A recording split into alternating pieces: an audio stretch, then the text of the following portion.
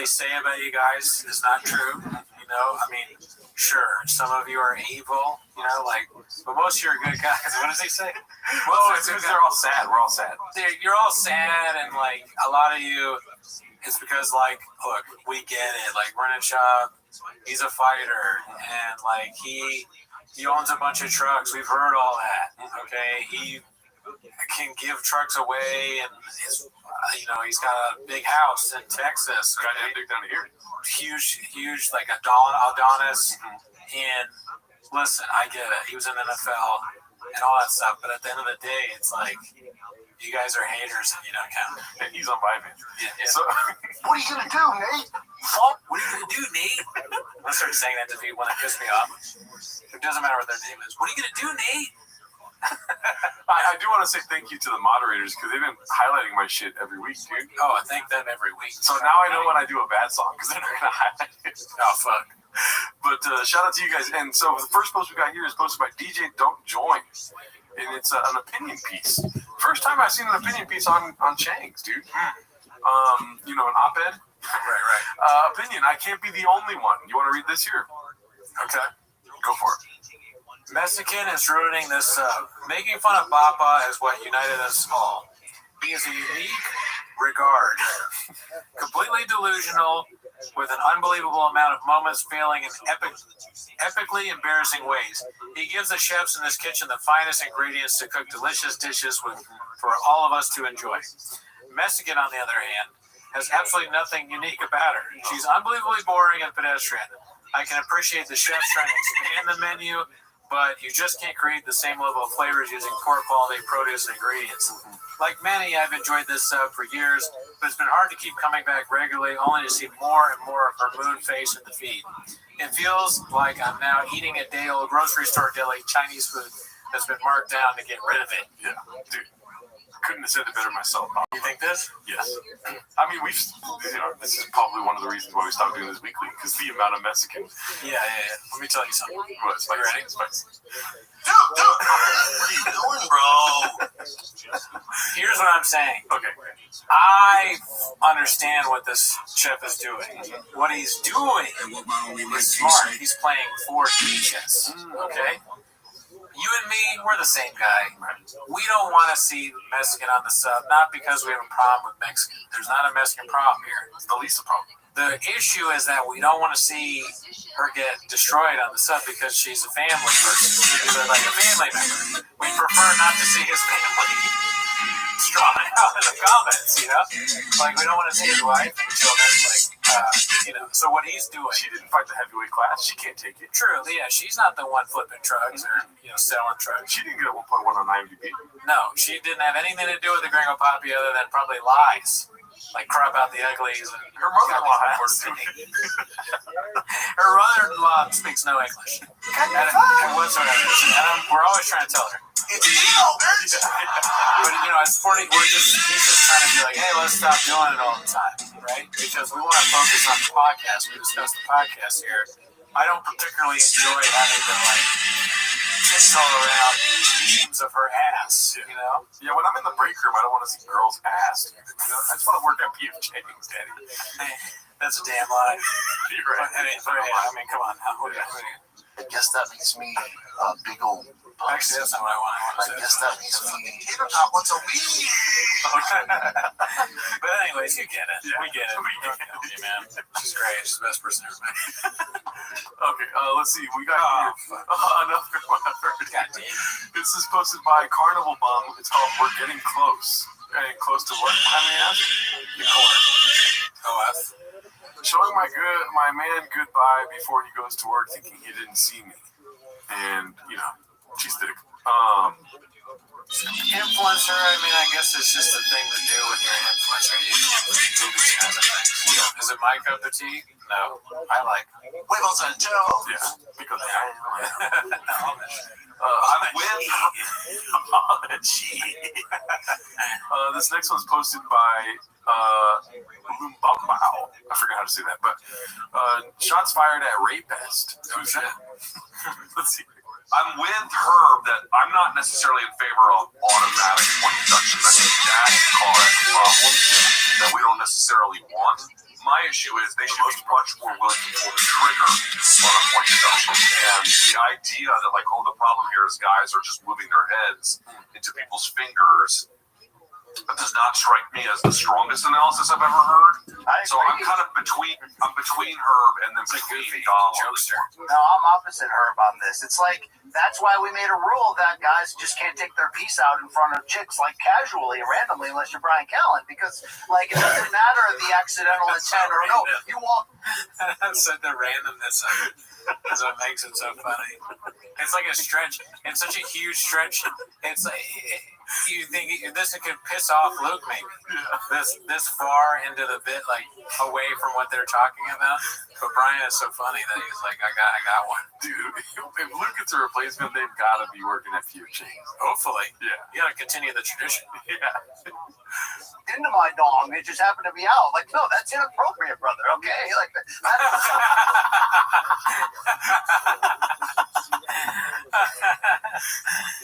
Oh man, that's the face they used to make.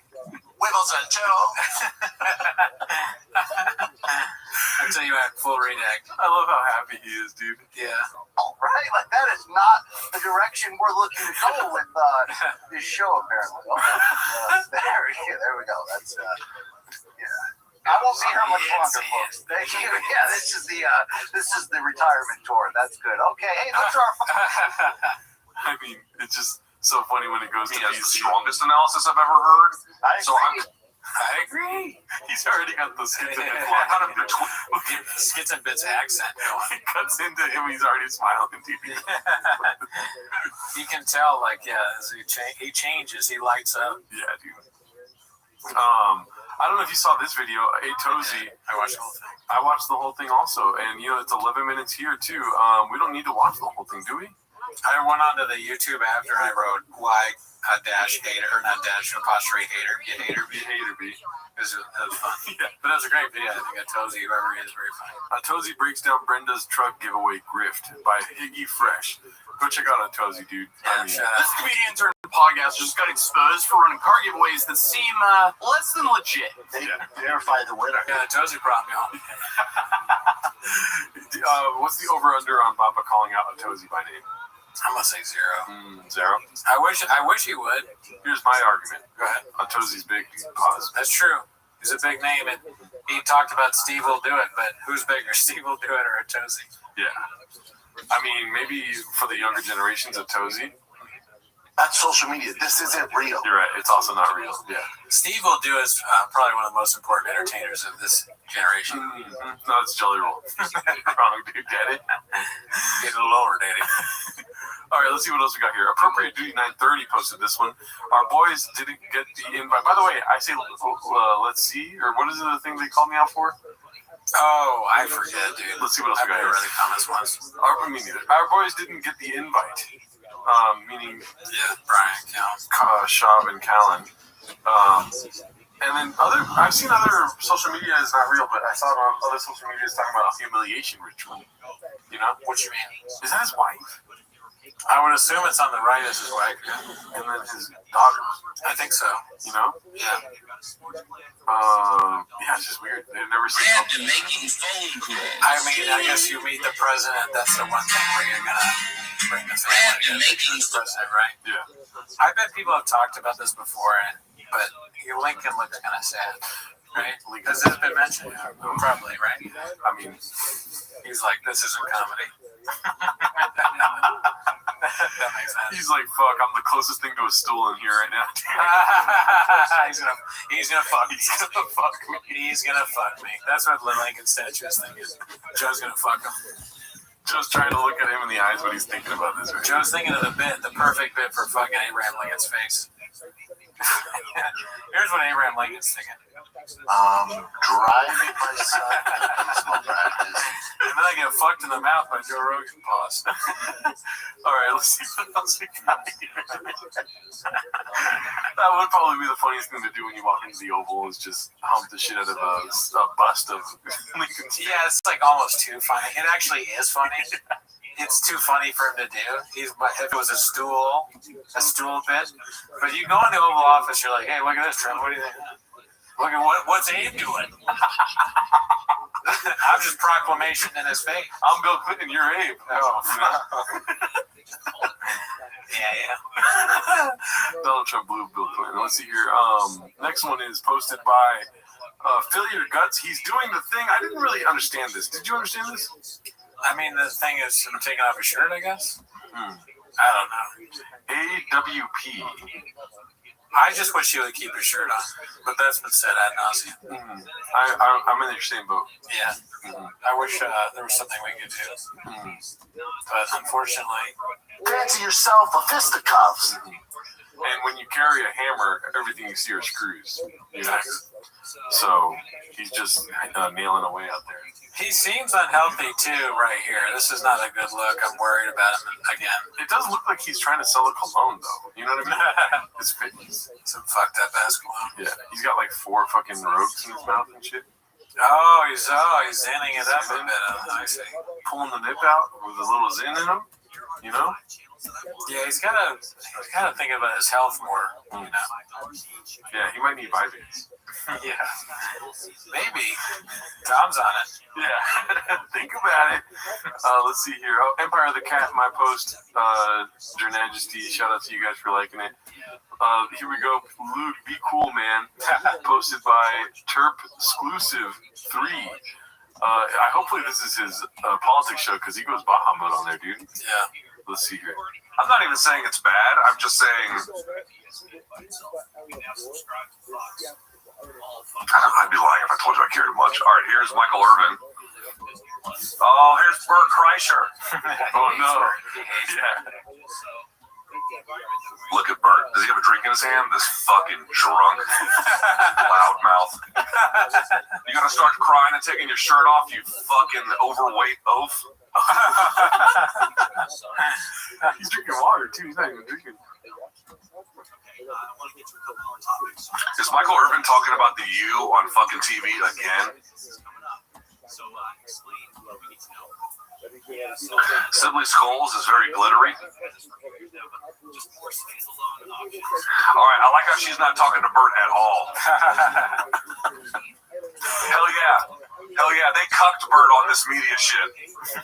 Look at Bert, mouth breathing. You gonna start crying, you fucking oaf? Luke off that wall. Like a drunk Shrek with no charisma. Yep. God forbid you give Luke a liquid death. Yeah, dude. Fucking dude. Oh, my bad, Mr. Whole Foods. He fucked you up. They didn't get one word from that fucking oaf. I like that he calls him an oaf. Oaf is funny. I like that. I really like the impersonation. That was good.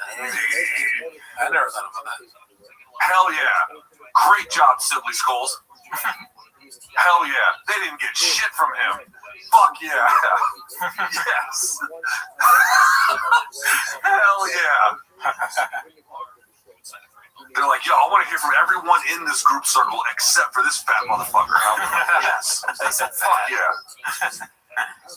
Oh, I wish I knew what the cause. Nice right hand there from, well, I would too, but especially the right hand there from, oh God. I'm fucking this up, y'all. I was too busy just hating on Bert. I mean, I'm gonna guess what it was the Joshua, Jake Paul fight, and then some sort of media thing. No, I'm talking more about like Luke's distaste for Bert. Oh, where does it come from? Yeah. What's the origin story? You know. Well, That's social media. This isn't real. Oh, okay. I think it might be social media. But he's basically telling him to what? I guess that makes me. Pull the fuck up, dude. That's the narrative. Yeah. I would. That's funny. Like Luke and Bird fight. Yeah. Yeah, I mean, Bird is just one of those guys that makes everyone hate him because he's so obnoxious. Yeah. So, what do you think Bert's reaction to watching this is? That's a good question. Me? What did I do? What did I do? What? Everything, man. I mean, it's only a matter of time before Bert gets wind of this and says something about it on the show. You know? Maybe. That would be so fun. I hope so. Yeah. I hope it's just like when he was like, dude, Rogan called me and he said that fucking Mayor was talking shit. But then it wasn't Mirren, or it wasn't him, it was Dave Chappelle or something. Oh yeah. God knows. Alrighty, so this one's posted by Texas. Is there a Sun 187? It's Dicey. It's a picture of Jeffrey Epstein with. Oh shit, is that Chris deleted? Oh wow. Whoa. That. Oh. So like, this island though, do they have Snapchat there? Oh yeah, dude, I'm glad you said that. Let's go to the comments really quick. These comments were making me mad. We get shrimp scampi though. Tom about birds of a feather traffic the underage together, dude. Whoa. We got some poets in the kitchen right now, dude. Oh really, dude? Life ribs. Oh really, dude? Wait, there's a couple good ones. There's an island with a secret sex cabal that traffics underage girls. Oh really, dude? And then his famous doesn't exist. Hollywood's full of great guys. Like that's what it comes from. Yeah. Really, go that ahead. Happened? Yeah, right. Here we go. That's what I want to do. Right?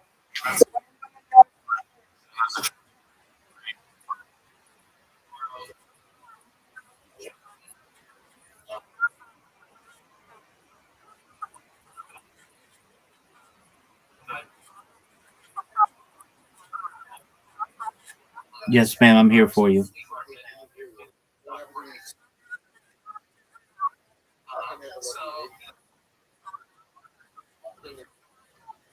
Well, certainly.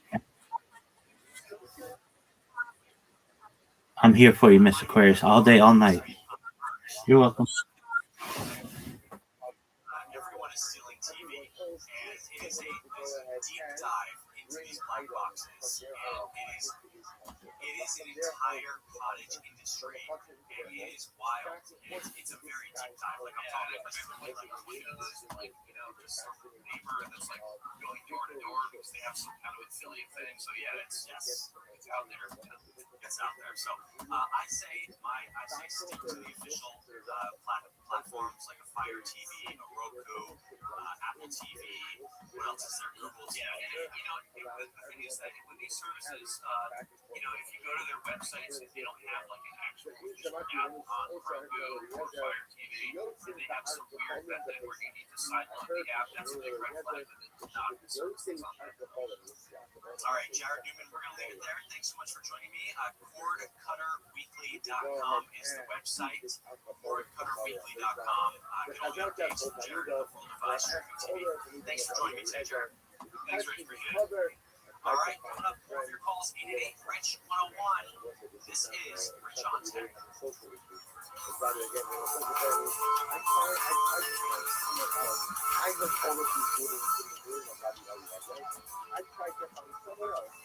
Rich DeMero, Rich on Tech on KFI BM 640. Time now for a news update. I'm Eileen Gonzalez, live from the KFI 24-hour newsroom. Here's the latest. The search for the missing mother of Today Show host Savannah Guthrie is now in its 14th day. 3 federal officers are recovering after they had an object thrown at them by protesters in downtown LA yesterday afternoon. And the average American will be spending about $87 today on Valentine's Day. More news at the top of the hour. Let's go to a crash on 405 in Culver City. Outside of the 405, of course, Culver Boulevard. This is Culver City. You have a crash reportedly blocking the carpool lane. North 405 has not been going to Center 10 up to the 10 Santa Monica Freeway. South LA, 110 northbound just before Vernon Avenue. A two-vehicle collision should be cleared from lanes. In the meantime, 110 northbound bumper to bumper from El Segundo Boulevard to downtown LA. Bryant Canyon 60 westbound before the 57. The two-vehicle wreck clearing on the right shoulder. West Southern California's most accurate traffic reports. I'm Mike Morris. Start your personalized GLP-1 weight loss plan in minutes at IVHealth.com. IVIM. True Green. Don't waste another weekend doing your lawn care yourself. Partner with the official lawn care treatment provider of the PGA Tour and get a golf course quality lawn the easy way. Sign up at TrueGreen.com and sit back and relax. With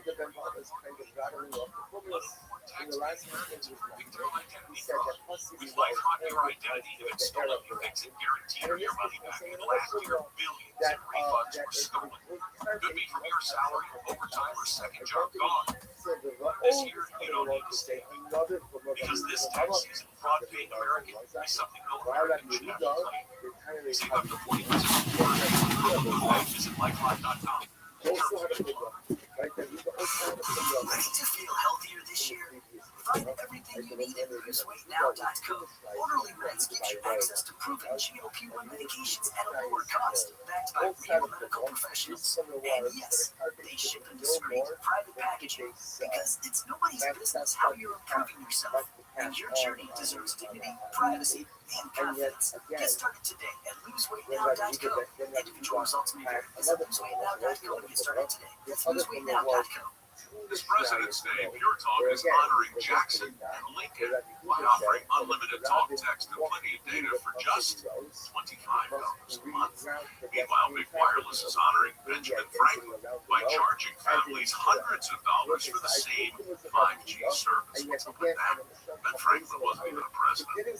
When you switch to Pure Talk, you'll be in business with an American wireless company that supports our vets in a big way and keeps all their customer service in this country. That's important. And you'll be on the same towers the big carriers use, so you'll get the same 5G service without the inflated price. So hang on to your Benjamins and switch to Pure Talk for a Jackson. No contract, no hidden fees. Dial pound 250, say Mike Pro, and you'll get 50% off your first month with the switch. That's pound 250, Mike Pro, for an American wireless. Unprecedented. Pure Talk. Do you owe back taxes or have unfiled tax returns? The IRS won't wait until they get your money. Here's great news, fresh from those in the know. Major changes have happened at the IRS. If you owe more than $10,000, you may be eligible for a 99% reduction of what you owe. Haven't filed a return for a while? Their happy clients are talking. The IRS was going to levy my bank account, but Guardian was able to prevent that and fix all my IRS issues. Thanks again, Guardian Tax. Need relief from crushing tax debt? The IRS now has special programs. Guardian Tax knows all about them. Personal or business, this is the fresh new break you've been hoping for. We're at the company you call when you need a hug because you're scared of the IRS. Guardian Tax is the company that wins when you need it most. Guardian Tax Service is really great to work with. They really help me out. I recommend them highly. Call now for a free confidential consultation. 800-505-1608. 800-505-1608. 800-505-1608.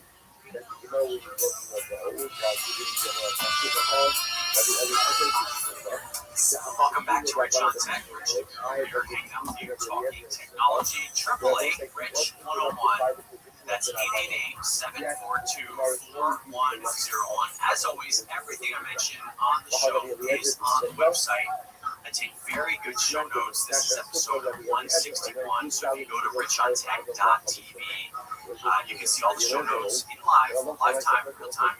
So if I mention something, it is all there. And then while you're there, you can watch my segments from TV. You can subscribe to the podcast version of the show, my newsletter, which is free, and you can even search the website as well. So it's all there on the website, richontech.tv. All right, let's go to Greg in Canada. Line 1.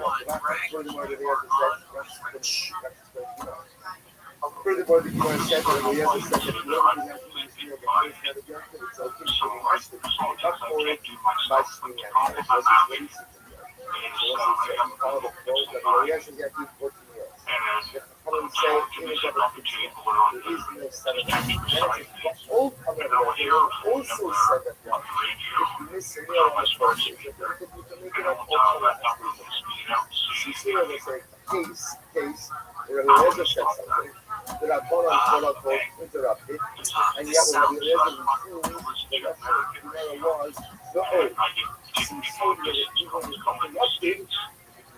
Yeah, that's a problem. I mean, so basically what it sounds to me that Google is listening. And I mean, obviously, we know that phones are always listening for a hot word, right, to activate. And with Google, that's typically Hey Google or Okay Google. And so my phone just activated when I said that. Sorry, but it's activated lots of phones across the country. But, so that's what's happening. I think this kind of phantom calling that you're talking about is something your phone is interpreting. Whatever set is activating your phone, then it's dialing that number. So What you have to do is go in and turn off the sensitivity for that, let's just say, page group, right? Now, here's the problem with that. You mentioned that you're blind. Do you use that feature, though?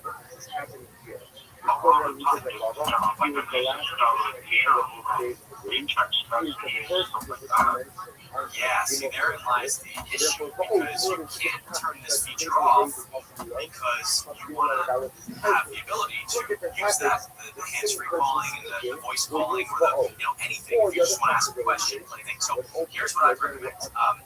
Google, let's see, if you have a feature, I believe that you can turn off that feature by flipping your phone over. Have you heard about that? Okay. So I believe I'm going to try this right now. I can't try it right now on the radio because I'm actually on this phone.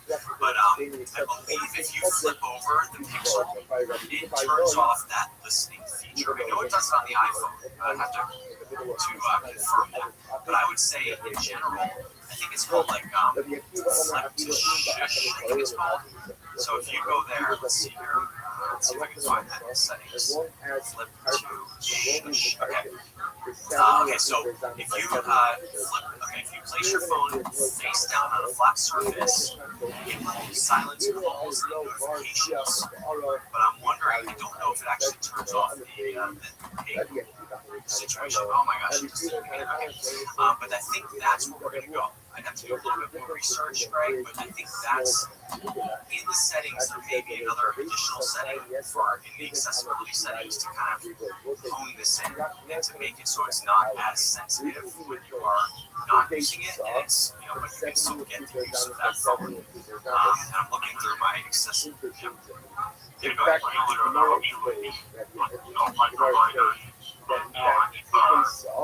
Is a bit like is a little bit hard. So like the kind of old that the shipper carpet is 2 days saw that the old that is 7 years are 7 years. So when you get into a very that is frustrating, and it's definitely an issue. I'm gonna test off the air to see if that works with the flip over, and I will also kind of investigate this a little bit more because I'm sure you're not the only one that's having this issue, because I know my phone goes off all the time because you're just saying something and it interprets it as the keyboard, and so that's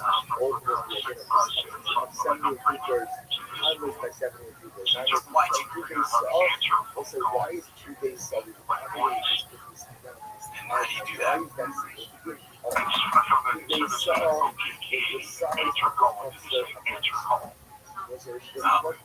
Okay, so that okay, yeah, it is frustrating once you get the hang of certain features. They are different. But overall, I think the Pixel's a good phone. I think it's for the voice activation, all that stuff is pretty good. But yeah, so that's quite the issue. That's you don't want this thing calling international numbers to go for it. So Greg, I'll take a look during the break to see if I can find any more details on how to do that. But great question. Thanks for the call today. I really appreciate it. 888, thanks for listening up there in Canada. 888-RICH-101, 888-742-4101. Clark emails, he says, when I open a PDF on my 2-year-old HP Envy running Windows 11, Microsoft Word pops up and says it's going to convert the PDF into an editable Word document. I don't want that. I want it left as a PDF, especially since I created it as a PDF in the first place. I already use an online PDF editor when I need to make changes. How do I turn off this word conversion feature? I love your show on KFI. This is not a word problem. It sounds like your default app on Windows is set to open PDFs in Word. So Word assumes that you want to convert them when that happens. So I think the fix is pretty simple, Clark. You have to change your default app for PDFs to a true PDF reader, like Adobe Acrobat or whatever you want. So in Windows 11, you can go to Settings, Apps, Default Apps, and then search for PDF, and then switch it from Word to whatever your preferred PDF viewer is. Once you do that, it should be fine. Adobe, you must know this is having a problem because they have a special document Let's see if I can find it here. Yeah, they have an entire web page set Adobe as the default PDF program. So they've got a whole web page that explains how to do that. I'll link it up on the website as well. Thanks for the email. 888-RICH-101, 888-742-4101. Coming up, we're going to talk about the apps and services you can use if you want to distance yourself from big tech. Rich on Tech, more Vic coming up right after this.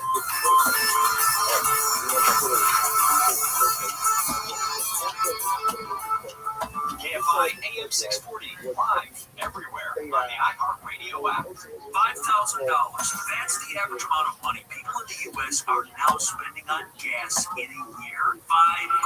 That's crazy. If you drive, you have to download Upside, the free app that gives you cash back every time you get gas. That's right. You can earn real cash back with Upside just by buying the gas you're already buying. You can literally start earning cash back today. I use Upside every time I fill up. I've already made around $200-$300. You're putting gas in your car anyway. Why not get real cash back? If you like free money, download Upside. I'm saving the cash I earn from using Upside to help pay for our vacation later this year. Download the free Upside app now to earn cash back every time you buy gas. Use promo code PIPE to get an extra 25 cents per gallon on your first tank. You can cash out anytime right to your bank, PayPal, or a gift card for Amazon and other brands. Just download the free Upside app and use promo code PIPE for a 25 cents per gallon bonus on your first tank. That's code PIPE for a 25 cents per gallon bonus. You're still moving, still connecting, still loving, still turning up, still thriving. You still got it, but your immune system, it weakens as you age. That's where vaccines come in. They help train and strengthen your immune response to fight off respiratory illnesses like flu, pneumococcal pneumonia, RSV, or COVID-19. Ask your doctor or pharmacist which vaccines you need. Book in minutes at VaxAssist.com. Sponsored by Pfizer. My name is Whitney Allen, and I'm a widow. My husband Ryan died. We never thought we'd ever have to use life insurance, but the unexpected happened. With Ethos, signing up was fast and 100% online. You can get a quote in seconds, apply in minutes, and get same-day coverage. No medical exams, and you can get up to $3 million worth of coverage. I'm grateful we were prepared. Get your free quote at ethos.com/term. That's ethos.com/term.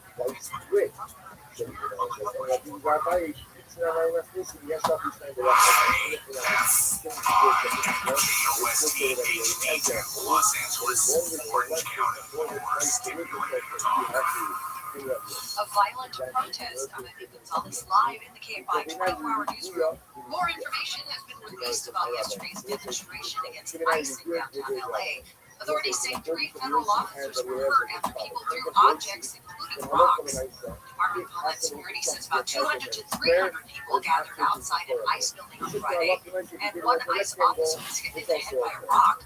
DHS says 2 Federal Protective Service officers were also injured, one hospitalized with a concussion, another treated for a cut over an eye. DHS says assaulting federal officers is a felony, and investigators are trying to identify those involved. A partial government shutdown is now in effect. ABC's Selena Wang says the focus of this shutdown is funding for the Department of Homeland Security, specifically immigration enforcement. TSA agency crews as well as the Coast Guard will keep on working, even if they're not getting paid. If this drags on for several weeks, that's when you could start to feel it with potential disruptions to travel and even disaster relief. ICE will continue operating as they've got all the funds they need after the $75 billion boost from President Trump's mega bill. The search for Nancy Guthrie continues after an overnight operation in a neighborhood near her home in Tucson, Arizona. The FBI and Yuba County Sheriff's Department briefly detained a man and searched the house, but there were no arrests or sign of any formal disablement.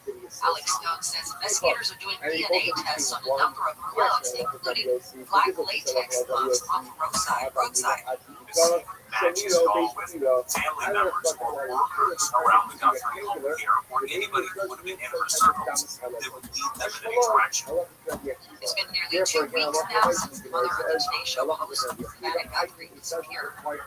Two U.S. Navy ships getting examined after they collided in the Caribbean last week. ABC's Alex Boucher says the destroyer USS Princeton and a military supply vessel will need clearance to see if they continue with their deployments. Part of a months-long U.S. military buildup in the region to go after drug cartels. It says U.S. Southern Command announces a new airstrike against an alleged drug smuggling boat in the Caribbean, killing 3 aboard the 39th strike since September 2nd. Meanwhile, military officials say a 21-year-old Marine went overboard USS Iwo Jima in the Caribbean has been declared dead after a 3-day search. How it happened is still under investigation. It's the first U.S. military death linked to Operation Southern Spear. The CDC says there are more than 900 cases of measles across 24 different states in the U.S. That's 5 times higher than the average amount of measles infections seen in a normal year. ABC's Yuri Benedjus says health officials are pointing to the low vaccination rate as a key reason we continue to see these outbreaks. The rate of kindergartners getting their measles, mumps, and rubella vaccine, that MMR shot, has dropped from 95 to 92%. That leaves nearly 300,000 kids living in the United States without protection from measles. And health officials say the best way to protect yourself is to get that shot. Studies show it's 97% effective at preventing infections, and also that is the best way to prevent future outbreaks. Lovebirds will have to adjust their Valentine's Day wedding plans because the holiday falls on a Saturday. LA and Riverside County clerk's offices will be closed, but in Orange and San Diego counties, clerks are making special accommodations for couples still hoping to say I do on February 14th. Let's go to a crash on the 10 in City, LA. The westbound side of the 10 Santa Monica Freeway, right at Crankshop Boulevard, a 2-vehicle collision is clearing off the right-hand shoulder. West 10 heading towards Santa Monica, stop and go from the East LA interchange to Robertson Boulevard. Have a Caltrans sweeping operation on the eastbound side of the 10, the right-hand lane getting a cleaning from the 605 to Holt Avenue. This project goes until 4 p.m. today.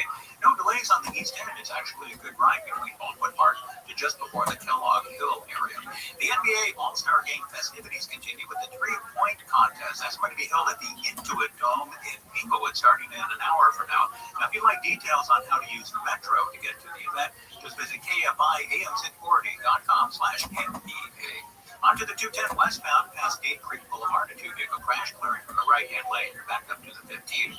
Up ahead on the West 210, just past Sunflower Avenue, is a solo crash. This one's clearing off the right-hand shoulder, but you're back up to the 57th freeway. With Southern California's most accurate traffic reports, I'm Mike Morris. SoCal weather from KFI, mostly cloudy today with highs around 70 for Metro LA and OC.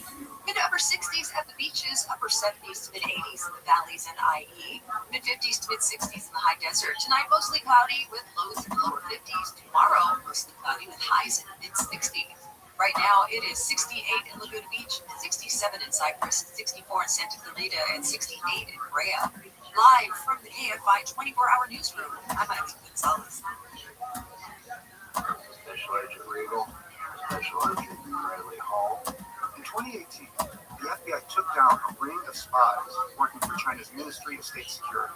The 6th Bureau podcast is a story of the inner workings of the MSS and how one man's ambition, mistakes, opened its vault of secrets. Listen to the 6th Bureau from Bloomberg Podcasts on America's #1 podcast network, iHeart. Follow the 6th Bureau and start listening on the free iHeart Radio app today. In 1999, one line from 18-year-old Robbie Gilbright, compounded by the racial politics of a bygone era, sent innocent Jermaine Hudson to prison for 2 decades. The podcast Burden of Guilt explores that injustice and the unlikely friendship born when the truth emerged. I just told him that I was going to tell the truth, and you might see my picture on the front page of the New York Times as this horrible monster. Listen to Burden of Guilt on America's #1 podcast network, iHeart. Follow Burden of Guilt and start listening on the free iHeart Radio app today. A venue that defied segregation, a mysterious man who became a local legend, and a community bound by music. Join host Reed Kusek for a podcast exploring Charlie's Place, a club that was about so much more than music.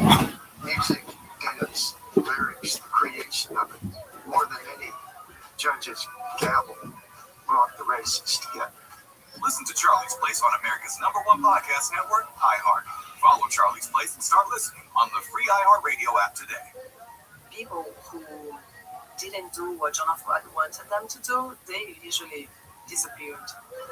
This is Two-Faced, John of God, a podcast that brings you inside the world of a healer who was worshipped across the globe and the darkness that surrounded him. An investigation into faith, power, and the people who risked everything to uncover the truth. Open your free iHeartRadio app, search Two-Faced, John of God, and listen now. Here's that song again. Here's that song again. For the 100th time today.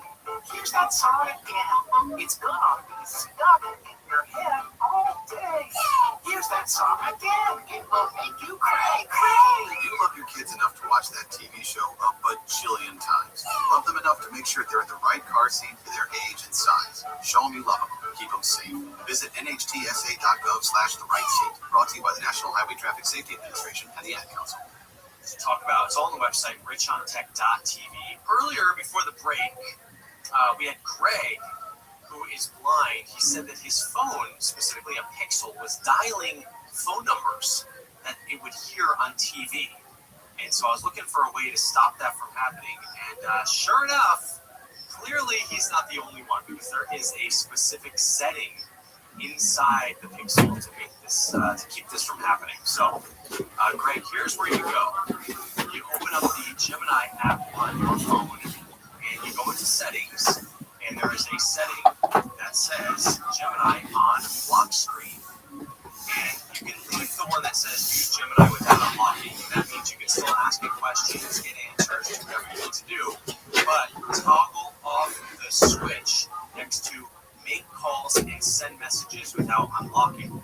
So that means when you want to dial a phone number, and Greg mentioned that he uses his voice to dial numbers a lot, you will have to just unlock your phone first. But that's good because it'll keep you from dialing those numbers, those international numbers, and getting charged for them from the commercials and things that you hear that your phone is misinterpreting. So again, you go into Gemini, go into settings, Gemini on lock screen, outgoing calls and messages, turn off the toggle next to make calls and send messages without unlocking. Somehow that must have gotten turned on your device. Good question. Always good when we can find the answer. Sometimes I may not be able to get it figured out live. It's a tough version of this thing live, but I don't think off the top of my head. I will search. 888-RICH-101, 888-742-4101 if you have a question. Big tech, people are finding they have a love-hate relationship with big tech. And it's funny, the guys I'm hanging out with this weekend, they're all into privacy-centric alternatives, right? Like, they're not into Google, they're not into Facebook, they're not into Meta, they're not into Instagram, they're not into TikTok. They are into, they get really nerdy with their stuff. But there are some things that you can do to decouple yourself from these big tech companies. Now, Wonderful one. And hopefully it's not over, but if it is, press and power, baby. Highlight that really quick. He looks a lot like the guy in the Elephant Graveyard video. Oh yeah, the cult dude. That's how bad it's got. My Graves is like that guy, you know, the one that does the stuff. He has a podcast. The white boy that works a lot. Let's see here. This one's called.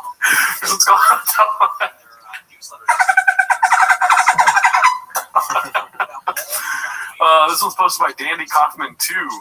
It's called More Relatable Content, in quotes, about their sex life. First of all, I want this to be on the record. I am not interested. Yeah, no. In Brendan. Let's see here. Oh. Does that make sense? Yeah. So my husband at 9:59, his bedtime at 10 p.m. Cute, funny.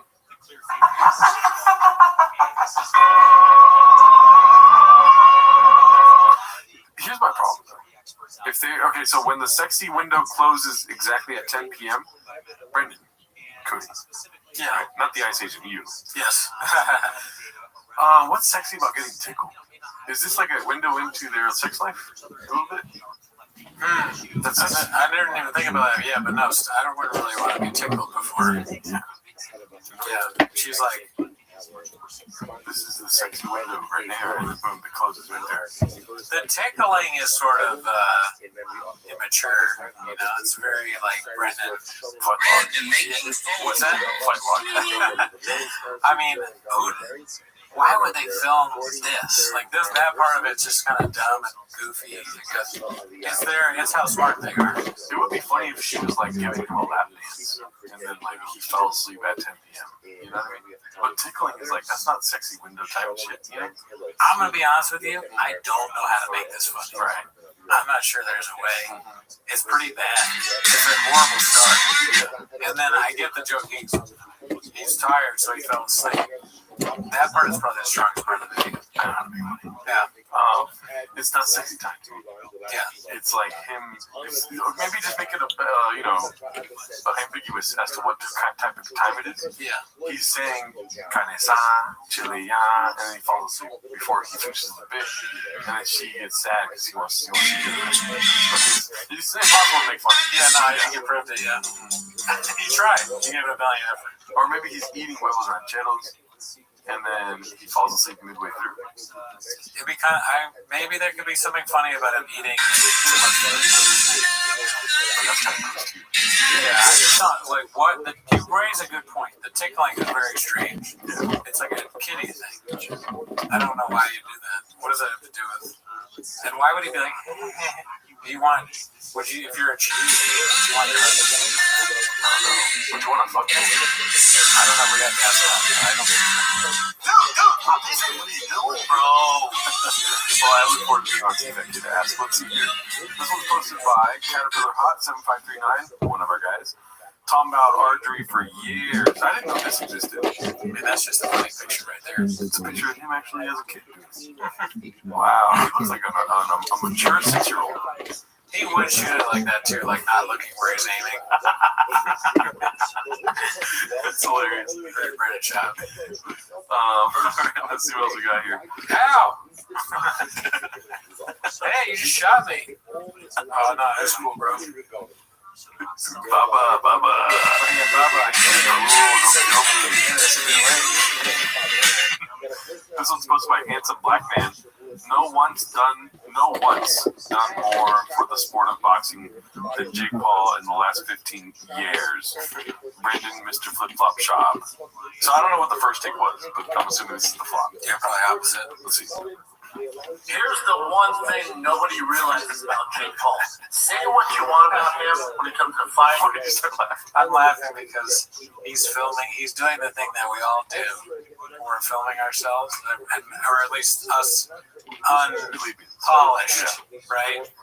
Where you are holding it and you go too long at the beginning before you start talking, but he leaves it in because of course he does, right? Yeah. And it's so like nobody wants to hear this. This is not. Who is this for? Nobody. Maybe Chang's audience. Nobody cares. But he's going to film himself talking about how Jake Paul is playing for boxing and keep the long pause. Nobody talks about. Also, this is definitely the phase when the team's like, I think we got better ideas for the YouTube channel. This is what's looking back at. There's no interest in it at all. Yeah, not in hearing something else. He's like, cool story, don't kill me. We're doing a pizza fucking vlog. Yeah, Brandon Shaw's like, oh, I'm sorry. Are you chick with big tits? What? Are you chick with big tits and tight pussy? No? Pause, then shut the fuck up. He's like, okay, that's a great idea. Are you 6 foot? Yeah. Count. Yeah, how tall you are is what matters. I guess that makes me a big old pussy. Let's see. Let's take note of this. So pause here really quick. Yeah, that's a pregnant pause there. I love the whole stat jersey in the back too. The Michael style. Here's the one thing nobody realizes about Jake Paul. Say what you want about him when it comes to fighting and last night's Anthony Joshua fight. I have some questions too. That's all fine and dandy. Mike Tyson fight, all that. I get that. The one thing nobody realizes is no one's done more for the sport of boxing than Jake Paul in the last 15 years. Not even remotely close. Say what you want about him. I get the criticism. I get the questions about the fights. I get all that. But who's been more important to the sport of boxing than Jake Paul? I'll go. I'll wait. I'll go. We go. You go. It's take 17. So he's like, I can't. I got this far. It stays in. When the hot intern has an idea for the YouTube channel. I'll go. You go. Yes. He's into it. And he says 15 years because that's as high as he can count.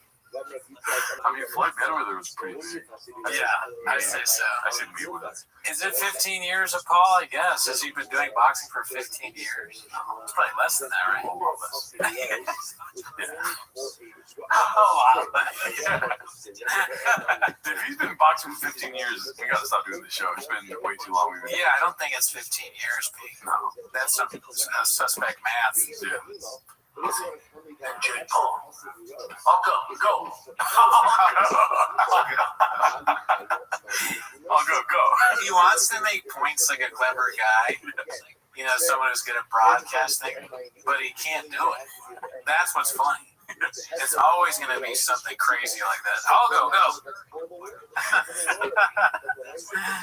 I love this face, dude. I don't know what word he's saying. Jake Paul. I'll go. Oh, it's great. Go. Who?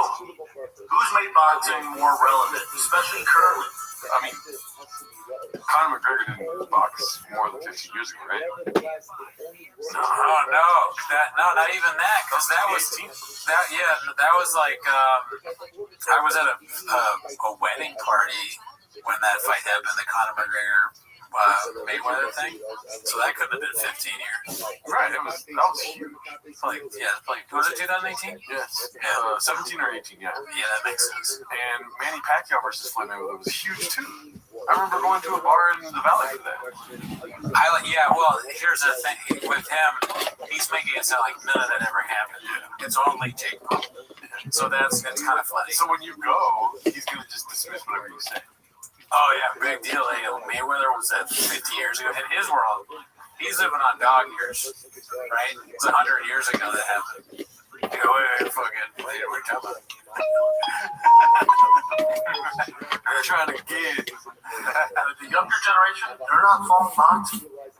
They can't even name 5 freaking boxers, but they know Jake Paul. What other mainstream main event boxer could get Netflix to commit to a deal like this? There's nobody. So say what you want about Jake Paul, but there's been nobody more important to boxing than Jake Paul. Despite whatever criticism you want to give him, he's the most important thing in boxing today. Sorry. It's funny you're saying, instead of saying despite, he says despite. That's what I like about Brennan is he'll say anything. If in a few years Jack Doherty is doing boxing, he'll say the same thing about that. Jack Doherty, say what you want about Jack Doherty. It's the most important thing there is. He'll be this thanks for telling us how important that fucking demon is. Oh, my bad, Mr. Whole Foods. Well, yeah, I like how you try to change the narrative, but Papa just told you the truth. All right. You're right. We'll just cut that part out. But this one's posted by Dave Oz66. Someone's been hanging out with Papa too much. #irony. Oh, hit the button, dude. Please hit the right button, dude. Oh, fuck. That's social media. This isn't real. Social media is fake. Please enjoy your real life. Yeah, dude. Remember what happened this last week with the New York Post article? Which one? Or not the New York Post. What is it? The New York Times taking pictures of the White House cabinet, and they saw all the fucking lip injections that one lady had. No. Yeah, dude. Fuck. I mean, I don't want to smear mud or whatever however they call that. But there's no way those lips are that long. Pause. I don't understand why they do that because it's so unattractive. Not her specifically, she's fine, but just in general, the lip injection thing. Like, I really don't get who that's for. Yeah. I hate that. Yeah. There must be guys out there that like it, because why would you do it? Oh yeah. So this is the picture right here, dude. Oh man. This is basically change right here, dude. This is a picture they put on the New York Times, and she got lip injection. Oh, that's what that is? Yeah. They do it like so often to like evenly space out the lip injection. But Papa's like, just give me two right there. Yeah, the man doing it is like, I can't even wrap my head around that pause. Yeah. Let's see here. Yes, you can. Okay, that's my God. Okay. Look, a beast of a man, a random Asian guy. You know, it's easy to hate Papa, dude. Like hating Bert Kreischer, you gotta really like be dedicated to this shit because you gotta first of all care. You know. I think maybe because he's part of the Rogan sphere. Like the biggest kadoosh is like that list that we showed last week. Like the best comics of the 2000s, and like none of the Rogan spheres are. That's funny. I didn't realize that. That's hilarious. They're not even in the. How long does the list go? 15, 25. Oh, so it's not that big a list. But still, they're acting as if they're the murderers. That's true. That's just haters, dude. Because Rogan, he's the best. We already know he's the best just because Billboard magazine and most of the internet and like everyone doesn't think that. I don't read Billboard magazine. Yeah, I don't listen to what normal people have to say. Right? Yeah. No. I don't read comments like that. Let's see here. Oh, this is Whitney Cummings posting this. Yikes. She wasn't on this. Thank God. Imagine you're on a plane with both Whitney Cummings and Bert Kreischer. You'd be like, is the 9/11 guys on? Yeah. Get on the flight with like Omar Fatah or whatever his name is. What was that guy's name? The 9/11 terrorist. Muhammad something. Muhammad Atta. I said Omar Fatah. Hopefully that's not a real person. Can we edit that? That's one of our fans. No, that was too funny to edit, dude. That's great.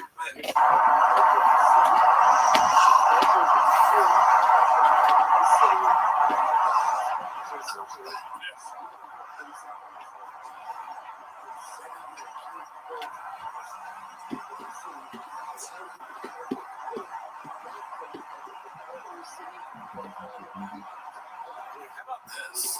Don't create your awful content around me like I'm one of the passengers. Can't you all just like sit still for a fucking flight? Why are you doing all this shit? Not only is he snoring, but you're also like standing over him filming all of us. Right. Do I gotta sit next to this guy while he's fake snoring? Am I gonna be in this video? I don't want to be in this. Fuck. The guy on the left is like, listen, I have my own channel. Like, I can't. I have an internet presence, kind of. I don't want to be in this. This is bad for my brain. You guys are cringe. I'm not cringe.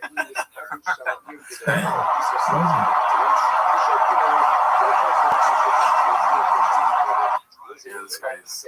That's Alan Dershowitz. He wouldn't mind.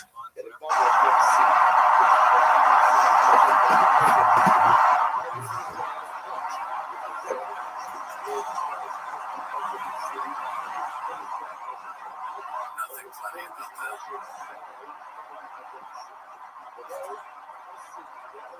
What would Jelly Rolls? What would Jelly Roll say? Yes. Manny, you're a little older now. We might have to just get that done. What would Jelly Roll be watching? Probably the Food Network. Oh, no. Jelly Roll is scrolling TikTok like he always does, and he comes across this. How will we say, that's funny. When you come here, when you're funny women is here, right on the news. Almost funnier than my sister Hot Pocket. I wish I was white when you come in and couldn't hear so in the jack off. She's white. I laugh and then I cry. What was her name? The show called? Whitney, I think. Oh, yeah. Whitney was the only reason why I could see my big seal. And because they go. Daddy, like a kangaroo with a thing in it.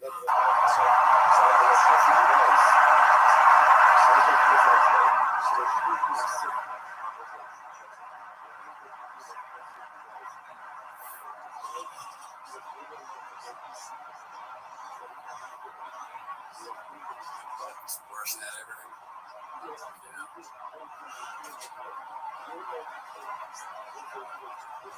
Talking about me? When does it get good?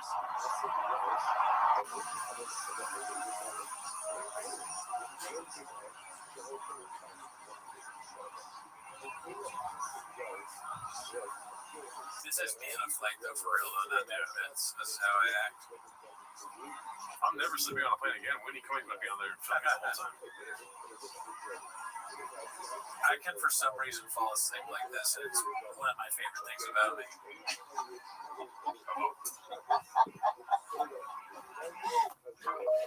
It's just nothing funny. He's watching a cooking show, so what? Oh man, the fans are gonna love these watching this cooking show. King's gonna be orange chicken. That guy's Asian. No, we're not fucking redacting. It's his homie though. It's his friend's cooking show. Oh, okay. Yeah. I wish I didn't know that. I wish I didn't know that. This is supposed to be our unusual 4460. It's called, hey Brendan, I got a new idea for the YouTube to make it successful. I got this new SEO guy that's willing to help us out with, titles and thumbnails. But he is 5'2". Yes. I'm laughing at that, and then also the Diesel magazine. That's amazing, dude. Let's see. This one's called Dicey, so let's see. That Jake Paul Anthony Joshua fight, huh? We'll talk about it. Flip-flopping. I don't know what to say, man. I haven't seen the reaction online. Has he seen the reaction online? Yeah. Yeah, dude. Come on, he tested water with me. I will fuck you up. Pull the fuck up. In what fucking sense? This is after he asks, who's Chin? And then he goes, oh, the guy that looks like this. Wiggles and Jones. Charles. Thumbs up, yeah? Charles. Anthony Joshua didn't throw a single straight right hand for 6 rounds. Can't cut off the ring. I think he watched the fight. I'm trying to make sense of it. That's really interesting. It's tough to pin a guy down when he's on his bike and Jake was moving you so much. It was pretty cool. It was weird, right? Thumbs up. Even the knockdown, where they called it. Anybody who's ever been cussed, I've been there. When he got knocked down, the first thing he did was look at his brother and say, "That was a good one." When you're concussed, you really don't have the brain power to do that. I don't know, man. It's disappointing. Super disappointing. Super disappointing. Kudos to both those boys. Get your money. Get your bag, boys. So I'm not mad at anybody. I think they both made like 90 mil. Get your bag. I got some questions, right? $90 million? Is that what he said? Oh, you're trusting Brendan Schaub? No, I'm not. I'm laughing at the idea of that. I like Schaub is like, his brain is so worrisome. I think they both made like $2 billion. Like, he's a fucking so stupid. $90 million. That can't be what it is. And I know I exaggerate, but come on, I don't have a brain. What? I'm a fucking beast when it comes down to $90 million? That's your guess, you stupid goon? Oh my god. They made like $2 billion. Yeah, that's what it sounds like. He's like, dude, I think they both made like $1 billion. Like, and his co-host, that's like the kind of thing where they're like, or his producers are like, what? Brendan, they didn't make $2 billion, and then he plays it off like it's a joke. Yeah, I'm just fucking around. He doesn't care about anything. Bobby Lee is one of my closest friends. It's so funny to have this many shows, this much fame and money and power and all that, and care this little about what you do. You're just roasting On skate. He doesn't give a fuck. He truly does not care. It's amazing. Sometimes you just gotta sit back and be like, wow, that's fucking crazy. He's a CEO. Nice. Let's see. Right? No. Wrong, you stupid elephant. Here, keep talking, keep going. I'm gonna. Good. You monkey. And he's like a stupid baboon. He's an animal in the zoo, and he's not even an animal in the zoo because they're like somewhat trained a lot of the time. All right, so he's right. Fuck. John Jake Paul turned their fucking 92 today. God damn it. It's me, a big old pussy. They made $92 million. Now I really feel like Shop. It's funny to have the thing over under because it's just like Shop. I stand by what I said though. Joshua faces a significant tax bill of around $66 million as a UK resident. God. Why? Nuts. Now I'm kind of depressed. We should be fine.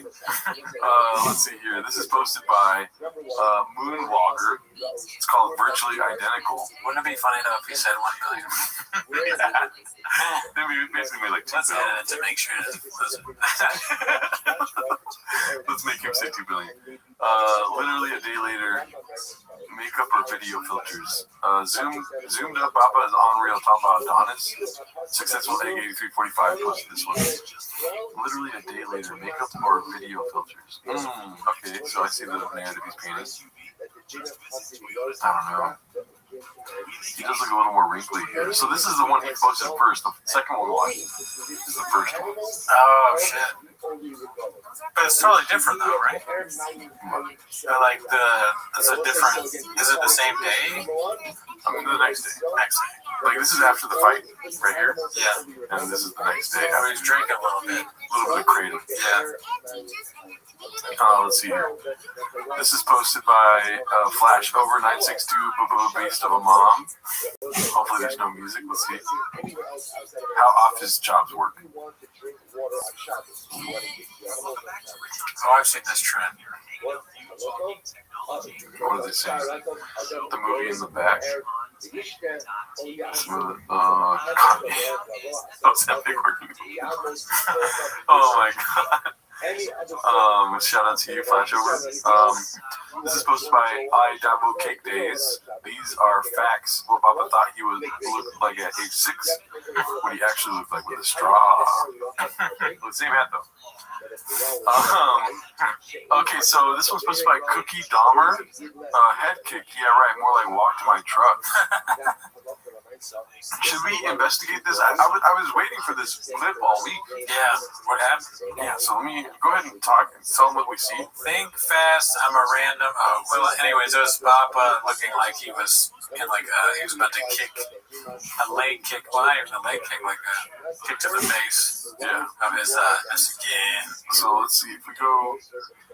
So we're on their page now. Okay, I think this is the one. So it does have like a lot of likes. Let's see here. So he's just cooking. You know, he's on the fryers.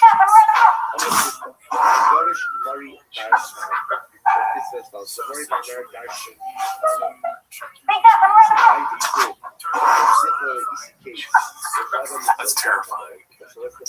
Yeah, I wouldn't do that with someone with a head injury. Not only that, but I'm talking about like us being excited to see him in person. Oh yeah, he could take us out like that. Yeah, dude, we'd be different. I might have to get a BBL if I ever read it. And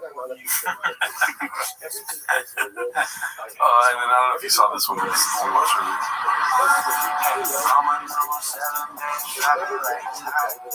So as you can see, he's driving. I'm looking at these holes back. I already know what happens. I watched this all night. Thick boy. By the way, nobody's talking about the resurgence of the thick boy sweater. Oh, yeah. Right? Yeah, they still moving that merch? They are buying double. Where's he going? By the way, the coolest truck I've ever seen. Not a bad truck. That's a sick ass truck. Spicy. Why the fuck doesn't he, use that truck more often? Why do you got TRX? That's his favorite one. You know, he doesn't share that, talk about it as much because he doesn't want to have to sell it. But social media's not real. Yeah, it's true. Yeah. That's social media. This isn't real. Case in point. Also, let the man go to work. Why are you flashing me when I'm leaving? What is work for him? Is it the podcast? Yeah, do the most podcast. Okay. He's driving to the storage unit. Have fun in your storage unit. Yeah, so that was the original thing. Anyways, let's go back to the Changs here. Two washing beard, new photo release from the DOJ. Weird redactions to have there. Certificate of eldership. No. Way back in the day. Man. That's just a Callan word for sure. Eldership. No, that's a Delia thing. That's a Delia thing? He had the elders on his podcast. Really? Like, what does that mean? Basically, like, it's like a hierarchy. Oh, right. Right. He always wants to group people in and separate. You know, you're this. Dude, you're a fucking elder now, bro, dude. So now, like, you can text women for me. They misspelled shop, though. That's weird. We'll see. I know, me neither. Let's see what we got next. New persona activated. Posted by Caterpillar Hot 7539. Me Mower. In reference to him saying me racer. Yeah. Great. That's a pretty good one. Ronin 777 or whatever it's called. Kooky Lengthiness 60 posted this one. Chains employee honors the company values. I saw this, yeah. P.F. Chang's waitress arrested in Bellevue after dumping sauce on diners who didn't tip and mocked her service. Let's see here. Witnesses say the table rushed their server, mocked delays by saying Asian food is fast, stayed near the 2 hours, ran up a $198 bill, and left no tip. After the comment was repeated at checkout, the waitress returned with a bowl of house sauce, dropped it on the table, and shouted, "Fast doesn't mean careless." Drive fast, all gas. It's a funny thing to yell something so serious when you're mad. Fast doesn't mean careless. Like, I would have probably yelled, "Fuck you, you fucking bitch!" Yeah. But you know, you fuck with the chefs, you get the horns. What else would you say, dude? That's the narrative. Throwing the sauce. I will fuck you up. Oh, that's hilarious. Chin gets robbed by raccoons. Kind of, funny. Icarus Lives posted this one. Let's see here. This is not even a joke. I woke up, saw my trunk open before I showed you what's in the trunk. You see all these paw prints? They're from raccoons. That's hilarious. Saw the trunk open, saw some meat left over that fell out from the cooler. And then I look into my back seat. We're supposed to have some banh mi sandwiches for lunch today, and I can't tell you how much we were craving these banh mi sandies for lunch. You have to double down, or like let the people know. they're all destroyed. Raccoons got into my car somehow. Is it possible that they could open a trunk? How the hell is that possible? Yes, raccoons can absolutely get into your trunk, I especially think they stole like 90 million sandwiches. like 2 billion sandwiches. And then, I already showed Erica's one. The zipper was pulled to the 6th sense in my cooler that was inside the trunk, and then they freaking took meat out too. You can see the pork strip right there. Like, what the heck? Oh my gosh. annoying, but it's also like incredibly impressive. Upon further investigation, I'm looking at the bumper here. Look at all these marks. It is insane. So I'm guessing these sons and mothers were all like climbing up, and they were just like touching, and one of them was able to do that, and they freaking opened the trunk. Holy mother! I'm starting to hate you. Yeah, I mean, change your plates, Papa. You said we're in California? What? That's not why I hate him yet. Oh, you should know all this stuff. It's boring. What? This is a boring. Like what you're saying is boring. But you camp all the time. You should know that you should know where to put stuff so it doesn't get stolen by animals. Lock the door. Lock the doors. Maybe don't have your just Korean barbecue just hanging out. What the fuck was that? You got just a random pork thing hanging out of a bag? Like, put it in the bag, you stupid idiot. I think it was in the bag. They unzipped it. But lock the doors. That's like... I don't think they unzipped the bag. I think Chin is an alcoholic nut job. He's boring. He's just drunk. He left all his food in the car, and now he's filming a video. Like, this is really impressive, though. Wow, I mean, I'm mad that I lost all the food in my camping thing, but I'm actually impressed by the raccoons. This is going to be great content for my whatever the fuck this is. Is this in Texas? Probably. I mean, fuck, it's dark. They'll do anything to get out of that storage unit for even a minute. Fuck you, Chin. That would have been great if the raccoons left a condom. Yeah, they're fucking in there. I saw raccoons fucking in my car, and then they were eating my food while they were fucking each other. I mean, let's be honest. If raccoons find loot like that, they're not gonna fuck. That would be kind of funny to see, like, raccoons. You see the video, and it's like raccoons like dining on your food, and then they're like, "Who should fuck? Is this Chin's car?" Raccoon penis. Raccoon titties, dude. I would pay raccoons to fuck in Chin's car. So like, I guess you can't. They won't monitor. They're not really interested. But I have like more food. Fuck in there. I'm not weird. I don't want to see you guys fuck. This is a joke. I want to like joke on him. I'm not gonna watch. Well, I am gonna watch, but not for any kind of weird way. I don't want to film it. I'm Comedic. but I'm gonna film it. Yeah, I'm sure I'm not gonna film it. Raccoons having sex in Shin's car. That'll be a day when I don't do that. That's social media. This isn't real. Actually, I guess that makes me a big old pussy. Chin sucks. I used to like Chin. That video kind of. Maybe it's just like, it's a quick turn, but I mean, it could have easily just been an Instagram story. Raccoon stole my food and fucked in my car. yeah, make it better, dude. I don't know. Well, for whatever reason, that just really pissed me off. I might also be like still hurting over the 90 million thing. Yeah. I don't mind that I got it wrong. I mind that fucking they got 90 million. What the fuck is that? Let's see. With all of my cars here, like you see all the paw prints. Well, I mean, lock your doors. Yeah, no, for sure. I don't understand why you didn't do that. Yeah. You're a camper. You camp all the time. Why is a car that near? I guess it's the car is very near the tent. I don't camp.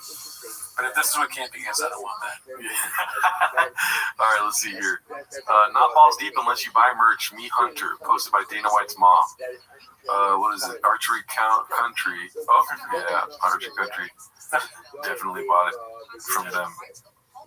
Let's see here. This is posted by Shoddy Vehicle 2257.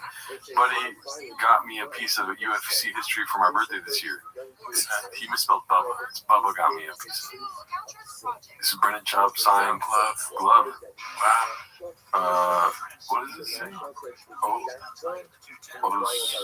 Those. I'm not sure if I'd pay a lot of money for that. Yeah, that would have right here next to. Oh yeah, we gotta get a signed merch. That's the one thing that sucks all the shit that we've talked is that they'll never be cool enough or be cool with us. So we can't get stuff like that. It's a big price to pay for what we do. Yeah. Okay, so the Slow Joe Minute is a minute with salsa on top, posted by the Reducing Valve. I don't know if you can see here. It says 3 minutes and 20 seconds for the Slow Joe Minute. Oh, it's JoJo Minute. It's not Slow Joe. JoJo. Yeah. Oh, that's right. Yeah, I see. I Need Diet starts Monday. Is that what it says? Yeah, I wish. I bet it's Diet Coke. A lot of good Diet Coke stuff going around these days. Yeah, merch one is delicious. This is posted by Dazzling Rabbit 633. Why is Bappa not here? He's always been a hunter ever since he was 16. He's 6, not 16. I mean, total height in this room is 10 feet at least. Always a pleasure to be hanging out with these great humans, Joe Rogan and Cameron Haynes, posted by Adam Greentree. It's always a fun, positive, and healthy experience. Shaba's a hunter now. Why is he not here? That is funny. That's a funny thing to post with your friends. It's always fun, healthy experience with them. Is that normal? Is this what guys do? Aren't these bros? That's what guys are. They're guys, right? But would you be like, dude, last weekend, dude, was so fucking healthy, bro. It was fun, dude. It was safe. I guess that makes me a big old pussy. I felt really safe with you. I like when we posed for the photo together. And we were safe and fun and healthy and stuff, and then we all had AG1, and then we booked each other. What are you gonna do, Nate? It's like a full circle. I'm calling them gay now. I'm not. I just think they suck. All right, so this is posted by the Dandy Kaufman too. Travel ball parenting is a beast, my man. No way did she say that. Let's see. It's huge, right? To have a good core set of people. Does that happen all the time? No, of course not. We've been on teams where we've had both sides, We've been on a team where if Tiger hits a home run, everybody's hugging me and they're running and we're crying. And it's let's do it because everyone's so vested and I love their kids and they love mine. And we've also been on other teams where it's Tiger hits a home run and they're like, congratulations. And you're like, wait, was that a legit congratulations or was it a hater congratulations? You just don't know, right? And you can't pick and choose either. He pitched. He gave up one hit, and it was an error on the first baseman. Should have been a no-hitter. Gave up one hit. Should have been 0. I pitched 3 innings, struck out 6. Gave up one hit, but it was an error. So in my book, that's a no-hitter. It's funny the comparison of the two because I know I'll get hate for this, but I actually don't think Slojo's stupid. I think she's probably so much smarter than him, and it feels weird for her to be with that guy. She can't be anywhere near as stupid as him. She seems kind of almost type A to me. That's my read from her. And that might just be the vibe man's talking. But he's such a drooling good, That must be weird to just maybe she's into that. I don't want to try to paint a narrative right now, dude. Yeah. That's the narrative? Yeah, that's the narrative, Papa. Bean cheese. Can I? Yeah, retort. I don't want to point out your flaws in logic because there's many, but hear yourself speaking. Right. You don't think she's. Nobody was questioning her intelligence, but you all of a sudden brought it to the table. Sure. I just want that to be known, right? No, not calling you sexist, but that makes sense. It makes sense. Men are way better. But driving my son to baseball. Here's what I'm trying to say. Yeah. She's taking notes from Shop. Is that smart?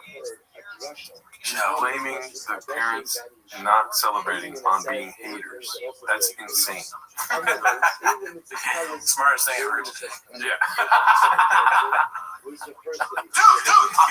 I am pro JoJo now. No, I'm also. I hate Chin. I'm pro JoJo. I don't know, dude. I'm fucking on 5 now, bro. We gonna dial. Fucking don't give a shit anymore, bro. Light it up. Why does it still do it without the straw? I don't get it. Why are you drinking so much water now? Oh my god, you can't do the dolphin ball with that. Bird now. I feel like Bird. Should I pretend to be asleep? Oh, okay, we got one more in this pause. Jim has it again. Oh shit, dude. Just wait long enough, Jim Brewer shows up. Enter the Brewerverse right here. Yes. Posted by Born Comment 9727. Let's see. Remember the woman's march?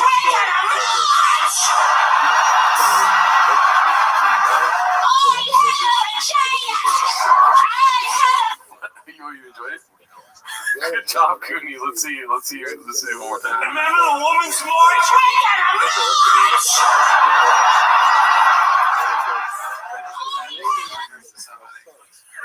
show this to somebody and like act like I really like it. Yeah. It might be too painful though. You gotta do the thing where you don't look at them and you just watch the video like, Watching Jim Brewer in public laughing loudly. yeah. That should be a fucking like a man on the street series. Yeah, I think that's pretty good. Man enjoys Jim Brewer stand up publicly, or even what are we doing, bro? Yeah. Dude, wait. Dude, puppy. Can't find it. Dude, Poppy, what are you doing, Wait. bro? Right. Burn a chop. Why have we not done that? Right. Maybe we gotta do this. We also live here, so we gotta.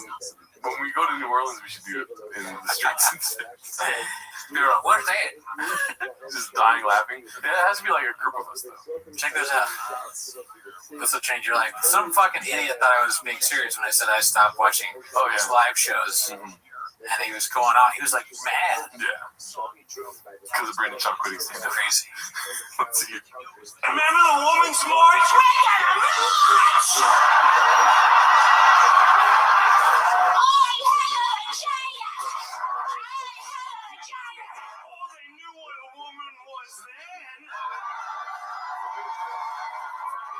Fascinating how your common sense just sort of years.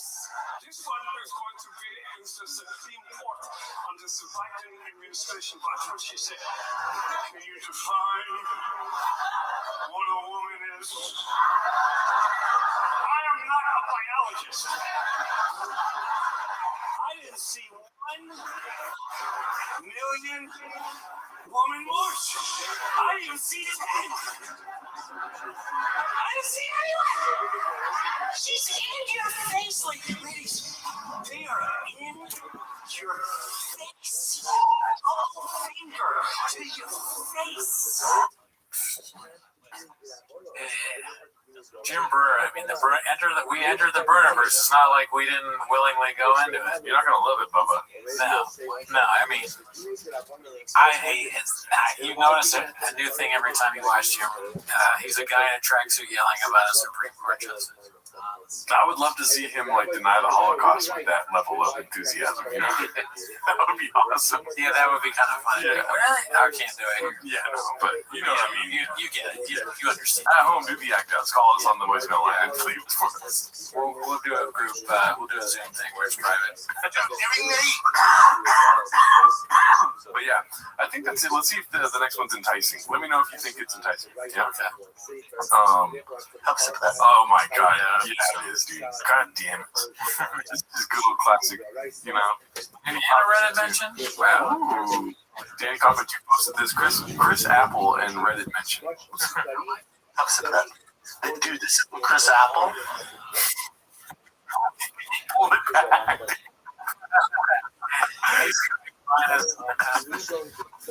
This is a sure shot? Chris Apple?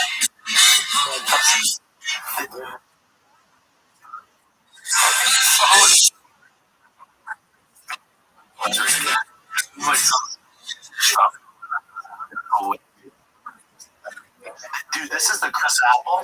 When it's ice cold, it is the best thing. It'll touch your whole freaking this girl. I just figured out. I tasted it. I went, oh, fuck, this tastes like ginger.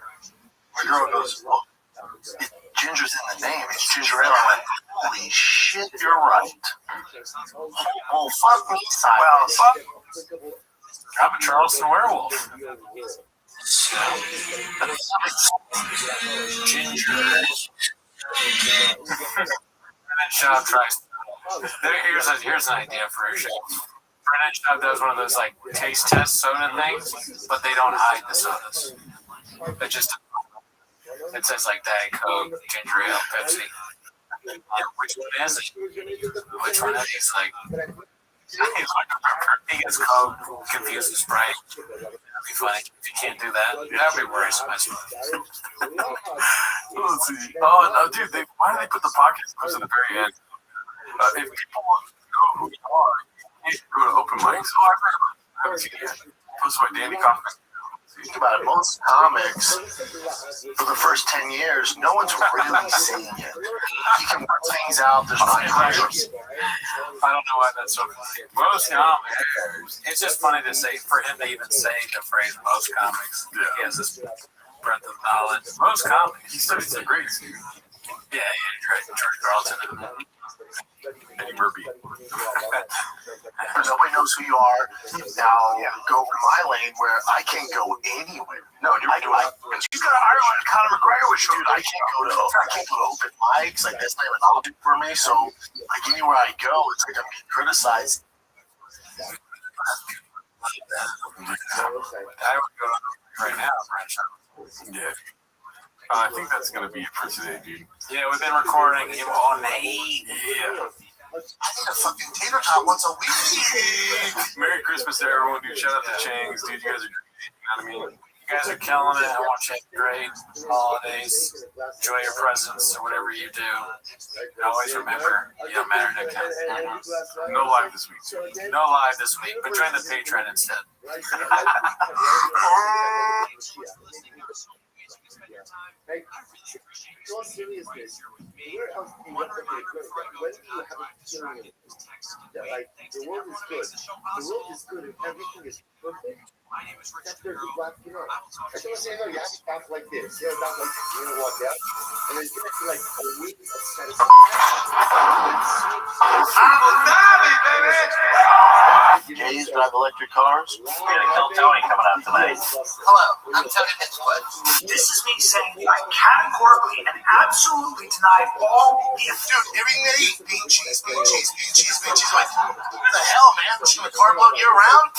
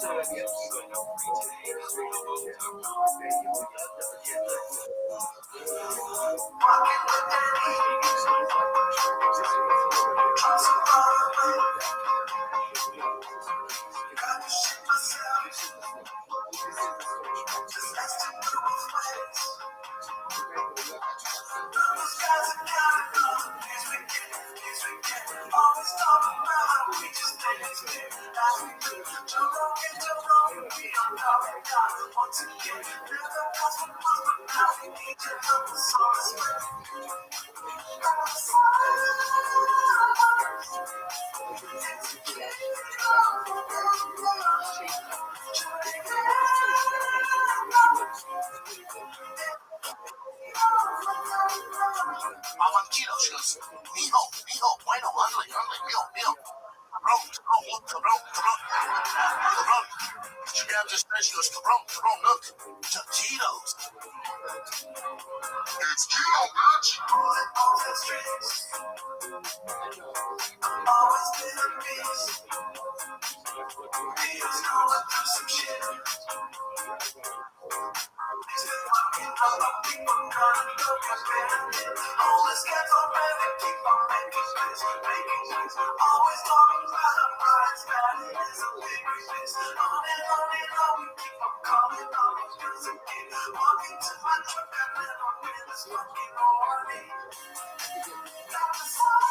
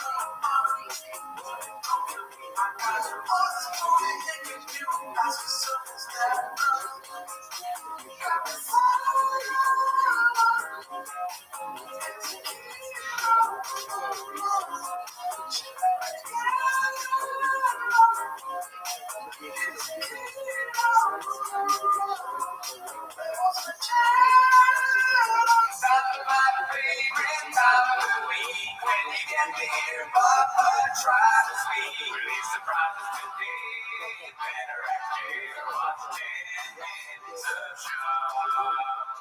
back to 10 Minutes of Shop. Thanks for tuning in. As always, join the Patreon, join the Reddit, join the Discord.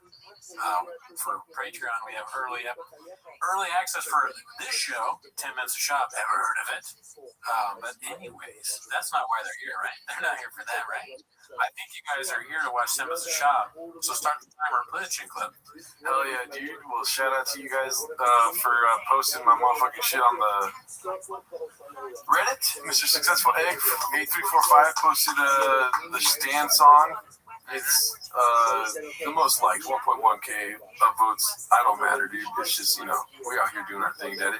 The comments were amazing, dude. I fucking they were three things. Yeah,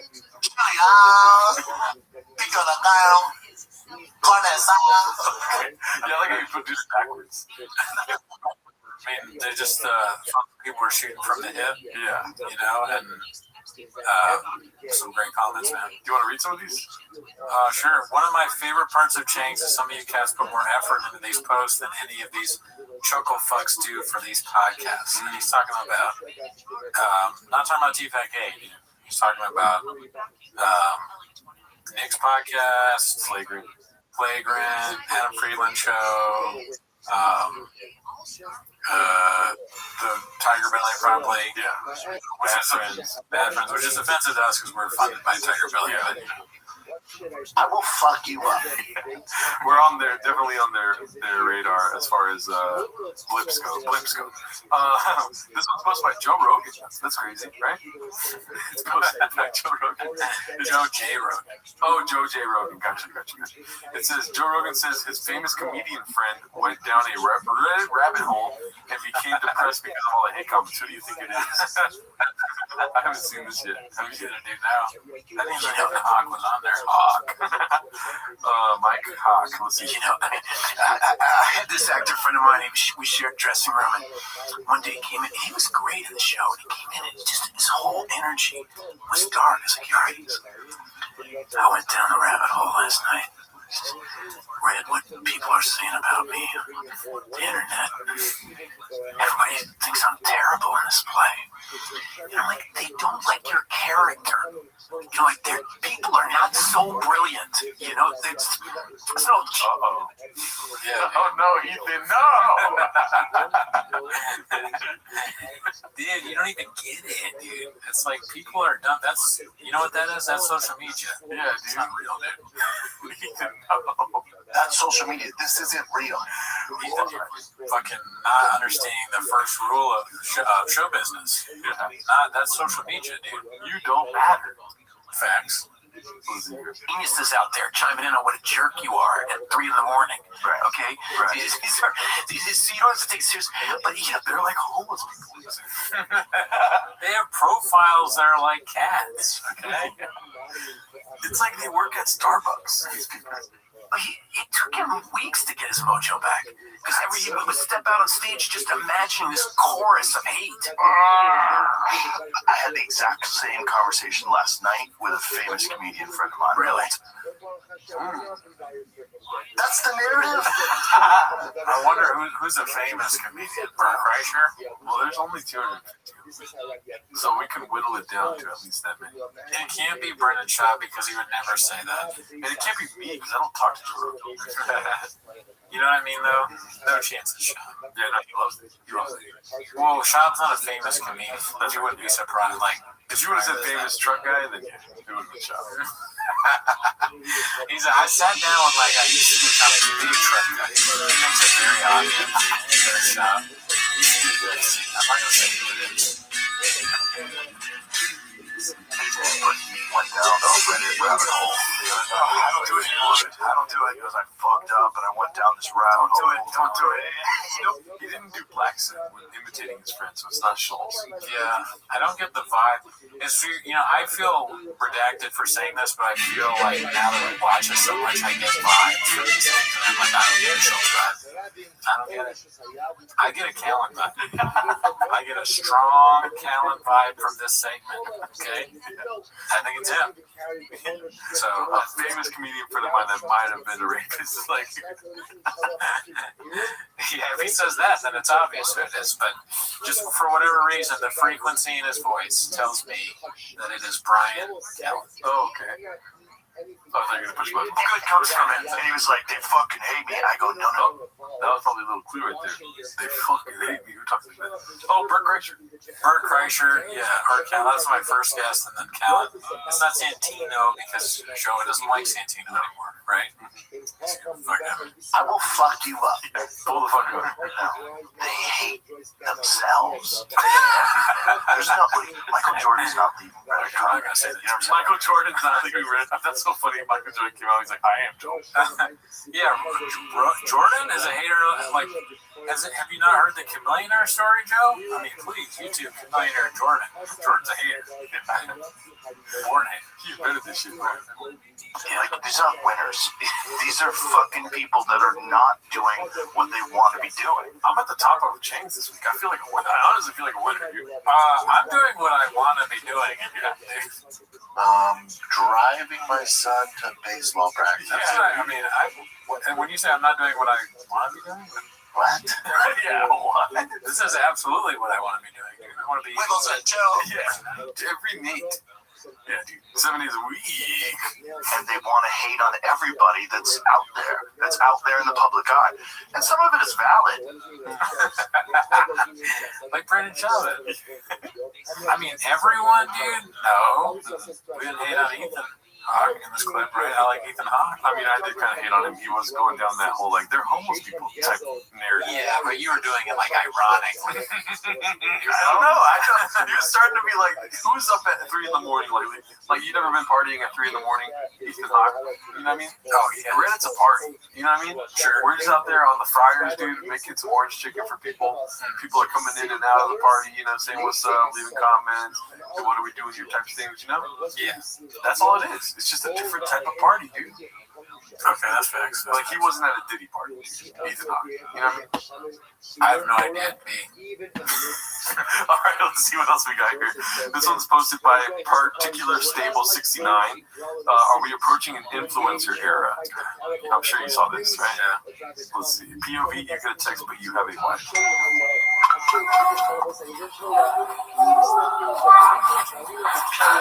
What they say? Do another take, you know? It's too long. I have no problem with the actual, I mean, this is not a good look for sure. This little, you know, it's not a good look. The Total Recall, like 3-titted monster type thing, you know what I mean? But try to do a smoother take, you know? Yeah, it took her too long to get out of his jacket. I wonder, what I'm thinking about this clip is like, whose idea? Yeah. And then, did she convince him to do that? Or it does feel very like they're coming, this is the next thing. Like they were talking about in the last episode. Yeah. They want to do this kind of sketch husband and wife thing. Yeah. And is this like a TikTok thing, or did they come up with it? I'll give them credit. They probably came up with this, you know? What, dude? And now on, she kind of looks like a fish. Yeah. You know, like one of the fish. I like how you're trying to stop yourself. You're like, you're not supposed to be a fish. All of the people in Shop's World have this like similar look to them. Yeah. You know, she's starting to look like one of the fish that you see. Yeah. And him too. He's making an interesting face here too. It's like he never does this. This is a normal American looking face.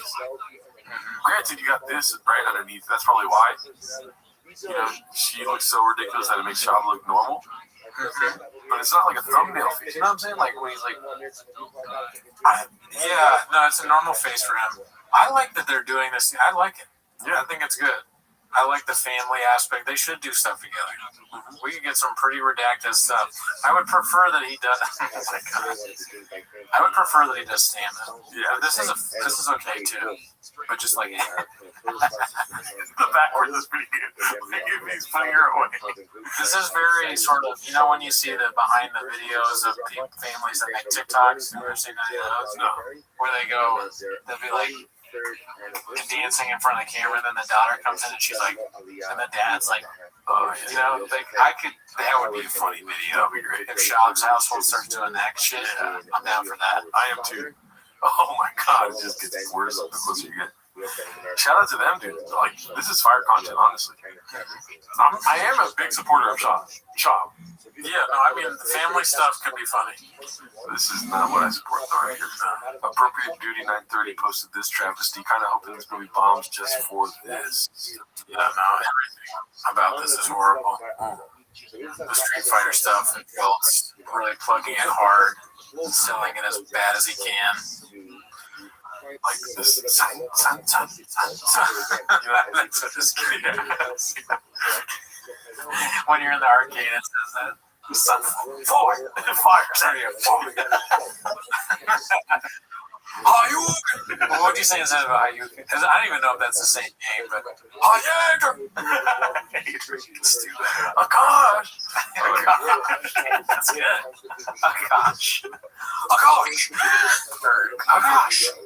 Akash. And then they kept fighting.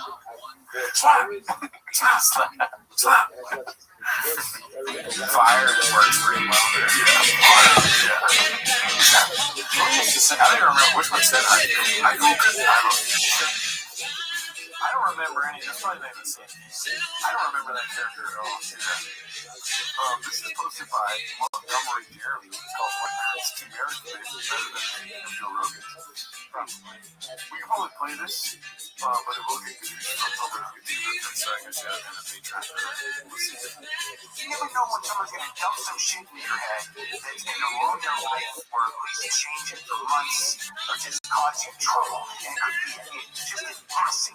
Somebody just drove shit into your head.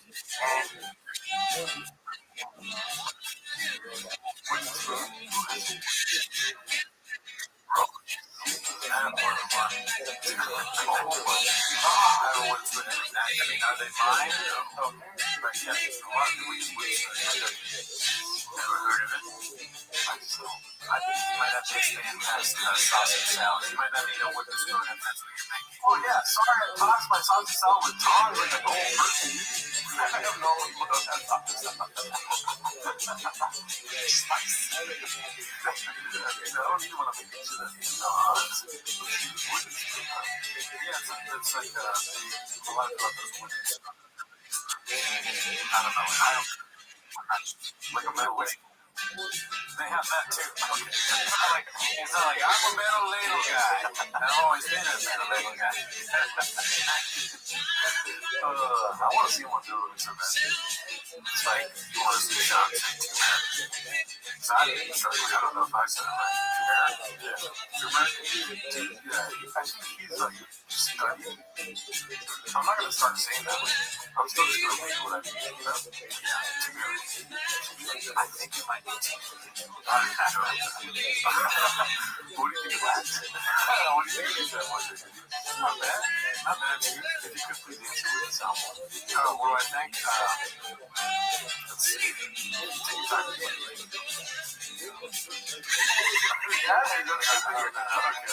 There's not a whole lot of positives. You really gotta like. It's like, there's a positive on the bottom part. I can pull them off, but you're not far off from cloud shoes, or bowling shoes, but you gotta go to down. I think this might be one. I thought you did my Nintendo down. Oh, no. I'm not outside at all, but it does make it look like a customer. Like I'm in the corner of the hotel and watching his life as far, you know? It's sitting like that. You know what I mean? Yeah. Also, is he like 5'7"? Don't count. I don't care if we last don't count. That's true. That's a good point. You raised a good point. He can be short. Short. Who cares what you think? I mean, this is like we're enjoying this. We like this, Joe. You know, we're not hating on this. You know, driving my son. You think about that? You think about that, bro? I'm taking too much, and I feel less inflamed. You know, in a general way, generally less inflamed. Yeah, I mean, it's a random bit to pick, but yeah, you're right. Probably most Welcome. funnier because Joe Rogan stuff. I mean, and also Joe, he like has to say things, you know. He really, you don't say stuff like that. What Joe Rogan said, if you're not angry, you know, when you're angry, that's when you go. That's what they need, man. That's all they have. Dude. You know, if you were actually not offended by people making fun of you or Brendan Schaub or whatever it is, you wouldn't talk about them. You certainly wouldn't like go and like be like real mad and like serious about it. You would laugh it off if you didn't care, right? I would encourage Joe to see how I handle when people say I'm small teeth. I will say, I think it is funny that Joe Rogan does take like a conspiratorial view at haters, even at haters. You know what I mean? He's like, yeah, they'll leave comments, but they're all sad. You know, like I want to look at it from my angle. You know, Joe Rogan questions everything, right? Even the hate comments talk. Yeah. Oh yeah, it's like they're not real. Yeah. They're not even. It's like if they were happy, they would love me.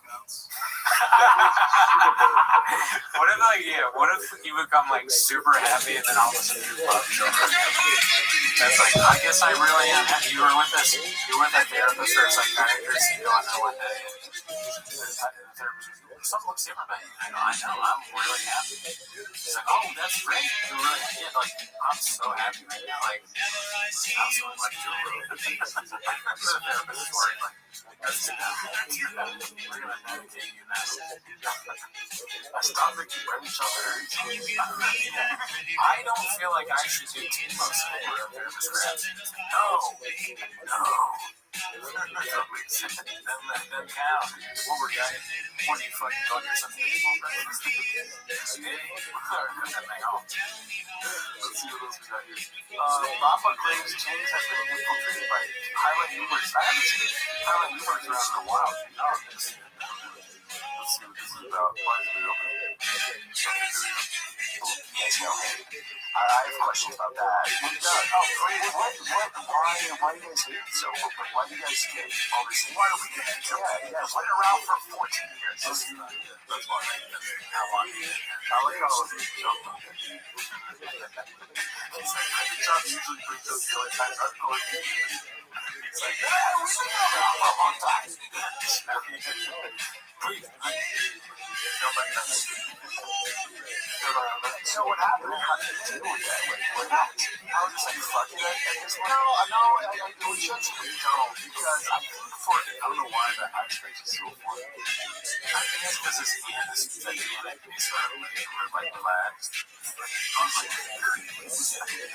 like you're talking and there's something that's an ultra focus on it. I want a comic like just to get to the end so I can do that. It's like everything he does seems so stupid.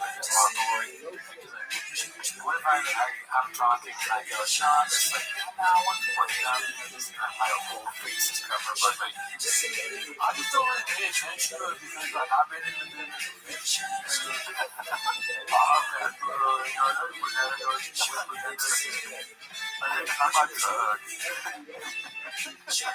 His hand is so sad because his hands are too big for the tube and these are not looking funny.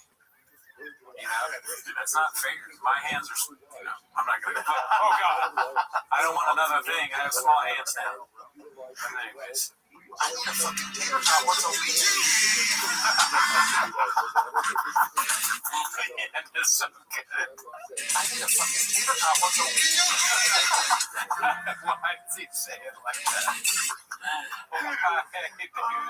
Why does he do it? 24-hour Gringo Poppy code soon. Let's see you. Ever.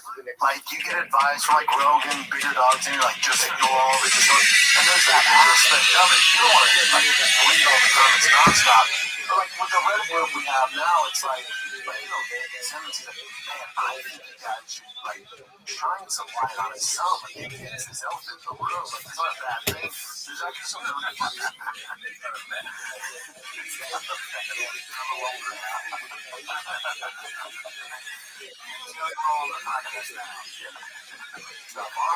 Now, there's some creators in that Reddit group start off as a fucking, you know, they're fans to the show.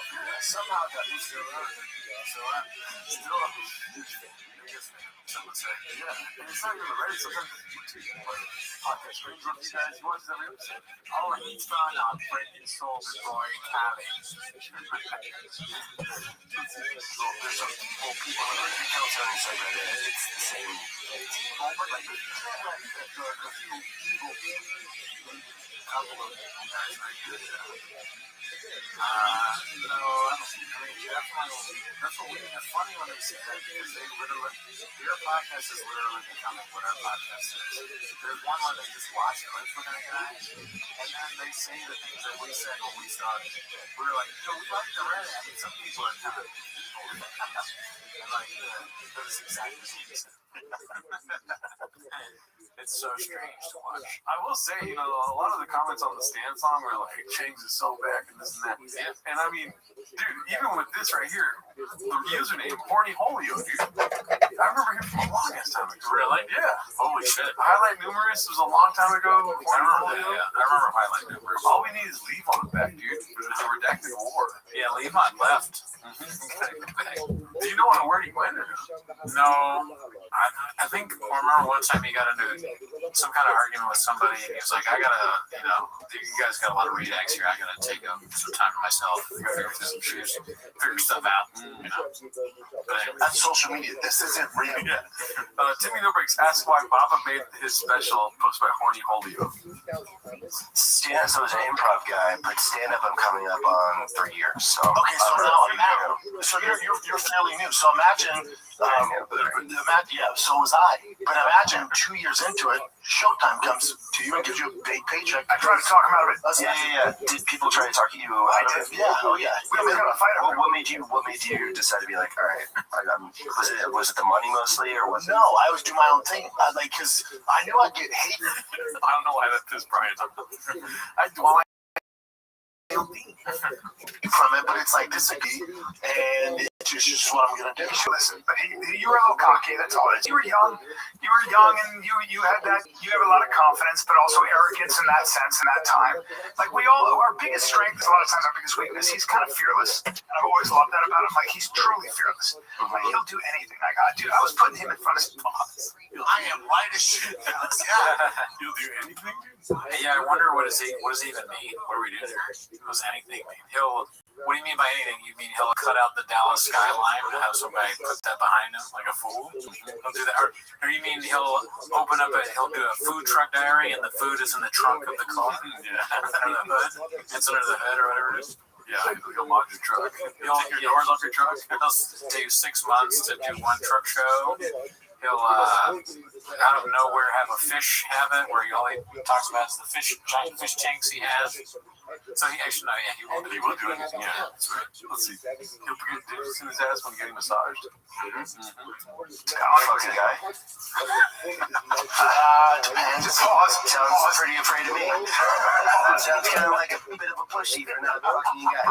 Sounds like a pussy. Sorry, sometimes it comes out. It's okay. It's okay. I just met this guy. He's a fucking pussy for not fucking the guy. He fits right in, dude. Yeah. I mean, they have that crowd that they like. That's part of the reason why it makes me sad is I'm not sure we're in that. As much as we're fans, we're just fans. We don't really have that same big boy vibe. I think that we would need to be on the show. Yeah, So I could do it. But I don't have it yet. You don't have it yet. I don't have it, but I can do it. Yeah, I mean, I think I could do it too. Yeah, like gay as hell. See, it came out right there. Yeah, you're ready. That actually works too. That works really well. Oh fuck! Come on, dude. That plays that underway there. That's so fun. Blaring in my car. Is he listening to Little Brother? Somebody stops me at a stop sign. Stop waiting. Busy Middle 8108 posted this. It's called Baba has conveniently been into bow hunting since he was 6. Oh shit.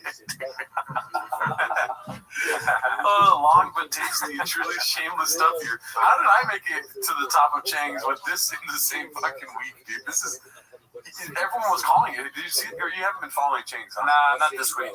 So there's some post of him with the bow, shooting bows, and then in the comments they were all like, "Doc, he's going to say he's been bow hunting since he was a kid." I mean, okay, yeah, I can't wait. Since he was 6. Let's see. I mean, this is how you know he's on the live. Yeah, I didn't know that. And I was like, yeah, I said when I was a kid, these are facts. When I was a kid, These are facts. not bow hunting, but When I was a kid, and these are facts. As if he has to tell you when he's not lying. He's like, I normally lie all the time. But this time is true. I'm being truthful. Damn, he's really saying bow hunting. Wiggles and Joe. No chance. Right? Wow. He's bow hunting. Where did he? No, let's see what he has to say. Shoot bows. So I had a bow as a kid. It was a camouflage one. Now, okay, it was a camouflage one. I had a bat as a kid. It was a wooden one. What if I got really mad? I want there's a character that just gets so mad every time Shop lies. What the fuck? That's bullshit, man. What the? I don't want that. My family's not big hunters. The only reason I got into the bow is because of Rambo and like Arnold Schwarzenegger. Those were my heroes. You know, today's kids' heroes are like, whoa, it is like a weird equation. It's like I did this as a kid. I had heroes in this thing, and that's why I'm gonna be the best at it in 2 days. And then what are you gonna say? Like the hero, some K-pop guy, you know, like some fucking African dude who's in K-pop. fucking Jake Paul, Mr. Beast, like, you know, this is different. We'll just leave it at that. Different. My generation's heroes were Sylvester Stallone, especially Rambo, Arnold Schwarzenegger, even older than that, Chuck Norris, like the guys, man. What about Jim Carrey? Like, love Jim Carrey. I think Jim Carrey's favorite. Oh, okay. They didn't mention it. I thought he was a hero. Something like that. And then Ken Jim. Well, Papa is he's looked up to a lot of people. And he was like Stan Lee when I sold comics. He tried to get names off like obscure comic book illustrators. That'd be funny. Frank Miller, huge fan. And they're all somehow, the names are all wrong somehow. Frank Millar, Stan Lee. I don't know any comic book people. Jack Kirby. How would you give it? Jack Kirby. Jack Kirby. Was our shit. So I want to Jack Kirby. be like Rambo or Arnold Schwarzenegger. I wanted to shoot a bow and arrow, so my dad got me a cheap used bow and arrow. I remember it was all camouflage. Anyway, we go shoot it probably twice a month growing up, probably the age of Damn, dude. That's a lot of bow. I'm like amazed by people that can just lie this easily, you know? Yeah, no, it doesn't make sense. Yeah. This right now is like a guy who's like 5'8", lifting 100 pounds over his back and just to kind of, 6 to probably 12, you know? So it's a little familiar with it. But yeah, and it's pretty close. The range in your kid. So I tell him that story. He goes, oh man, I'm telling you, if you like hunting, if you like shooting, I'm not that big into shooting.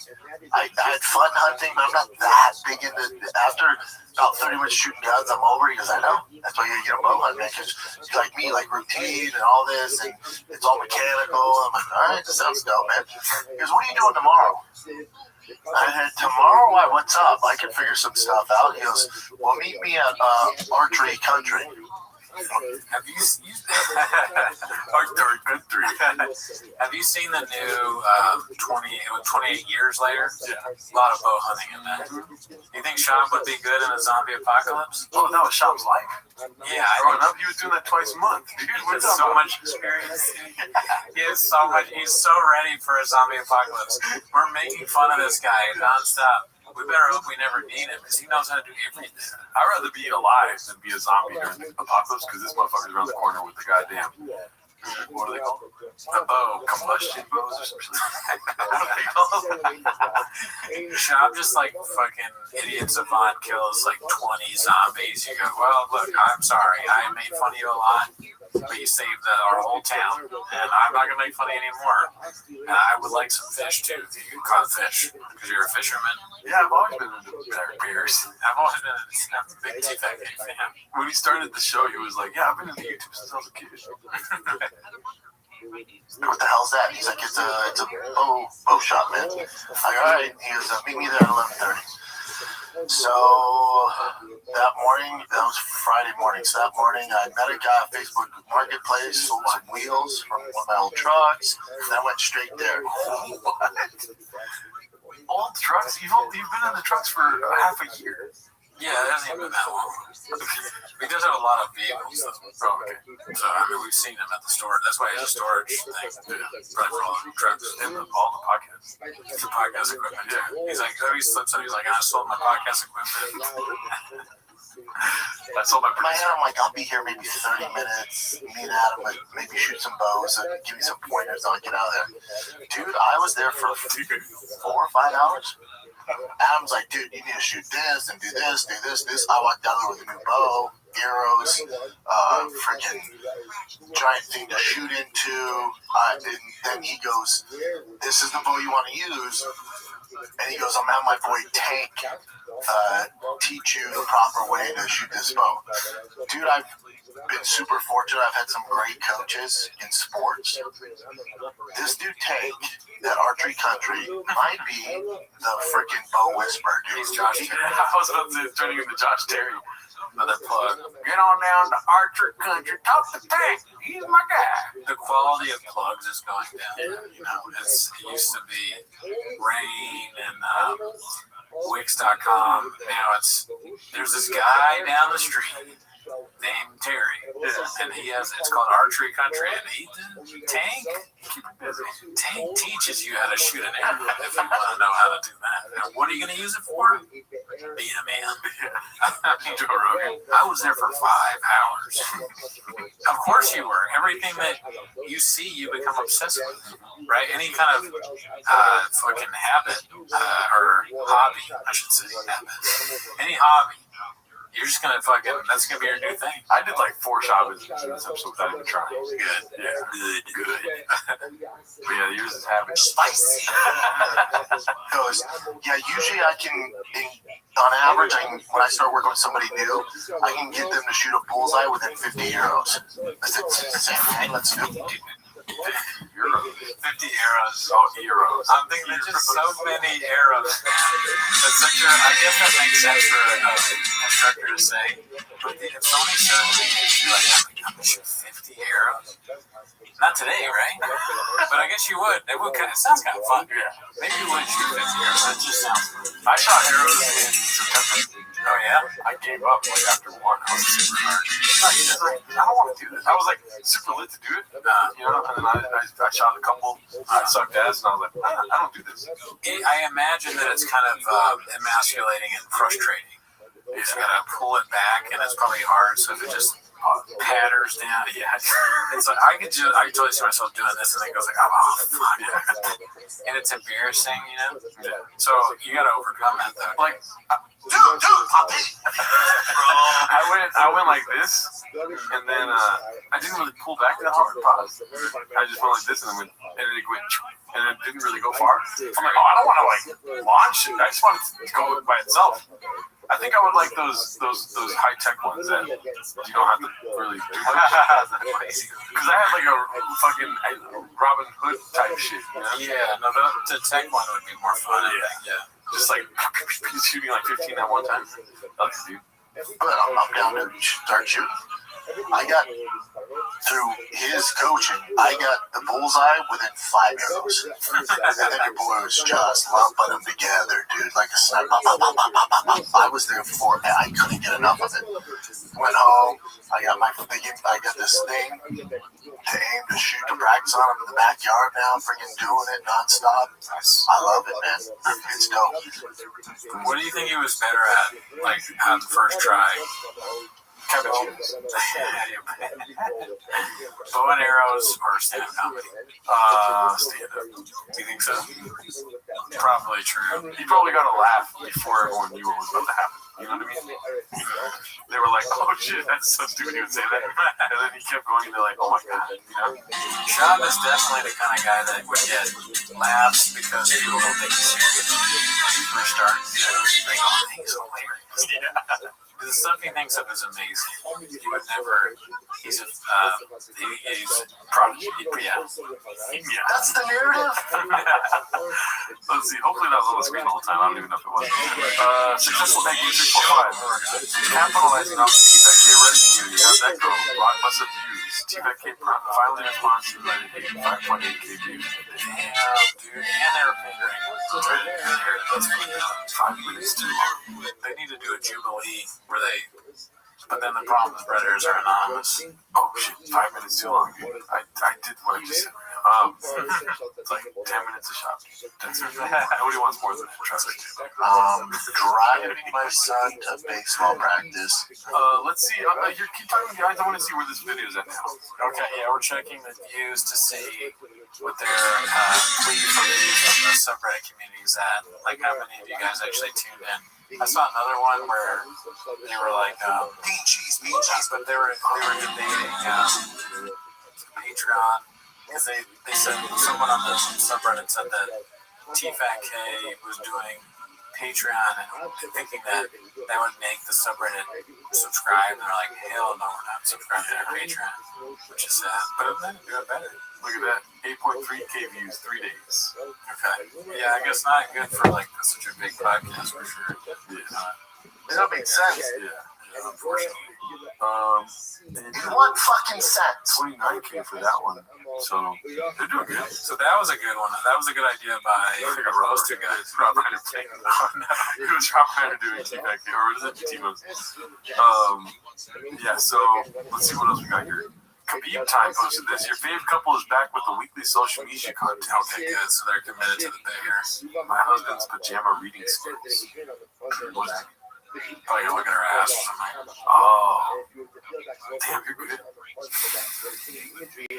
I don't know if I'm more upset at what they're doing or if you were right. Yeah, no, this reminds me of those stupid videos that they post on Twitter where I'll go, more Schultz fans content. It's always like something about banging your wife because she's hot, but there's a joke in there. Like, I saw one that was so bad. It was like guys trying to call their wives' vaginas on the phone or something. Like, yeah, I'm talking. Wow, I want to. It's very lowbrow. Crazy lowbrow. Truck got flipped, I almost died. Still got that plot here.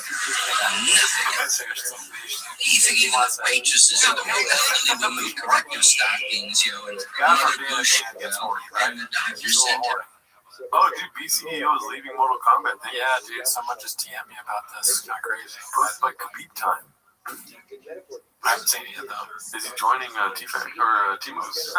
Let's see here. The camera on me, Brian Campbell. As many of you know, my parent company, CBS Paramount, I've been there 9 years. One of the best jobs I've ever had in my life, has acquired the rights, of course, to UFC, Zuffa Boxing, and a lot of changes are coming. And with that, my role in CBS Sports is not only changing, it is growing rapidly. So rapid that it's tough to say today, but it is the truth. I will be stepping away from Morning Combat in 2026. My final episode will be Monday, January 5th, 2026. It was never the plan to have it announced this abruptly. It's sort of just how it all worked out. But to begin to use the word bittersweet would certainly not even come close to describe the emotions today. As you know from listening to Luke and he has to hit a shot, right? That would be nuts. Yeah, I hope so. Because it's become such a huge part of the show. Yeah. It's getting like, who knows? Bro, does that mean he's going to be on CBS doing Chavisms? I hope so. Oh my God. I hope they both. I just found out about this today. I'm just hearing this now. Telling me I'm hearing it. It sounds like he's getting more stage time on CBS, and then Luke is doing this whole political thing, blowing up on his political show. So they're both playing in different ways, but I hope they keep the subreddit in their heart. Yeah. And every once in a while, let it out. Jump on that motorcycle and it's in me. Yeah, and then it's important because Bobby Lee is one of my closest friends. Bobby's not. No one's been more supportive when I started than Bobby Lee, dude. Bobby Lee did buy from the Ellisons. He bought CBS, right? Tiger Belly. Tiger Belly by CBS. Shout out to him. I'm still waiting for it, though. Let's see if he. Here's the great thing about him staying true to who he is and stuff. He doesn't even have to hit a shot, but I'll still respect it. For sure, we hear it, even if we don't hear it. It's been a rough couple of years professionally for us since the fall of Showtime abruptly, and picking up the pieces, getting this show back on the streets was a long battle, and I'm very proud of what we've done. But 2 years of juggling paychecks all over to get the opportunity to go solid and go all in with my company is an offer I can't refuse. So, Luke Thomas, it doesn't bring me joy to announce this, but it is major news to a program that we built together almost 7 years. The most fun I've ever had of anything I've ever done in my career, and the thing I'm most proud of, by the way. This news is easy to deliver, and it obviously has an effect on the future of this program. Yeah, I mean, do you remember that phone call I gave you when we were in New York? It was 2019, before the show started, and we were describing like what the game plan was. I was like, don't sign this, so just wait. Yes. And I don't know what you had in mind about what this. I mean, it makes sense they wouldn't do a Chavez. That's too serious about it. I mean, like I said, I respect it. Respect. But it brings a tear to my eyes still. What if that's very emotional. What if like the clip stopped, but then it kept playing? Dude, what are you doing, bro? Or if it was just Shop dancing as Deadpool at the end. They edited it in. And so I wanted to bring Brendan Schaub on for my last episode. That would be great if Luke Thomas did it with Brendan Schaub. Yeah, basically the same thing. Brendan Schaub, Brendan's our CEO. Yeah. Alrighty, let's see. We saw that last time, I think. No, we didn't. The great thing about doing the weekly show is that it's always new. Oh wow! So this is posted by Caterpillar Hot 7539 Total Redact. I think that's where I got the call out from earlier, but such a good title. This was posted by ABTV12. So Big Boy Archery Club coming soon. I mean, that's cool. He's kind of self-aware, and so it begins like he knows, or he's being 100% non-ironic and being like, I'm going to be the best bow hunter of all time, dude. And so it begins so perfect. I thought it was a Changs thing. I thought Changs did that. Is it not him? Yeah, it's him. That's hilarious. That's perfect. This is what I'm talking about with that fucking bow, that fucking big thick boy. Yeah, how's it fit? How many arrows do you fit in that thing, dude? I'll shoot a bunch of them. Night vision goggles he has in his closet. God forbid that you're an animal around Brendan Schaub. Like a mountain lion, dude. Yeah, we don't have a mountain problem lion on any of y'all anymore. This was like a bite. I don't know what the fuck you just said, dude. Bean cheese. Let's see what else we got. This is John Africa Origins and More reacting to Reddit, posted by Danny Kaufman too. Is this from their Patreon? Because if it is, I don't want to watch it. I have no idea. I don't know. Yeah, so I got a good one for you guys. See it? Maybe. That's the first one. Is correct. Give me a whole career mode for an interview. Keep talking to the camera. I'm gonna do some research. You're checking into it. So I don't even remember that clip. I do. Oh yeah, I remember that one. Oh yeah. I do think it's funny for them to watch. I enjoy it. I encourage everybody to have a podcast where they watch Brendan Schaub, and who better to do it than Brendan Schaub himself? There should be Brendan Schaub watching Brendan Schaub with Brendan Schaub reacting to that. Because they whatchamacallit, we're good. It is public. It is public. Thank God. Yeah, here we go. Yeah, well, you were saying everyone should be doing T-Bars. Yes, but like, you remember the what's his name that came out with that stand-up special during the pandemic who sings and plays the piano? He did a bit about how it's like a podcast, watching a podcast.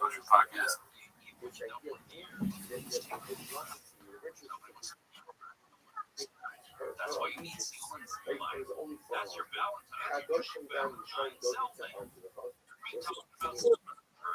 And they'll talk about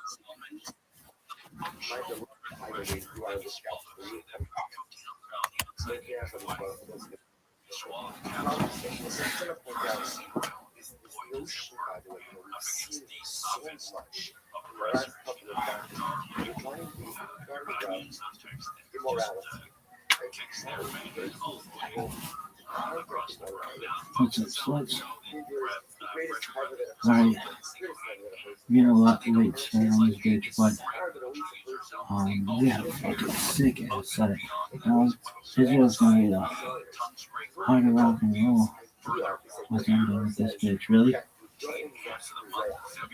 All music. It'll be like, because I'm doing this, the fucking capital music will be in fucking Don Gush. Really? Fuck yeah, gushy. Alright, now I gotta do the bullshit. Alright, how many days is it, Big Dog? Well, what is today?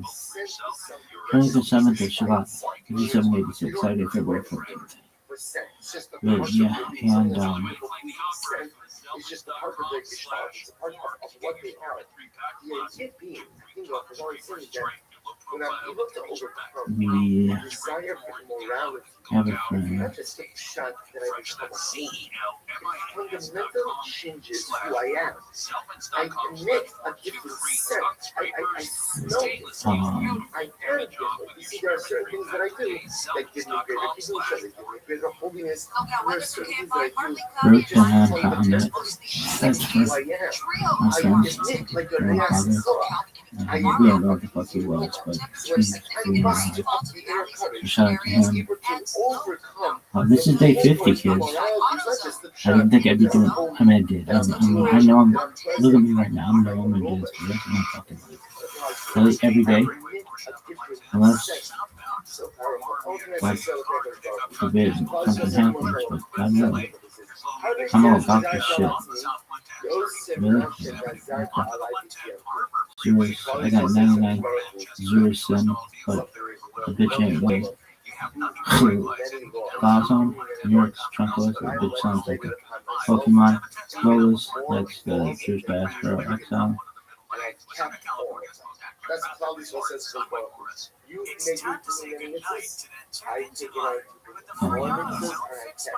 Chabad is Chokhmah, wisdom, bina, understanding, da'at, knowledge, gay, content, often yam, like, is Diane, go fucking hell, go piss me off.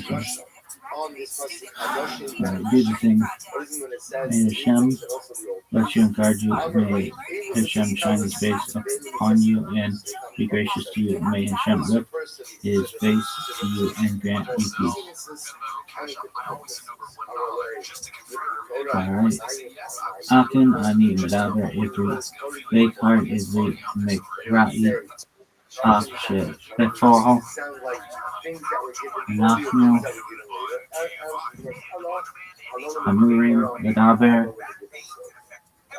Yiddish o ulai Ermi Shegam Otan ani Yaakov medaber Bemida Mesu Yemet Aval Adi Ma'adif Englet Lakin Bo'u medaber Englet Lenishma Tov Leka.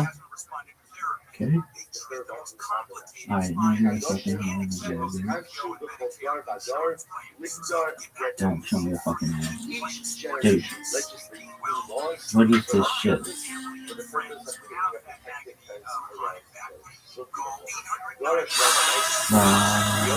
Nagila Hava Nagila Hava Nagila Venismecha Hava Nagila Hava Nagila Hava Nagila Venismecha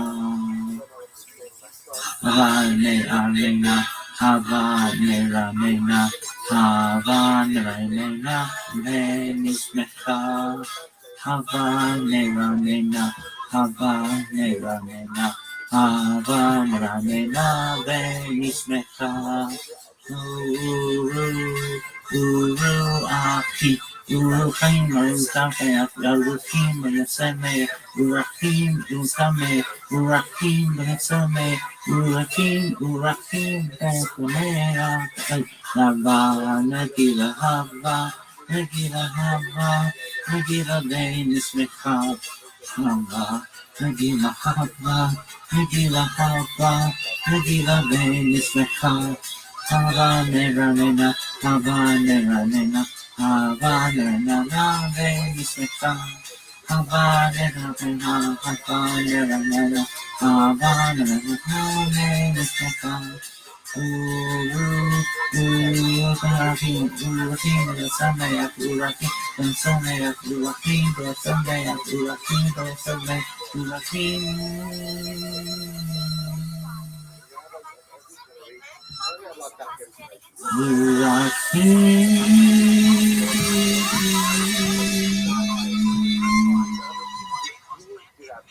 Yes, I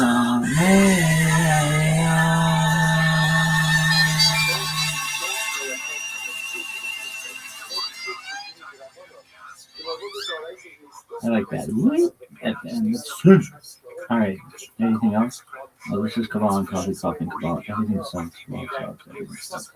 Alright, cool story, dog. Let's get back into the fucking. Oh, shit. Alright. Is there anything but these tables?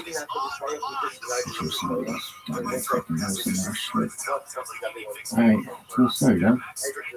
Okay, who is it? Rabinowitz. Really? You don't know Rabinowitz? Who is? Yeah. Really? Yeah.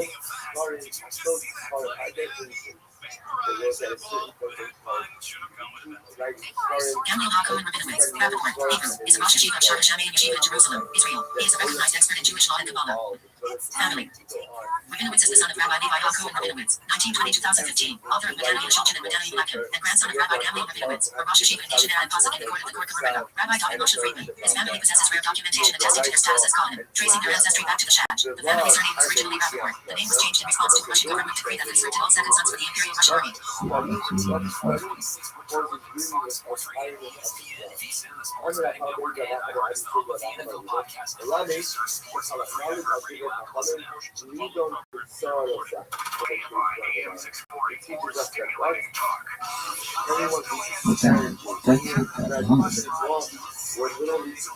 That goes back to Shadowfly Ben Meyer.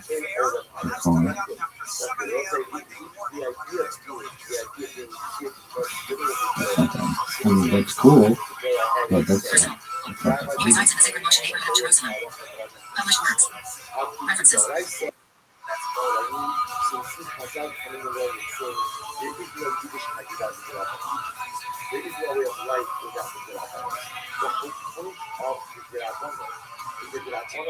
Teach us how to take visualize sets, make them applicable and sustainable in the real world. So you see some of this that according to Spanish visualize with an abundant one Yoshiharu Yosef Pinto, Hebrew, Arabic, born September 27, 1973, is an Israeli Moroccan Orthodox rabbi who leads a global organization called Multistream Israel, based in Ashdod and New York City. He is a Kabbalist, Globe's Business Journal named him in 2012 as one of the 10 wealthiest rabbis in Israel. As part of a series of legal issues, he pleaded guilty in September 2014 to bribing a high-ranking Israeli police officer. He was sentenced on May 12, 2015 to 1 year in prison and to pay a fine of 1 million shekels. He began serving his prison sentence on February 16, 2016. After his release, he became the chief rabbi of Morocco in 2019.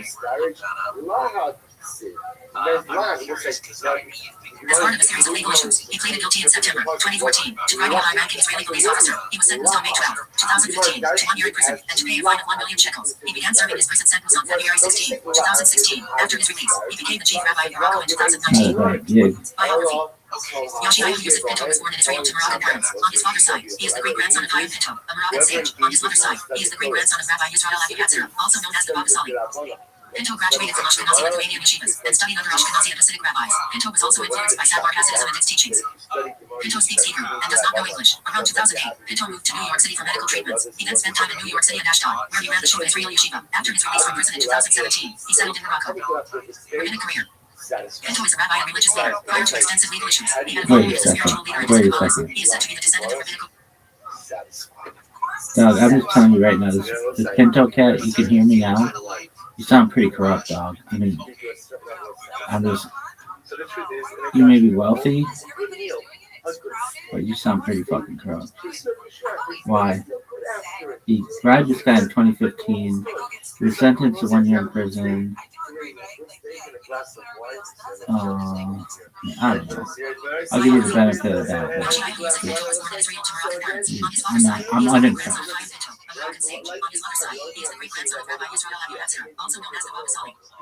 Pinto graduated from Ashkenazi Lithuanian yeshivas and studied under Ashkenazi Hasidic rabbis. Pinto was also influenced by Satmar Hasidism and its teachings.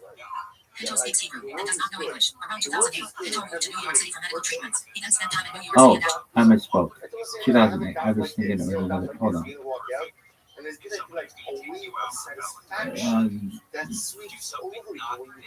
I mean, you're still pretty sounding like not that much of a mensch. Oh, we didn't do that. We have to do that. After his release from prison in 2017, he settled in Morocco. Rabbinic career. Pinto was a rabbi and religious leader. Prior to extensive legal issues, he had a following as a spiritual leader in his Kabbalah. He is said to be the descendant of rabbinical dynasties that reportedly have the potential to work miracles. Pinto has many followers from the Israeli expatriate community in the U.S. and has been described as a rabbi to the rich and famous. When he was in his 20s, Pinto founded Shuv Israel, a yeshiva in Ashkelon, Israel. As founder, he oversees an organization that includes 2 yeshivas in Ashkelon, 1 in Kiryat Malakah, 3 in Ashdod, and 1 in Rishon LeZion, with a total of 500 students to be rabbinical students in training. The organization also has 2 schools for girls in Ashdod and a training school in Ashkelon. One of the Israeli locations provides money for living expenses to 180 widowed women. Several yeshivas are religious schools located in the United States and Israel and sponsors a charitable organization that provides food for Israeli families in need. Pinto Center in Ashton has 4 synagogues that serve more than 1,200 parishioners, a yeshiva with over 300 full-time students, and a soup kitchen that provides 3,000 meals a day. Pinto has also established a network of yeshivas in Israel, Los Angeles, Miami, and New York in the U.S. In October 2010, Pinto led thousands to Silistrin in Bulgaria for an annual pilgrimage in homage of Eliezer Papo. During his stay in Bulgaria, Pinto held a meeting with 80 Jewish American businessmen, asking them to invest $5 billion in the Israeli economy. In April 2019, Rabbi Yashiyahu Yosef Pinto was appointed and officially installed as the chief rabbi of Morocco, becoming the first person to hold this position in modern times. The ceremony, held in Casablanca with senior government officials and Jewish community leaders in attendance, was conducted with the blessing of King Mohammed VI. I know future chief rabbi Morocco. Oh, yeah. Oh, he's fucking less work than your ass. In March 2020, Pinto called upon the Jews of Morocco and the global Jewish community to comply with governmental regulations intended to contain the COVID-19 pandemic, in response to reports of Orthodox Jewish Haredi communities around the world defying restrictions on their traditional lifestyle. In November 2025, Pinto met with the American rapper Kanye West, who had faced widespread criticism in the preceding years for expressing anti-Semitic views. West expressed remorse for his views, which he blamed on his struggles with bipolar disorder. Pinto forgave West and praised him for taking steps towards accountability. Business career. Pinto has extensive connections in the real estate community in New York, including an executive with Metropolitan Real Estate Investors and one with the long graduate potential Douglas Elliman. His followers include Jay Schottenstein, chairman of the American Eagle Outfitters Clothing Company, and real estate mogul Jackie Benzakan. Pinto has been characterized as something between the Kohen and the Hasidic remnant as a mystically inclined Kabbalist with an interest in the esoteric elements of the Jewish tradition. Although Pinto has no formal business background, a number of prominent Israeli and Jewish American businessmen have visited him for consultation, including talk show host Donnie Deutsch, jeweler Jacob Rabbo, Jacob the Jeweler, former Congressman Anthony Weiner. Prominent non-Jews who have consulted with Pinto include New York City politician Michael Grimm and basketball player LeBron James. Pinto has said that he does not consider his help to be advice, saying instead that it's more of a blessing. Politicians and businessmen who have visited Pinto in Israel include Justice Minister Yaakov Neeman, former Bank of Israel Governor Jacob Frankel, and Israeli soccer star Guy Levy. Because of Pinto's influence, he has been called a rabbi to the business stars, and was described by Yoel Hassan, a Academy member of the Knesset, as having connections and influence with a number of people in Israeli politics. According to an article in the Globe's Business Journal, in June 2012, Forbes Israel named Pinto as one of the 10 wealthiest rabbis in Israel, with a fortune of NIS 75 million based on organizational holdings such as charitable activities and properties.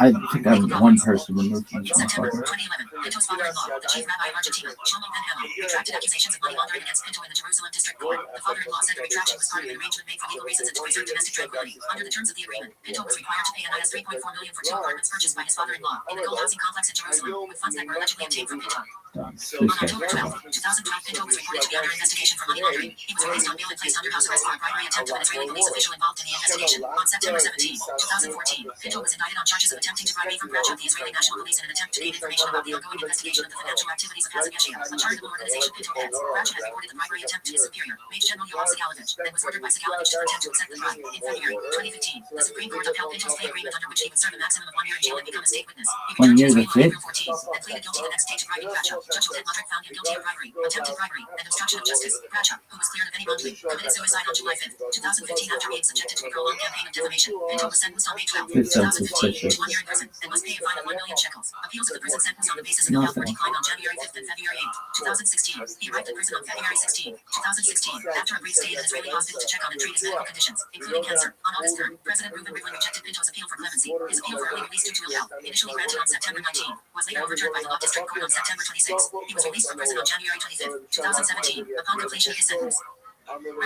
This guy's corrupt as fuck. flour. Really? Yeah. What would you? What did you tell him? I know this motherfucker. Not on Valentine's Day, but I do like to Fucking hell, hard to would get be that aside tell him. from What else did you tell him? Really? Oh, yeah. You did that corruption. Yitzchak Meir Morgenstern, Hebrew, born December 10, 1966, is an Israeli Hasidic rabbi and Kabbalist. Biography. Morgenstern was born to Yaakov Menachem and Yachid Sima Morgenstern, Jerusalem, in the Hamden neighborhood of London. He studied at the Lucerne and Gateshead Yeshivas while simultaneously learning Kabbalah and Hasidism. He married the daughter of Rabbi Yosef Lubinsky of Antwerp, known as the Rebbe of Chechen, and lived in Antwerp and Jerusalem after his marriage. He studied under Rabbi Nisan David and was connected to Rabbi Zvi Hirsch Rosenbaum, the Rebbe of Kretchen C, and Rabbi Yaakov Lieser, the Rebbe of Peshawar. He also studied Kabbalah with Rabbi Yitzchak Kadri and Rabbi David Batsri, and with Rabbi Eliezer Tzvi Safran of Kamarna, currently the Rebbe of Kamarna and Beit Shemesh. Around 1995, he began holding Sunnah Shlish at the Satmar Beis Midrash in the Ezra Torah neighborhood, attended by Breslov Hasidim. In 1997, he opened a small kollel in the Mecca Baruch neighborhood, called Elena. In 2002, he opened the Beis Midrash named Torah Chacham on Valley Yusuf Street in the Chivir Roshan neighborhood, named after the book by Rabbi Haim Raza. The Beis Midrash includes a midnight kollel, a morning kollel for Halachic studies, and an afternoon kollel for Kabbalah studies. Over the years, the Hasidic community has formed around him. He receives good legends referred to as a Rebbe, though he emphasizes that he is a Breslov Hasid. Among his followers are Mordecai Ben David and Mary Weber. By 24 Hour Newsroom. More information has been released about yesterday's demonstration against ICE in downtown LA. Authorities say 3 federal officers were killed through objects including rocks. The Department of Homeland Security says about 200 to 300 people gathered outside an ICE building on Friday. Morgenstern combines the teachings of Breslov with the Kabbalah of the Arizona and his successors. He delivers daily classes on the Zohar, Lakuni Maharan, Daf Yomi, and Kabbalah. Additionally, he gives other classes on Palachah and Hasidism. During Sunnah Shlishin, he holds a tish where he delivers Torah teachings for about an hour or more on the weekly Torah portion and current topics, concluding with a new interpretation of the phrase T.A. Chachil and Nafshach from the Hymn Torah Yibra. His teachings from Sunnah Shlishin are printed in a weekly booklet called T.A. Chachil and Nafshach. On Friday night, he does not hold a tish but delivers Torah teachings at his home before his followers during the meal. These teachings, along with other Torah teachings given during the week, are printed in a booklet called Neshut and Chadadin, distributed weekly via email and in limited print. For years, he traveled to Newman for Rosh Hashanah with hundreds of followers from Israel, England, and the United States, who joined his minion there. The prayers in his minion lasted from sunrise to sunset. The show flowing took about 2 hours due to Morgenstern's Kabbalistic intentions. Before Rosh Hashanah 2012, Morgenstern traveled to Newman but decided to return to Israel before the holiday. He published a pamphlet stating that those connected to exotic in Israel could stay in Israel for Rosh Hashanah. He also wrote an essay on this topic for his book called Behemoth Behazel and Erdu. Some of the prayers that year were held at the tomb of David, which he has shown interest in recent years. However, for Rosh Hashanah 2013, he was again in Newman. In subsequent years, he remained in Jerusalem, sometimes traveling to Newman on the eve of Rosh Hashanah and returning to Israel for the holiday. His books have received endorsements from Rabbi Moshe Halberstam, Rabbi Yechiel Fishel Eisenbach, Rabbi Doc Weiss, and others. Family. His eldest son, Israel, married the daughter of Rabbi Pinchas Moshe Tal, the Rebbe of Kosner, in 2014. His second son, Yaakov Menachem, married the daughter of Rabbi Yehuda Levi Ashlag, the Rebbe of Ashlag, in 2023. Teachings. Kabbalah. Morgenstern bases his Kabbalistic approach on the teachings of Rabbi Haim Raza. This approach often interprets things non-literally and frequently uses the principle of Yerushalayim, values, which posits that there are several systems of relation for everything. This reconciles contradictions between sources, which, according to this approach, deal with different systems. Accordingly, Morgenstern states that all disputes in Judaism are only from an external perspective, not from the inner truth. His teachings incorporate elements from the Rashash and his students, Chabad, the Ranchel, Breslov, Kamarna, Siddichah, Rabbi Abaronis Ashlag, the Vilna Gaon and his students, and Rabbi Ashlag. For example, he claims there is no dispute on the concept of tzimtzum, contraction between Hasidism and the Vilna Gaon, and both agree with the Hasidic approach. Similarly, he believes that revealed Torah and knowledge align with the Torah of secrets. Morgenstern often explains the reasons for lacking disputes based on the soul roots of the opinion holders. Morgenstern has developed meditation methods based on Kabbalistic sources, summarized mainly in the Derech She'echu section of the Yam and Chachu collection. Despite the theological complexity of Kabbalah, he believes it must align with the simple faith common among the Jewish people, even though some Kabbalists think otherwise. However, he holds that those who err in these matters are not considered heretics. Morgenstern opposes the critical approach of Yosef Adavi and Rabbi Yaakov Moshe Hillel, who believe that parts of the writings of the Arizal are innovations of Rabbi Haim himself and not what he received from his teacher. Morgenstern believes that everything written in the Arizal's writings is from him unless explicitly stated otherwise. He stands out among the Kabbalists following the Rashash's path by instructing to direct prayer intentions even during times like the days of the Omer counting and the days between Rosh Hashanah and Shemini Atzman. Unlike the Chazal Pei and most of the Rashash's students, relying on the Torah Chacham. Palachah. Although he does not formally go on Palachah and usually refers questioners to recognized authorities, he engages in halachic inquiries published in the Yam Chacha and Neshut and Chadadin collections. He tends to pray at very late hours, relying on unique opinions regarding the times of day for prayer, noon, sunset, and nightfall, following the approach of the Maharshal. Regarding twilight, he follows the opinion of Rabbi Yochanan and believes this was also the view of the Arizal. He heavily relies on the Torah of secrets in his rulings, believing it does not contradict the principle that the Torah is not in heaven. Morgenstern wrote a response on renewing the mitzvah of Techlet, rejecting the status of the commonly used Techlet dye from the Murex trunculus snail, arguing that the snail does not fit the signs given by the sages. He prefers the Janthina snail proposed by Rabbi Herzog. However, he wears the commonly used Techlet since his preferred type is not available. He prohibits the one-grain method, a type of applied kinesiology where questions are asked, and answers are received through muscle testing, considering it informal sorcery. The Rebbe of Amshina, who permits the method, remarked that of all those who oppose his view, Morgenstern is the only one who shows the prohibition side. Morgenstern has tried to influence rabbis to issue prohibitive ruling on this matter. Before Passover 2019, he expressed support for offering the Passover sacrifice and asked his students to register for a lamb for the sacrifice. References.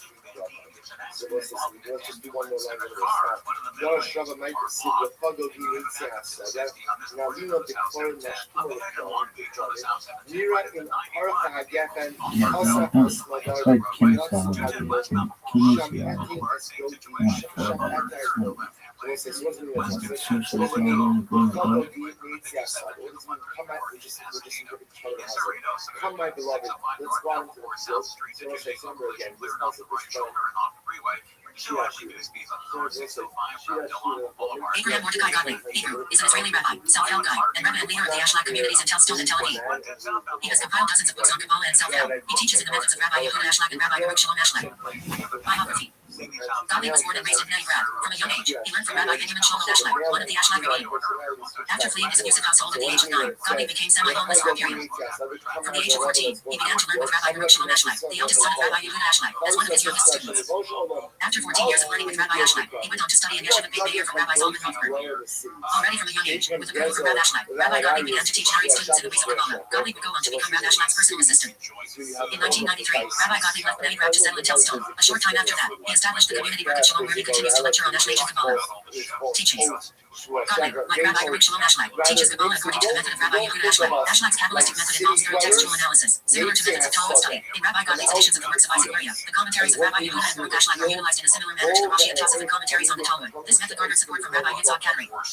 Rabbi Godwin's method of studying Kabbalah is to study the spiritual worlds from the perspective of the human world. This is in contrast to the Sephardic method, mainly perpetuated by the students of Rabbi Shalom Sharabi, who study Kabbalah in the abstract. This method is primarily focused on transforming an individual from the desire to receive to the desire to give. His views on various social issues are characterized by hard social progressivism within a Haredi cultural context.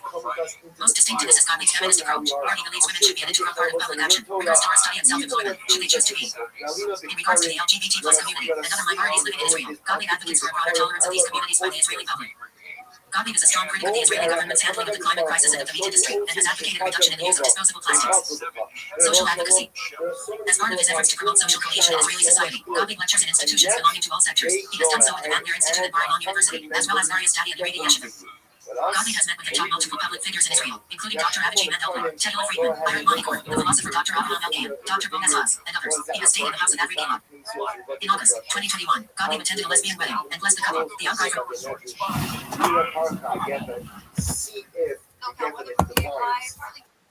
Yes, ma'am. All right, Mr. Aquarius, how you doing? I know. How are you?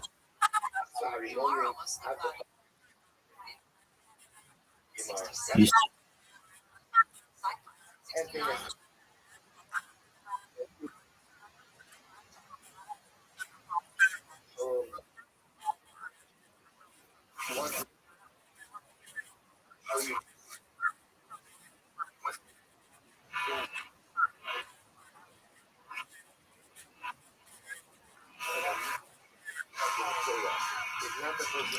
Well, Mr. Aquarius, he had a wonderful life.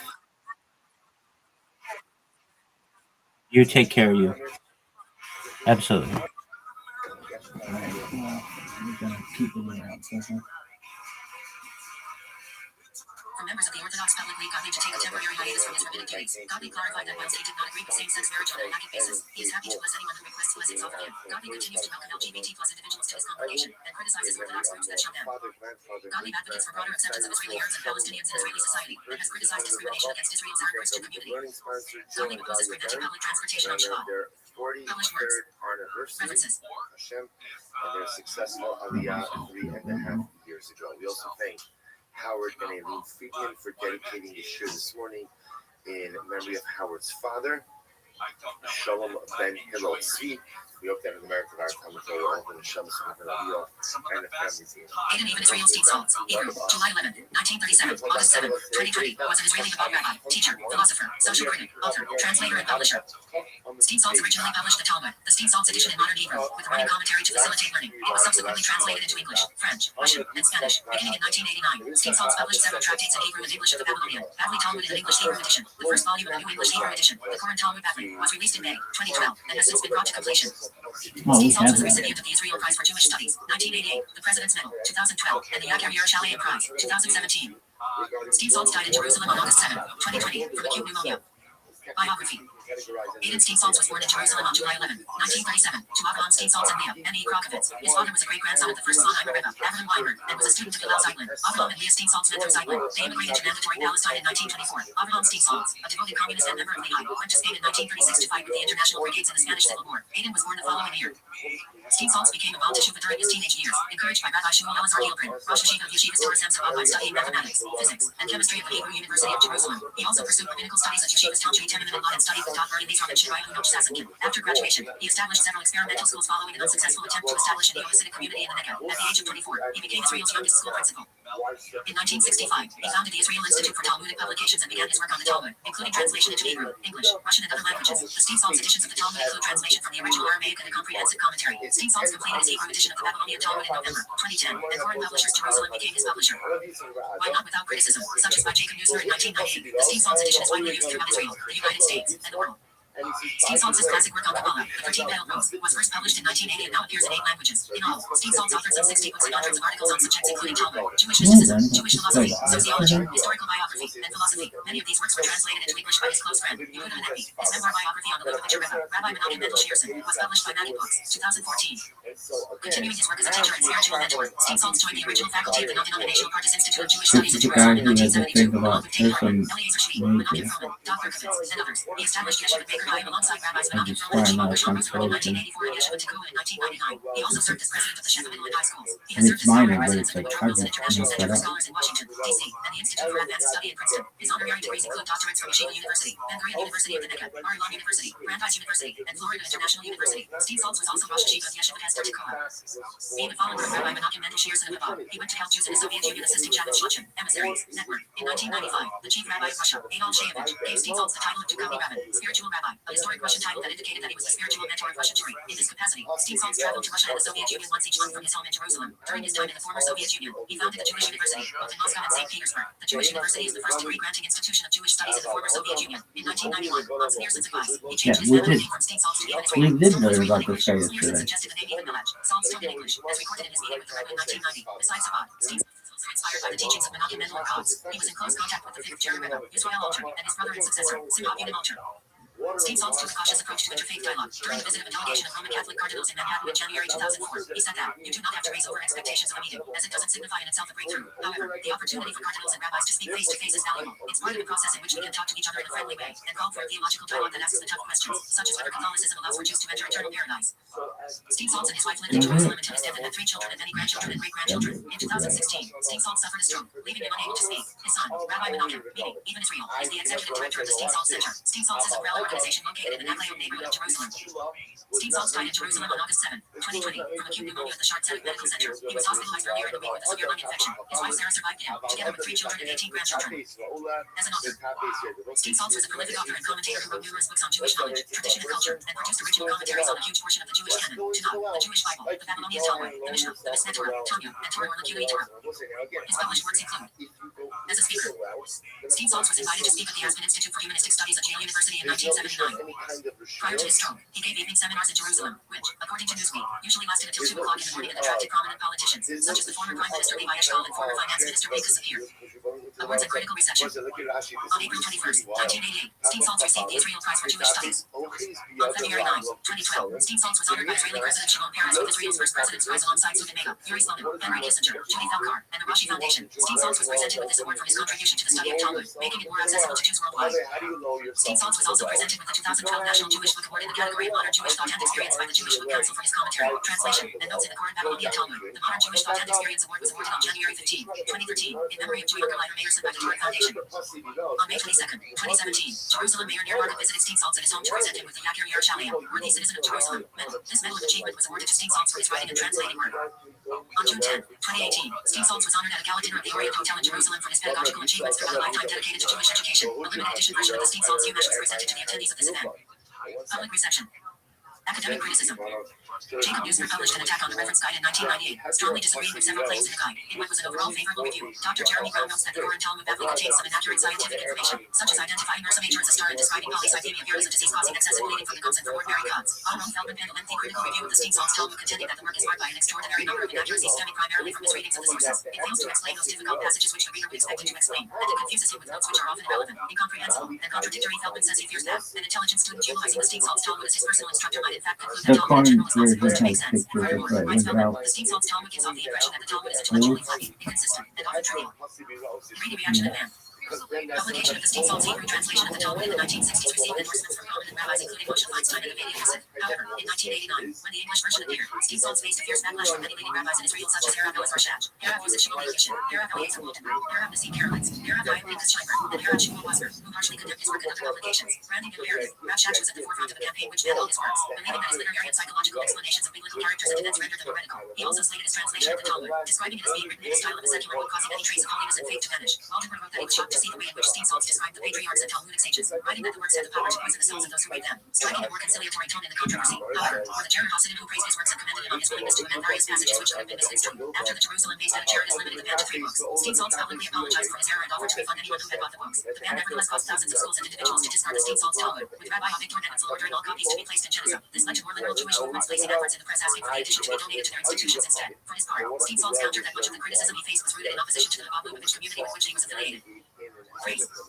While certain members of the Haredi community may have opposition to Steam Salts' works, other Jewish leaders, rabbis, and authors have spoken or written about their appreciation for Steam Salts' unique educational approach. Rabbi John Russell of Temple Israel of Hollywood featured Opening the Tanya, Learning the Tanya, and Understanding the Tanya on his list of the top 10 recommended Jewish books. These volumes are written by Rabbi Shur Zalman of Lighting, the founder of the Rabbi Lubavitch movement, and include commentary by Steam Salts. Through reading the Tanya, readers can explore all aspects of the central text of the Rav movement. Rabbi Ali Goldberg, a Rosh Yeshiva and the CEO of Technical Yeshiva, discussed his gratitude for Steam Salts' Global Day of Jewish Learning and the opportunity created by this online platform for learning and creating a deeper connection to Torah, other Jewish texts, and Jews worldwide. Rabbi Pinchas Levash, who studied under Steam Salts, notes that Steam Salts is a world scholar who revolutionized the Jewish landscape through his commentary, other writings, and educational organizations. In 1988, secular Israeli historian Zane Katz compared Steam Salts' importance to that of Rashi and Maimonides, 2 Jewish scholars of medieval times. In addition, Ilana Gershon, an American-Israeli author, wrote that Steam Salts' ability to bring the historical world of the Talmudic stages to life created an enjoyable Jewish learning experience for her when she was intensely studying Talmud. See also.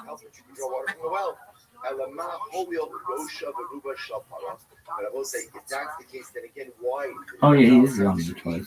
Get your shit together. Look at this. He's on there twice. I don't know why. Fucking up my twice. I don't know why the fuck. But there's some major fucking association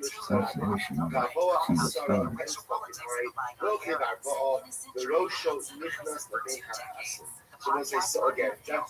You can have your own version, maybe. I don't know. Yitzchak Fadish Ginsburg, Hebrew, born November 14, 1944, sometimes referred to as the Malaklet, the Angel, is an American-born Israeli rabbi affiliated with the Rabbi movement. In 1996, he was regarded as one of Chapman's leading authorities on Jewish mysticism. He is the leader of the Derech Hayom, the Way of Life movement and founder of the Galilei Institute, which publishes his written works. His students include Sheridan, ultra-Orthodoxes, religious Zionists, and Chabad Hasidim, as well as Baalei Teshuvah, Penitents. He is currently the president of a number of educational institutions, including the Audios of Chai, Joseph Stillbach's Yeshiva in the settlement of Yitzer in the West Bank. Ginsburg has lectured in various countries and throughout Israel. His teachings cover subjects including science, psychology, marriage, harmony, and monarchy in Israel. He has published over 100 books in Hebrew and English, most of which are edited by his students. Ginsburg is a musician and composer. Some of his music has been performed by Israeli musicians. His students include Torah scholars, academics, and musicians. Some of his statements regarding the differences between Jews and non-Jews have aroused controversy. Ginsburg and his students have responded to the controversy by saying that his use of concepts taken from Chassidut and Kabbalah are far removed from the language that the media has adopted. Biography. Early life. Ginsburg was born in St. Louis, Missouri, in 1944, the only child of Shimshon Yaakov and Rina Malka, Nijuni. Ginsburg, he was considered a child prodigy in music and mathematics. Both of his grandfathers were Chabad Hasidim. His parents had a great affinity to their Jewish roots and a love of the land of Israel. His father immigrated to Israel as a young man, where he was one of the founders of the city of Ravenna, but returned to the USA to complete his higher education. His return to Israel was delayed when the Second World War broke out, and he remained in the USA, where he married Ginsburg's mother. His father held a PhD in education and served as principal of a number of Jewish schools. The family later moved to Cleveland, Ohio, where Ginsburg grew up until the age of 14, when his parents spent a year in Israel while his father wrote his doctorate on teaching the Hebrew language. During their year in Israel, the young Ginsburg studied at the Hebrew Gymnasium in Rejavia, where he learned Hebrew and began his path to Torah study by reading Ethics of the Fathers, which left a great impression upon him. Upon their return to Philadelphia, he met the Rebbe of the Network Hasidic dynasty, Rabbi Meir Isaacson, author of the Rebbe's. What is this?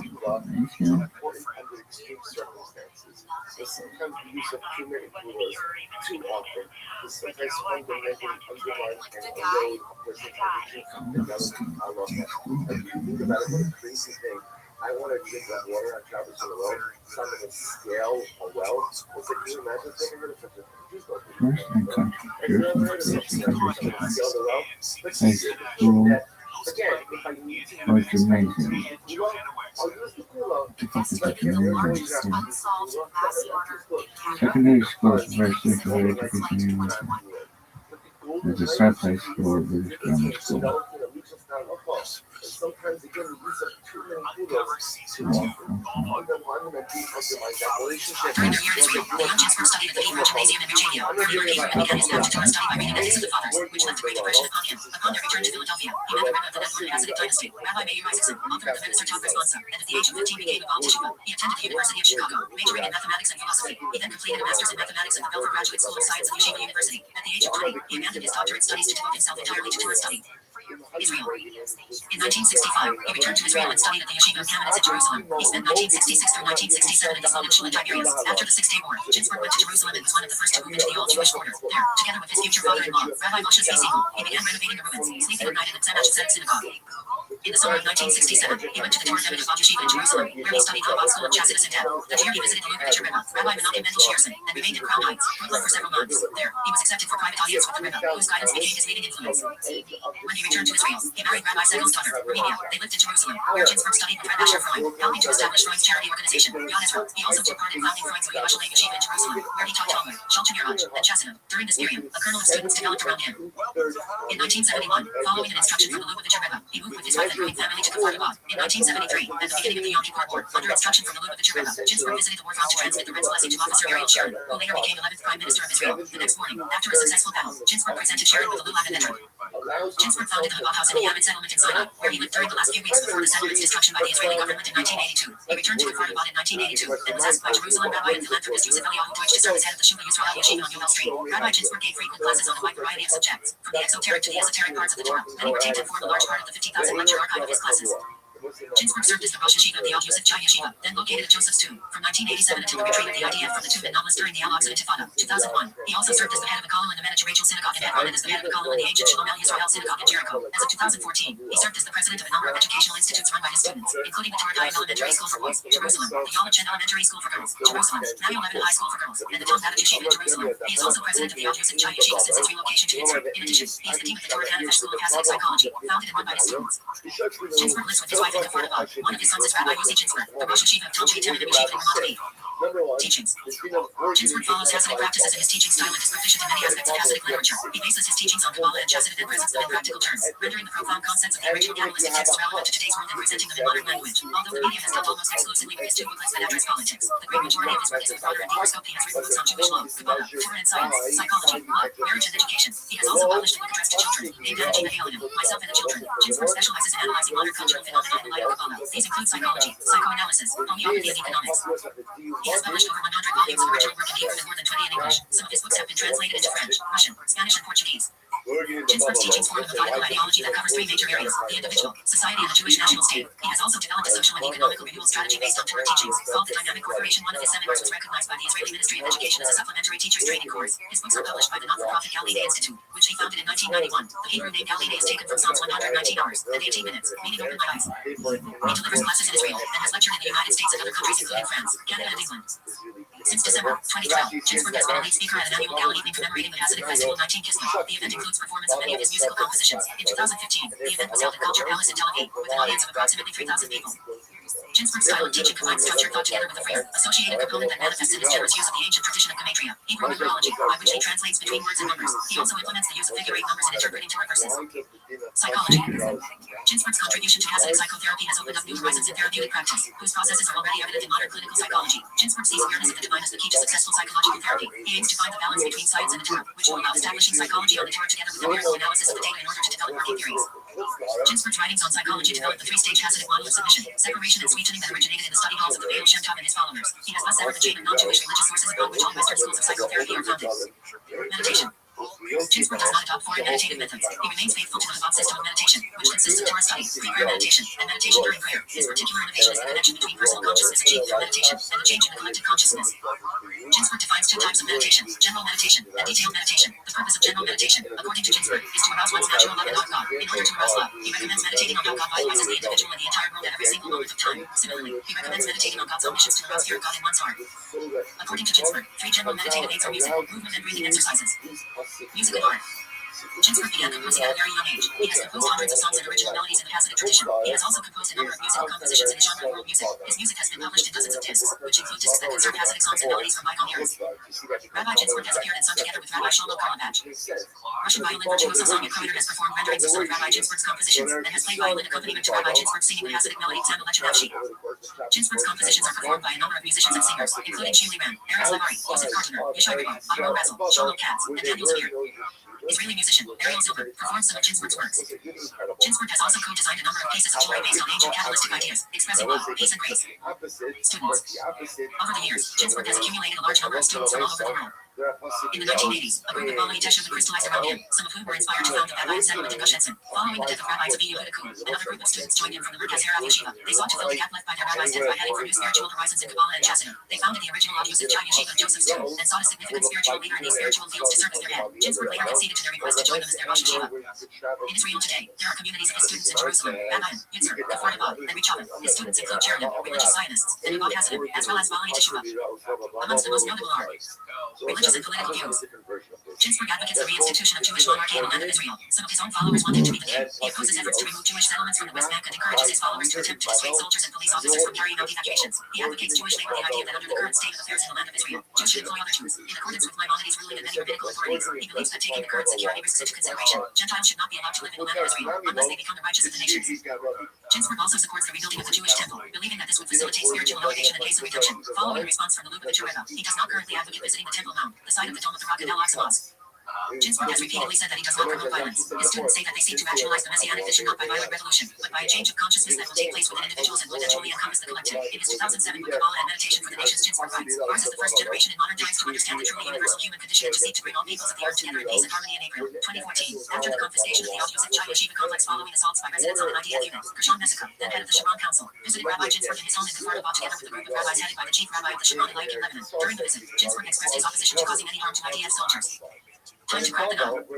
Ginsburg's theocratic worldview is to take control of Israel's state institutions to pave the way for the Messiah's arrival. Ginsburg details his approach in an essay, Time to Crack the Nut. In Hebrew, using Kabbalistic imagery, he compares Israel to a wall that's surrounded by 4 shells or cliff, which represent the forces of darkness and impurity. The outermost shell is secular Zionist thought, which may not align with the vision of religious theocracy. The second shell is the judicial system, the courts, the media, and the education system, which in his view promote negative values, i.e. universal values like liberalism, assimilation, and equality between Jews and Arabs. The third shell comprises government apparatuses, including the Knesset, which are considered dangerous because they allow for compromise and territorial withdrawal. The fourth and innermost shell is the army, which Ginsburg deems necessary with changes such as soldiers ignoring the principle of purity of arms if it contradicts the will of God. According to Ginsburg, the first 3 shells must be crushed by dismantling Zionist secular ideology and overthrowing the government in order to pave the way for a Torah-based rule. This way of thinking is similar to ISIS and Al-Qaeda, except Ginsburg would impose a galactic style regime instead of Sharia law. You went from Barnash to the Shul of Daniel. You traveled from Barnash to the Shul of Daniel, and that is a distance, Rashi says over here, Amri Shanati, Sha'omim Aleichem, Sha'akem Boi, Barnish, לבית כנישתא דדניאל בשבס, מקום היה בבבא, ששם היה מספר לדניאל תקציב, וכוון season levilos. So apparently there was a shul, it was known as the Shul of Daniel. So you have a Chisset telling Mari, I heard, purity of arms, Hebrew, Romanized, Talmud Hanesher, is one of the core values listed in the spirit of the Israel Defense Forces. It is described as the following. The IDF servicemen and women will use their weapons and force only for the purpose of their mission, only to the necessary extent and will maintain their humanity even during combat. IDF soldiers will not use their weapons and force to harm human beings who are not combatants or prisoners of war, and will do all in their power to avoid causing harm to their lives, bodies, dignity, and property. What did you rely on to travel such a far distance more than the regular Shabbos? Avoiding, did you rely on the presence of huts to extend your clothes? Ha'amar Avua, the Avua, the Shmei Rabbi, your father, the father of your father, like your grandfather, said the name of Rabbi. Violence against Palestinians. In 1989, following the arrest of 7 of his students after the shooting of an Arab girl during a settler rampage through the Palestinian West Bank village of Kefir, in response to rock throwing by the Arab villagers, Ginsburg reportedly offered biblical justification for the view that the spilling of non-Jewish blood was a lesser offense than the spilling of Jewish blood. He stated that threatening to kill Jews comes under the ruling, he who comes to kill you, you should kill him first. The Ashkenazi chief Rabbi Avraham Shapir criticized Ginsburg's views. In 1993, Ginsburg defended another student of his guilty of firing indiscriminately at Arab laborers in Tel Aviv. In 1994, Ginsburg received widespread criticism for his article Baruch Hachaver, in which he defended Baruch Goldstein, who had massacred 29 Palestinian worshippers at the cave of the patriarchs in Hebron. Rabbi Ginsburg wrote that it is possible to view Baruch Goldstein's act as either following or defying five halakhic principles, namely sanctification of God's name, saving life, referring to allegations that Goldstein had received prior warning from the IDF regarding a planned Arab massacre of Jews, revenge, eradication of the seed of Amalek, and more. The conclusion to the article is that Goldstein's act emanated from the super-rational powers of his soul. Therefore, one cannot rely on logical reasoning to determine whether the act was worthy or condemnable. The Jerusalem Post asserted that Ginsburg had called the massacre a mitzvah. Mani Angry commented on this.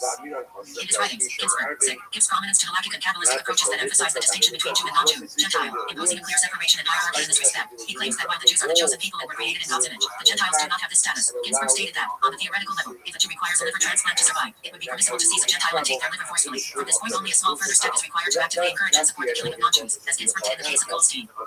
Ginsburg responded to claims that he permits the murder of non-Jews.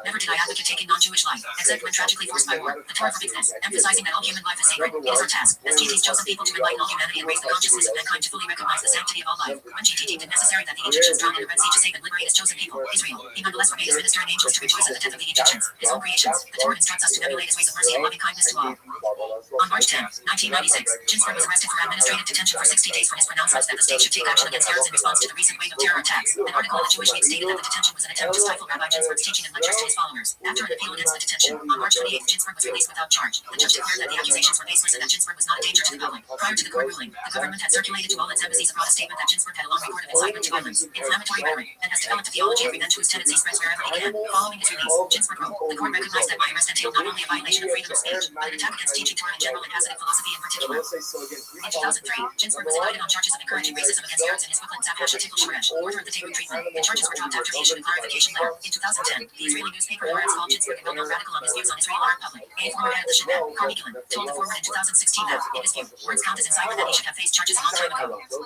In 2009, Ginsburg wrote an endorsing introduction to the first volume of the highly controversial Torah Candlelight. The volume, which endorses the killing of innocent children as a way to take revenge on their parents, and has been condemned by spokespeople for both the conservative and reform movements and the Anti-Defamation League, is said by its authors to have been based on Ginsburg's ideas. In April 2014, Ginsburg called price tag acts of vandalism unsupervised acts, and stated that there is no need to use hands-on tactics. Instead, he suggested achieving goals by power of word alone, speaking out firmly but calmly to transmit the message. The following month, the Shin Bet claimed that the price tag acts were the handiwork of about 100 individuals who were inspired by Ginsburg's ideas. Zavizuko, self-identified as a prior Hilltop Jew, says that it was Rabbi Ginsburg who convinced him to stop his violent activities against Arabs and find more legitimate ways to express his frustration. Ginsburg spoke out very clearly against violence. He said that we should act within the framework of the law. Ginsburg and his students have responded to the accusations made against him by stating that he has been misunderstood and that his words have been taken out of context. The wicked acts of the people of Gaza underscores their Amalek-like features. He wrote in his Nifleo pamphlet a few weeks after the October 7th massacre. These features, he added, demands that we insert the command blot out the memory of Amalek from under heaven. You shall not forget a total annihilation, not sifting, that is not checking who is innocent and who is guilty.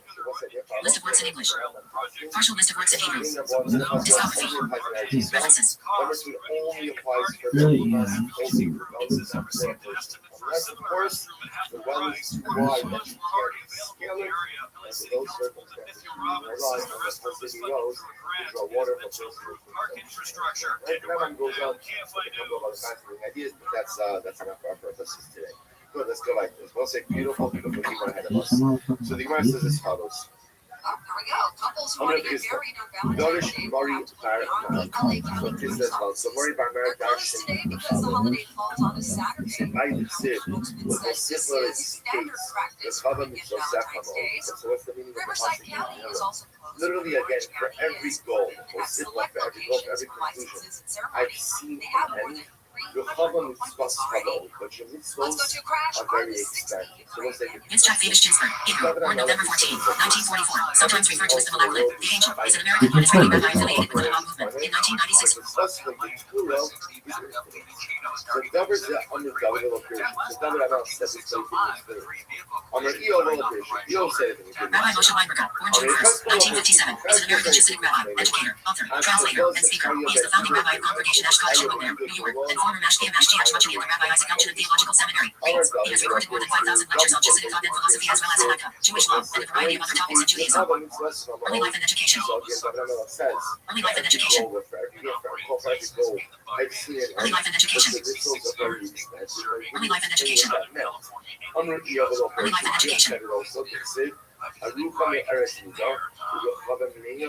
Literally again, it is longer than the earth and the length of the earth, and wider than the width of the sea. Early life and education. Once Parents and childhood. Rabbi Weinberger grew up in a modern Orthodox home in Queens, New York. His father, Mordecai Aryeh Yosef Weinberger, March 24, 1923, February 10, 2020, and his mother were both Holocaust survivors from Lakax and Dunbar who went through the Nazi concentration camps, and his grandparents were Belzer Hasidim. He began studying Hasidic works after his bar mitzvah. Semicha and degrees. Although he originally planned a career in law, he discontinued his law studies to train for the rabbinate, receiving Semicha, ordination as a rabbi, from Reeds, where he was a student of Rabbi David Lifshitz and Rabbi Yoshua Soloveitchik. He also studied for some time at Yeshiva Shir Yasha. He earned master's degrees in Jewish philosophy from the Bernard Rebel Graduate School of Jewish Studies at Yeshiva University, and in educational administration from Columbia University Teachers College. Rabbinical positions. Early career. Rabbi Weinberger began his career in the rabbinate as a rabbi at a yeshiva in Far Rockaway. He taught for 2 decades as a rabbi at Ezra Academy, a Jewish day school in Queens, New York, and also served as a Mashgiach Rachani for Nevert Zion of Queens. For 1 year, he also taught as a high school rabbi at Yeshiva Shir Hatter in Queens. Congregation Ash Kodesh. In December 1992, Rabbi Weinberger became the first rabbi of Congregation Ash Kodesh in Woodmere, New York. He named the synagogue after Kalonimus Kalman Shapira, the Piss Ex Rabbi. The congregation's annual Gilula celebration on the Yahrzeit, 10th anniversary of Shapira and on Lag BaOmer, the Yahrzeit of Rabbi Shimon Bar Yochai, each draw more than 2,000 attendees. The congregation also hosts multiple events throughout the year such as a Hanukkah Messiah party, such as Visa Shoeva, and Tu Bishvat. Rabbi Isaac Elchanan Theological Seminary, Reeds. In 2013, Rabbi Weinberger was appointed Mashgiach Rachani at the Rabbi Isaac Elchanan Theological Seminary, Reeds, where he presented weekly classes in Hasidic thought and philosophy, conducted a monthly Farmergen, joyful gathering, and used to spend Shabbos on campus several times a year. Explain his notion of the expansiveness of Siv, also to get the Pasuk A Mashgiach Rachani, Hebrew, BL, Mashgiach Rachani. Sometimes Mashgiach for short is a spiritual supervisor or guide. They are usually a rabbi who has an official position within a yeshiva and is responsible for the non-academic areas of yeshiva students' lives. Description. The position of Mashgiach Rachani arose with the establishment of the modern Lithuanian-style user yeshivas. The prototype of this new type of rabbinical leader and educator was Rabbi Nosson Tzvi Finkel, 1849-1927, known as the elder of the Slavaka yeshiva. Yeshiva's message Israel, Slavaka, in Lithuania.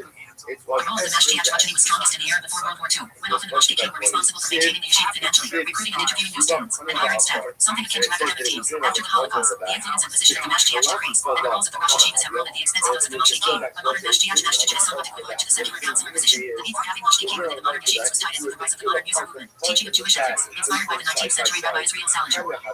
Some yeshivas may refer to the Mashgiach Mashgiach Rachani as a mental originator. The word mental means principal, as in the principal of the school, or supervisor. Modern yeshivas have a similar position referred to as Mashgiach, meaning the person who provides spiritual influence. Famous Mashgiachim. See also. References. The Gemara says it turns out that the world is 1/32 of the size of the earth. So let's say obviously we have a powerful experience as well as meaningful connection. Of this vast world. They're totally In around 2019, Rabbi Weinberger slowly started shifting out of his role at Rabbi Isaac Elchanan Theological Seminary, Reeds, to focus on opening up the column, Emmett Hamlet, for training people interested in rabbinical positions which focus on a combination of intense study of knowledge as well as a serious focus on Pinavius Hatter and Chassidus, which, due to a variety of factors, never came to fruition. Catholic Judaism. Knowing that many religious Jews may follow the letter of the law without feeling its inner joy or personal connection with God, Rabbi Weinberger preaches the basic tenets of Chassidus to rekindle excitement and joy in Jewish observance. He places a strong emphasis on the path of apathy and not hearing the person's personal relationship with God. He strongly encourages the learning of Pinavius Hatter and Chassidus for people of all ages, and believes that it is an extremely important component to one developing his relationship with God. He also encourages the path of Hisbodedus in which a person speaks to God in their own words with Catholic Judaism.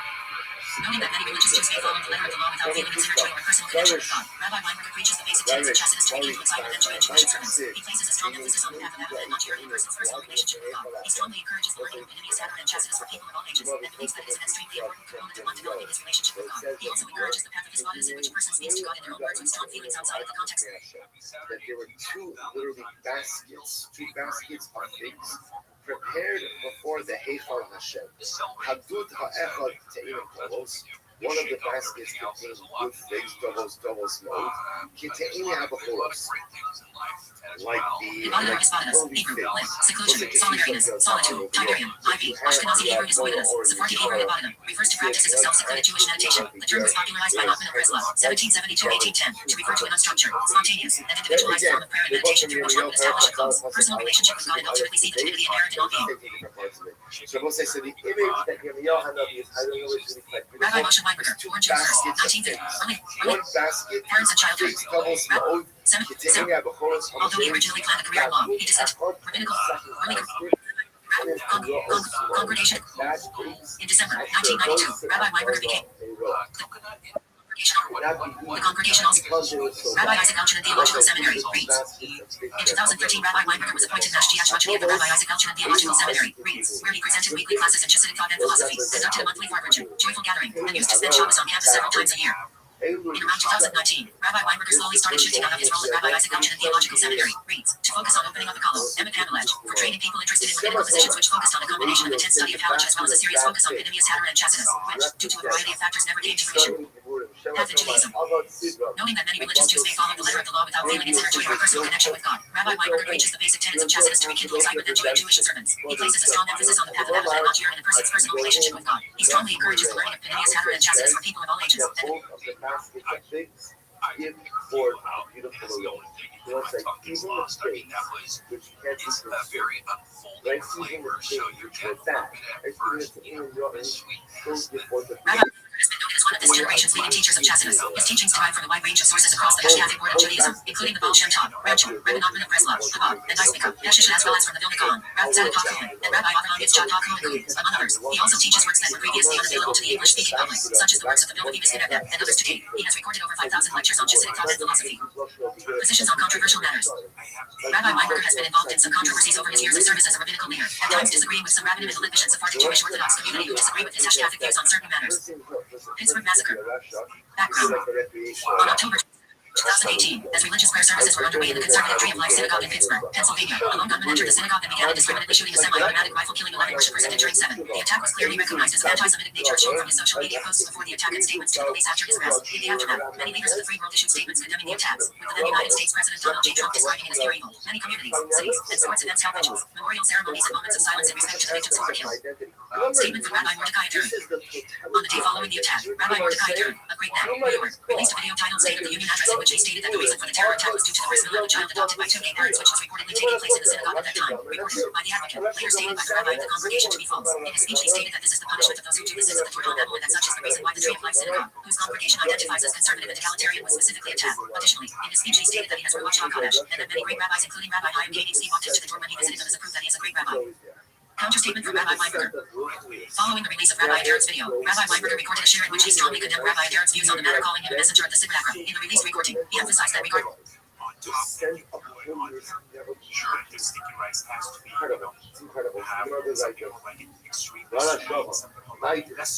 Hadouda industrial, what do you mean when it says that this is the Plus, that's interesting. So the first thing is done is, of course, inspired by Raphael. Following the release of Rabbi Adern's video, Rabbi Weinberger recorded a share in which he strongly condemned Rabbi Adern's views on the matter, calling him a messenger of the simulacra. In the release recording, he emphasized that regardless of what they were doing at the time of the attack or their affiliation to the conservative movement of Judaism, that is actually violence. Okay, so the giant industrial, the giant gave them what they moved is so beautiful. Every bacteria in the cell should have common country.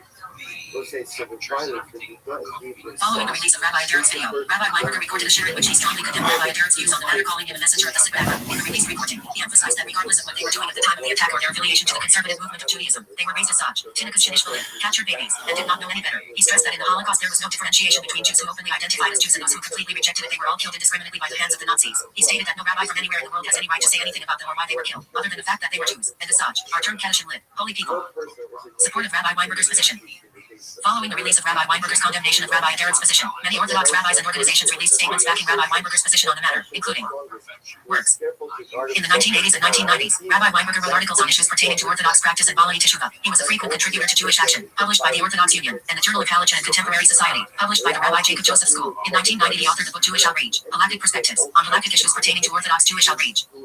Since 2011, he has produced 4 volumes of English translation and commentary on the Hebrew Sefer Oros HaTeshuvah by Rabbi Avraham Yitzchak HaKohen, published under the title Song of Teshuvah. In 2015, a collection of historic discourses at the annual Hillel yard site of the Piaseczner Rabbit Congregation Ash Kodesh was published under the title Warmed by the Fire of the Ash Kodesh. Since then, he has also published a collection of his weekly derushes, sermons, under the title Sparks from the Fire.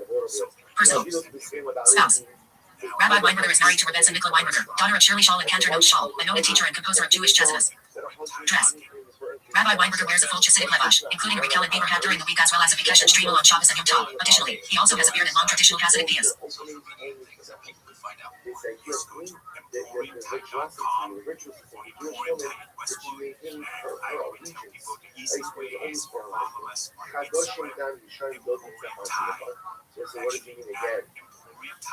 Literally, you and all, my beloved, I will wait you, I will look out for you. I'm looking at this stuff. There's no other stuff. This is so beautiful. So I point out, this notion that we kind of see so much in the last couple of decades regarding immorality. All right, folks. Cowboys. Wow. The greatest ever that a person All right. has. We'll get to a fucking We have been able to overcome those years to long desires. Zero production is this idea of this idea that Gemara says that you don't enough to lay out. So what does it mean that the young person, right? We're all young. The young person is able to resist immorality. It makes Where we're going in the future. This night is the night of the Seder. Dad, what's Let's make some order. The Seder. Have we got wine? Yes. Have we got Haggadahs? So let's get on our way. We'll carry it. We'll do it. First, let's prepare the Seder plate. On the plate, 3 matzahs, one upon the other, and on top the Seder signs. Kadesh. The Seder night opens with Kiddush. Each of the participants makes their own Kiddush on a cup of wine. What is it fucking for? The Seder night opens with matzahs, one upon the other, and on top the Seder signs. Kadesh. The Seder night opens with Kiddush. Each of the participants makes their own Kiddush on a cup of wine.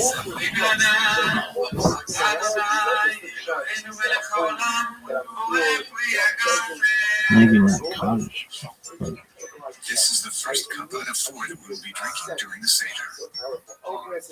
Urchatz, washing hands without a blessing. We will pour water on each hand 3 times. Karpas, we give a piece of vegetable, onion, a potato, and a bowl with salty water. And eat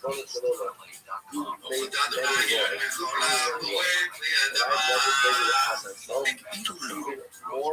Yachatz, we take out the middle matzah from the Seder plate and break it in 2 pieces. The larger piece we will keep for the afterkohler, wrap it with a bag and hide so we don't accidentally eat it before it's time. Kadesh. Dad, can I ask you a question? Sure.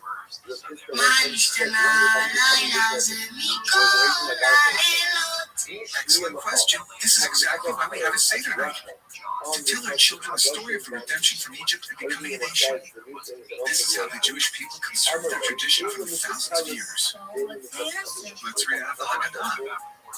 העבדים היינו לברכו במצרים, ויוציאנו אדוני אלוהינו משם ביד חזקה.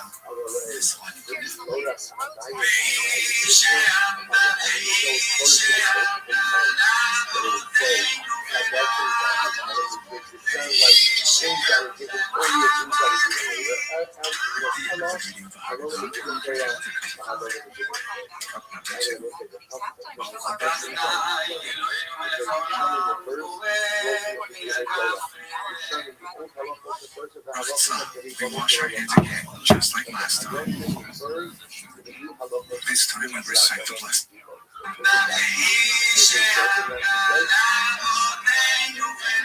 Can you play this right? Yeah, because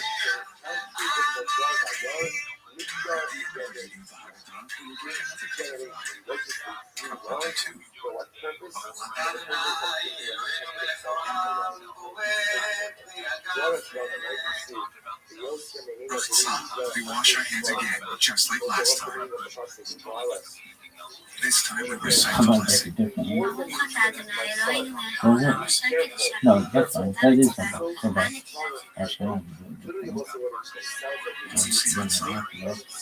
hold the Seder plate and recite. And an additional blessing.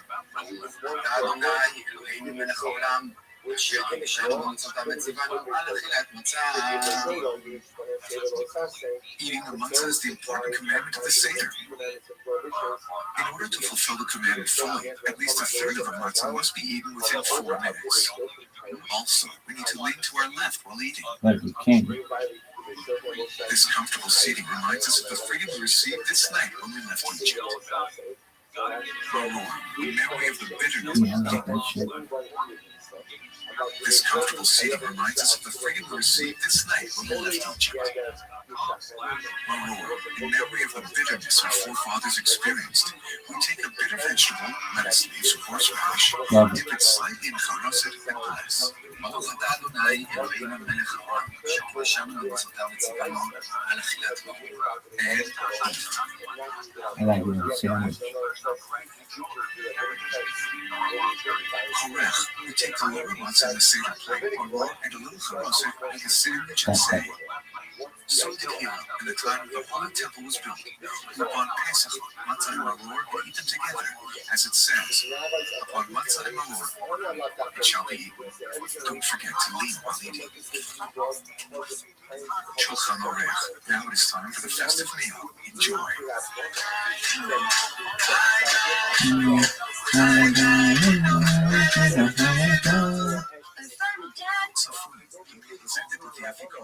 Piece of matzah we hit earlier. We shall eat the afikomen while leaning to our left. Marech, we pour the third cup of wine and recite the blessing over food out of the Haggadah. At the end of the blessing, we drink the cup. So what are you waiting for? I'm watching you from the door. We have a special guest. For the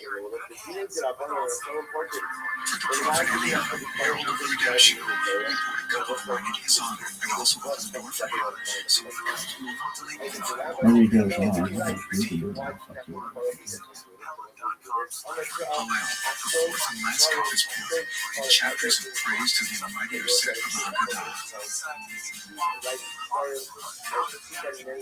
In the end, we will of course drink the fourth cup. Yitzhak, the wonderful Seder we've conducted is surely desirable to the Almighty, and now is the time to ask for the most important thing. Next year,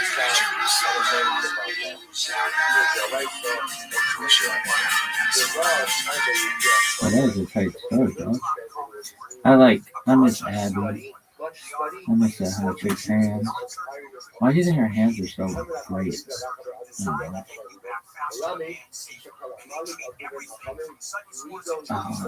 Are you done?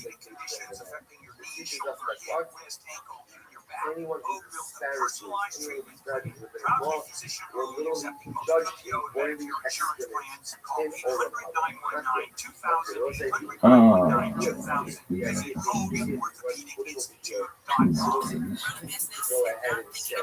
the rabbis are just adding on a layer of power. People are listening to the radio on I'll iHeart keep today it though. than Right, they were 20 years that's ago. all I And need. only iHeart Broadcast Radio connects with more I'm Americans sorry, than something's so good that I Facebook, can social, use it. any other media I don't know. It's on me.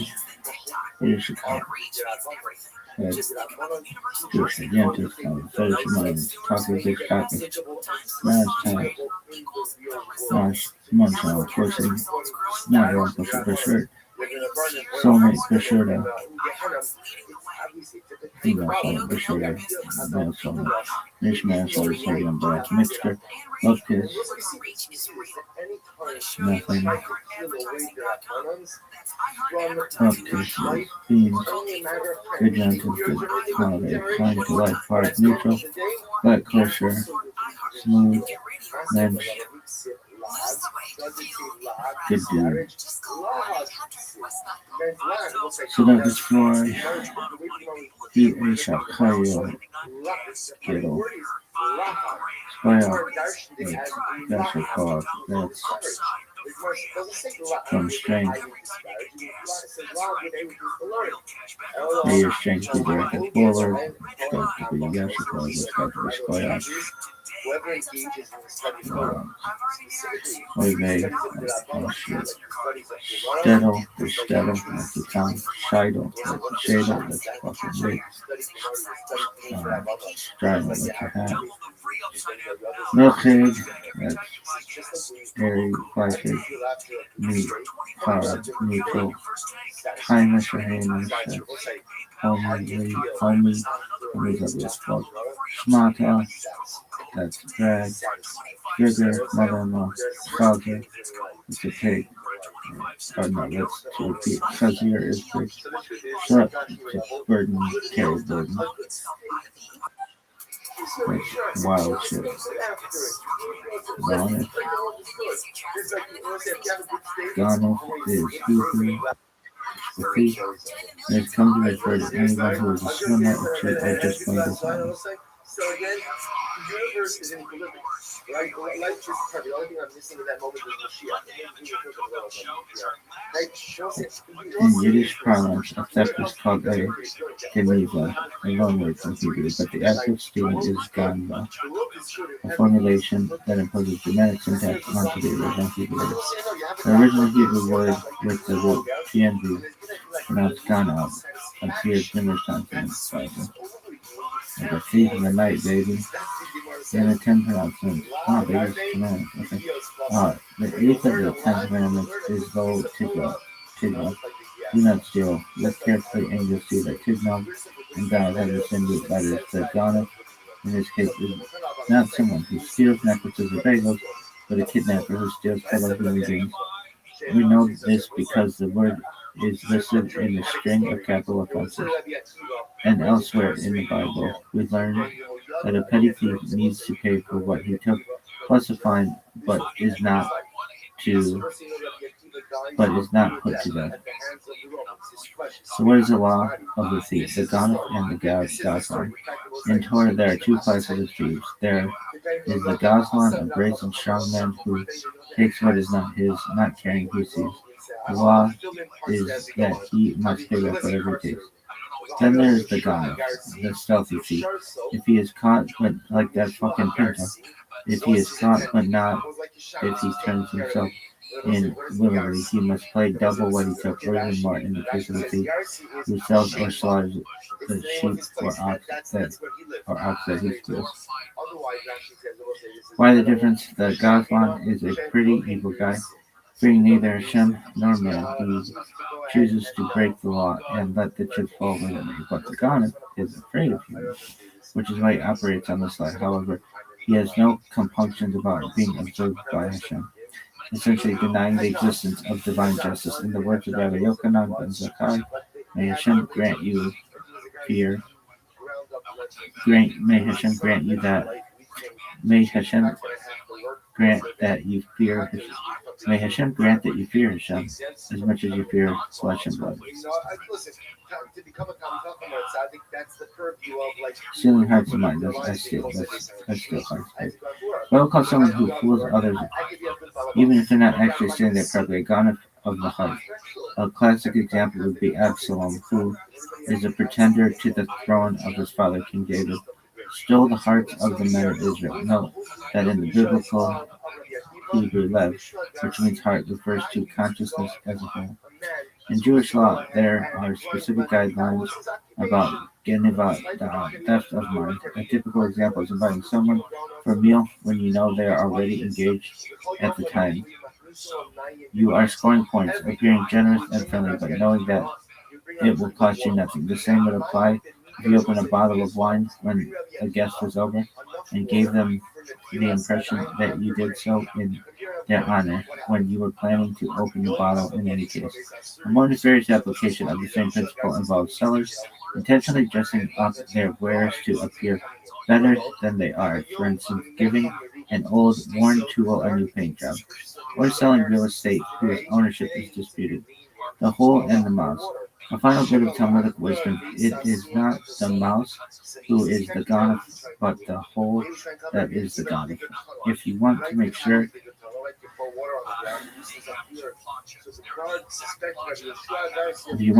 that you stay away, if you want to make sure that you stay far away from all forms of geneva, even the most subtle ones, it is a good idea to set up your life for the most outstanding way possible, leaving no holes that need to be plugged up. Oh, tight story. Yeah, what's up, one thing we do?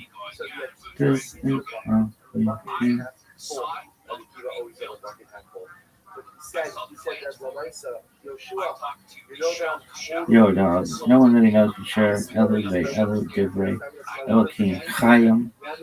But this is the Missouri we do. Do whatever you want to do, baby. Alright, so what do we do? So he said, okay, Gotta I'm go going to through order this. for hand wash. Okay. Although Rothschild seemed like he called out from a he said, Rabbi, there's barely enough water in there. So how do we as Orthodox Jews deal with the death of non-Jews? What happens to them? Like, obviously we don't say Kaddish. Like, what happens?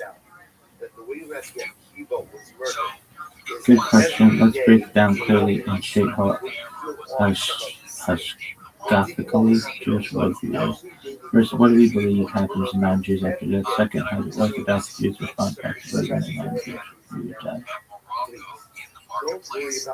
What happens to non-Jews after death? Mainstream Orthodox Judaism does not teach that non-Jews are automatically lost or punished. That's somebody else's thing, not Jewish. And the key concept is the righteous of the nations are good.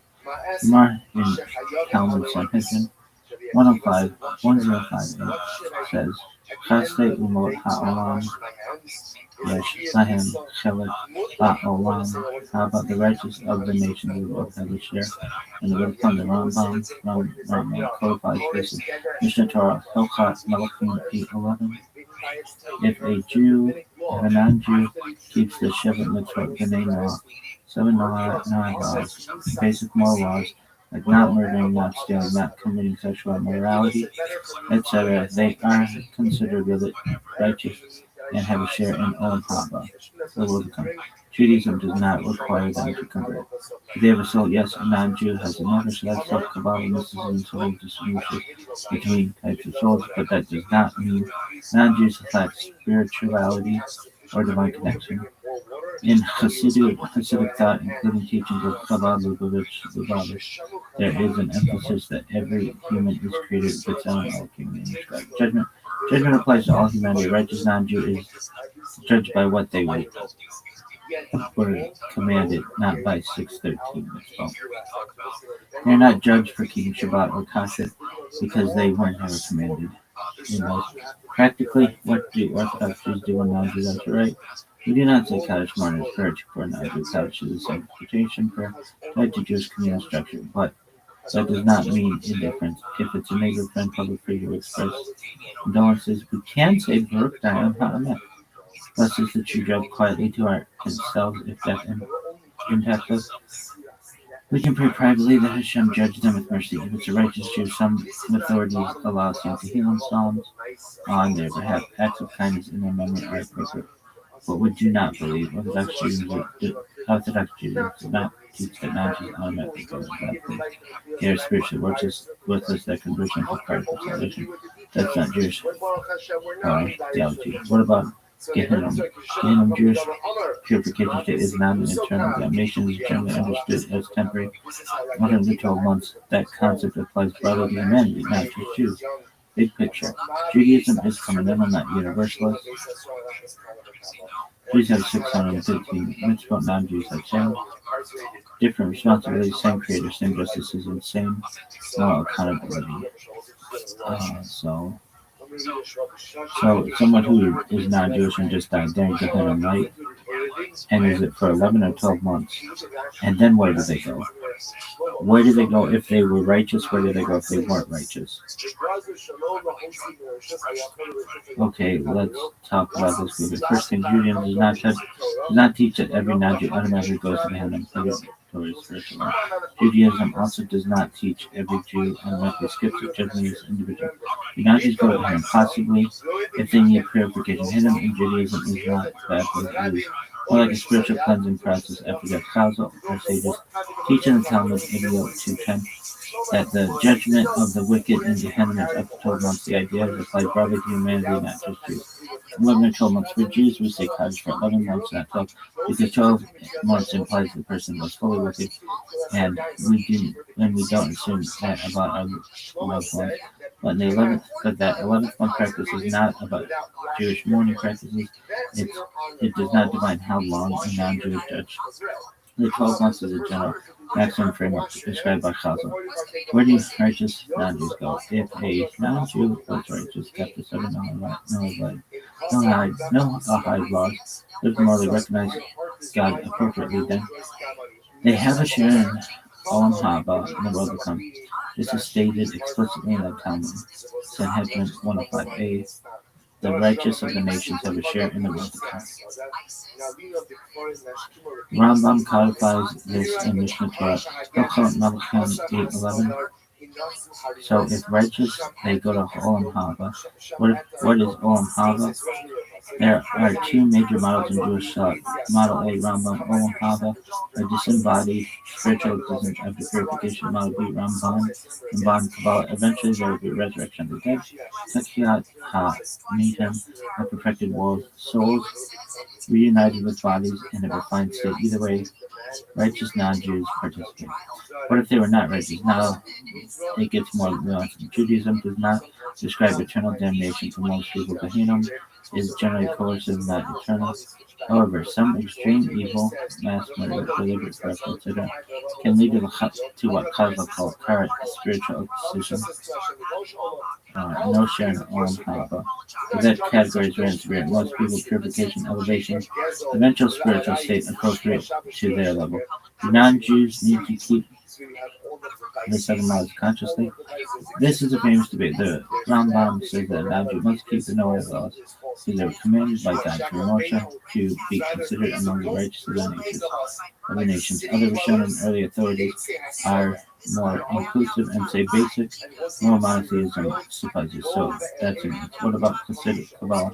In teachings like those in Tanya, there's discussion about differences in soul structure between Jews and non-Jews. That does not mean non-Jews lack afterlife. It means their spiritual mission differs. Chabad teaching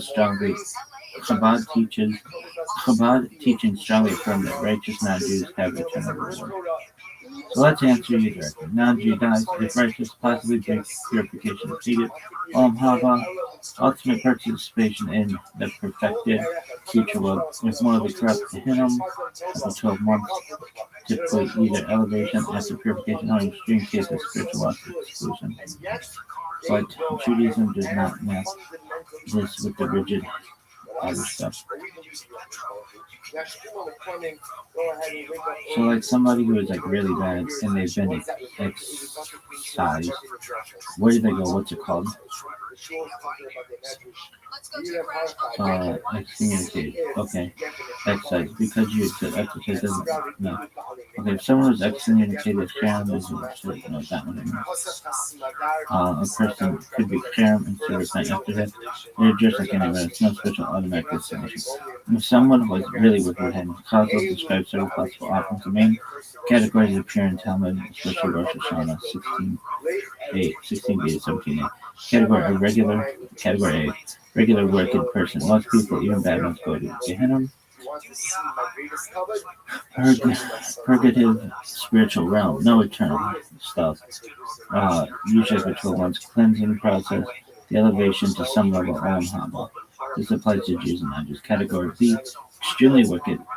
There is a more severe category mentioned. Ayin Lahem Chalak Olam Haba. They have no share in the Leviticus. The Rambam lists examples of the Mishnah Torah Hilchot Shuvah chapter 3. This includes deliberate heresy, those who cause the public to sin, extreme cruelty and rebellion. For those people, causes sometimes describe wrong punishment. Nidunim of Lidare, judge for generations, or what is called karet, spiritual excision. What is karet? Karet literally means cut off. In earthly terms, in the Torah, it can mean early death, childlessness. In spiritual terms, the soul is cut off from its source, no share in Olam Haba. This is not eternal torture. It is more like spiritual extinction or severe diminishment. Different Rishonim debate what that means exactly. Is there eternal damnation in Judaism? Promise everyone no. Chazal say the wicked of Israel are punished in Gehinnom and eventually emerge. Only the absolute worst cases are described as permanently excluded. And even then, some Kabbalistic sources soften it and speak of eventual rectification over cosmic plan like that. For a non-Jew who is extremely evil, if they violate basic morality, murder, cruelty, corruption, so the possibilities described in traditional sources of Gehinnom, extended purification and loss of Olam Haba, spiritual excision, but Judaism does not give graphic detailed math or eternal torture realms. It emphasizes divine judgment, divine mercy, proportional judgment. Bottom line, If someone is really bad, most likely to hit him, purification, extremely evil, possibly carried spiritual cutting up, only in rare cases described as permanently excluded from Olam Haba. Okay. Yeah, it's cool. Peace. We're fine. We're fine to say. Because you're trying to So, okay. brush, you're going to gag yourself with space, so you don't. The month of February, they want to give you 2 of those tub spray brushes for free. You order 3 packs of its newest sweet spearmint flavor. $14 value. Completely free.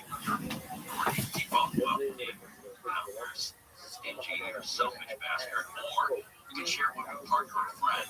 Just make sure it's fresh. Don't use the one you know. Only way to claim this offer, go to Zelmans.com/4. Get your spearmint 3-pack plus 2 free scrapers. Zelmans, ZELMINS.com/4. Zelmans.com/4.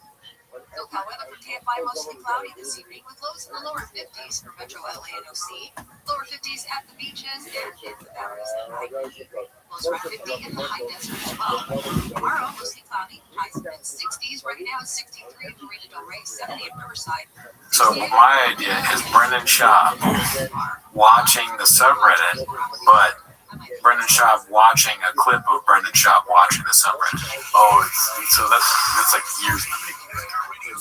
They should watching this clip. And then how they reacted to the redacted shit they said then. Yeah, dude. I will fuck you up.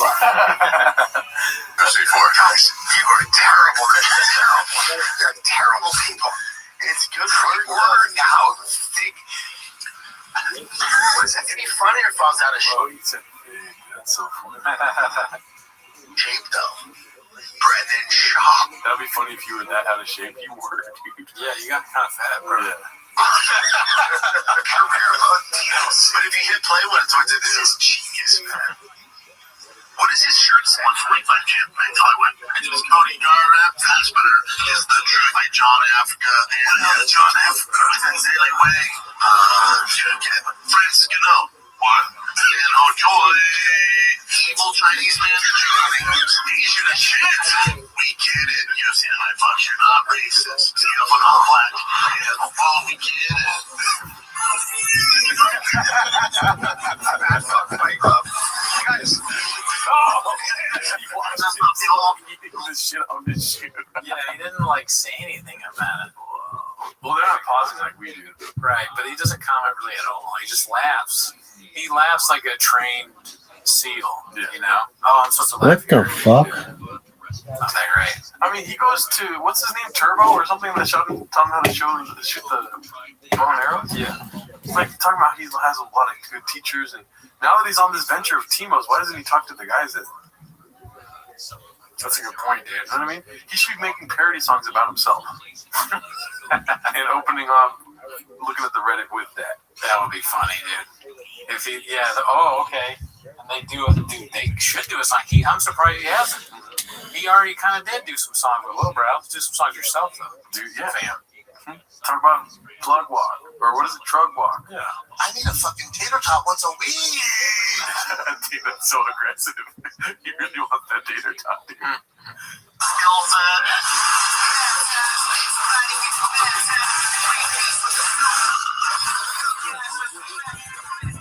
What if that's how he found out that he's drinking out of a straw? He sees that and he's like, what the fuck? Dude, that's Photoshop. Dude, that's not real. Straws are gay. Yeah, dude, what? Photoshop? crazy artwork.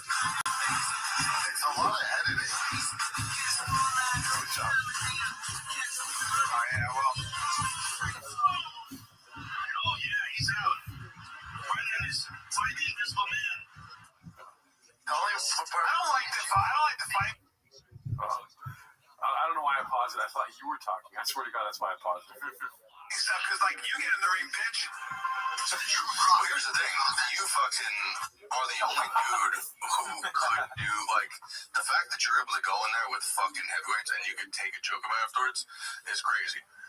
Yeah, I mean, you can't take it too serious. It's also, like, if that came from, like, DC or, like, somebody from the fraternity, then it's different. Yeah. When it's from fans or people, you know, they're not playing the same game. So you got knocked out by That's pretty cool of Brendan show to say that. I mean, hopefully he sticks to that word, but yeah, we're not part of the fraternity. We can make fun of him. Yeah, he can't hurt us. Yeah, because you said that since we didn't do UFC, then you can't fight us. I agree with that. Yes. I like the idea of Daniel Cormier or Cormier making a video like that. Doing Timos? Or yeah, like is he suggesting that he would edit a fucking 5-minute video making fun of Brendan Schaub? That's crazy. Yeah, that would be fucked up.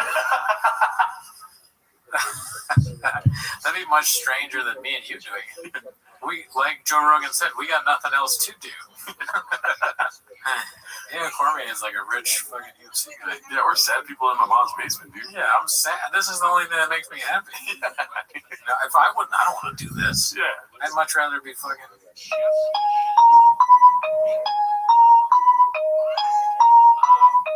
You gotta be do something if you Why did shit down? Roy fucking Nelson, who is a world champion, like Roy Nelson was NFL champion. unbelievable fighter.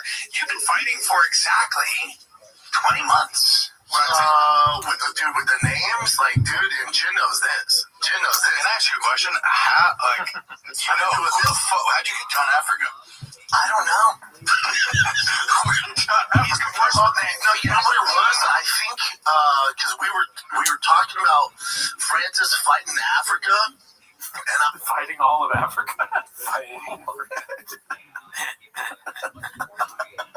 We were doing the thing where it's like 100 Cameroonians versus one Francis Ngannou. I was saying John in Africa. John in Africa. I think I left out the in because I was gonna say you need to fight John in Africa, and I just said John Africa, so that it seemed like us saying you said John Jones, John Africa. Dude, I've been doing this over a decade. There's gonna be a ton of mistakes. But also when it comes to these fighters' names, what fucks me is why when I get upset, not upset, but it bothers me that there's not more American stars. Because when you're getting Dagestan, fucking Chechnya, Afghanistan, you say Murad's last name? Iran, all this shit. When you get his last name, Davashili? I know it's Davashili. Isn't there clips of him saying, like, I don't give a fuck what they're doing? Probably. I mean, jingling is not trying. It's not trying. That's crazy to say that about an Asian person. Jingling was your attempt? Those are keys, sir. Jingling is keys. Jingling is Christmas, man. You know, like that Christmas Asian guy, whatever. You know, Merry Christmas. What's his name? Santa Claus. Yeah. Jingling is a cat's collar, dude. I feel like we've said all this before. Jingling is a classic. Sometimes you just gotta go back and relive it, dude. Fassbender. Fassbender. Yeah, like Michael Fassbender, but. And like the explanation he's giving is like a person that fucked up one name. You know what I mean? He's like, I gotta know all. You don't know any of them. Yeah. You know what I mean? Yeah. You're not messing just like a couple. You're messing up all the names that are John Smith. Every name, every night, you're messing it up. And you would mess up John Smith too, you fucking dumbass. You're redacted as hell. Your brain doesn't work. That's what you should say. Yeah. The excuse was kind of good, though, honestly. The John Africa one, I was like, okay, I'm redacted because I fucked with that one. That sounds right, dude. Daddy, that's social media. This isn't real. Daddy. All right. Let me finish this on that tangent so we finish it. But when it comes to those names, there's nobody worse. It's also why I don't work for the UFC. Here's the other thing. I say Alex Pierre, whatever it is. I honestly don't give a fuck. Okay, so he said in this one. Yeah. I don't give a. What do you mean you don't care what someone's name is? Yeah. That's crazy. I do like that, though, that he said that because I cannot wait for him to try to say my name. He said Geronimo, and I'm like, that's as close as he'll get to my name. I wonder what he would think what Gerardo is. Alarcon? Yeah. Good luck. Yeah, no chance. He's probably going to say jingling.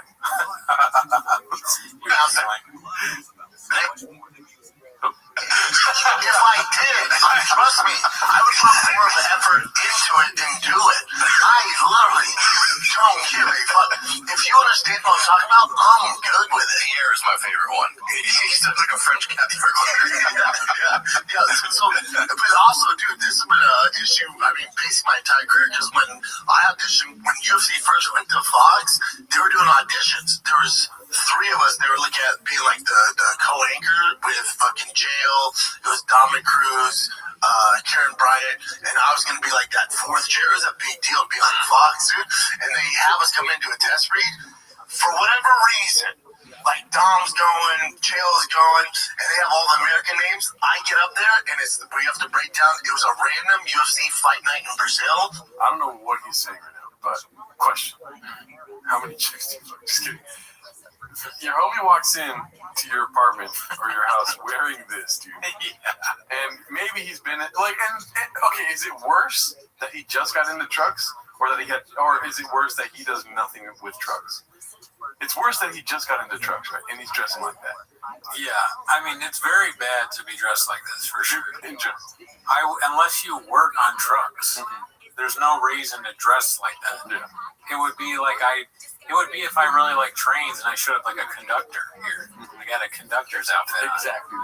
You'd be worried about it. I would call your doctor for you. Yeah, he'd be like, you need to get on Vitamins. He showed up like he says the astronaut costume he bought from Spirit Halloween is what he wants to wear to work. That's how I count. He just bought a telescope. He's a man. But no, yeah, it's ridiculous. It's bad. Let's see. All the names were based in Portuguese. I went, as soon as they brought up the car, I went, oh, fuck. And no one's telling me how to say the names, so I gotta, they're recording, but it's not live. It was just like a pre-season trial run. So, none of this is true, right? There's no chance he's smart enough to see the names and know that they're going to be a problem before they start recording. No. He's realizing after he fucks the names up, and he's like, well, nobody told me.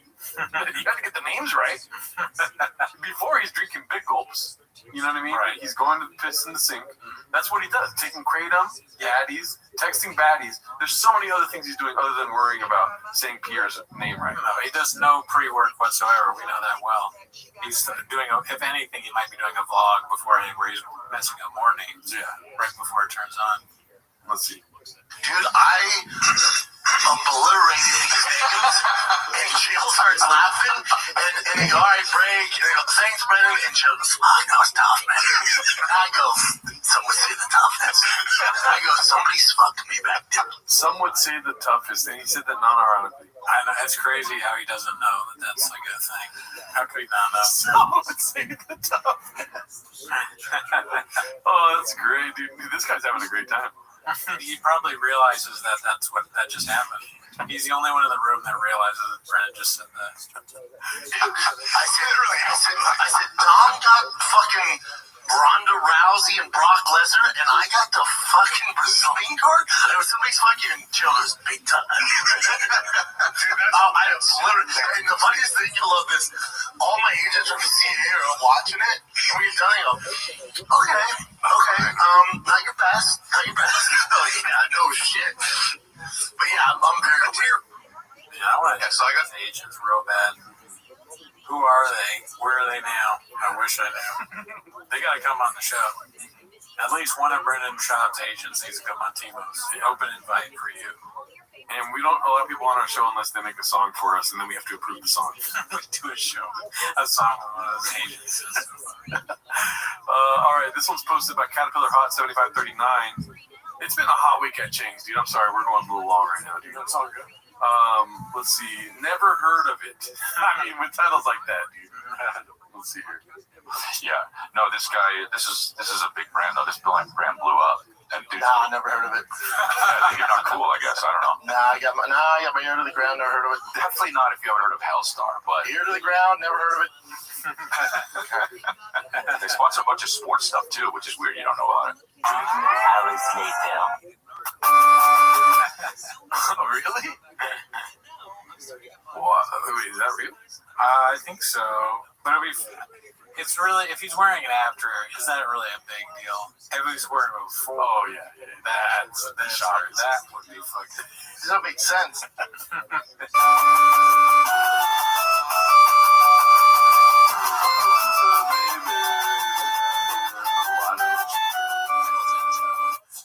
Yes, I think that's the whole. Yeah. That's pretty cool. Sick. Alrighty. What do we got here? This is reheated record I called the movie February be posted by Ninja 11. It feels like they've been there their whole lives. Yeah. Brendan Schaub be like, oops, why my mouse is spinning? B, I'm telling you, I see where you're going with this, but you're off on this. I'm telling you, Africa is a country. I've been there. I sell out Africa every time I go there. This other day, I take my dog outside to walk him, and he got dog walk. Oh yeah, that's Christopher Walken. My North Star. That's Adam Sandler. My North Star. You're talking about Joe Montana. My North Star. Everybody's moving to Austin now, B. For what? I'm actually thinking about moving the fam to Austin. Oh, you in Texas this weekend? Love Texas. Got it tatted on my arm. Oh, you in Cleveland this weekend? Love Cleveland. Got it tatted in between my toes. Oh, you in Montpelier this weekend? Love Montpelier. Got it tatted under my right armpit. Oh, you in Afghanistan this weekend? Love Afghanistan. Got it tatted on my lower back. Every time I go to Afghanistan, I sell out. No, not tickets. Bottles of water. I bring bottles of water, sell out every time. They love it. Oh, you in Antarctica this weekend? Love Antarctica. Got it tatted on the roof of my mouth. I sell out Antarctica every time for years. Yeah, cool story. I've been fighting since I was 6 years old, dude. I've been playing football since I was 6 years old, dude. Very cool. I've been doing comedy since I was 6 years old, dude. Wow. Is it bow hunting at 6 years old? Yeah, it's great. It's all 6. A lot happened. That was a big year for Brendan. Yeah. 6 was formative. That's when his precortical, what is it called? I know what you're trying to say, but I don't know. Prefrontal syntax. Cortex. Cortex. Yeah. Pre-lobe lobotomy. That's when you got a lobotomy. Prefrontal lobe cortex. That's when it developed.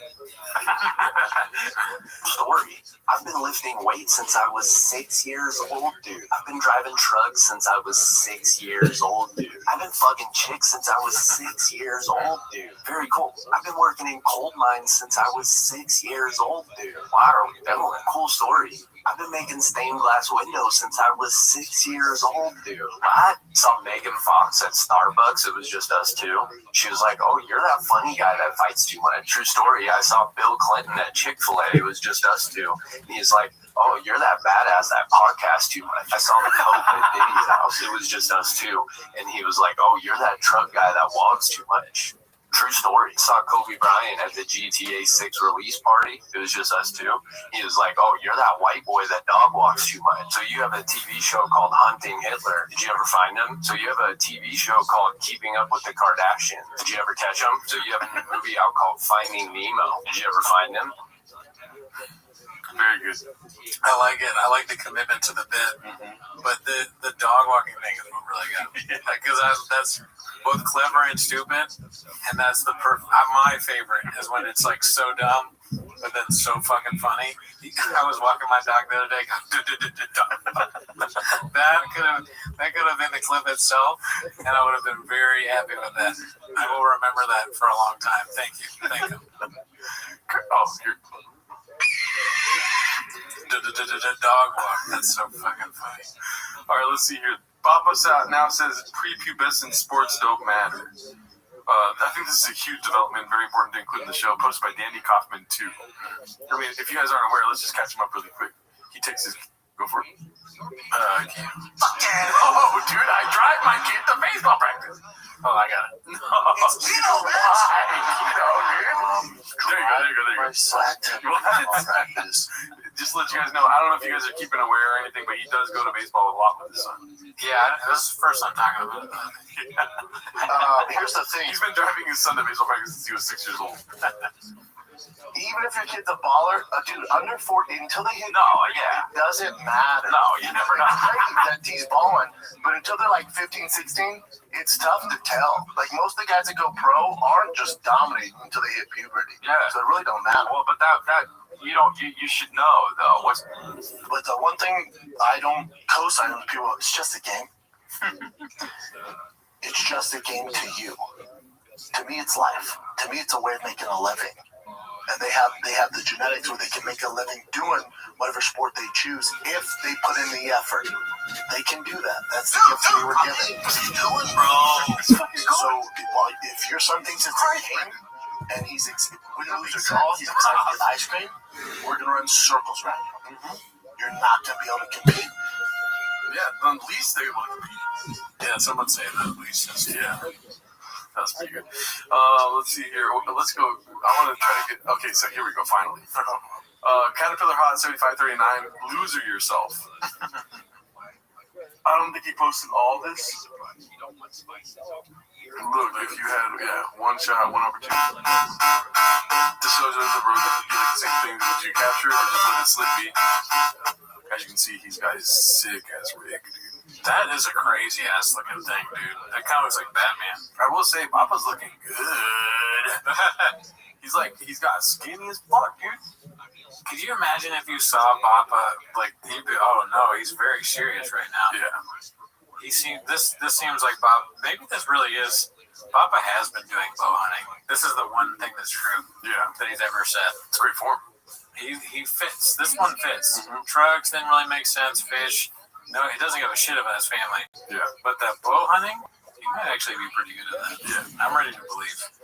And, you know, it'd be terrifying, dude, is if somebody, if it was this outside of my apartment, dude, that's fucking terrifying, dude. I definitely would like to be killed by a bow and arrow by Brendan Shaw. If he's going to try and kill me, I think that would be pretty goddamn funny. I'm walking my dog and then an arrow goes through my leg.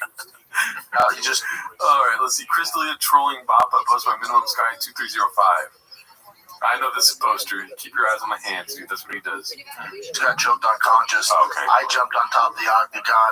I was on the front cover of Toronto News. Not a big deal. Okay, well, yeah, that's, this is that's story not what it's about. Yeah, but yeah. Okay. I do appreciate you bragging. All right, I like that. It also happened on the night of John Jones versus Alexander Gustafsson, which is the greatest light heavyweight fight of all time. Really? Yeah. Really? They still give you a bonus, though. Okay, again, making it about you, which I appreciate, but it's just... So I told the UFC, I turned down their initial offer. I was like, I'm going to win this one, then renegotiate. So all my sponsors were up after this fight. My UFC contract was up at this fight. So if I would have lost, I'd been fucked. So when I won, that's the happiest I've ever been. Damn. So that's money after that. And that's how you became a billionaire. The first UFC billionaire. Why do he like this right now? I don't know. They're both kind of funny because Shab is doing this weird thing where he doesn't make eye contact and he's sort of lazy, like, and then Billy is just sort of annoyed, I guess, or I don't know, trolling him. But yeah, no, I would watch the whole thing of Billy and trolling Shab. Oh, same. It'd be funny. And I like the editing too because it's showing that like Shab is innocent and just getting trolled, but you know he's probably being an asshole too. No, I mean, Billy is in hell. We've talked about that quite a bit. This poster is Mike Redbar tears when you accidentally turn to the front camera. Nothing better than an IV and chatting hunting with Adam Greentree ways to well. When was this posted? 3 days ago. Damn, he's 3 days into the drift. So yeah, very boring content. Just a picture of your face.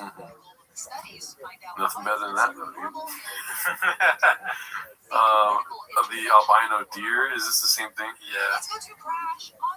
Yeah. But is there any take on it? Oh, probably. Oh, shit. Who's that? Posted by Toxoplasmosis. Oh, is there audio? Oh, who the hell? Another influencer? Is that Tank? That's Tank. Oh, shit, Tank! Oh, wow. Oh, yeah, that is Justice Tank. for Tank. Wow, Tank was a dog. Tank's like, you know, I normally it takes me about 50 arrows chasing me. You actually got 5.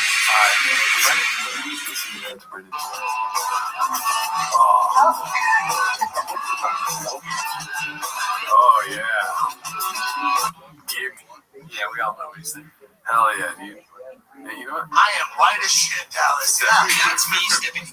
More power to him, dude. Jeffrey You know what I Epstein's mean? private island, St. James, one of the most This one is restricted posted places in the by world, Sweet Honey J and conspiracies, Fashion investigations, and unanswered questions. Or homeless sheep. I don't know why she but that, I mean, does she posted that? I don't know. Yeah. That's close. She's going to be on the right. She knows she's doing it. She's sending out of that signal. King Timothy. Okay, this is the last one for the day. Oh, Patreon post. We can't watch that. Okay, do that. You guys gotta subscribe to this. Subscribe to their Patreon, dude. You can't get their free content on here, dude. This is the last one. Air Pumper posted this one. How it started, how it's going. Okay, let's not watch this. It's introducing his wife. His wife's giving a blow into the desk. And then they correct to that. Or took this. Yeah, we're not gonna watch that. Okay, so this is the last one. So Mark Maron was one of Bapa's heroes at one point. Posted by a different report. 1, 2, 3. Let's see here. Oh, who came on? Who I was shocked was Mark Maron. You said you're a fan of his. Huge fan. We got him on Fire the Kid. One of my favorite. Was he silly on? What? He's a fucking cook. Fancy yourself a fisticuffs. Mark, he's not funny at all. He said that? Yeah. Damn. Switch it up on him. Gotta keep up with Joe. Yeah, I mean, pretty silly, yeah. Yeah, because he got so silly on mine, and it was so much fun. I mean, it's my own projection for thinking he wouldn't get that way, but...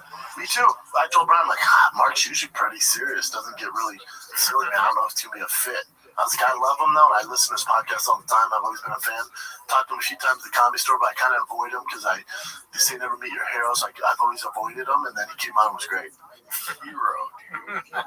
Bro, he just got done calling Sylvester Stallone his hero. Who else? Tony Montana or something like this. Arnold Schwarzenegger. And then, Mark Maron fits right in that. Yep. Yeah, I love his podcast too. Him and Dax Shepard. And expert. Yeah. And incidentally, oh man, I feel bad. I don't like this era of Bapa, dude. It's just not for me. Disagree and everything. Don't wear yellow ever again, dude. Doesn't suit him. Yeah. Well, that's it for this week. I don't want that. Yeah, man. Join the Patreon if you want early access to these episodes. Other than that, have a great week.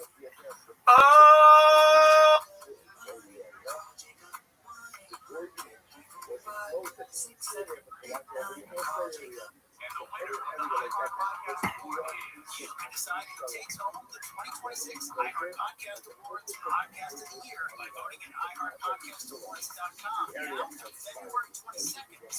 Listen, I know some bald dudes are slinging out there. Look at Dana White, Rogan. That's it. A few's gone down, I'm acting jet. What if we did was no one seems to mind. Sitting in this uncalled time. I can picture right now.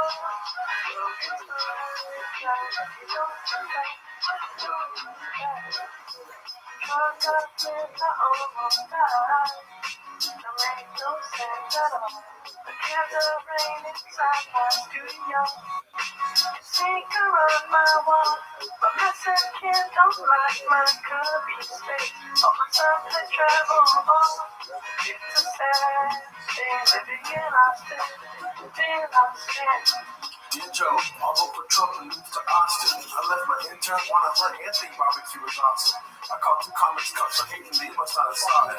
The problem was the scientist wanted to speak to you about something. It's fine, I'm my business, there's no stopping with your pod. But anyways, fuck it, what's been up, Joe? How's your TRX? My podcast is great too. You wanna be a guest? Come on, brother, don't be like that. Are we best friends? I call you daddy. I stopped reading the comics from the bots that toxic. A bunch of homeless cats that don't wanna have sex in their own basement. They just start running clipping every day, but I don't give a damn. I just bought a new truck for my sick giveaway scam. I got a storage with a chance truck and Magic Line. I'm really loving the music Texas, man. This shit is dope. Anyways, what are we doing here? Man, I hope that you call. Please, leave me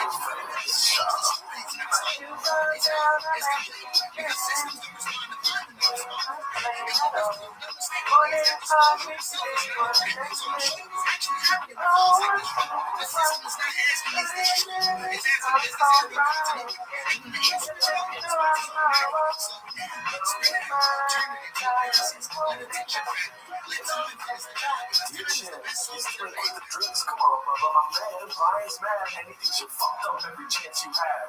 If you don't want to talk about on the podcast, you didn't have to. You could have bought merch to get some more views. That's my brain a genius, man. You're trying to get let go. We say good luck, Chuck, go and pop for 4 hours and then we drink at home. You looking shitty, man. You're like a skinny Kreischer. You talking about depression, man. You're like more than I am. This ain't that sad, though. I just don't like living in Austin. Remember when I lived in Denver? We ate barbecue in football pads. See, I drink like you those days. I saw comics in my mama's closet. Old man would come through, man. It was awesome. I can relate to how you're drinking off the pod, but when I have a shitty day, I drive Tiger to play baseball because I don't really got shit else, so that shit helps when I'm depressed. Don't make me wrestle you again and rip your fucking neck. Sometimes I wish they would call me a big old pussy. It's like adrenaline. The views I get are such a rush for me. See, reading comics aren't even real, and I read them because I'm jealous. My spicy Mexicans buying shit without me 24/7. But she don't call like me and you, Chin. No one does. She don't know what it was like for teens that keep on fucking up. I get back on Rogan, man, or the mothership will be good too. Sincerely yours, Shot. P.S. We should drink out of a shoe.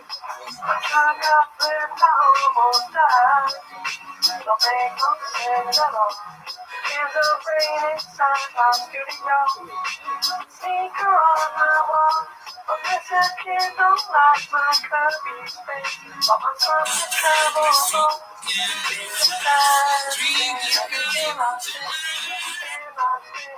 Stop for my favorite time of the week. When you get near Papa, try the sweet. Release surprises today. It's better at jail. Watch 10 minutes of shop. Welcome back to 10 Minutes of Shop. Thanks for tuning in. As always, join the Patreon, join the Reddit, join the Discord. On this week's Patreon, we did an extra episode. Ever heard of it? So if you want to see us, even more of us, Danny. I am white as shit, guys. I picked a random one. We got a new soundboard. But if you want to see more of us, subscribe to the Patreon. Also, if you want early access of Timo's, go to the Patreon, dude. Oh, yeah. We don't want to sleep on that, dude. You know, I don't think they get tater tots, so dude. Tater tots is early access. No, they're not, though. They're not here for this. They're not here for the soundboard. They're not even here for the dolphin bottle, which isn't even here. They're here to watch 10 Minutes of Shop, so start the timer. Oh, look at you, dude. You got a timer on the iPad right here, dude. Oh, shit. Way to chain clip. You dumb fuck. Keep the iPad in front of you. Yeah. Let's do that. Alright, let's see what we got here. Khabib time posted this. It's called RIP to Bapa's hamstrings again. Those are definitely the strides of a former UFC NFL D1 football player. Looks like he's racing his wife. Okay, and as you can see, that's the narrative she paints. See that? That's spicy. Let's see if I can outright line UFC NFL Division 1 football player. What did you put NFL instead of Division 1? Like, why would you put Division 1? Yeah, just to say all the accolades. I mean, she should say, you know, I guess my podcasting hilarious food truck, marketing truck genie, marketing guy. Those are way bigger than this day.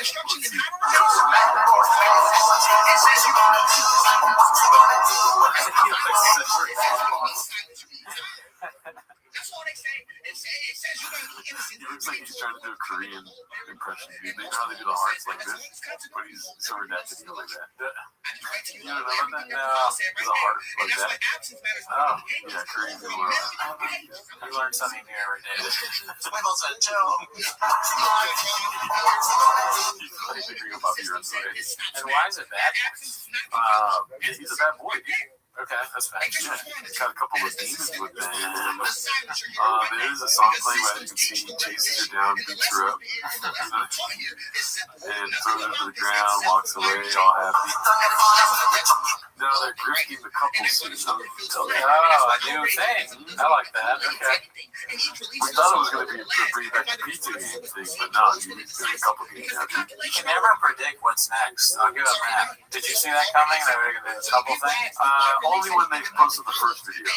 That first video of them like doing some sort of activity together, like, oh, this is going to get likes, they're going to keep on doing it. It kind of makes sense though, because remember when they were moving to Texas, they did some sort of moving it. They both had things that were like, when I was like, can't believe moving to Texas, then they'd be like, oh, I'm moving to Texas, I got to get my cowboy hat.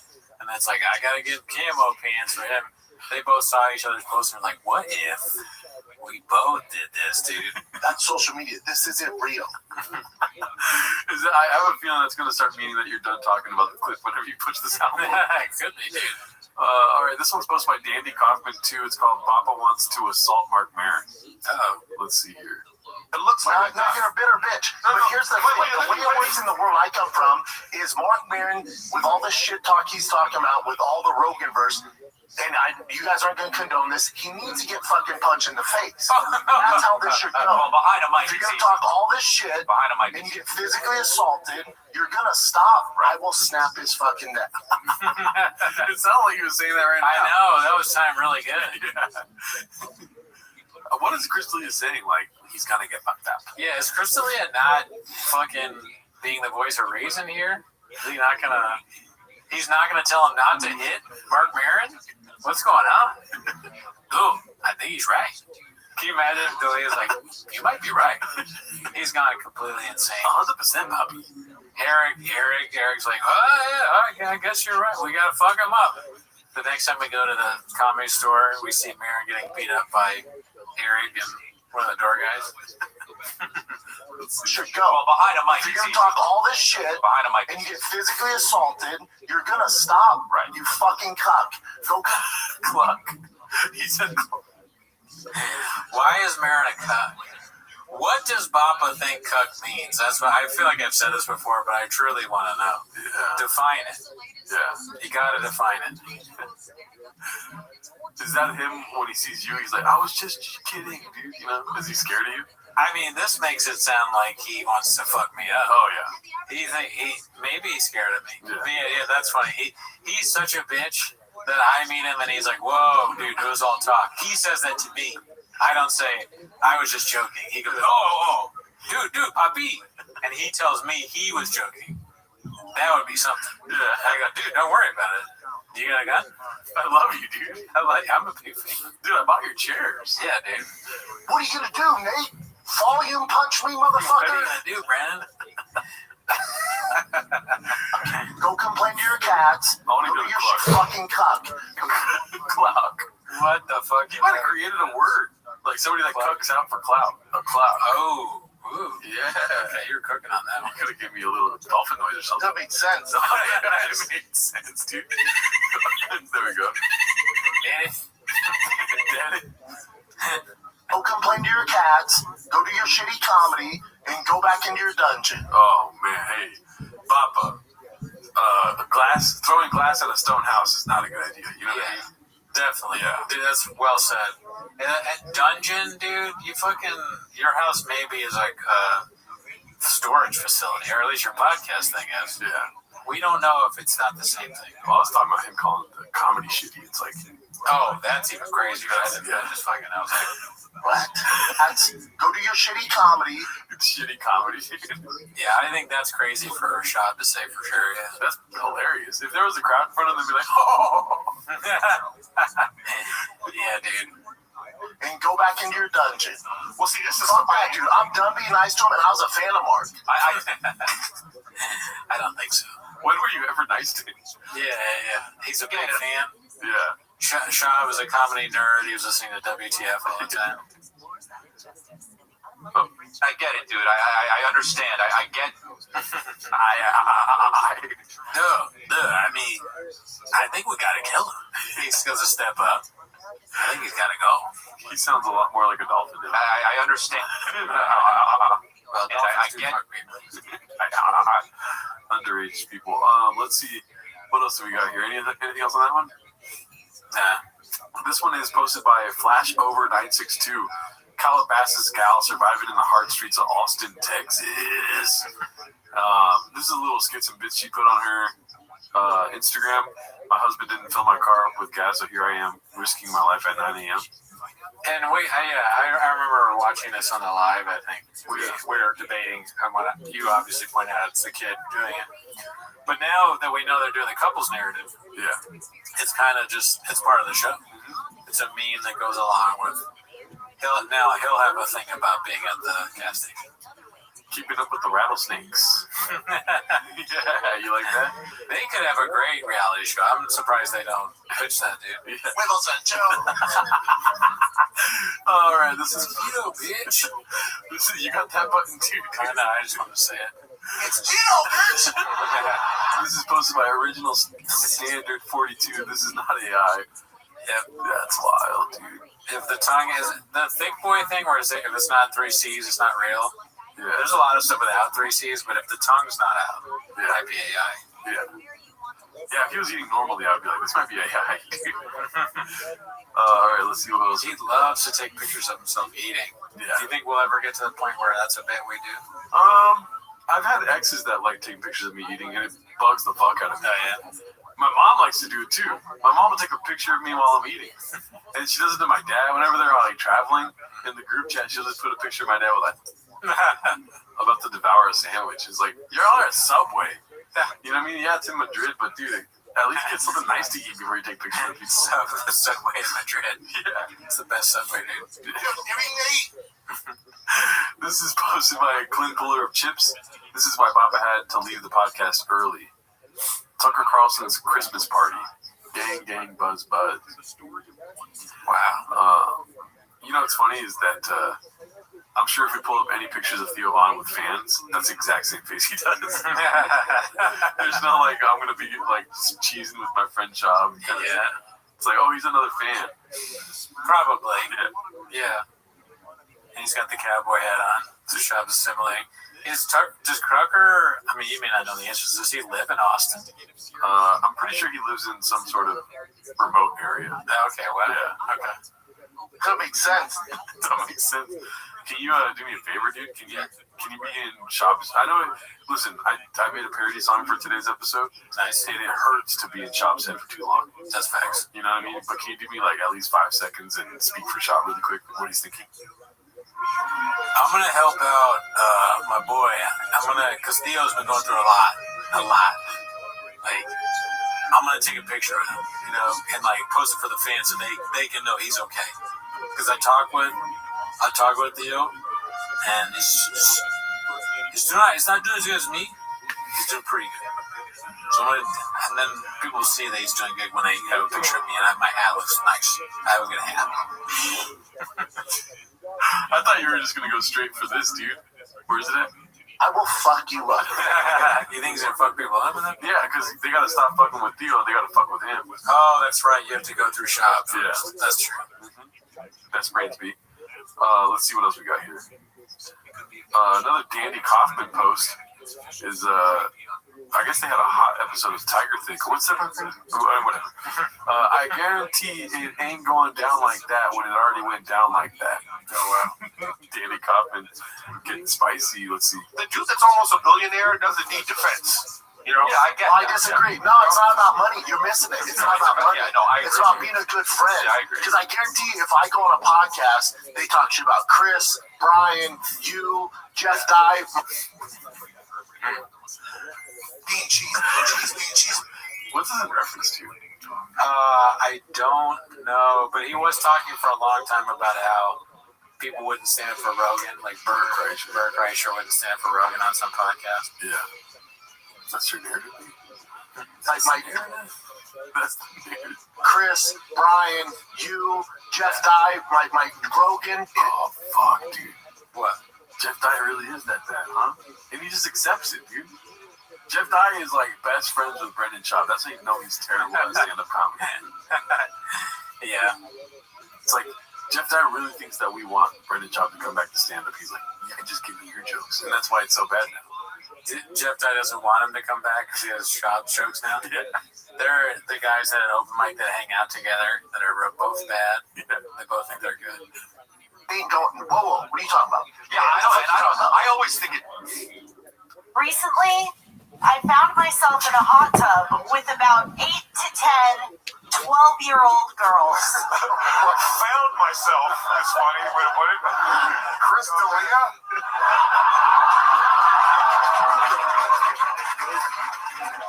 I'm gonna look bad.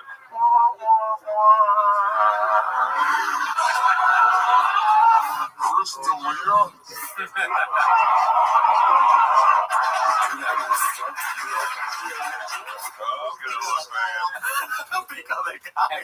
Instead of standing up for Chris D'Elia, you make a Chris D'Elia joke, and Brandon looks at you and he smiles and goes,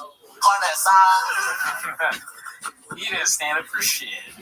Yeah. And then, but he also already admitted that part. He was just like, this is your platform. I'm just not gonna say anything. Yeah. But on other shows, he's like, I would fuck everyone up. I don't give a fuck who you are. I'll fuck you up. I'll rip your fucking neck off. Especially if you're a cuck. He hates cucks. Oh yeah, not only a cuck but a cluck. You don't even get started on that, daddy. This one here we got Caterpillar Hot 7539 posting this one. Holly sent a Gen 3 RAM high manifold. YouTube mechanic install. Brendan Schaub, Holly performance. With help from my boy Trey. If the mechanic has a face like this when you drop the car off, dude, I'm gonna be like, I'll get a second quote, dude. You know what I mean? This is the last thing you want to see. This is a messed out mechanic right here. I wonder if, no, definitely not. I wonder if Brennan asked Trey, hey, should I make a face?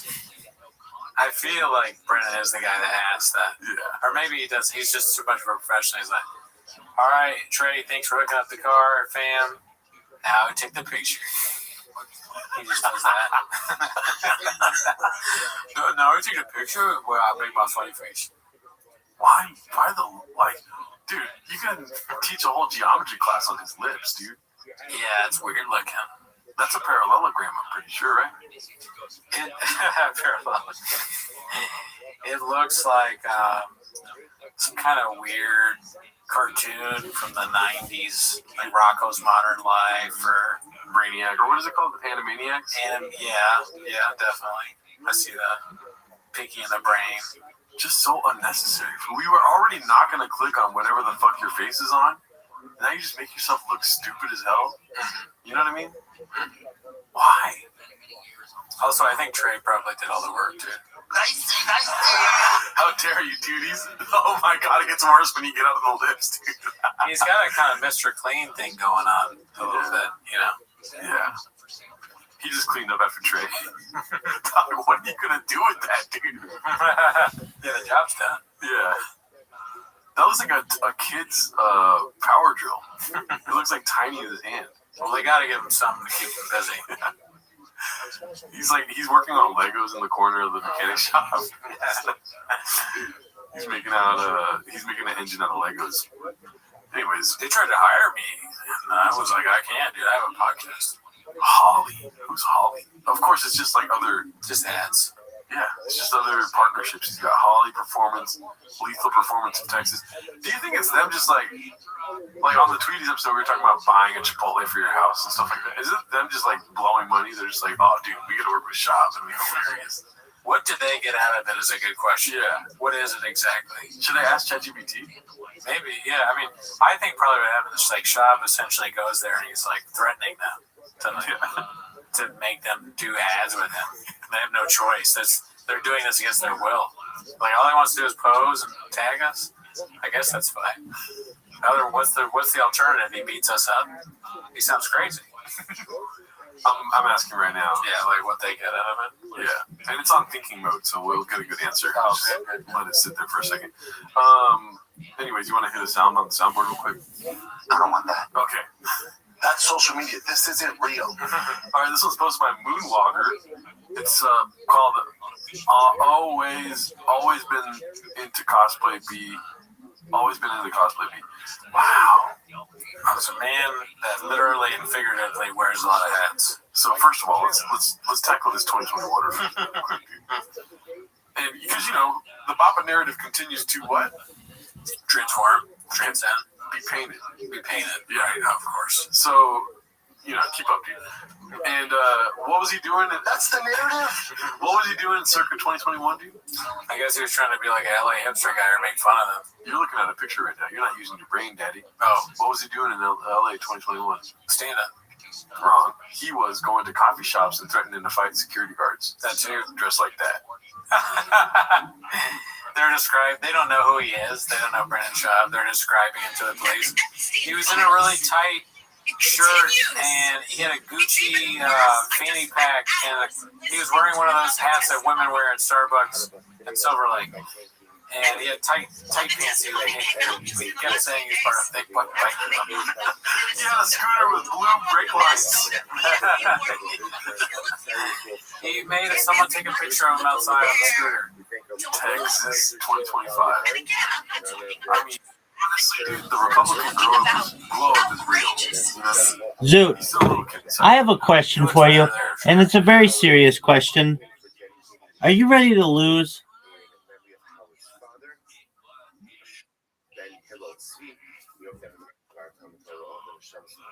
How was your day? What up, baby?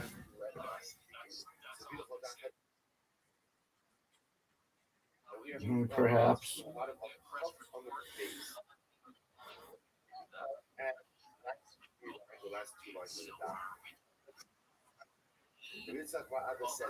Perhaps. Have you accepted my invitation?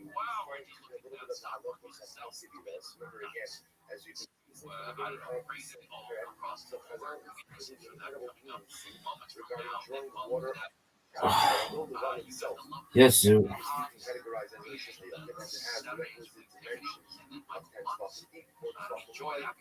That's going in the water. I just want you to know that's definitely going in the water. No doubt it's going in the water. There's no doubt your ball is going in the water. Oh, just oogly.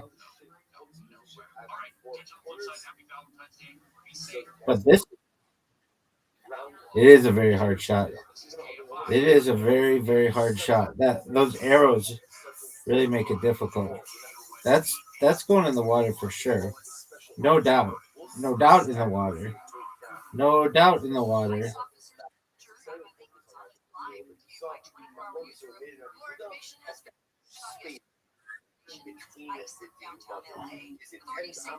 Are you serious?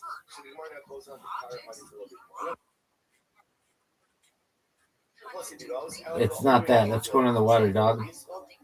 No doubt. Oh. There's no way you make that shot. That's one of the most difficult shots in the history of the world. That's a miss. Big time miss.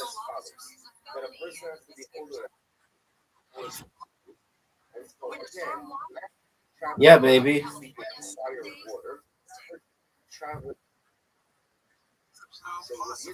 What's the worst I've ever been sunburned? When I was a kid, our neighbors took us out on their boat. The day before my school started, and I got so sunburned. It hurt very badly, and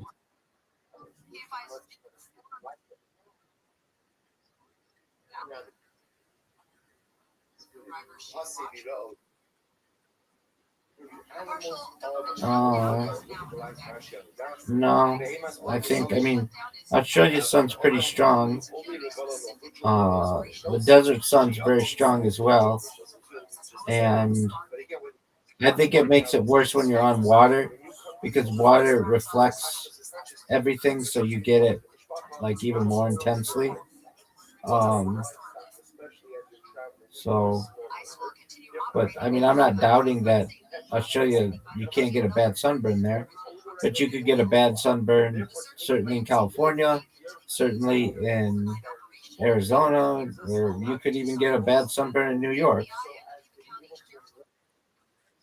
Yeah, and I'm going to, and I just did. Oh, are you fucking serious, dude? Dude, are you fucking serious? I do. I don't know. I'm guessing. But look how good this shot is, dude. Dude, that's an absolute perfectly played shot. It could not be any better. Just don't hit my ball and everything will be great. Dude, that's one of the most dog shit shots I've ever seen. I like how you have. I like how you have a chlamydia email or a gonorrhea email, and you never got tested for it, and then you went to a fucking glory hole, and now that lady's got fucking gonorrhea in her mouth, and her hands. That bitch has gonorrhea hands. You're a super spreader. You're spreading STDs all over Southern Australia. Pretty soon, fucking Chelsea's gonna have fucking chlamydia hands, and she's not even gonna know how she got fucking gonorrhea hands. Oh no way, Zoot. Dude, fuck that. That was bullshit, and you know it.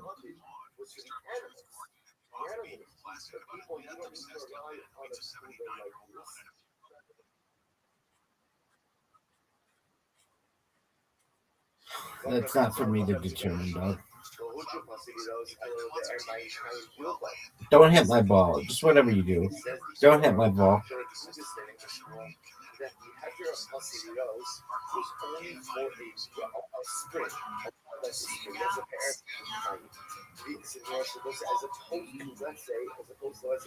Wow, that was good.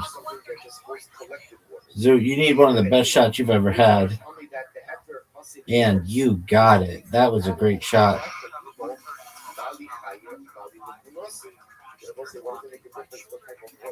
Dude, I just had one of the best shots I could have ever had, though. You need one of the best shots you've ever had. And if you screw it up, it's going to hurt you majorly. This might be one of the biggest mess ups ever. That's a mess up. Dude, that is devastating. Devastating. Oh, that was bad. There's no way, Zoot, you make this comeback. You need one of the best shots ever here, and then you need another excellent shot. Zoot, you're done. It's over for you, boy. Son, it's over for you. Look how good that shot is. Zoot, it's impossible for you to get the ball there. You should just give up. Zoot should just give up. If I were Zoot, I'd give up.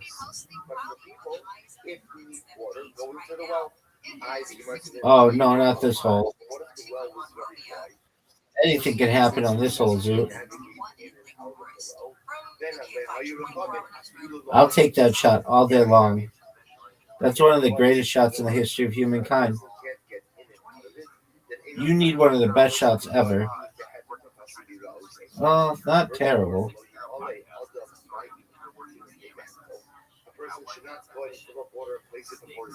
That was a terrible shot.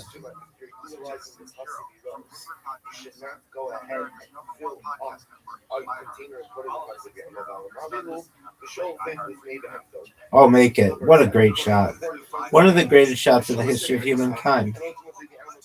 In the history of humankind, there have been some good shots, but perhaps none better than that shot. Zoot, do you want to be interviewed on your loss? Okay. All right. I'm going to let you choose the next game. What do you want to play?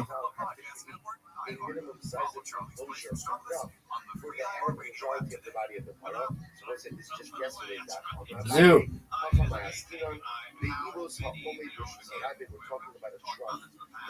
Zoo. You're the. Yeah, I already chose something. What do you want to play? Go fish? We'll play after this.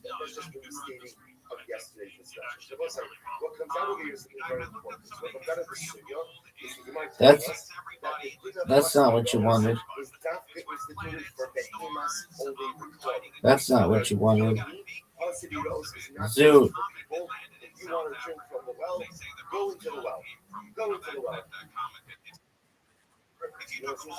It's not that bad.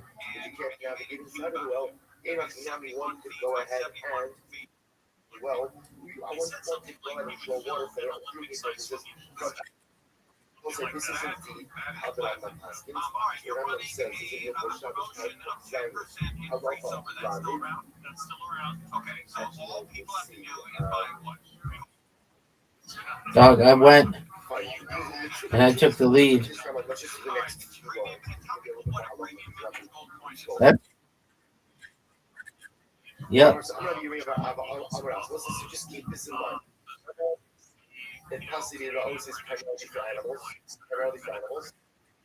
They want to drink from the well, go into the well. Hey, Zoo, do you know what this new social media platform is called? It's called like Upcycle or something. It's from Australia. Ups. Well, it's something like that. Okay, what's it called?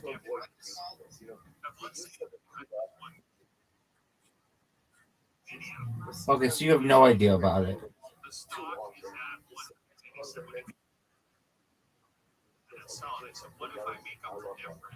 All right. Because it's Australian.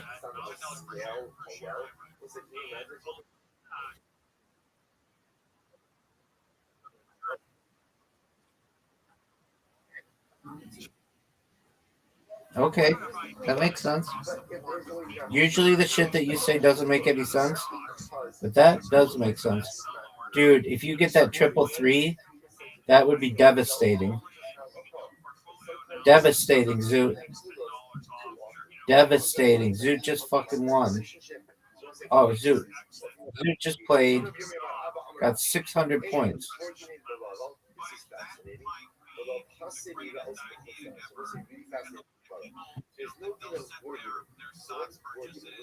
Oh, wow.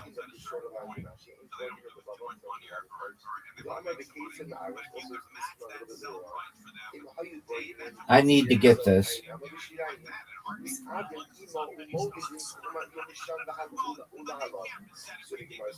And I did. And I won. What an amazing comeback. Dude, I got 1,000 points in a round. That's a lot. All right. Zoot wants to play Go Fish. We're going to play Go Fish with Zoot. And then we're going to take a break.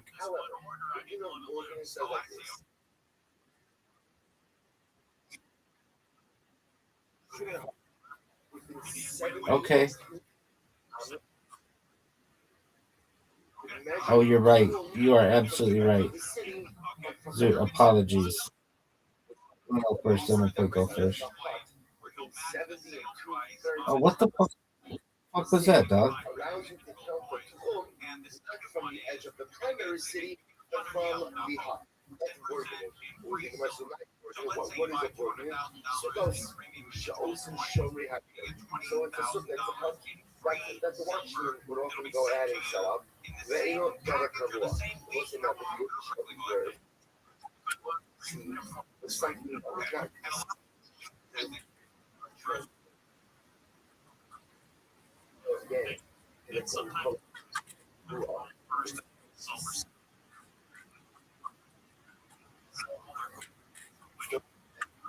Okay.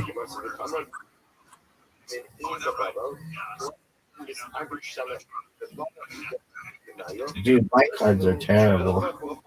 Here's what I would say. Number one, the dinner have a platform that involves the city. The home of that city is measured from the edge of the city. And even if you have a hut, Oh, you douche. of edge of the city, the home is not measured by the hut. But the home is measured by the edge of the city. Below, Hasi Biros, the close stars. And also, furthermore, there's no din of Hasi Biros, because it's really fascinating. The din of Hasi Biros of the Jew Muggin is only there to sell. Oh, fuck. So what's the logic? Yeah. Why does the din of Bergen not apply to Bubba? The Shlichi bid because Bubba, interestingly enough, apparently is subject to flooding. Flash flooding. That was bullshit. That was bullshit. All right.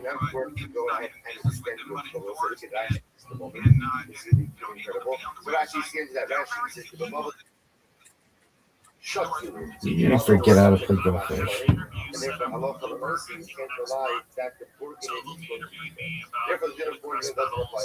I have the best Go Fish cards of the game. Are you gonna go? Go Fish, dog.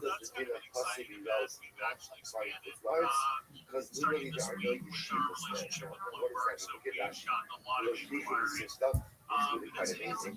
Leo's demographic where you're dealing with a lot of traders and a lot of people that are in the stock market. So it's kind of a different realm where people just have 401ks. They've been saving up them for years. And, they're just putting it in a direction. Zoot has 4s and 5s.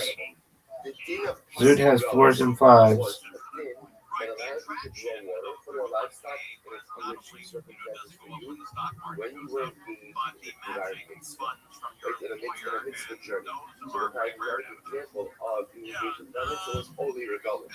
But the idea is anytime you're traveling over the course of Shabbos, with Soda and Mitzvah, Chazal allowed you to use these passive rows. So interestingly enough, the Chutzlaretz, the most I want to point out, Chutzlaretz is outside of Eretz Yisrael and Babel. Interestingly enough, this purpose, Babel was not called Chutzlaretz. You see that because Babel is reckoned separately, which makes sense. Because in Babel there were yeshivas. So in Eretz Yisrael and in Babel, where you could potentially be traveling over the course of Shabbos for the night Mitzvah, you could use passive rows. So in Babel, where there were no yeshivas, your recommended yeshivas. It was really incredible. Aval Ibcha Avnio. That was like the opposite, because the opposite is in other words, the halakha l'maisa. There are possibly rows in Babel, and the working applies in Chutzlaretz. Working will apply anywhere as well. There you have it.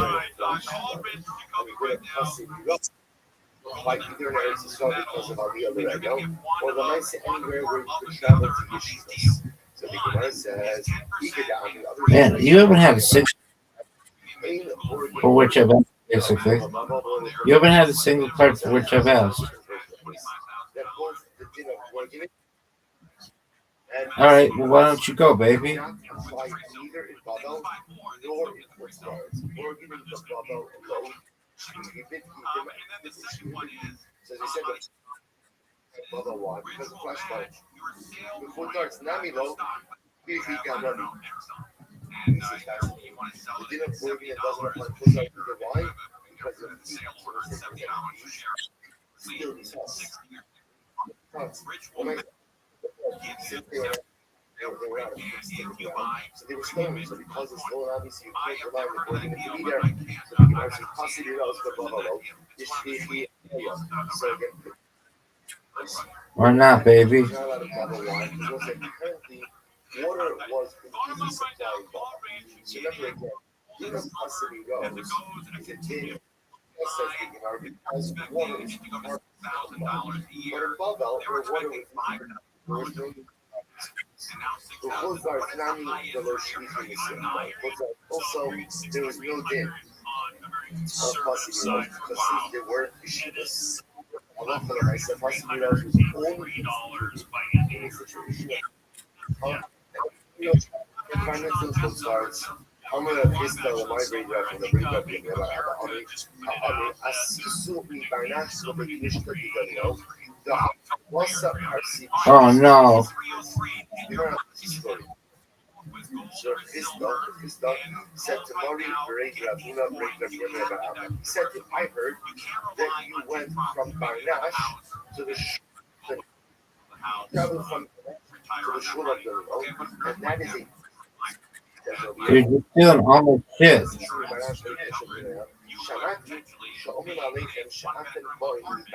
F off, dog.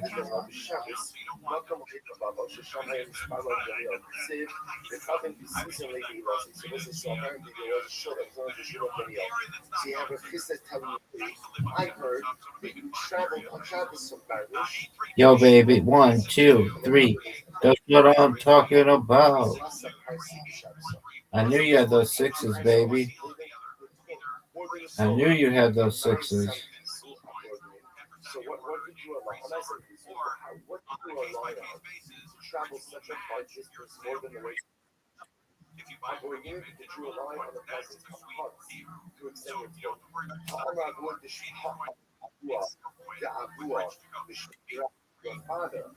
Go fish, man. Dude, F you, man. flash flooding. So how did you travel such a hard distance? Nothing. So Mar went down to show them. This is a good game. So they went down and showed it that apparently Right outside of No, you got that 10. Zoo. The suspect or suspects viewed an ICE agent in the head with a rock during protests Friday in downtown LA remains at large. And the NBA's biggest stars are in Inglewood this weekend's All-Star Oh, festivities. man. More news at the bottom of the hour. We'll check your drive on the Are you serious? Zoot, are you serious? Yeah, baby. Big dog. I know it's my turn. And I just got one of the greatest cards in the history of cards. Maybe the greatest card ever. Oh. Dog, that wasn't cool.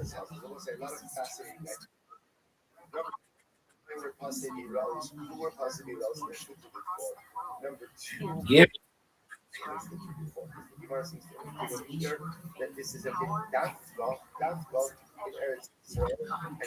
It's coming down to this, baby. Oh, I take the lead. My first lead of the day. Big dog. Big dog. Oh no, it's not my first lead. Give it to me. Fuck you. Animals of the Holy Republic. I will say so again, 3 qualifications. Number 1.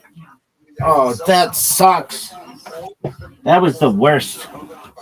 That was the worst, dude. Dog, nobody thought that was cool.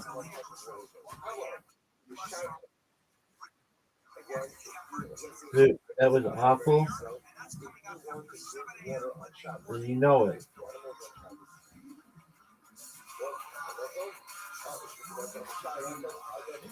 Zoo.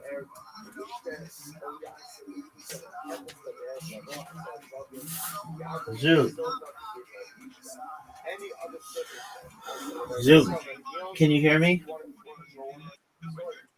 Miss Aquarius's grandfather just died. So if you see her, just be nice. You don't have to say anything, but I'm just making you aware.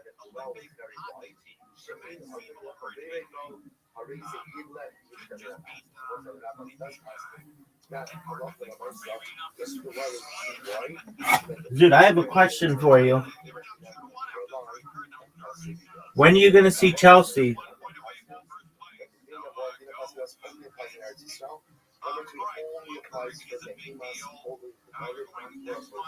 Zoot, did you know that Chelsea is going to be the biggest female comic in the history of Australia?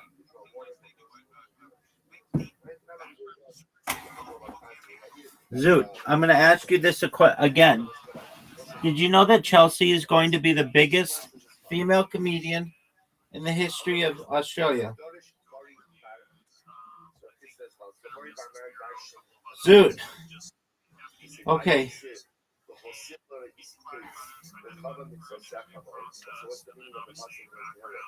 Literally again, for every goal, for every conclusion, I've seen an end. The problem is plus those are very expensive. So let's say the government another is saying like this. Everything else in the world is fine. Everything else in the world is fine. And it's plus for the Torah is different. So government is on the government operation. So government another said it's very different experience. I'm a real operation. You said it's different experience. So what's on your agenda for today?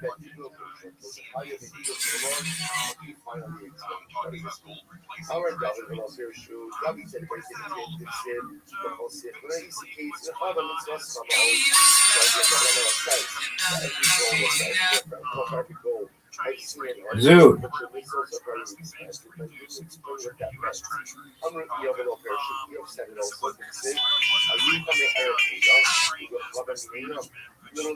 Zoot, the absolute shittiest communicator in the history of communication. Just the worst communicator. You are the worst communicator.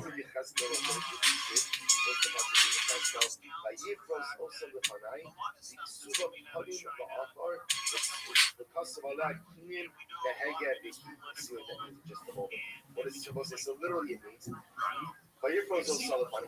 spread it open in front of you. It is written on the back and on the front. And it says in it, like this, salutations, the Hega, rejoicing,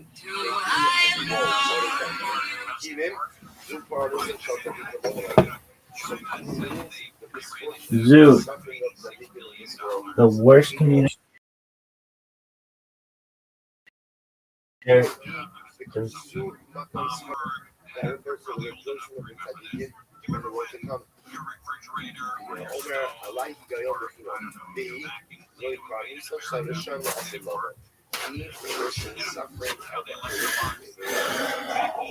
Normally I'd play with you more, but I'm working on a project. A sick project. Maybe one of the sickest projects ever.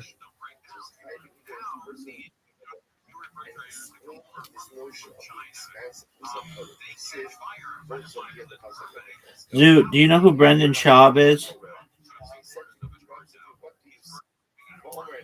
Yeah, you know how you always ask me who's the worst comedian on earth?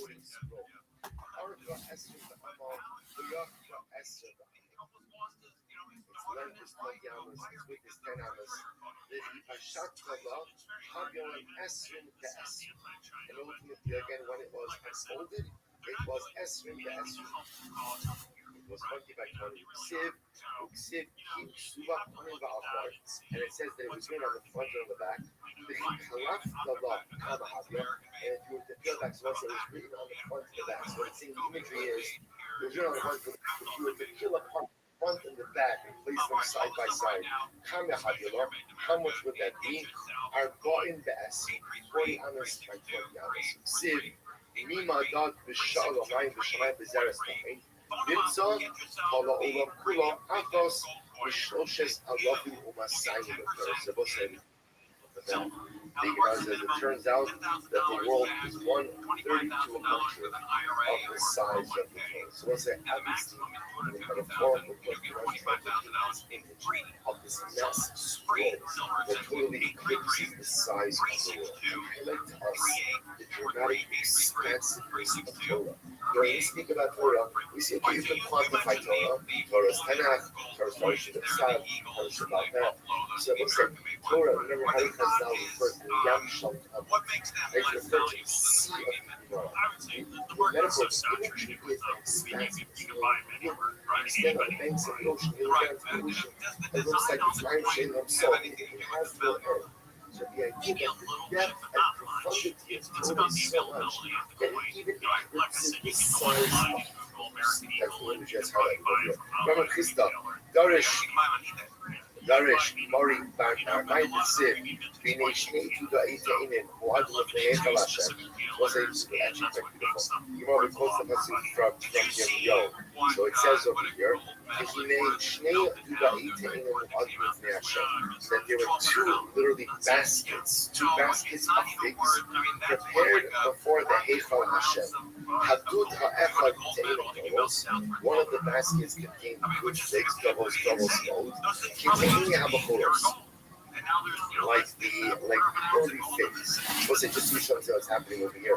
If you have the Torah or the Gemara, you see that one actually over here is kind of splicing together the two again, they're both from Yirmiyahu, Parashat Dal, Pasuk Aleph, Sivin Aleph, 2 days, but it's just taking different parts of it. So let's say, so the image that Yirmiyahu has on this, I don't know if it's quite beautiful, is two baskets of figs.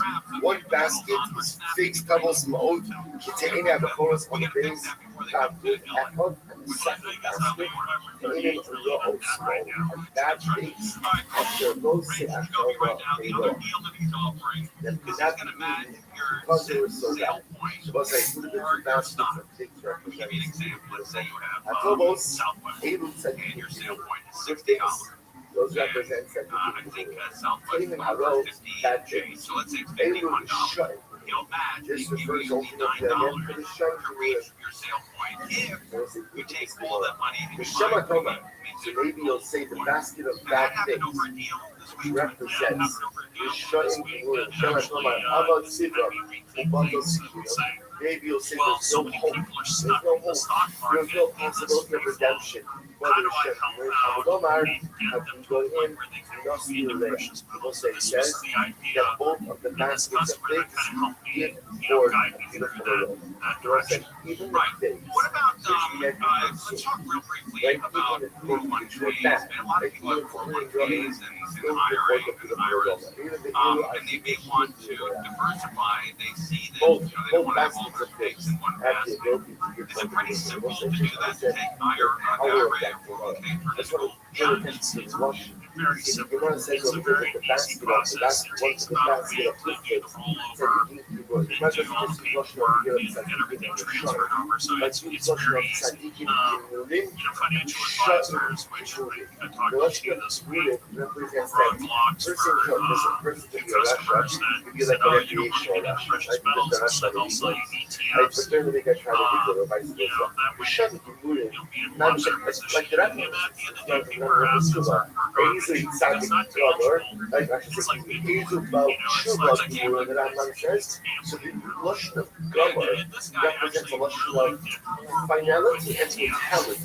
There's sometimes different aspects of my identity. Gomer means this is the totality of my identity. People are saying, you might have thought that the Mishon in Yemurim, Alpha Sidra Mubot was Sikuyim. You might have thought that a Russian Gomer, that's it. A Russian Gomer is down in that. So we want to talk about a Russian Gomer. No, even a Russian Gomer will say incredible. A Russian Gomer has gotten us to that. At some point, even if a person is a Russian Gomer, the beautiful scent of holiness is always there. The beautiful scent of holiness never goes away. Even when you're nice, even when you're like brag and boast about that, and they can look at it and enjoy it and keep it, maybe goes up in value. But with these other things that you can't touch or feel, people get nervous when they open my face and take a picture of this one and maybe it'll be it's like, exactly. But I love the fact that people silver really look great. Especially when they're all polished up and I think even silver, there are a lot of people who buy jewelry that prefer silver over gold. And you say you've had some customers that prefer silver. So you got in just there, you got in gave silver, but one of the things I wanted to touch on too is this statutory base. Okay.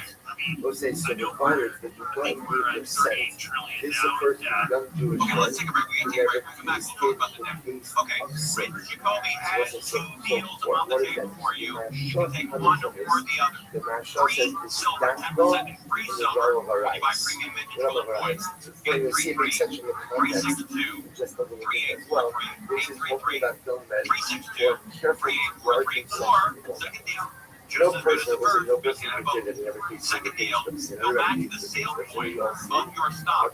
A person, especially a young person, when passion gets strong, who is careful to guard himself from immorality, that's the $29.50 per share. But if it's reasonable, maybe all that money to premium vintage gold coins, you're going to get that sweet deal. We have one or the other. We have one or the other of those deals. Call right away. 833-362-3843. 362-3843. Going back, says they tell the openings to them was released in dollars in this country. God only knows how we're going to get it out from under that. We'll talk about what we're live on KMID. Right here every Saturday from 5 to 6 p.m. on AFI AM and 640. Now more with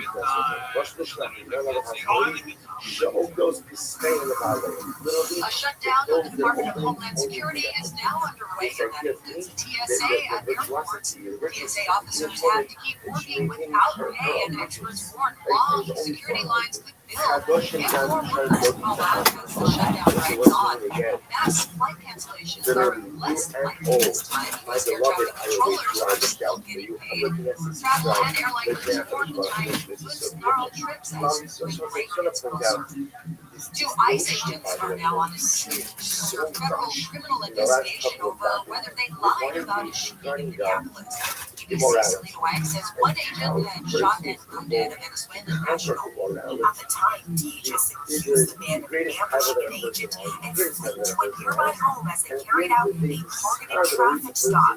But an FBI affidavit now casts in doubt, suggesting the man wasn't even in the car that was stopped. That incident happened just 1 week after the fatal ICE shooting in Brunei. A nearly $1 million restroom has been installed in Hollywood Hills. The facility with 2 stalls, 2 drinking fountains is near the popular Runyon Canyon hiking trail. Project has been criticized since it was announced last summer, largely because of its cost. Runyon Canyon Gardening is a local advocacy group, says it received an estimate for a similar restroom at half the price. Portable toilets were already available in the area. LA City Councilman Nephew Robbins says the restroom is funded from the grant and will improve park infrastructure. January KFI News. The king of crime should be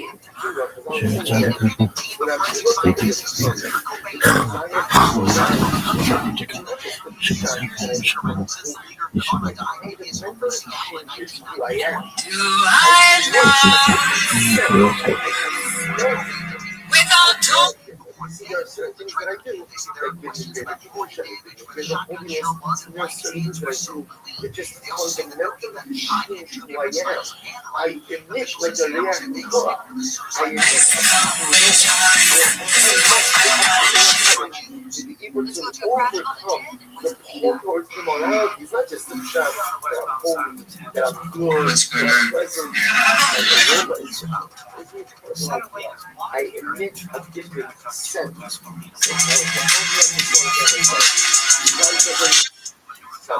There she is. How you doing? Alrighty, ma'am.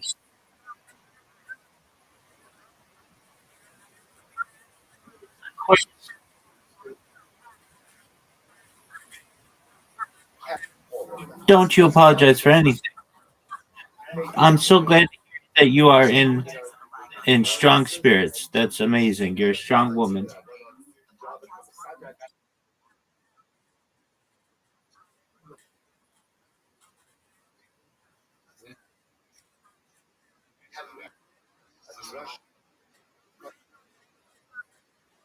Yes. 100%, but you'll be strong, and you got it. Yes, yes, ma'am, you got that right. Just one moment, I'll send you an invitation.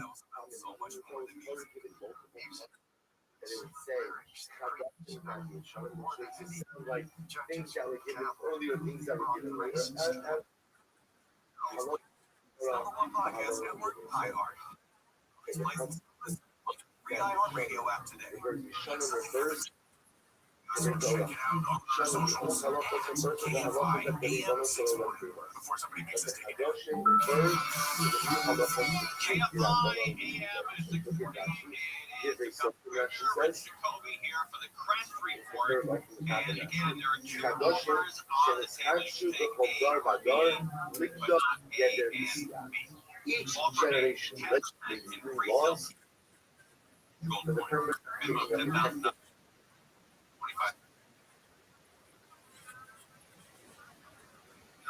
I'm here. What did you say?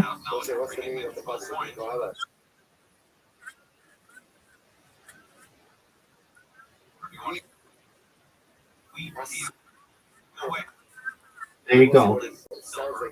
Oh, just go.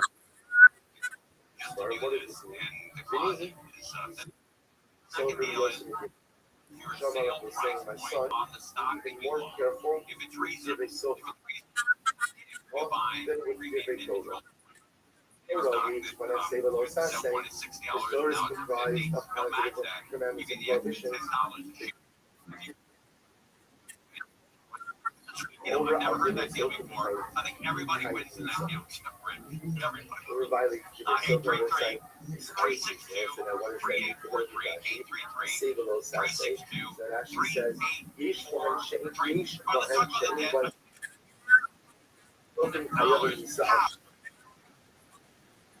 That's right. Situation. Are we more? It's, billions of dollars. So, it's one of those issues that we need to figure out how we get past it. It's not going to be a short-term thing. I think Trump is doing a good job.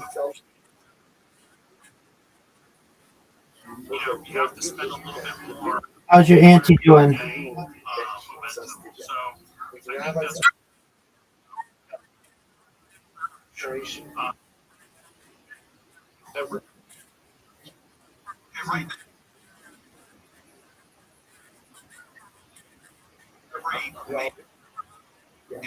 Yeah, you're already strong.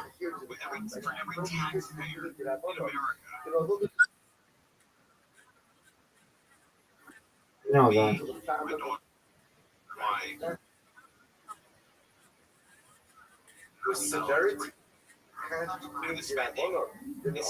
Yes, ma'am.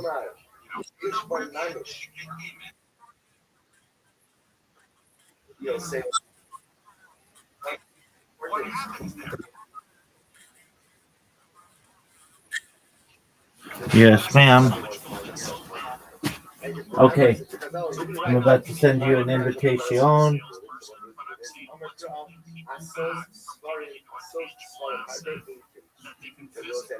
And you should get it in 5, 4, 3, 2, 1.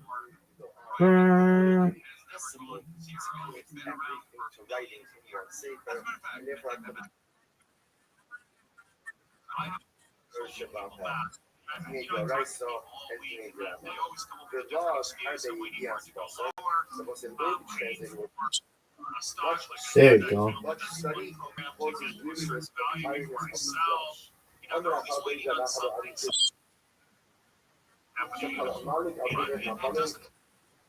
Trying to help out with the second program to help people get into precious metals, because that's really what you need to do. Whether it's with me or somebody else, you need to get into it. Give me it. What a tough spare. The people that don't get into precious metals, you Rabbis are just adding all the layers to what I saw is that's all I need. Some coming along and saying, maybe silver, maybe there's no way of life without the There we go.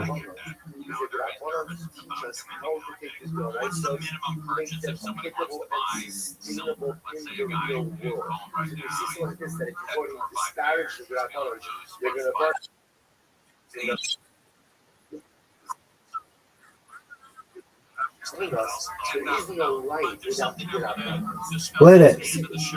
There we go. Oh, what a tough spare. Jewish life, it's only a matter of time. It may take years, it may take up to generations. But at the end of it, after simple, does it say lag, miscarriage? Lag, there's lag. It's like, the way the word is lag. Does it say lag? I think so. Lag with is the word.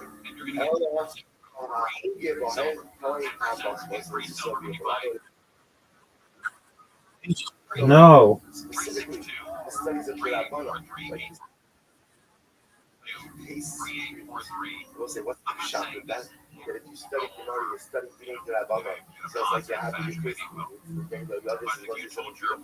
He says, just like when you how do you feel after a good steak? How do you feel after a good steak? It's satisfying. Satisfying. You feel satisfying.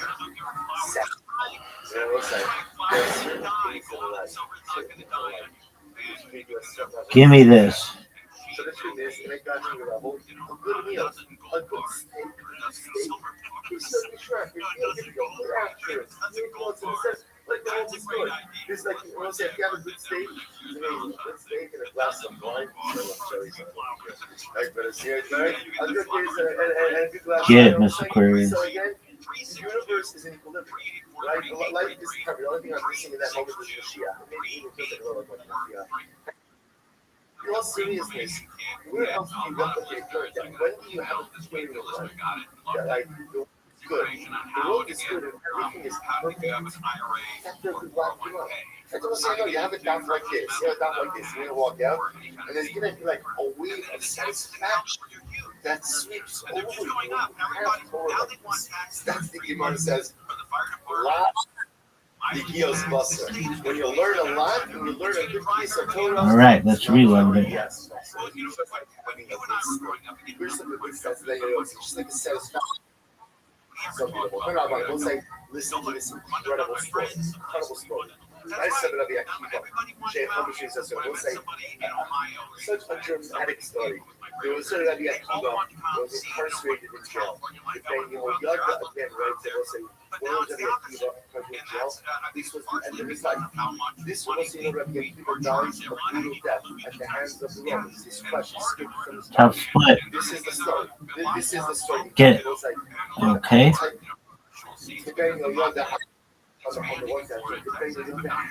Give me this. I'll fill in parts as we go on. He was incarcerated. All right, give me this one. No. Was his attendant. Was like his shop. This was taking care of him. But it was like, what is Garci? It was this is look at Rashi. Rashi says Garci is Shem Makam. It's the name of his place. That's where he lived. That's where he lived. Otherwise, Rashi says it was like this is incredible. The Shnachina, Shem looking Greece, the double Greece. We used to go ahead and grind lentils. What's that? Just want to post it. I don't know if it's incredible things you find in the incredible things they have jobs. They have jobs. Not only do they have jobs, they will sit the blocks. But they have there we go. Ground up lentils. Sometimes in life we think the fact that I have to work for a living hackers becoming a savage. It gets from becoming a Kamikaka. You know, listen, to become a Kamikaka or a tzaddik, that's the purview of like people who get to live their lives because they decide to street. I had to go out to work. So if I had to go out to work, I could be a good balabas. Like that's like the ceiling for me. That's true. Everybody has the capacity to be a tzaddik. Everybody has the capacity to be a tzaddik. Everybody has the capacity to be greatest of the great. Yes, ma'am. Can't go yet. Now I can.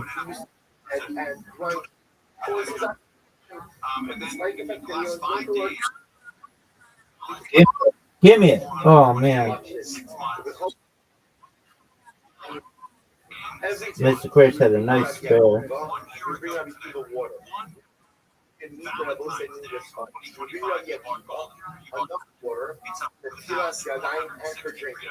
Look at you.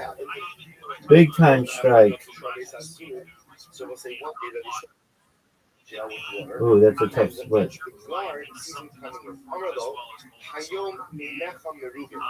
So Igar becomes suspicious of Yeshua Garci. Today, now that we wanted a lot more water. Shema Lachta Lisa Sur Atosal. Right? Because how do you think of Torah? Right? You pour water on the ground, loosens up. Yeah, thankfully. Appreciate you asking. Do my best. Wow, you got a big score, Miss Aquarius. Nobody's touching your score.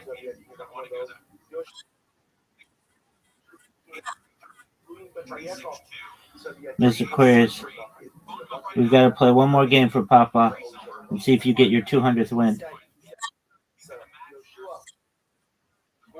1-0. Here we go, folks.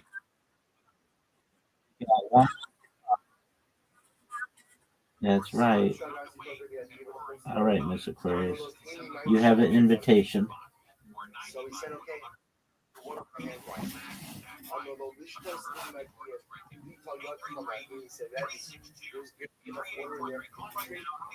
Get it. That's a good start.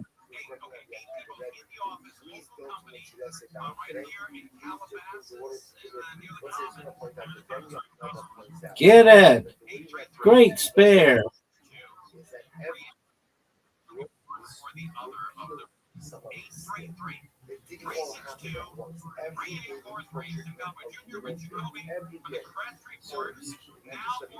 Oh.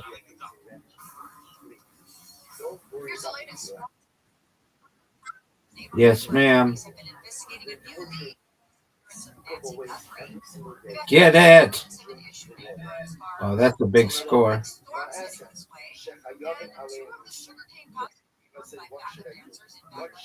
Get it. All right, all right.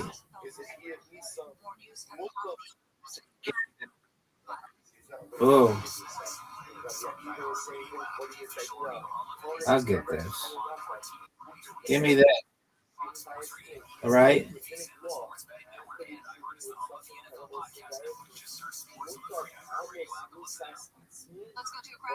Get it. That was pretty good.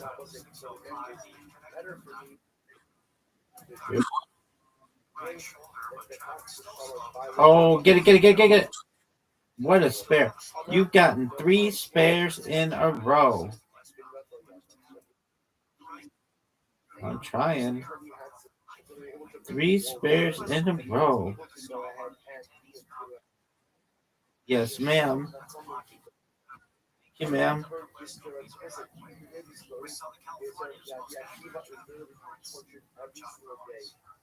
Get it. All right. This is time for your 4th spare.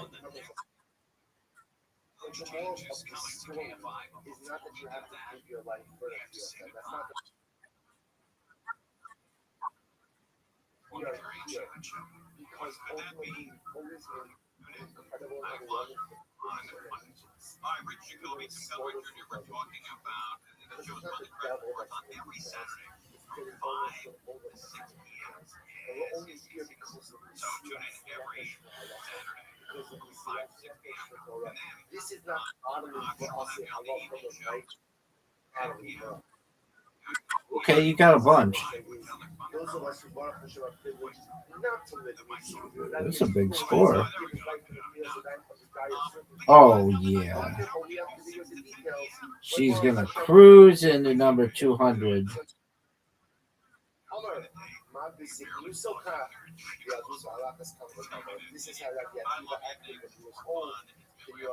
Give me it. All right. All right, all right. Miss Aquarius, 200 wins, girl. Good job. Miss Aquarius with her 200th win. 200.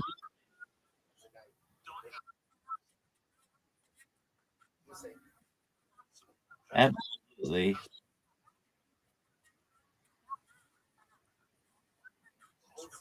Ab 100%. All right, Mr. It is time for you to get some sleep. I know you've had a long day. Okay, yeah, it probably is a little early. That's right. Okay. Or just keep you company.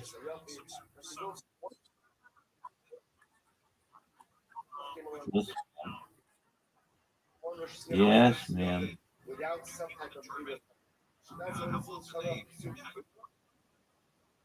Yes, I did.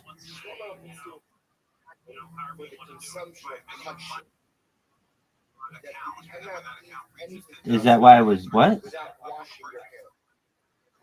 Yeah, it was. washing your hands.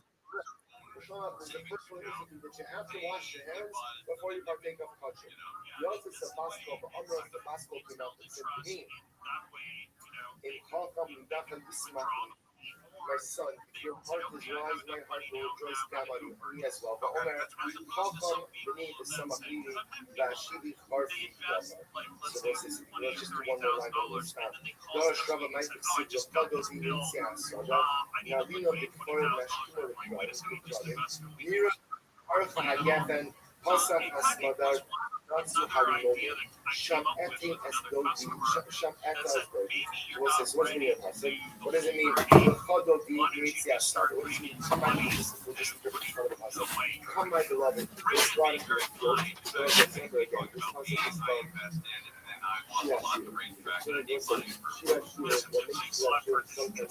called it's not clear who is the man and who is the woman. Like this. Sometimes it's so the male and female personalities switch back and forth. So what does it mean when it says, I'm recognizing this song here for policy. Policy says to Hashem, Moshe Olom, how community Yoshik do not judge us from those who dwell in the cities. Sheikhman Gezo, Ra'arayis, Rashab, so let's see, in the cities, so we have all the devices. All the devices exist. Yes. Either makes it don't of us like yeah, just give me a moment.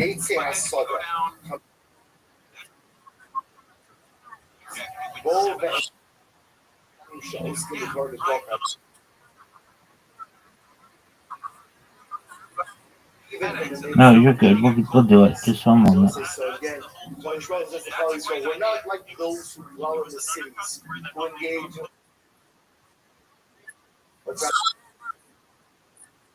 We'll show you how. Listen, we're told let us sleep in the villages of the cold. We'll see. All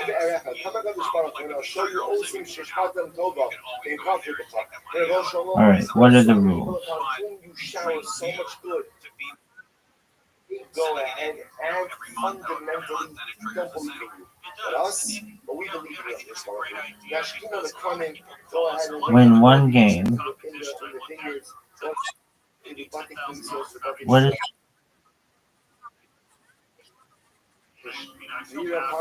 and then you get a miscellaneous something? Alright, Mr. Aquarius, I'm sending you an invite. Carol. Smadar, which represents the furthest stage of natural. Also, Harimonian, pomegranate sprouted. That's the first of those who mastered Gemara. Sham Etin es Dodi, Reich Arich Dodi Dodi, Shaba Vanai Utemosa. Yebono Shalom, you want to see again, Reich Arich Dodi, you want to see my greatest cover? I'll show you my sons. Yes, ma'am. You want to get the black ones.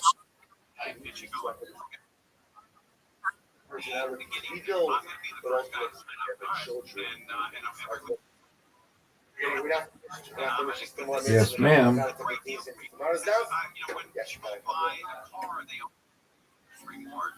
Good girl. Zoom, everyone have a wonderful day. But when you purchase car for $45,000,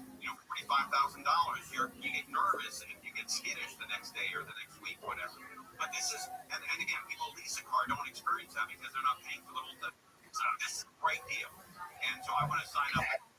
Begin by thanking our sponsors to thank Ellen Faith Wolf for being our total sponsors for the month of Elul in memory of beloved father, grandfather, great-grandfather, Cyrus. Then the persons of the Rabbi. We thank our week of learning sponsor, Joe and Dahlia Barrett. And their successful Aliyah 3.5 years ago. We also thank Howard giving the shiur this morning in memory of Howard's father. We hope that American Art Talmud Torah all the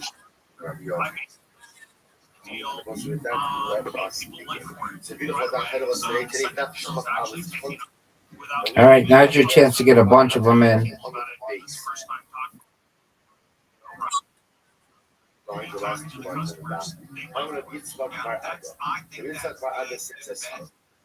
Almost.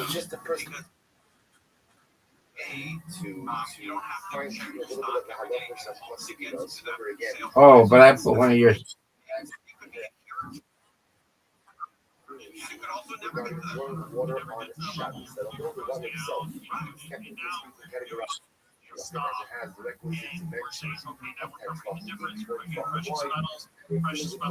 Oh man, how did you get mine in?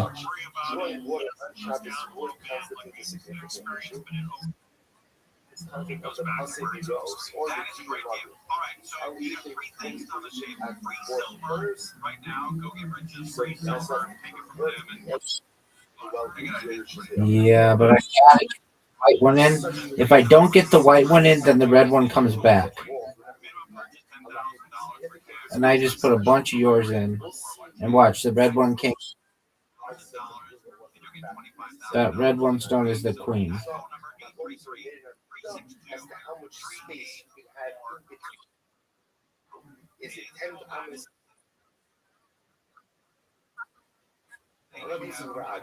I have to get the queen in first. I didn't. I have to get the queen in first. Yeah, that's why the red one's special.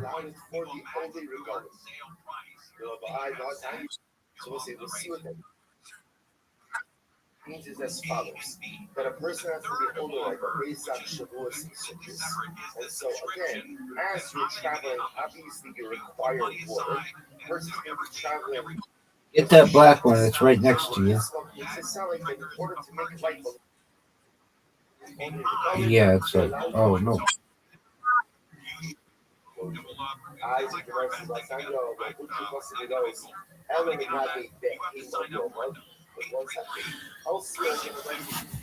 I just hit one of yours in. So which one is it? Is it for the only rebellion? Or is it Oh, almost. what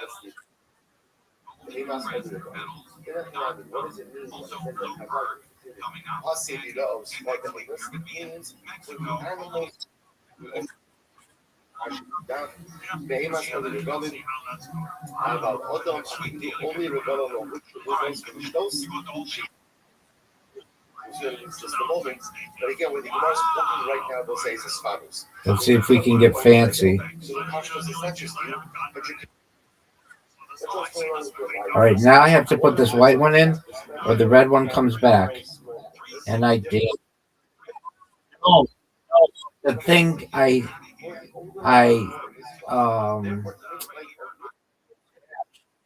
so it's all back.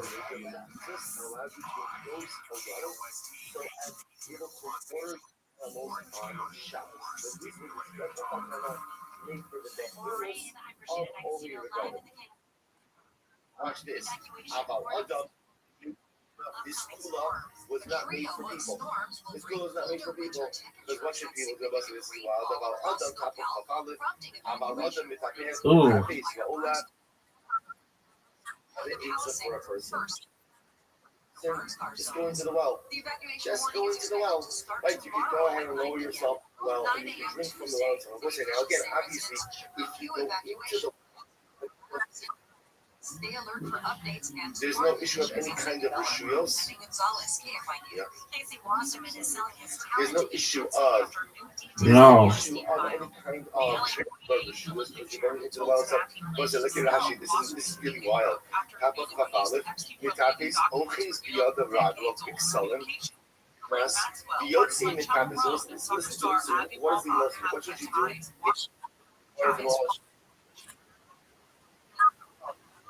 You lower yourself into the well. You go ahead and you just climb down the well. Right? You put your arms and your legs by the side of the well. Go down and drink. Come back up. It's incredible. There's another thing over here that the header of pussy goes. But people, you don't need to rely on a Uber like this. But then again, you can actually go into the well. Yes, ma'am. All right. I did 75 coins. And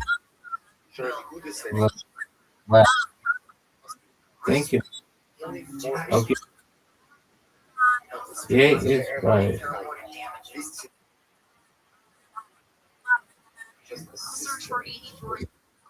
You're welcome. Thank you, madam.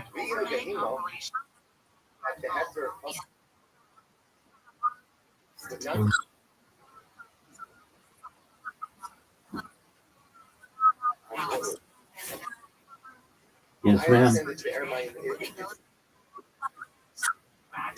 I'll be right back.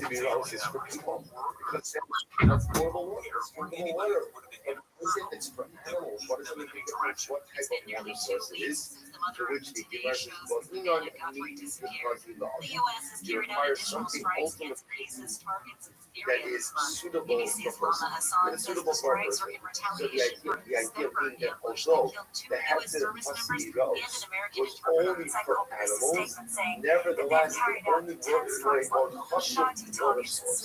What's the definition of a kosher water source? Because it would be used for people as well. So the Gemara says, which will possibly goes by the behavior about all the top base, all of the top base over.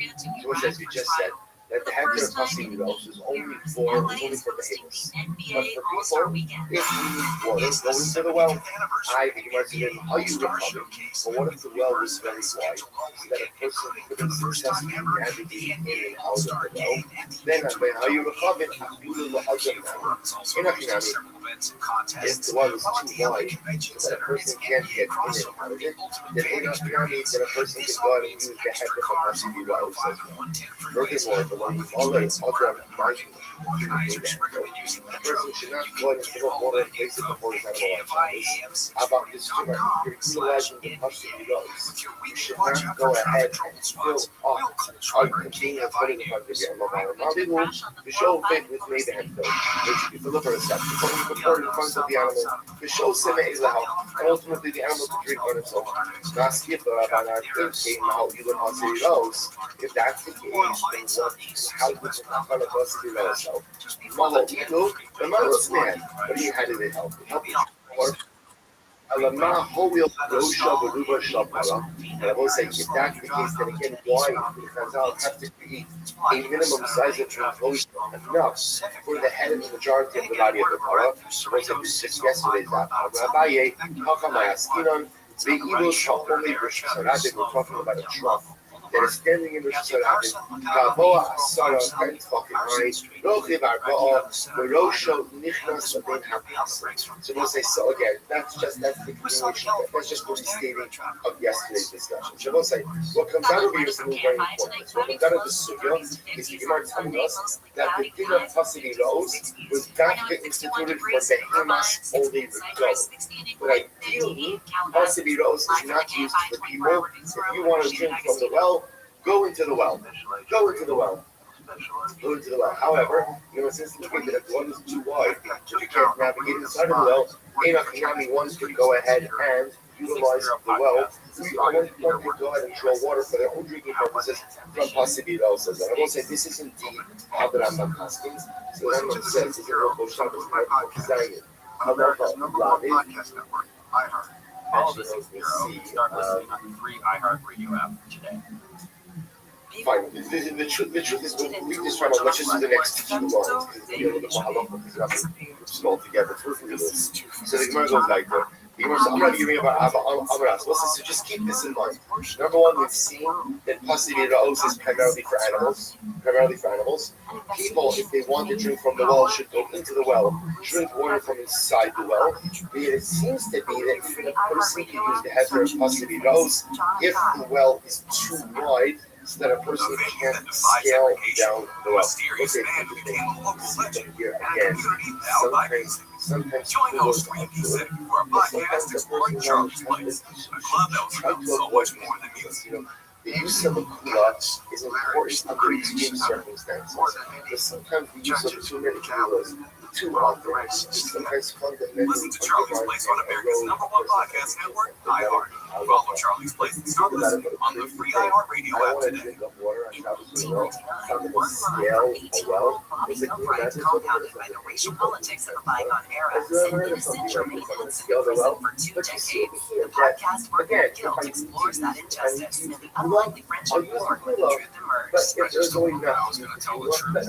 You might see my picture on the front page of the New York Times as this monster. Listen to Murder and Guilt on America's #1 podcast network, iHeart. Follow Murder and Guilt and start listening on the free iHeartRadio app today. About when it comes to relationship. things of It's almost like 2 love, more pieces. we're going to be talking about things Valentine's Day, but it's not too late to hang out right now. Might still be scrambling to find something to do. Either way, I have some ideas for you, and I'm sharing those at the 7. Let me know what things you could possibly do before the night is over. Mexico 2029. I'll be there for that. Oh yeah. Whoa. He should lean into his Mexican side. Yeah.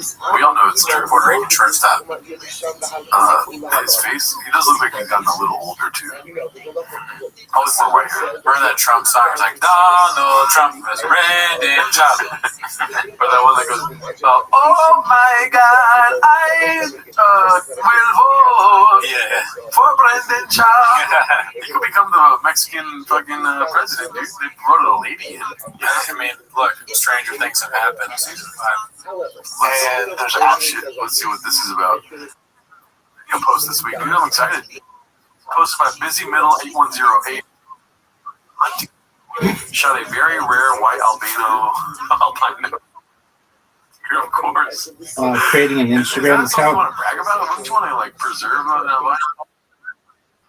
I don't know what that Yep. is. Never heard of it, but I assume so. Just Just a like quick thing, like extraordinary. He's like 200 of them. He's like, I shot at ball. Yeah, on my first try.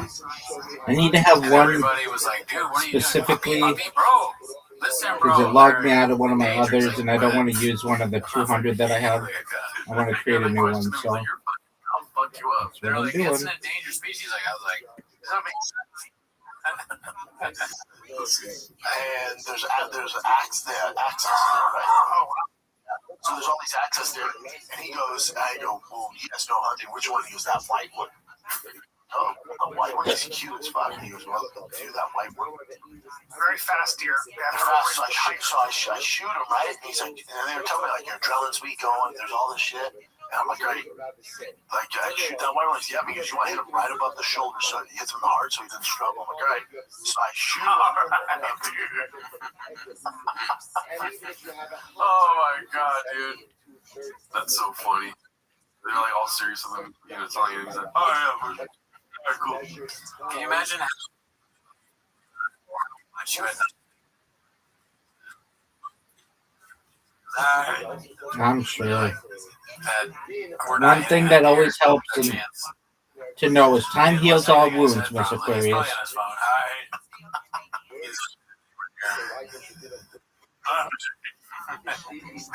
With my scope right up the shoulder. Right? There he is. Missed. Like, oh shit. Yeah, Ooh, what are you making?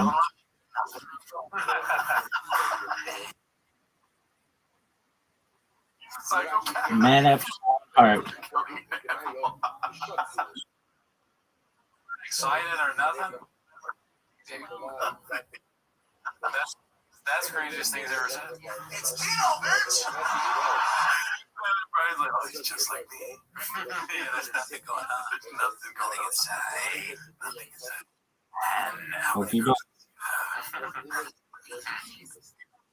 Nothing, like, I didn't have the adrenaline, like, I was high-fiving and stuff, but, like, my nerves were fine. I was like, That's the title of this episode. Brendan Chop feels nothing after killing deer.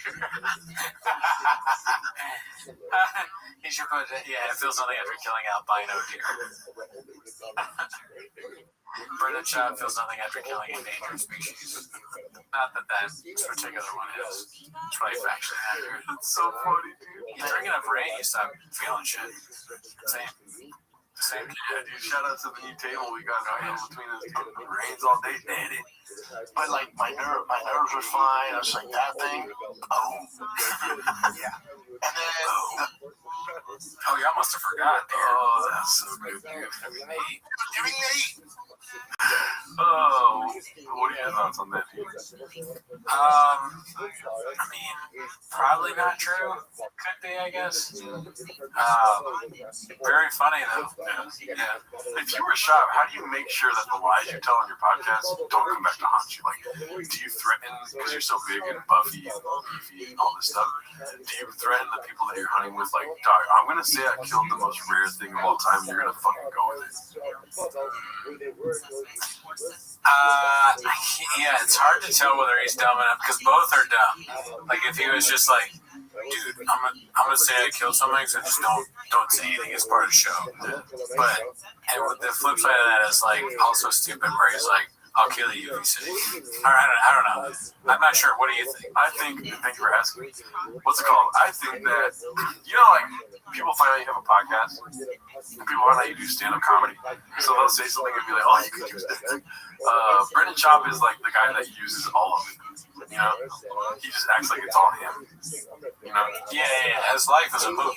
So he goes on these hunting trips, or whatever this hunting trip was, and they killed the actual albino deer. And they're like, you should talk about that on your podcast. And then Chop's eyes just get big.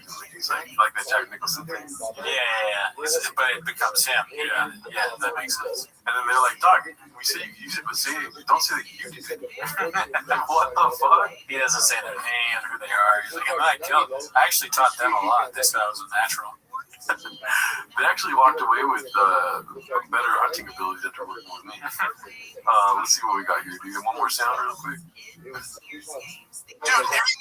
Alright. This one's posted by, I said really quick and it was very slow, but Appropriate Duty posted this one. Appropriate Duty 930. Jesus can return as AI. Well, you want to see it, Bubba. Let's see. I've seen this one or heard it. Jesus was born out of a virgin mother. What's more virgin than a computer? That guy's just saying shit. Like he says it as if he was expecting it, or it's an interesting tangent that they can discuss, and not what it is, which is like, what the fuck are you talking about? Can we play it again?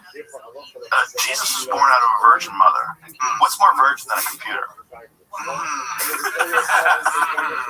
Actually, maybe I'm reading it wrong. That is kind of being like, what the fuck are you talking about? Play it.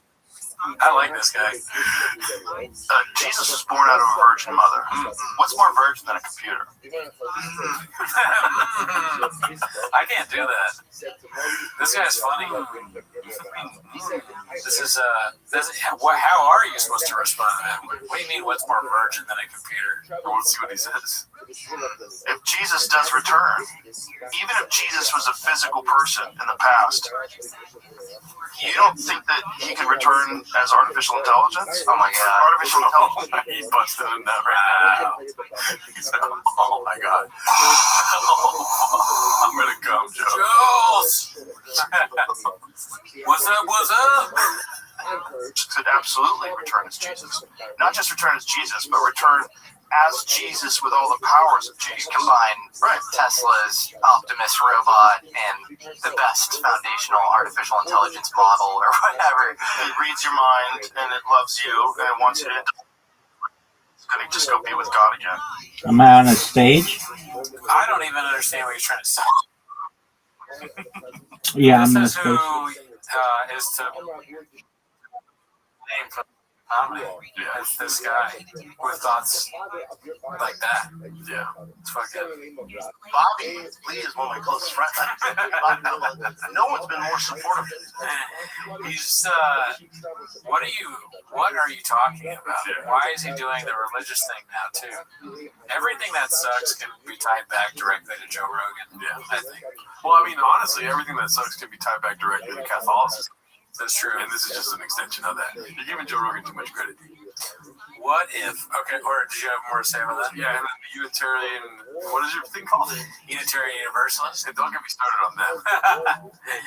Okay. What if stay with me, okay? Don't kill me. What if AI could come back as Joe Rogan?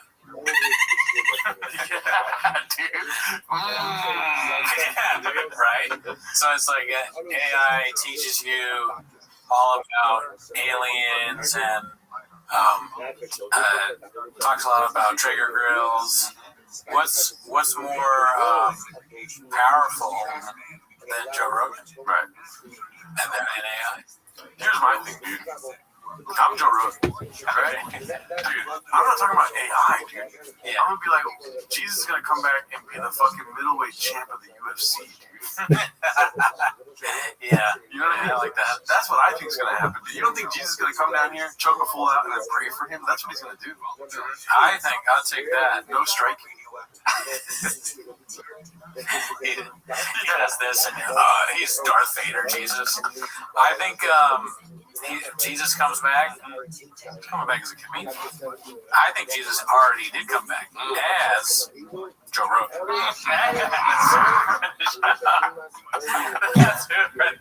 That's when you know that Joe Rogan's really lost it. It's when he says that. What if Jesus is here right now? His name's Brendan Schaub.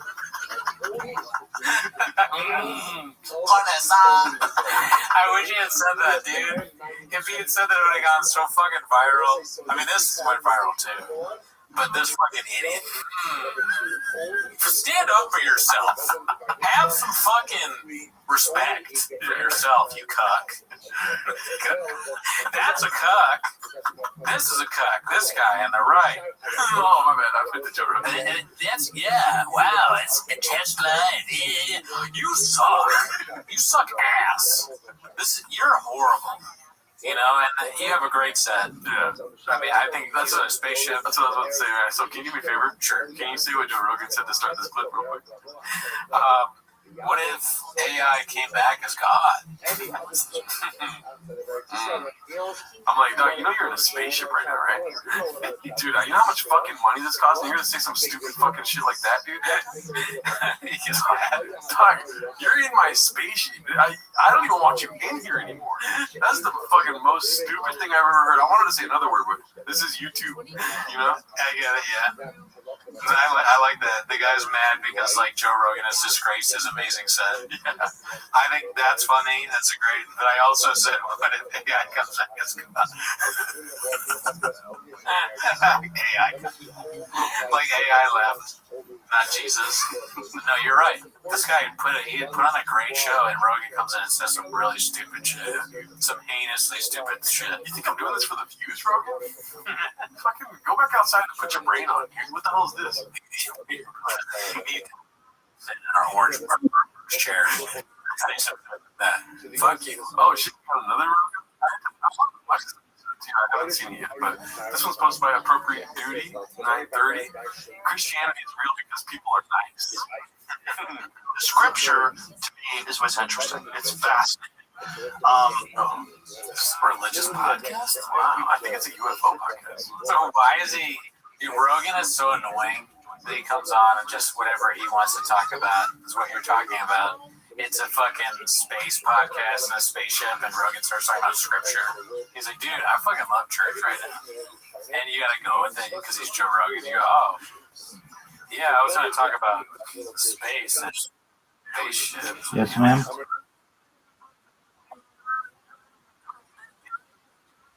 Yeah, I do. It's like poker. You're like,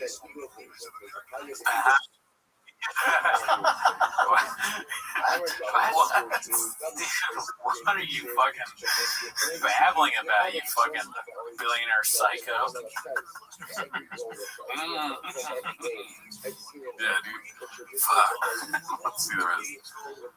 That is what, and also that Christianity, at least, is the one thing I have experience with. It works. People can't stop. Christianity works. Okay, good. I got Joe Rogan on my podcast. So what are you talking about? He was talking about Christianity works really well. Yeah. I didn't know. I had him on because I have a spaceship set and I wanted to talk about aliens, but We ended up talking about going to church on Sunday. Dude, Joe Rogan sucks. Yeah. He talked for an hour about the collection bowl. He said the pastor, he actually knows more than the pastor about God. Yeah, but Joe Rogan's cool, right? He got you a gift. Yeah, he bought me a nativity scene. I put it in my spaceship. Yeah. He bought me a Bible signed by him. With the crown of thorns. Joe with the crown of thorns. We should change that out, but we'll never get rid of the neck. Oh, yeah, you should put a crown of thorns on it. You're right, we should do it to the neck. The net would probably be, if she came here, she'd probably be super duper Christian. Paul C, dude, get on it, dude. Can we get a crown of thorns on the neck real quick? Yeah, who else has the sacrifice? Yeah. You know what I got a problem with, dude? Listen, this is 10 minutes to shop, but we got to talk about Christianity once a week, okay? You know what I got a problem with, dude? That's the narrative. This is what I'm saying. The narrative, dude. Why do you, like, celebrate his death? Like, the most brutal way to kill symbolizes him everywhere. It's like, yeah, they just fucking made this motherfucker bleed on the cross, dude. And then everyone's like, oh, the cross is beautiful. It's like, no, dude, that fool died on the cross. Yeah, no, that's a good criticism for sure. What the fuck? What kind of crazy fucking ritual is this where we're, like, praising the death of some prophet? You know what that's like? Us watching Girl Popping. This is the worst thing that's ever happened in Brennan Shop. Yeah. That's like a cross necklace. Well, I want to get that on my neck. Get the Gringo Poppy poster right The Dallas skyline. Yeah. What's up, Dallas? And yeah, you push a button and it says, what's up, Dallas? People that are Christians, that go to this church that I go to, that I meet, that are Christian, they are the nicest fucking people you will ever meet. They're really kind. And you have $1 billion. You know? If Cooney had more money than he has now, I'd be a lot nicer. Oh, yeah. God damn. Of course they're nice to you. You're fucking Joe Rogan. Yeah. He's so stupid. That's like like the open mic scene in this cutthroat place, you got like 30 spots, like millions of comics really get. But Joe Rogan comes around and they're like, we will suck your dick. Yeah, they're gonna be like, see you, Joe, you're a famous person. We know you're gay, we will suck your dick. Like, I went to this fucking mosque and they hated me there. I went to this fucking Buddhist place and they were like, fuck you. Fuck your mother. No, you're fucking Joe Rogan and rich and famous. Yeah. You should be. He has no idea the amount of yes men around him. No one has told you you're not funny. There you go. Anyone that tells you're good at stand-up, you know they're not telling you the truth right there. Yeah, that's a problem. It's probably a problem. they are even more nice at a church. When you leave the church parking lot, everybody lets you go in front of them. Everybody's big. There's no one honking in the church parking lot. It works. Damn. I mean, I would honk in the church parking lot, but I'm different. You changed my mind. I'm tired of motherfuckers honking at me when I go to Wendy's, dude. You know? I'm in the Lucky Boy parking lot getting honked at once a week. I don't really honk in the parking lots, really. I honked today, though. I did honk at somebody today. Oh, yeah? They were taking too long. And I felt bad, and then I realized how much I honked. I wasn't even that bad. I just wanted to honk hard. Like, I hadn't honked in a while. You gotta get that honk out? Yeah. Driving my son to baseball practice. And where in the fucking Bible does it say I can't honk my horn, dude? Nowhere, dude. You go to a fucked up church, Joe Rogan. They tell you that you're fucking 6'2", that they love you. They don't even check for your height over here at my church, dude. All right, let's see what this one's about. This is posted by Dandy Kaufman 2. It's called Papa Leaves Early. Ruins the audio, blows some lovely exhaust for his guest. What? So he said Papa being Papa Dad. That sounds like exactly how you do. Sex and stuff. Oh, get that out. But I was copying your finger at the time. You gotta get on a private jet. Yeah. I go to a party. Have fun, likewise. Thank you. Hell yeah. This is good signs for us, dude. Sorry for pausing so early. This is amazing signs for us. You know what I'm seeing? What? Papa's getting a little bit of his fucking skip back. You know what I mean? He's getting a little bit of pep in it.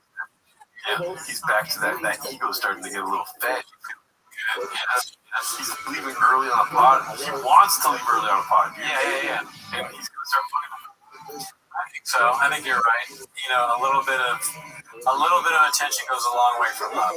Yeah. He didn't used to get invited to Tucker Carlson's birthday party or whatever it is, but now he's flying out on a private jet, hanging out with Theo Von and Tucker Carlson. It's a good sign. It's different. Yeah, people like him, dude. He's important on the scene. All right. So yeah, we'll see. We'll see what happens.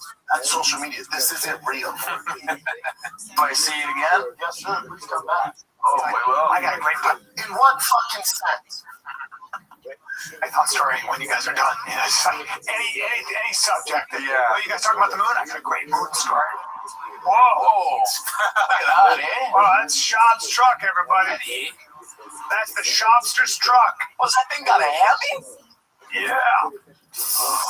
Who is this? Not good. Dude, you know what podcast you're on? Yeah, you don't know shit about trucks, man. What are you talking about? A ham? Bro, we're talking about blowers and fucking exhaust and shit. What kind of Kibitech is a ham? Those guys know he's talking about is fucking not a truck guy. And then he goes online and he sees Papa with his little tiny power drill and he's like, oh my god, why did I say that? This guy knows what he's talking about. Yeah, there's not anything about transmissions. Yeah, you wouldn't know a tire hit him. Probably leave the doors on a truck. Yeah, dude. Oh, that's hilarious. Leave him on? Yeah, I've never seen that, dude. Are you a truck guy? Are you truck guy? What are you doing? Are you truck guy? Are you truck guy? No, truck guy left. Truck guy leaves studio now. Truck guy in big truck with big exhaust heavy. The fuck caveman do they have on their podcast? What happened to having like comedians on? It's his neighbor. Why the fuck are we on there, dude? I know, this guy, nobody knows who this guy is, dude. Oh, I will say that I am looking for chairs. I'm gonna take a picture of this one real quick. Yeah, I see. That's badass. Thanks. Are you a truck guy? No, I'm not a car guy. Are you a car guy? Not really. Right now I'm a bicycle guy. We need a different studio. I think this is You're in a bicycle. Oh, what's that, a boot? Is it a heaty? They got a guy that doesn't even have a car on the podcast. It's crazy. This guy rides a bicycle. And we both have trucks and we've never been on. What does that make sense? In what sense? Yeah. In what fucking sense? Dude, I'm just getting more pissed right now. This is posted by Sacred Pomegranate 84. How long until Papa is a fan of Bradley? Oh man, of that guy right there. This guy. I wonder. I don't see it. I will say, I've never seen Nick Fuentes and Matan in the same room together. You're saying they're the same guy? I didn't say that, dude. Yo, you want me to die? Dude, if that secret gets out there, then I'm screwed. But I would watch I will say, I've just never seen it happen before. It looks the same height to me. Anyways. I would watch a podcast if it was Matan and Nick Fuentes interviewing Papa. The both of them? Yeah. That might be pretty good. Yeah, but I would need, and I don't want this to happen, but I'm trying to think of a perfect scenario just like you are right now. Papa needs to relapse, drink a little bit, take some Addies, and then head into that studio on fire, dude. Because then, you know, Matan and Nick Fuentes they're in their prime of their fires, dude. They're out here spitting on a mic and fucking wiping it down, spitting again. You know what I'm saying? Right. And so all four of them shooting on all 8 cylinders, you feel me? Like, that's what I want, dude. That's the narrative? Yeah, dude, that's the narrative. Alrighty, let's see what else we got here. This is posted by Frederick Bastiat, 1801. Pronunciation is very hard, part 9. Oh, shit. Let's see what this is all about. Happens, you just go, all right, if I was in the government, this would me. I wouldn't lie about this. Yeah. I would want people to be healthy. That's what you want to think. That's what you want to think. And then you think, He also believes in the land mooning. the what? The land mooning. The mooning, the landing on the moon. Jesus Christ, all this Diet Coke's fucking up my Land mind. mooning. Moon landing. You're like Foghorn Leghorn. Land moon and land moon. Man, they're way ahead of this. This is a blip on the radar. They're going Blip on the that would be so big.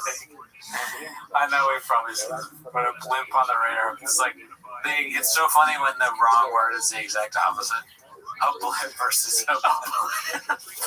If it was a blimp, you'd be like, damn, we gotta shoot down this blimp. It's so easy. What were they thinking? Trying to sneak in a blimp.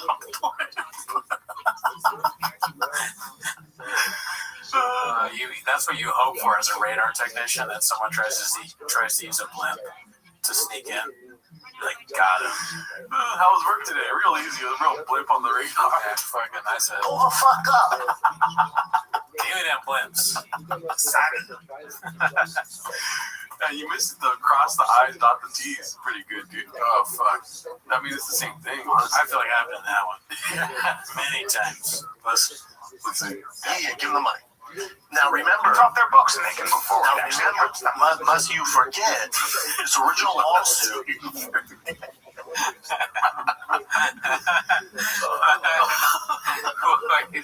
He's putting on a clinic right now.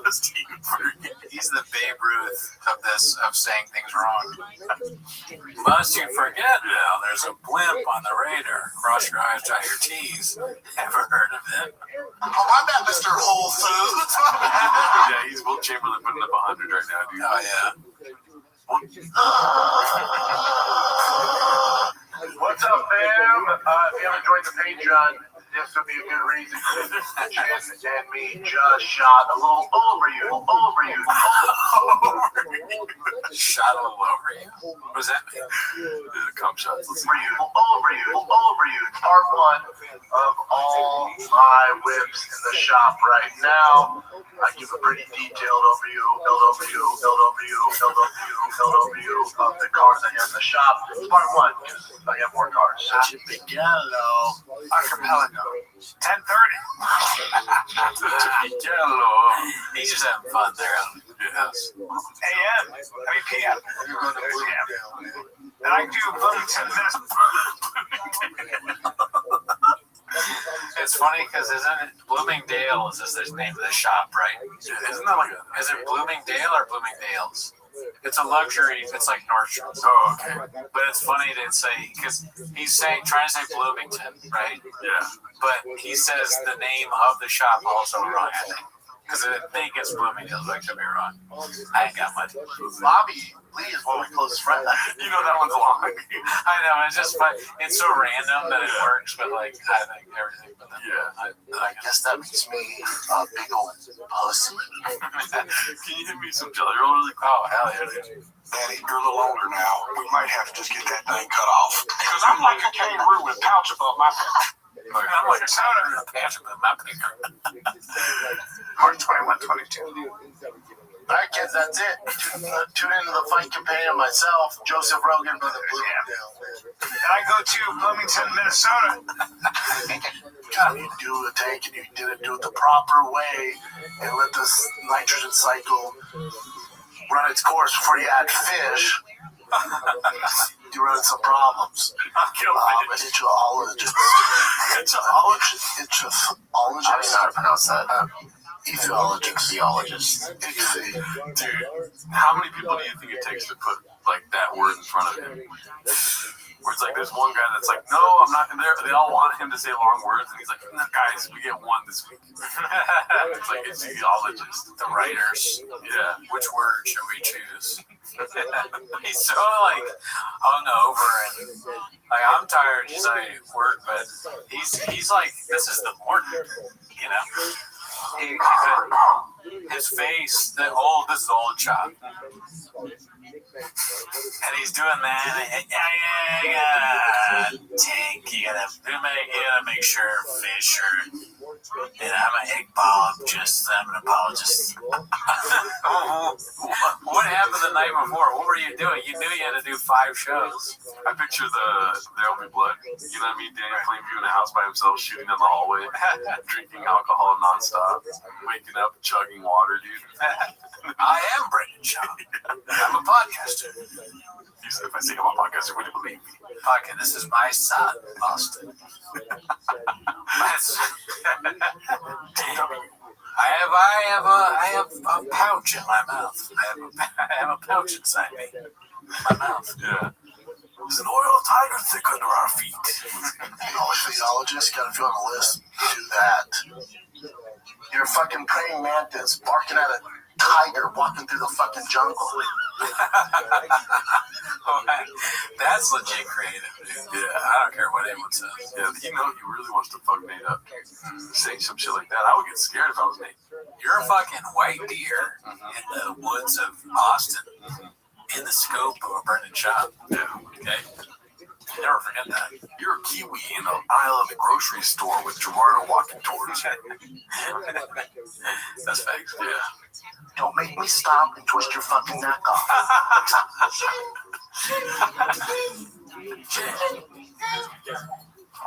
Please. That's what's great about that culture, like black culture. Yeah, like even R. Kelly could sell a Mess Square Garden. Messy Square Garden. Well, because they've been burnt by the system so many times. With it, even though the video of Diddy beating up, homegirl came out. Yeah, they still go, yeah, that's terrible, but he's still our guy, and also he still made great music. And he got railroaded. Do you guys like your freedom? You like have an opinion, your freedom? Thank you. You're welcome. That's so awkward. He said thank him and you're welcome. It's so funny. They don't know what to say.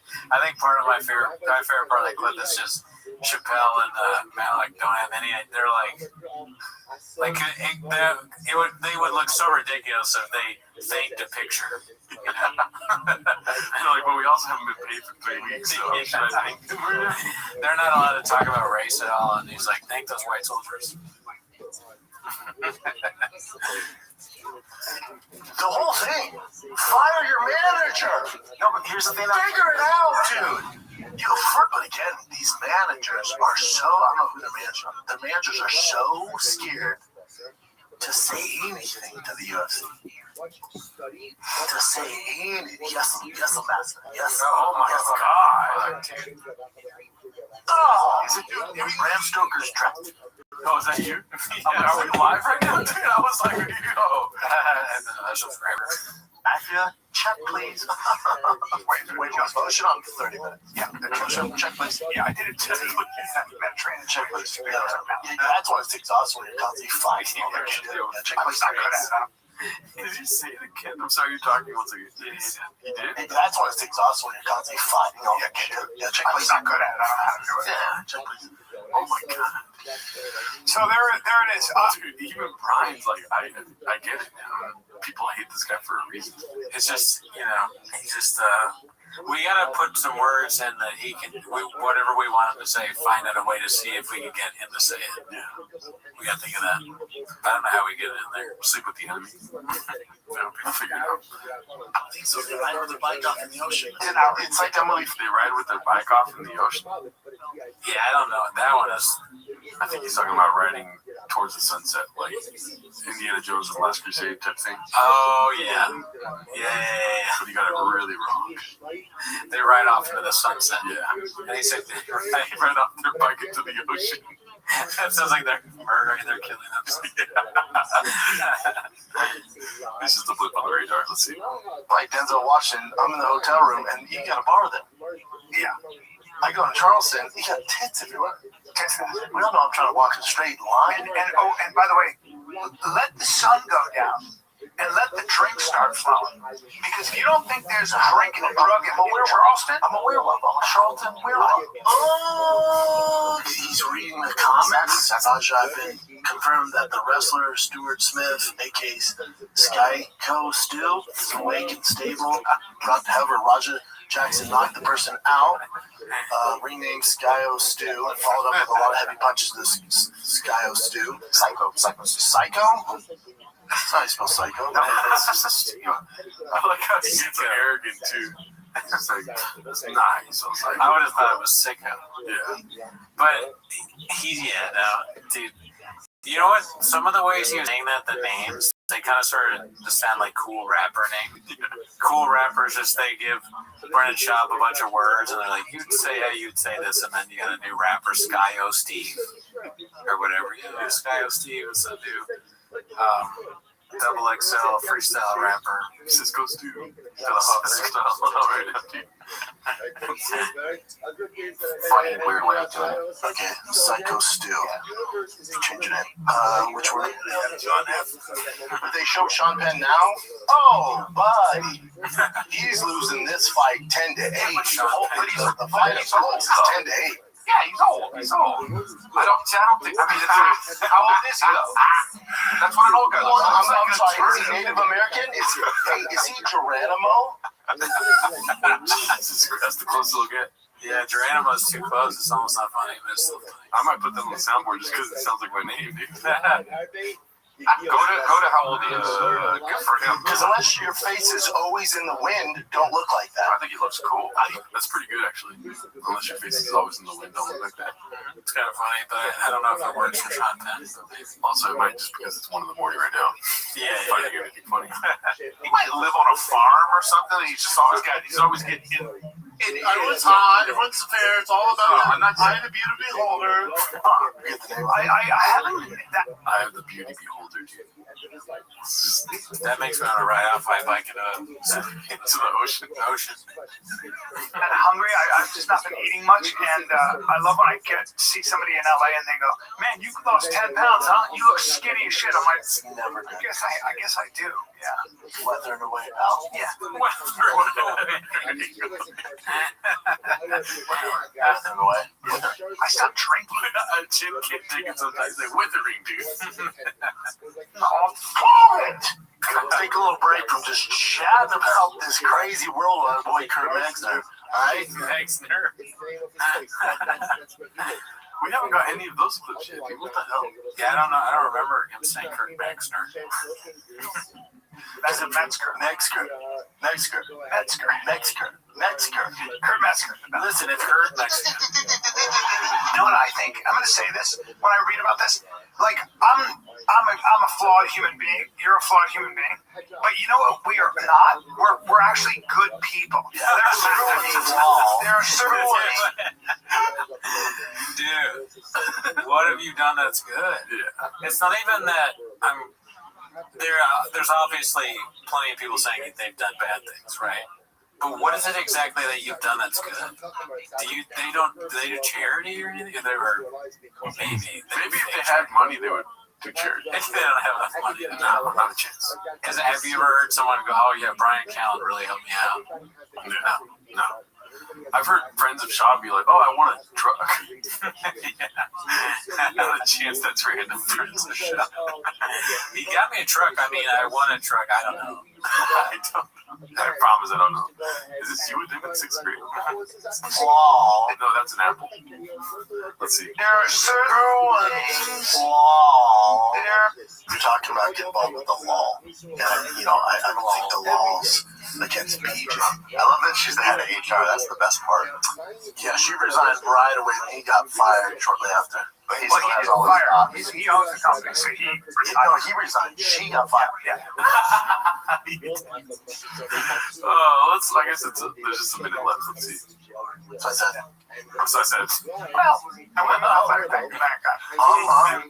Tanning, what was his name? Channing Tatum? Channing Tatum. Yeah. Channing Tatum.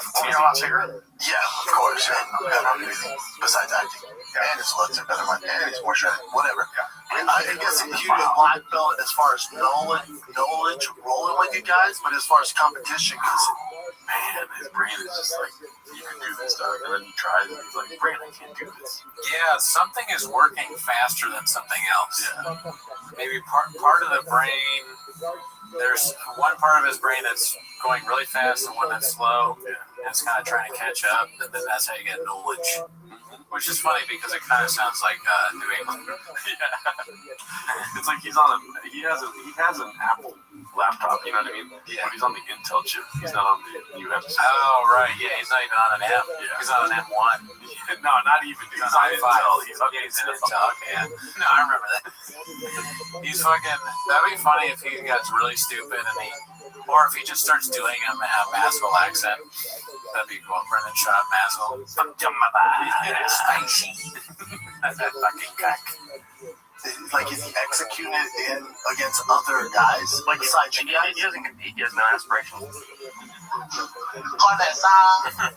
We're cool. Breeze is an incredible functional beverage company revolutionizing how we drink these days. They're not charged at the officers. Well, there you go. They were subdued and put them in handcuffs. I'll charge paramedics. There's possible overdose. Yeah, you don't want to charge. There's research on it that shows that kids that do marijuana before the age of 21, it makes you so much more stupider. See it?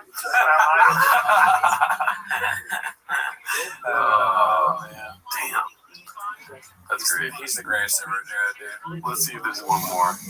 We got this by Icy Staff 1036. LA tire prices got me like, you want to see top brand tires at low prices on Fix. This is a promotion, dude. Oh, fuck. Damn, yeah. It took me a while to see that. I saw a cat. I thought for sure it was homeless cats. Yeah, they're getting smarter than these advertisements. Got a little something on the Chin apartment video posted by Gandhi was my pimp. Let's see here. This is the studio. This is where I made music. This is where me and Browse recorded most of our album. Oh my god. I think we've seen that. You don't remember that? No, I heard way back. At this, let's see. Let's in front of it. This looks like a classic. Yeah. If you want to fight, I'm your Huckabee, but at the end of the day, it's not an option. Great title from Danny Kaufman. Andy Kaufman, let's see. Had this dude go bad on me, right? This Steve will do it. I made a mistake on the shop show, and I just apologized to him. He kept going bad on me, and fans were like, oh, this would be so good for views, roast them. You guys should fight each other. I was like, it's just not what I do. I get what you guys are saying. I went, my bad, dude. I fucked up. I assumed something I shouldn't have. He talked all this shit. I went, I get you're angry. You know, but you're not gonna fight me. That's not even an option. Right. So if I fucked up, Doug, my bad. And then he can keep going, but you're not gonna get anything from me. It's Right. I would have such a bigger career if I engaged in all. Yeah, but I've had some feuds through the years, and I just never engage in it. It's just not what I do. Right. Because at the end of the, you called Mark Maron a cuck. Yeah, you literally want to fight Mark Maron. Yeah, you've said that he should be punched in the face. You threatened Bobby Lee's career. That's true. They did that too. Yeah. You tried to sue Trash Tuesday. Yeah, Trash Tuesday's unique. And he copyright strike stuff right at the end of the beginning. tater tot once a week. You should be eating a tater tot and chilling out. This, if he really was like that, it might be better off. Maybe he's not keto right now. No chance. Hey, there's tough guys online, and then in real life, that's where I live. So if you, fucking. It's keto, bitch. Pull the fuck up. That's my DNA. You're so upset you want to fight. I'm your Huckleberry. I'm so fucking down. But it's never going to be fair, so it's not an option for me with these guys. It is, though. I guess that makes me a big old bitch. It's so funny when it's not showing you because it sounds like he's saying it. I like how Chris is trying to be like, stop talking. He's like, yeah, those bitches. All I heard was like, oh, y'all bitches, and I'll kick your ass. True. That's how I feel. Right. Yeah. Oh, fuck that, dude. That's social media. This isn't. Is there anything else you want to tell the audience before we get out of here, like on the board there? No, I mean, on the board, maybe. Driving my son to baseball practice. I'm always driving my son to baseball practice because I got violence in the DNA in my back. So I mean, look, you guys can play around all you want. I'm not gonna fight you. It's just not realistic. And maybe I would kill you easily. So it's like I'm not gonna fight you. If you want to, just pull up. Pull the fuck up. Let us know what you think of the new setup here, the chairs. We're thinking about getting some more rain cans in here. For sure, we're missing out. So it's so funny. And then Magic Mind, hit us up. We're gonna do a Magic Mind advertisement. Yeah, dude. Also, Black Buffalo nicotine. We're trying to get one of those neon signs in here, something like that. Kimbo Slice, a little behind me right here, something like this, you know? If you're watching Pico de Gallo, hit us up. I'm trying to get some more Pico de Gallo. Yeah, he needs a Pico de Gallo connect, dude. But yeah, anything else? Good. Check us out next week.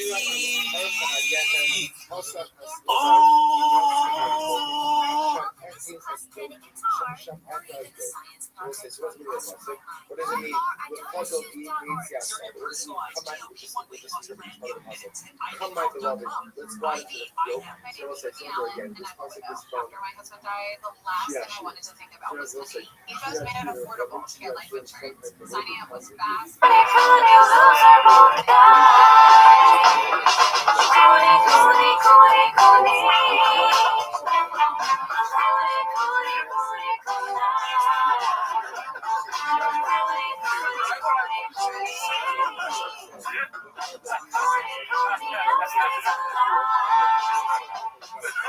That doesn't matter, Daddy.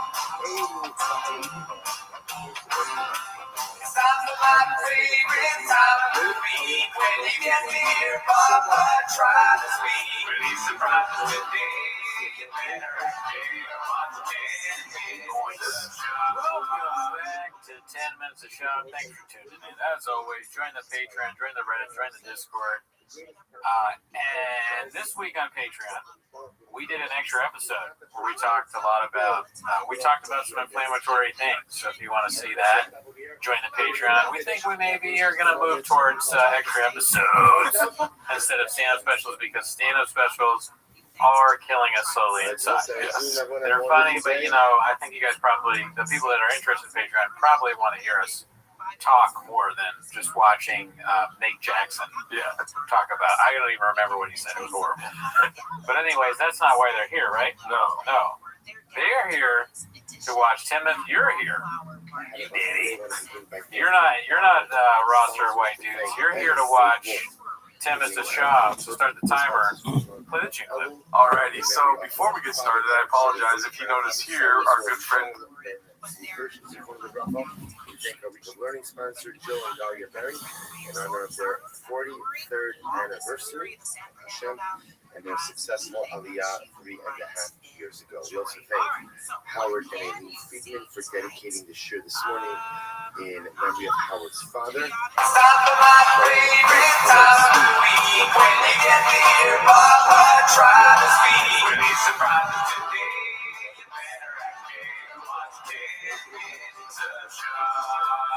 Welcome back to 10 Minutes of Shop. Thanks for tuning in. As always, please join the Patreon, join the Discord, join the Reddit. Tater Time once a week, guys. Species. If you join the Patreon, you get to see the show early. Don't you want to do that? We got a good song coming up. Yeah. You know what I mean? And that's not why you're here, though. You're here to watch 10 minutes of Shop. So start the timer, play the chin clip. Oh, shit. 1 second, dude.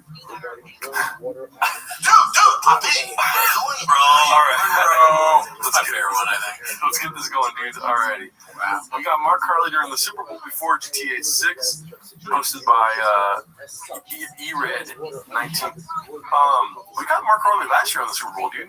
2 years in a row, 2 Super Bowl commercials in a row. Has anyone ever done that before? Usually, like the A-list celebrity. He might be A-list now, dude. He's getting there. Yeah.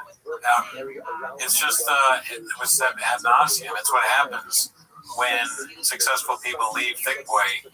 They become even more successful. Just a fact. Global superstar, some would say. Tiger fact. He's watch the rise, fellas. Ever heard of it? And also leave a comment below if you were with your family watching the Super Bowl and you go, oh, when you see this half-naked guy on the screen. Because that's what I did, and everyone was like, what the hell?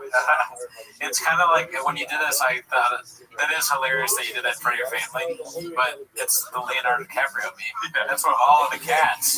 I'm surprised. Is that not a post? That's got to be a cat's post. Mark's on the thing, and then it's the thing from one of the greatest movies I've ever seen. Once Upon a Time in Hollywood. Yeah, shout out to you, Mark. Hell yeah, dude. I'm going to send you a text soon here, swear to God. This is a bunch of comments. Let's see. What else we got? Joe Camel couldn't find a clean suit, it seems.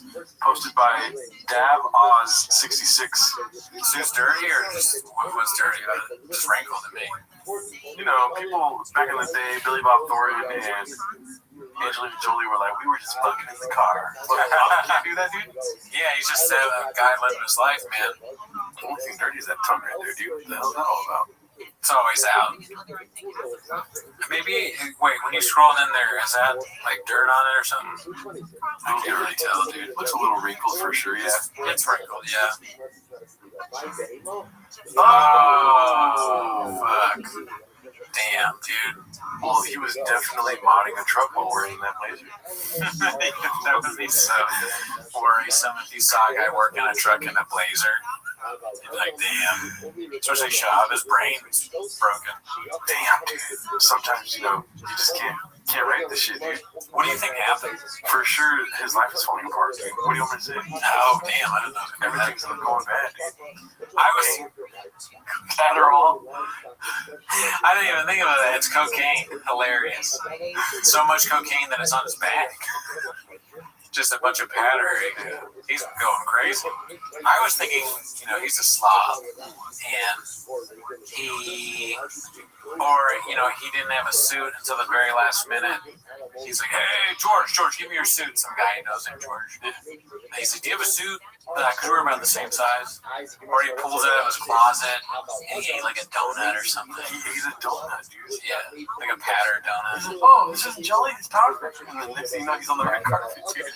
Or, you know, he could be so many things. He could literally, he's such a piece of shit that he could be a witch. A witch cast a spell on him because he hit a witch's car and tried to drive off, or he did something bad to a witch and the witch was like, and blew this on his back, and now he's cursed. There's 3 fucking things he has to do, or 3 bad things happen to him. Here's my thing, dude. You know, have you followed Jay Moore at all or no? That fucking white guy. I know a little bit about him. What about him? Jeannie was his guy, husband, right? Her husband, boyfriend, or something.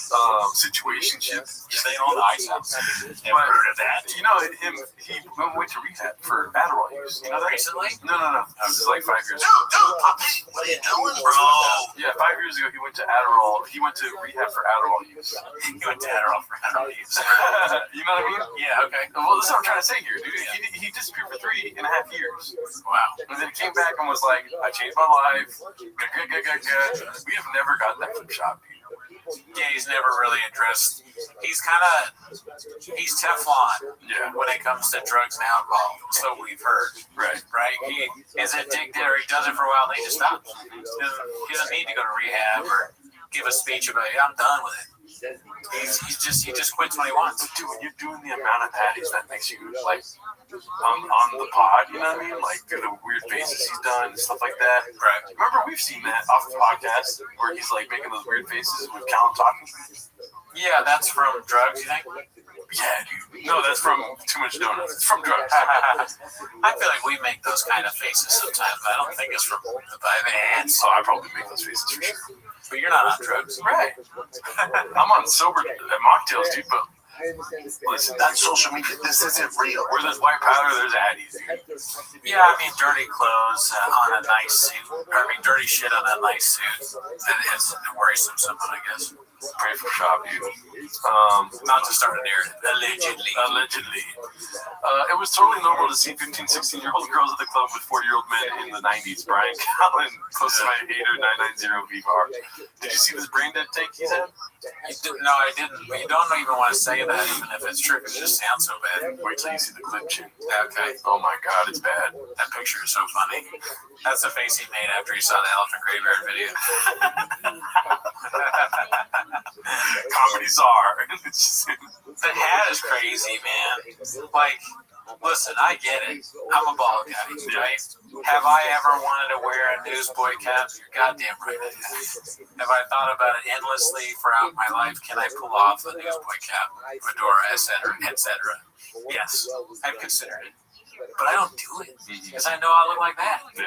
I don't want to look like that. I mean, you got this too, Dry Fast Podcast, Eddie. That's true. I have better hats like this one and this one. We both have great hats. Yeah. We don't need fucking. I mean, what the fuck does he think? It's like he's in Peaky Blinders or some shit. Peaky Blinders sounds like a show about him because it sounds like a small person. Peaky Blinders. Peek out of their fucking short hole. Oh, little Joe. Little Joe, drinking his little Peroni. Alrighty, let's see this. Working Toe 855. How many votes for no more Slow Joe content unless it directly involves brain dead? I like that. Yeah, I do too because we try and stay away from the fans. You know what I mean? Yeah. I don't really want to talk about Slow Joe. Yeah. She seems like a nice person, I guess. I don't really want to get into it. Bitch. As long as she's keto. Alrighty, let's see. Let's move away from Slow Joe here, dude. Let's practice what we preach. She farts a lot, though. The farting stuff is kind of funny, but I can do without it. That'd be cool if you put just no more Slow Joe unless it's farting or brain dead. You know? I mean, it's kind of mean to make it seem like she farts, but then it's obvious she's not farting. Everyone farts. Yeah, but you know, if there's a subreddit, would you want your wife on there just constantly farting? Oh man, if you would have made it about me, I would have been like, yeah. But if it was my wife, I don't want that. No, none of that. You don't want your family. You want to be attacked yourself and your family. You know, that's why I attack my family or others. Let's see here. Posted by Khabib time. Papa married. Just kidding. Papa married to a Mexican, but he gets triggered when the family speaks Spanish because he's too dumb to learn language. That sounds like shit. Who the fuck is Marshall? Don't just say that. I don't know that fucking last night it popped off because Joanna's aunt staying with us. Yeah. Her English isn't great, but you know, it's not terrible. How's your Spanish? Awful. I speak no Spanish. We're all the kids are we're all been together. You don't speak Spanish. You'll never. You just gave them. What am I gonna pick it up in my 30s? Well, yeah, but no. Wait a minute. Bro, you are not mid-30s. We've established that Chop is older than us, right? Right, I'm in my early 30s. Yeah. And Chop is like, what? 40. That's what I thought. Yeah. There's no way that Chop is... I'm not older than Chop, am I? I know we've looked this up before, but I get scared. Bobby Lee is one of my closest friends. Me and Bobby talk about this. No one. I can't be. 42 years old. That makes sense. He's way older. He's 42. Mid-30s. He doesn't even know how old he is. Oh my god. We were watching... We're going to be on the Nuremberg trials, dude. We're bad people for watching this and laughing at it. I don't feel great, but it's fine. Am I gonna pick it up in my mid-30s? What am I gonna pick it up in my mid-30s? Wow. They're when we're on trial, so you're laughing at him because he didn't know how old he was. He didn't think that that could be serious brain. That's not a serious thing to you. And they're like, Ernest, jail. You're going to jail. You should have saved this guy from Brian Callen. Well, yeah, but no, I'm in America. I speak English, right? So we're around the dinner table, and they're talking, dude, for an hour. The entire conversation in Spanish. I'm just staring out the wall, and finally go, well, fuck me. Well, I'm just gonna sit here and stare at the fucking wall while you guys have a great dinner. Yeah, and literally just Spanish. I'm like, after 45 minutes, I'm like, I feel he's disrespectful. A little bit, right? A little bit. You're just I have no clue what you're talking about. Nothing. So I'm like, you just, I should go eat in another room. What I'm gonna do is, are we enjoying the food I bought? You're gonna go figure out a way to pay for your house and hold the bill. And y'all can't speak the only language I speak? Is that not crazy? Dude, so from the Bronx. You know what's crazy and sad about that is that if it was in English, you wouldn't understand it either. Almost no difference, really. Unless they really dumb it down for him, he's not going to get it. Eat it. So I don't understand it. That's social media. This isn't real. Because that makes me a big old pussy. That makes me shut the fuck up, Sean. What are you going to give to the... I'm starting to sound like Brian. What are you going to give to the conversation? It's like impossible not to be. But really, what are you going to give to the conversation? Not much. Yeah. They're going to say, you're going to say something really stupid. People are going to have to be, and then move on as if you didn't embarrass your wife. Also, you just go watch TV. Like, you're so easily entertained. Just put on Blackfish again or something. Yeah, nobody will notice if you leave the table. They're like, okay, shop's gone. Gracias a Dios. Is no Spanish yet? Okay. No, he thinks he's in his mid-30s. Yeah, he doesn't even know doesn't know Spanish. He doesn't know how old he is. So, Spanish is something that is way down the line. We're trying to get him to know his ages. Oh, this one was 5 days ago. This one was huge on the subreddit. You saw this? I saw what you made with this pretty funny. Oh, yeah. Me Mechanic, beat time. Let's see here.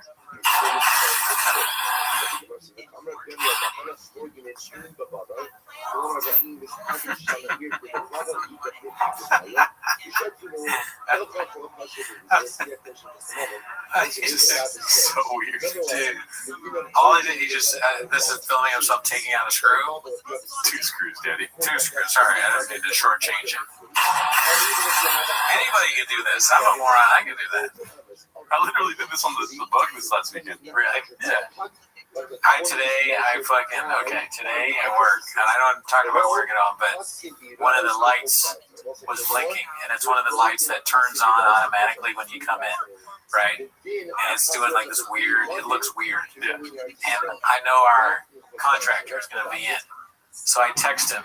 I say, when you're here, can you look at this? And he's like, it's just a light, man. But I go up there and I'm looking at it, and I take a ChatGPT picture of it, because I try and twist it out because it's got all these weird bulbs in it, and you just gotta pull it out, ChatGPT says. So I go up there and I pulled it out, and I said, the admin person, find this on Amazon, get a new one, I'll put it in myself. Toontown. That's an episode of Toontown. I can film myself doing that and make $1 million. I almost fell off and when I put the ladder, I had to go like this, because I put the ladder the wrong way. Go like that. I couldn't even see. The staff was like, I kept burning my hands, and they didn't know how to turn off the light. That's the whole thing. Yeah, I'm not chopped. Not there. 100% not chopped. What happens next? Another one from Icarus Lives. Let's see what this one is. Part 17. Let's see. Long story short, I've been really into country. Like, I've always been into country, but what music guy are you like? What's your you know all of it. That's gonna, yeah. I mean, really, all of it. I just put on Spotify and just when you heart things, and it gets like the algorithm. Anybody in particular that you're liking? I mean, of course, Morgan Wallen is huge right now. What's your favorite song of his? Is this guy homeless? It's aggressive. He's great. He's like grilling him, man. It's like, whoa, dude. He might have been a slow week at Chinks. Like, we need something on the Reddit. Because I kind of, I like Morgan Wallen, right? But I can't even remember the name of the song. I probably, if you asked me, I would just start singing it. Yeah. That's what I would do. Like, you know that song, and I'd start singing it. But here's, you gotta start at the beginning here, Daddy. Okay. Papa, don't kill me. But sure. What's your favorite kind of music? And I'll say country. No, see, like, this is what I'm saying. I wouldn't say country. Exactly. What's your favorite kind of music? Is that what he said? What's your favorite? I think so. That's all like, why would you say country? Oh my God. I wouldn't use Morgan Wallen. I'd use somebody that I could rattle off a few songs. Yeah, that's true. George Strait or something like that. You're allowed to feel ashamed, but you have to be honest. You should pick, if you can't name a single country thing, but you just listen to Spotify, like which one? This is something that needs to be taught to Shop. Like basic reasoning. It's kind of how Mark was telling us about how Shop doesn't understand the fundamentals and ideas of comedy. He thinks comedy is just like, you say that person is fat to them. Joke. Whereas it requires a little bit of you don't go to A to C every time or whatever it is. A to B, you go A to C or whatever it is. I just start playing the clip. God damn it! I'm fucking. God damn it! Just play the clip. Okay. Andy was on. Oh man, I can't name you the song, but yeah, dude, honestly, he's been obsessed with bats. He's been obsessed with bats. There's one of those bats in Austin, so we walked to get bats. Some dude, whoever knew I was around town, came up and was like, "Hey man." Here's one of the cowboy hat. Welcome to Austin, give me a cowboy hat. Oh, come on. Don't you kind of want to give him a cowboy hat now? Have you seen him? Oh, yeah. I almost want to carry around a cowboy hat, but he wouldn't know who we are, probably. Yeah. Penis hat. I would give it to somebody to give to him so that I felt good. Every state, every state that he's in, whatever the state is associated with that thing, you're there and you, hey man, like, welcome to Wisconsin, here's some cheese curds. Put your name on them. Welcome to New York, here's some pizza. Dude, please do that. If you ever see Shop and you're in a specific state that has something, give it to him, dude. Yeah. I'm so dumb, I don't know anything. Vegas, here's some chips. Like poker chips. There you go. Welcome to Las Vegas. Colorado, here's some skis. Yes, these big ass skis. Shop's like, okay. Carrying around giant skis. Dude, you're not going to believe it. You will not believe what just happened. How great is my name on him? What? Dude, I don't know. Don't get it. You already got all these cars, big cars. You got the green one, the mostly green one.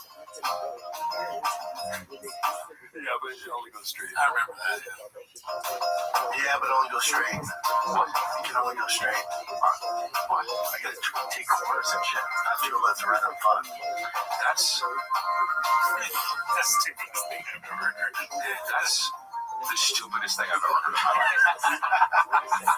That's the stupidest fucking. If you want to look stupid in a car, why not buy a stupid car?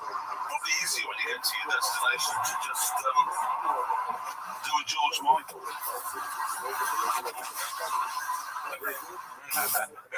I love Top Gear, dude. I knew what it was, but I'd never seen it. Oh, really? No, I never watched Top Gear. Grew up watching Top Gear, dude. Always been a truck guy. Alrighty, let's see here. Posted by the Way I Am 313, we have What the Fuck Is This Latest Episode? And I think we're going to have more clips about this, but the Ben's one, yeah. Ben? No, not that. Not Jerry. This is TFK. Yeah. Okay. Callan just spent 2 hours downplaying and normalizing everything in the Epstein files.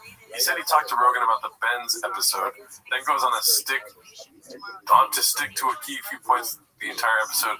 Reading between the obvious lines here, these are clear marching orders because it was similar shit that Rogan and Ben's stuck to on the other episode.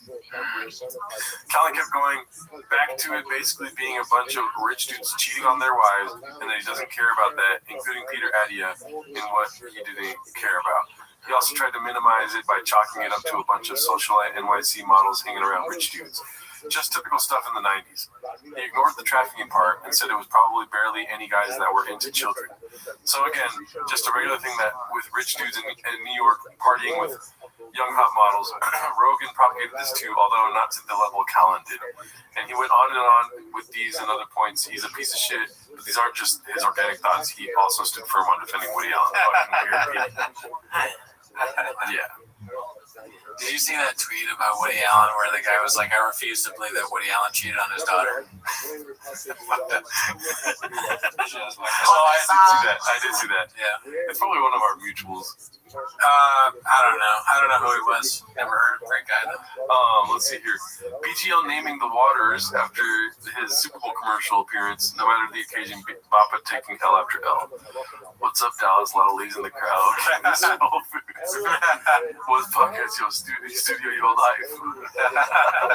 Mr. Shaw, you ain't never run again. Damn, shout out to BGL, dude.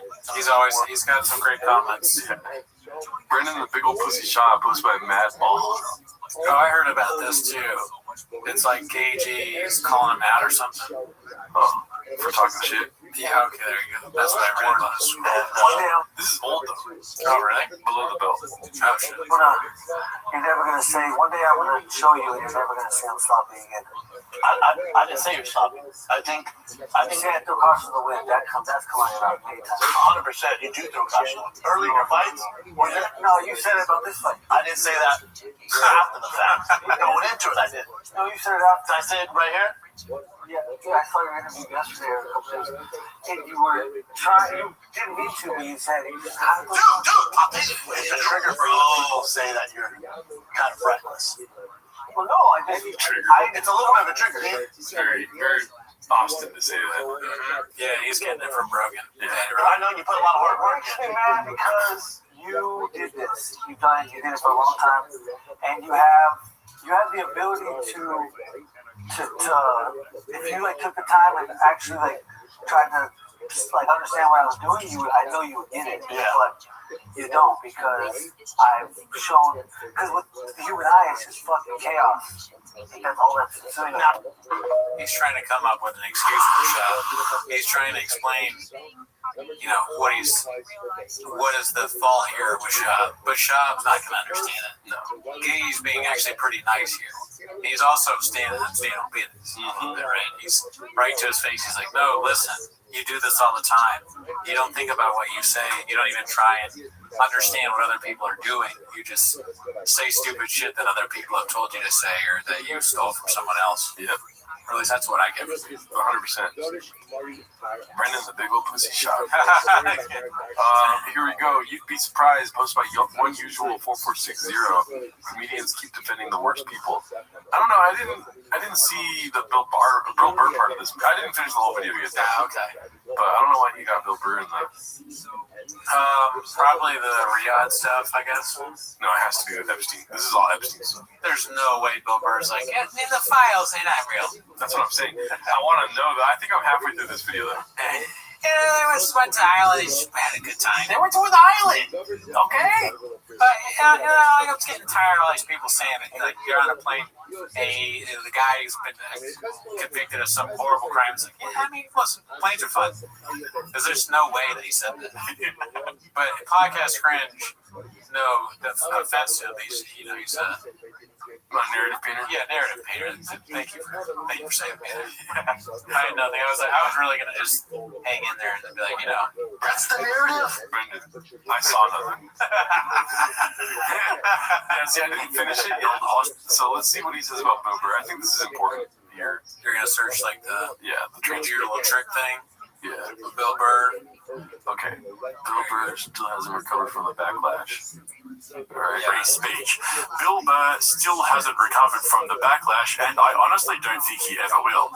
And when you stop and take a step back to take it away, you realize all he said. See, that I don't like that. Rage bait. He's putting Bill Burr into this Epstein thing. He hasn't said shit about it yet.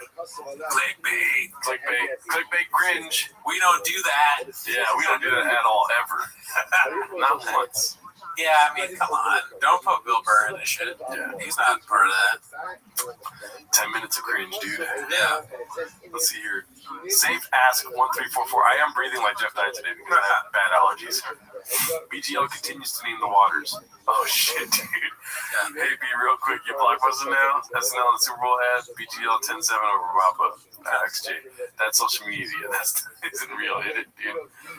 I'm telling you. That's social media. This isn't real. Me and Boxy don't read comments because neither of us can read. We live in the real world. We go to the zoo, look at the giraffes, avoid the big lines, too triggering. That's facts. Hell yeah. Spicy. Shout out to BGL, dude. I like how nice keeps it fun online. Yeah. Makes it entertaining.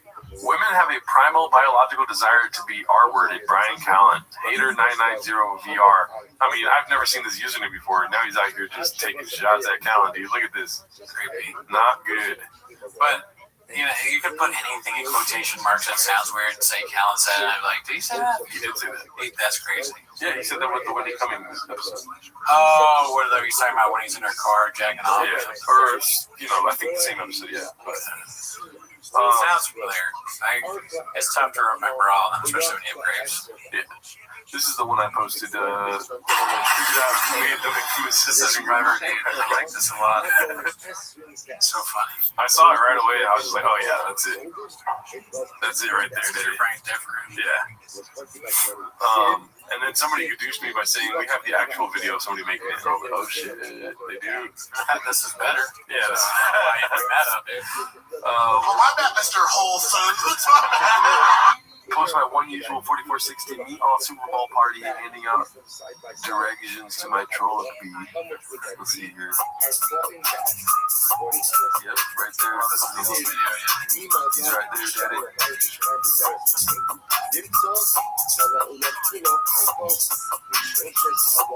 So strange.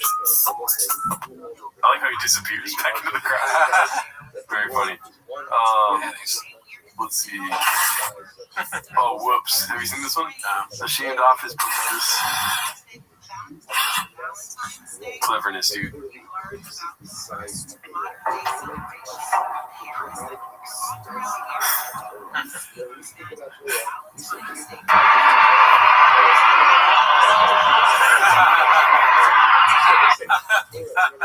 Shout out.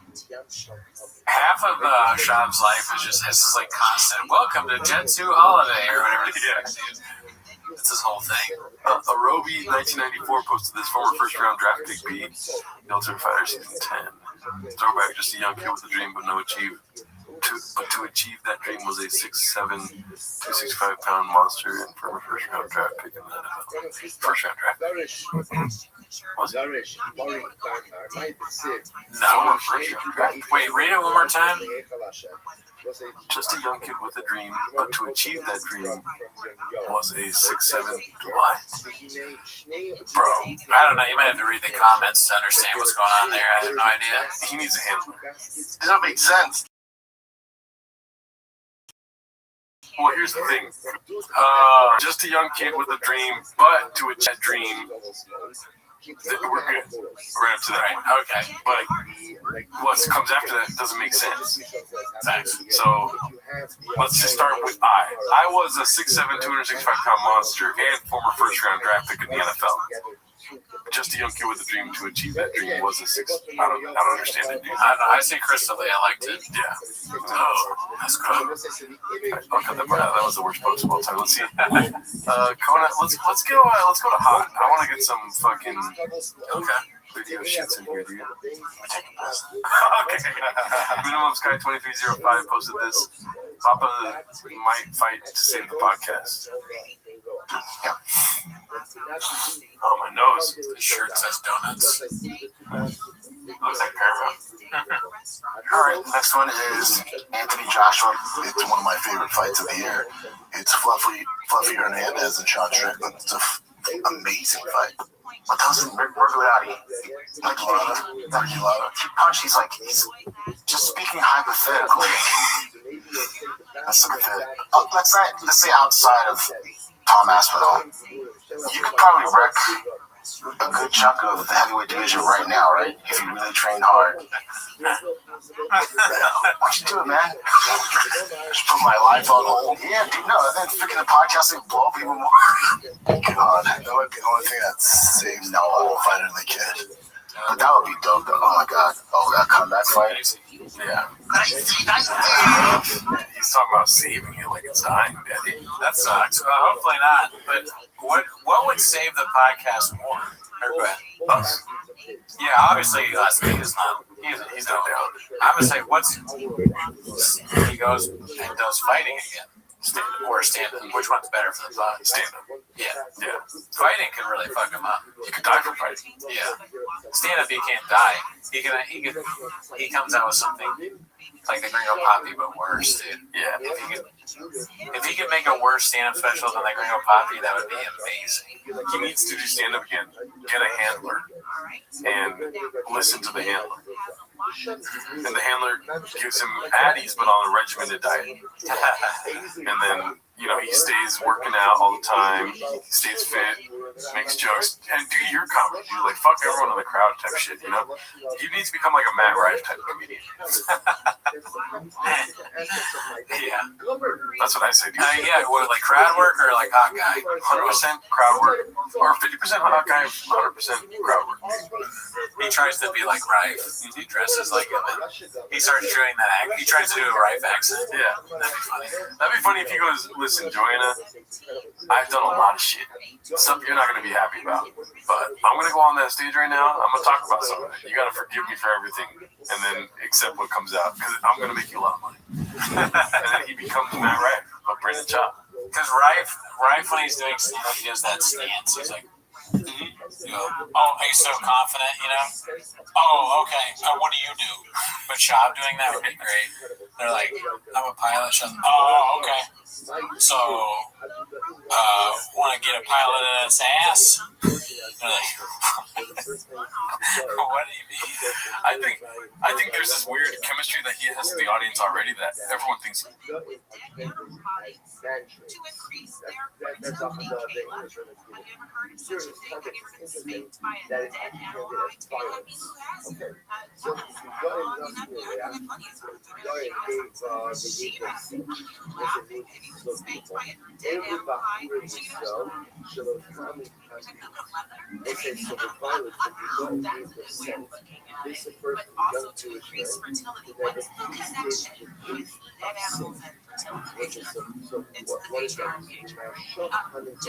What say you hear the Lord's man right now? You're treating someone with a dead animal by Jesse. I still young things Jesse. Would you, if you could? No person was in no person who did any other piece of the face. Jesse has a dark side. Yeah, Like when I saw a person, especially a young person, when passion is the strongest, smart, is able to guard himself from immorality, that's the that's ultimately again is the violence here. It's such a beautiful thing. Reality is and they know people are going to come and just, you have a very tolerant spouse or significant other. She's okay with waiting a couple of days. This is the first of the Jewish women. Shanakidos Sistein Violate. I feel like Valentine's Day is fun. It says they tell their openings to their husband. So Rashi went down to the year. This refers to Rashi. Oh, see, there you go. Actually, yeah, we see. Rashi goes over that. Do you do a little Valentine's Day gift for your kiddos? Tell their husbands and they become a leader. That the wife has a husband, becomes a leader, that a husband should be for every transgression. Rosh Hashanah, none of the husband. Show those who stay in the Bible. They build their openings on the It's really happy Valentine's Day to all three of you and to all of you. I Goshen down to try and break it to We're going to get into Valentine's Day scams. Literally, new and old. My beloved, I agree. You are the gal. You are the necessary strong. It's here for the self. It's so beautiful. LA City leaders are warning residents of the Palisades, Persians, outlets in burn areas to get ready for possible evacuations from 9 Sunday night through Tuesday morning. As a powerful storm moves in, heavy rain that could trigger dangerous mudslides on bare hills. San Bernardino County is also under a winter storm watch from now through Thursday. A new position at LA City Hall has been created to help oversee homeless programs. The new assistant general manager homeless oversight has not received unanimous city councilwoman Monica Rodriguez says this new effort is not going to change the many problems related to Just again, rearranging the deck chairs on the deck heading. There is nothing fundamentally different. The structural changes that are being led or initiated. was created in response to LA County meetings. Your scent is beautiful. If you're working in morality, criticized for scent is something that just exists by itself. In other words, you don't do anything for scent. It's just a part of your being. Something has a beautiful, beautiful scent. It's just a part of the gestalt. Partial government shutdown is underway after lawmakers failed to agree to deal on funding the Department of Homeland Security. Democrats refused to bill forward lessening immigration reform. 2 ICE agents are now on administrative leave as federal authorities investigate whether they lied about a shooting in Minneapolis last month. ABC's Selena Wang says plenty of agents shot and wounded Minnesota national There's a homeless, there are certain things that I do. It just fundamentally why you're there. I admit, like you're there.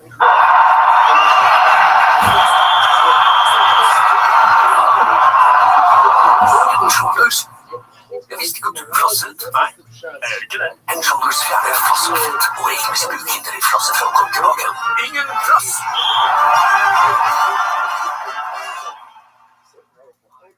Today's guest is a comedian and an actor.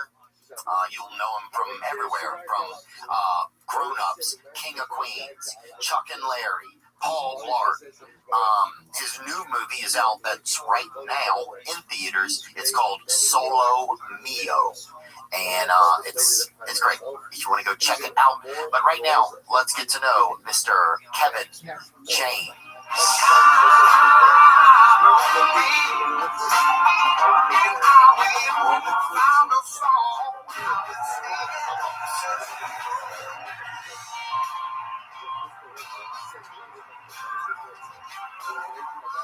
That's my coffee cup right there. Con Dios todos es posible. Posible. It is, yeah. What is the middle word? Todo es.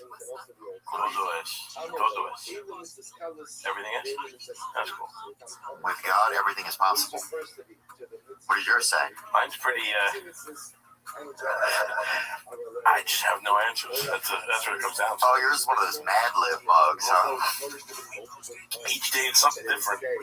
That's not Italian, but that sounds a little bit Italian, like your movie. It does. It is very close. Deal. Deal? Like Rodney James Deal, like Lock Up the Wolves? Yes. But much different. Yeah. Lock Up the Wolves. You ever listen to that?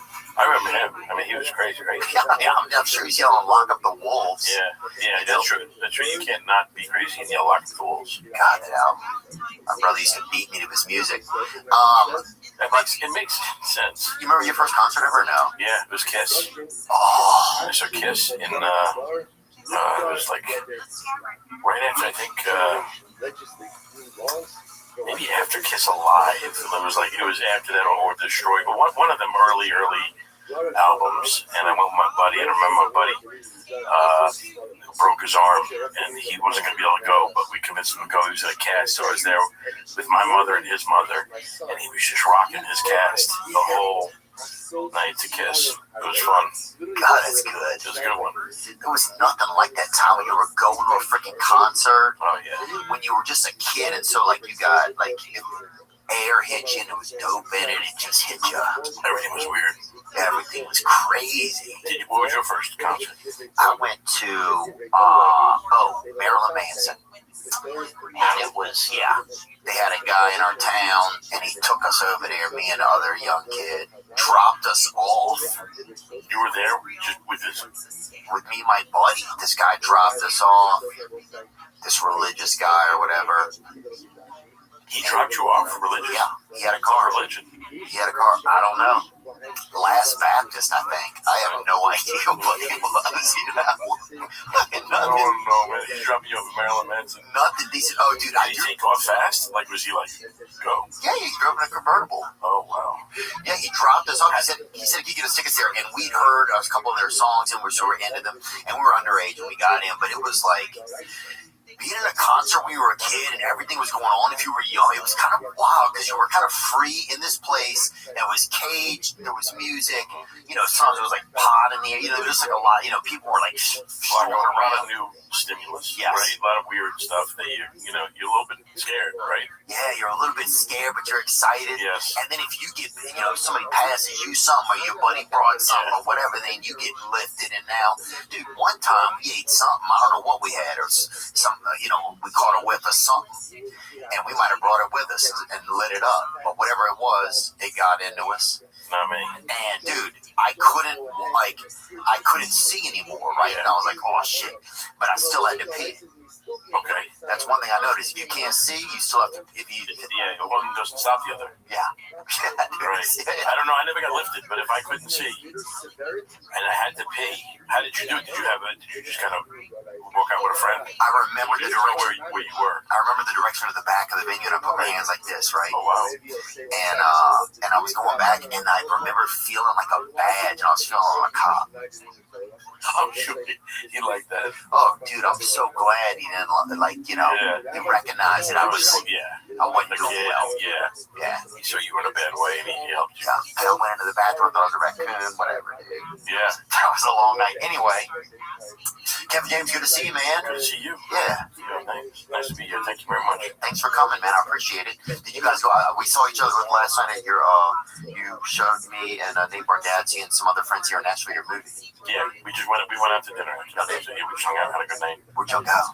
Oh gosh, what was the name of that place? It was like Gannon's in Nashville. Is there a lake? I don't think it was on a lake. I mean, we didn't take a boat to get there, right? We didn't. It was.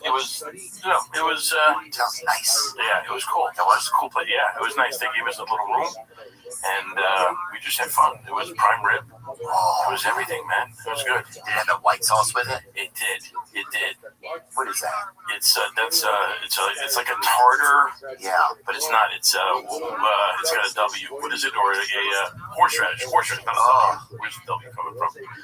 But it's white. That's where it comes from. The W is white. Yep. And it's horseradish, and they give you the chunks of horseradish, which is like that's like the nucleus of it. That's the burning. You've never. What are you talking about? Now bring up a natural horseradish is natural habitat. Yes. Yeah.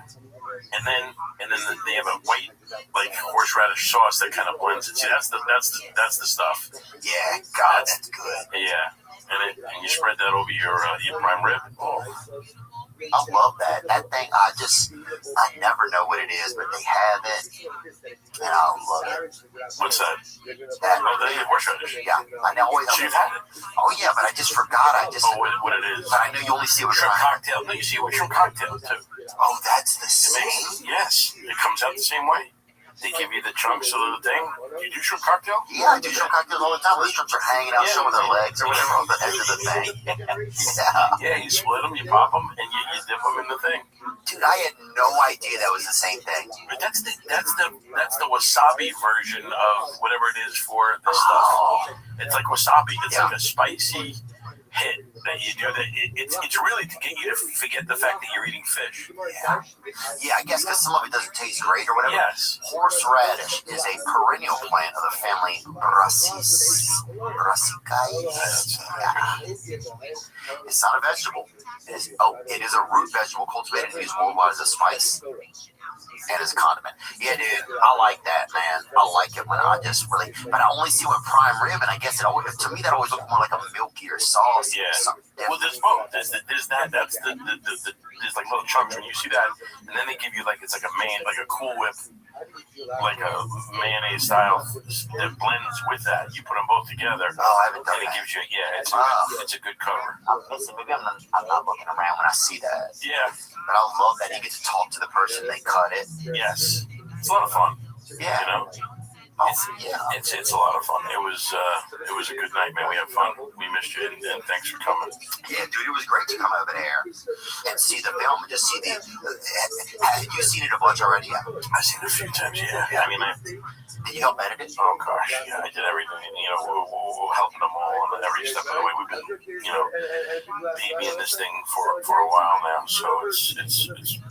I'll keep seeing it. I'm going to see it again, and you know, it's basically just your baby. You know, you work it, and you just kind of try to bring it to everybody. And you want it to be right. And I don't want to, you know, I want everybody like you. I want people to see it, you know, to see what they think, what they can change it. Oh yeah. But now we're here. We felt the magic of it yesterday, man. It felt good. It was a love. I don't want to give anything away. I mean, it's a love story. Yeah. It's got some sweet moments that were surprises, I thought. Good. You know, it definitely made me think, like, dang, I gotta get. You gotta get into love, man. That's when it makes you feel hopeful that people are getting into love out there in Italy and in Italy. Yes, that it's honestly it's never too late. That it's like it really. I mean, I found my wife later in life too, and it's one of those things where it's like it's possible for all. You know, like people when they get older, they start gripping their bat too tight, getting worried that I'm not with anybody, and so they don't know whether to make that decision, jump, or whatever. I'm just going to be alone. And I think when you loosen up and kind of relax and just give yourself up to, you know, giving a shot, you do better. And you know, did you feel that ever? Oh yeah, I was definitely. You know, I got married at like 39, I think. Yeah, and I had my first kid at 40. But do you still have your wife? Yeah. I met her last night. Yeah, she was there. Oh yeah. Yeah. I kept her. Well, that was her. Otherwise, she wouldn't be happy here about it. No. That's her. And she is. I mean, 21 and change now. 21 years. Yeah, it's great. 4 kids. It's fun. And is your wife from another country or parents? She's Filipino and a little bit Alaskan Indian. Dude, I love Filipinos. Yeah. You do? Dude, are you kidding me? How could you not? Right? Dude, they're the smiling people. Yes, very happy people. Oh. Very fun people. And they make lumpia. They make what? Lumpia. Oh, I've never even heard of it. Can you look up lumpia? Lumpia is just... What is it, like a dip or something? It's like an egg roll from heaven. And you put it in the dip. Oh. And it's nothing like the horseradish one. It's a beautiful sweetie. Spicy. Look, it can be a little spicy if you want, but it's a fun one. It's a good, it wowed me. You know? I would mule one of those in my ass. Yeah. Brother.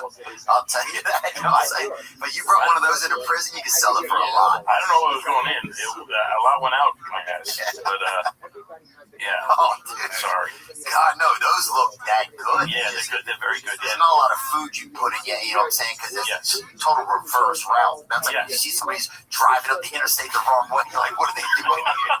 How'd you get on this road? Yeah, it's really good. God, that's nice. Yeah, see, I think if somebody tricked me enough with with some sort of fancy little Oriental baklava like that, they would really? Yeah. They could get me to love them more. Right. You know what I'm saying? If somebody had a recipe of something that you just loved, I would give it more. But yeah, Filipinos, dude. I wish we were all Filipino. Yeah. Sure. Because I think it would be great. It would be great. Name 60 bad Filipinos. I can't name one. I don't know any. Yeah. Well, I really don't. I don't know why. I can't name one. So, are your kids a little bit Filipino too? They have to be. I hope. Because that's so good. Yeah, they're fun. Oh, I can't even imagine. Kids. You should see them. You like them. Oh yeah, I'd love to see them sometime. But I would love to have it like a semi-Asian or half Asian. I don't know exactly the terms of the Filipino, but I would love to have a child. It's a cute mix. It's fun, you know. And they're so good. They seem like such good people. Yeah, that's beautiful, dude. I know that you grew up over in New York. Oh, dude, I forgot to tell you this. I saw the movie when I first saw your movie. Solo Mio, it's called. Yes. I thought it was Salamio. I thought it was a say. Oh, that would be an old yes. Like a Marvel character you were By the doing. way, I could do that one next. Yeah. That is not Salamio is a That's what I thought. I was like, dude, what is he doing? I thought not doing Salamio. How did you guys not think of Salamio? I just thought it was like, oh, this is his like superhero type of guy, you know? But did you think it was like just one word and it was an Italian word, or did you think it was the meat? Oh, I thought it was like the master, like Salamio. Yeah, like Salamio shows up and rescues like the Italian parade or something. Something happened at the Italian parade. But is the Italian meat involved, or no, it's just his name. Okay. Does he have a cape? Yeah, he may have a cape. Yes, he has a cape, like maybe a fine prosciutto or whatever. Yeah.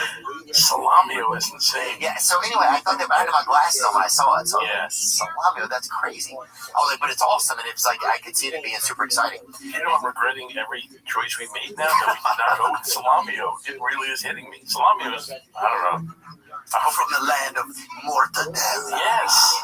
Yes. Your backstory could have been sick, but when I got there and I saw the image, and it was like, oh, Salamio. Yes. And it was good.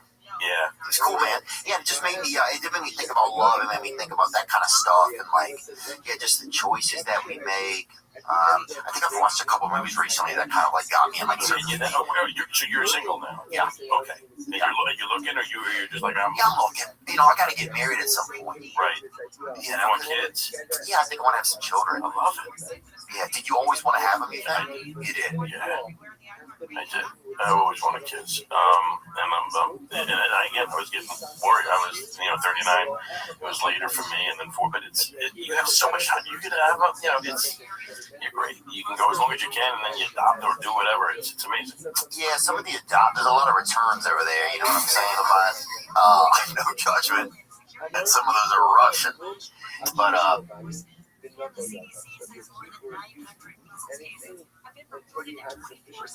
people know it. It's on a chart. But yeah, dude, I do think I know I would like to.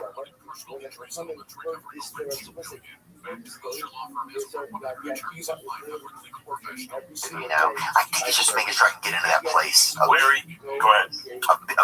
Of myself and knowing, okay, I can do this, and I have to really like fine tune my behaviors and what I need to be doing and how I kind of put myself and take care of myself and everything. It's like, because this is going to be a thing. Right. You want to stay in it, right? So are you putting yourself out there though to in the right place to see these people, to meet these people? Because now because you're so famous now, it's a different take. You gotta be careful, right? So I guess. I still probably date the same types of gals as when I wasn't popular. I think so. That I don't know if that changes, but I wouldn't date somebody. I don't think I would know if somebody was like, right. You definitely would. After me for my podcast outtakes or whatever. Right. But yeah, I thought it was a great movie. It was really sweet. It had some good surprises. So yeah, I'm glad that I left feeling glad that when I saw it. That's good. And it made me think about some things. That's when I noticed something's nice for me. Is if I leave it, it makes me like, kind of think about myself in certain situations or something. Yeah, and then hopefully uplifting. If you know what I'm saying, if it feels, that you can, that there's possibility out there. Oh, dude, and the singing, the part where you guys were singing, dude, I thought it was going to turn into one of those, like, at the crescendo. Yeah. I thought at the crescendo it's going to be like, it was going to be one of those 4K theaters or whatever, like the 4D or whatever. Yeah. And it was just going to, like, a huge thing, like, pasta sauce, and going to fucking hit us all in the back of the head. That's what I thought, dude. That would happen, bro. Dude, that Salamia? What's the name? Salamio. Okay, so it's Salamio. That's what I thought. Oh, dude. That's a guy. How do we not do Salamio? Bro, I'll tell you this. I want the leg muscles. Oh, you got those. No, I don't, man. I'm losing them. When you get older, you start losing the leg muscles. Abs, I obviously, I have the abs. And the biceps and all that stuff, but the leg muscles. That's a lot of leg. It is. Spotty fat, he's got a lot of clogged arteries.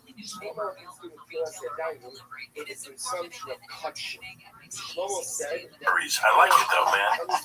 I'm in with this guy. I think he's just his only thing he does is just go to the doctor to get his levels checked. Just barrels of blood. Dude, those aren't even muscles. That's just a chunk of gout. Yes, that's all gout. Cholesterol. But no, dude, it was cool. So thank you so much for inviting me, man. It's enjoyable. It's a nice you can take your lady. You can take your lady, you go with your family, you go with almost anybody, really. Right. It was sweet. Good. It was sweet and good, man. Did you grew up in Mineola? I was born in Mineola. I grew up out. I bounced around Long Island for a little bit in New Hyde Park. And then, but you don't know this stuff. But he's had a fireman on. This is how I know this. But he's had a fireman on. And he mentioned that you were from that area. Because I said, can we just not pick him on? He's like, oh, he's from New Hyde Park. Yeah. And we had this guy, Tony Bonfiglio. There he is right there. He was a firefighter during 9/11. He did 22 years on Ladder 34. Wow. It was Washington Heights. And he just had the best stories about growing up in New Hyde Park and where he went to interview to be the fireman, and him and his buddies just screwing around in the area and just going to different music clubs and listening to cover bands and stuff like that. What a It's great. Yeah, that's a lot of good people from there, really. Yeah, it's really cool experience. It feels like that. It is. It was fun growing up, man. Which for me, helped in stand up and helped in everything. I just had a good, fun childhood. It was really, really cool. Funny people. Was your brother funny or something? You had a sister? My brother was funny first. Yeah, we're all funny. It's all the dinner table stuff, and put on little shows when the relatives come over, that type of stuff. And then eventually, I was playing football in college, and I realized the dream when you're not starting in Division III. Were you at Oneonta? No, I was at Cortland, and I never finished. I was drinking a lot. We were partying up there. It was crazy. It was crazy. That's up there by Syracuse and all that stuff. And Cortland, Ithaca. It's in Ithaca, isn't it? No, it's near Ithaca. Oh, bad. Oh, yeah, there I am. That was me playing football in, I think that's high school. But yes, that was when I played. And then once I realized that there was guys so much better than me, I go, I'm not going to do this anymore. What do I do? Did you have a nickname on the team or not? I think it was the Hydrant. I don't think it was because of what you think. I think it was just a different reason. I'm not sure the reason. Yeah, because I was low.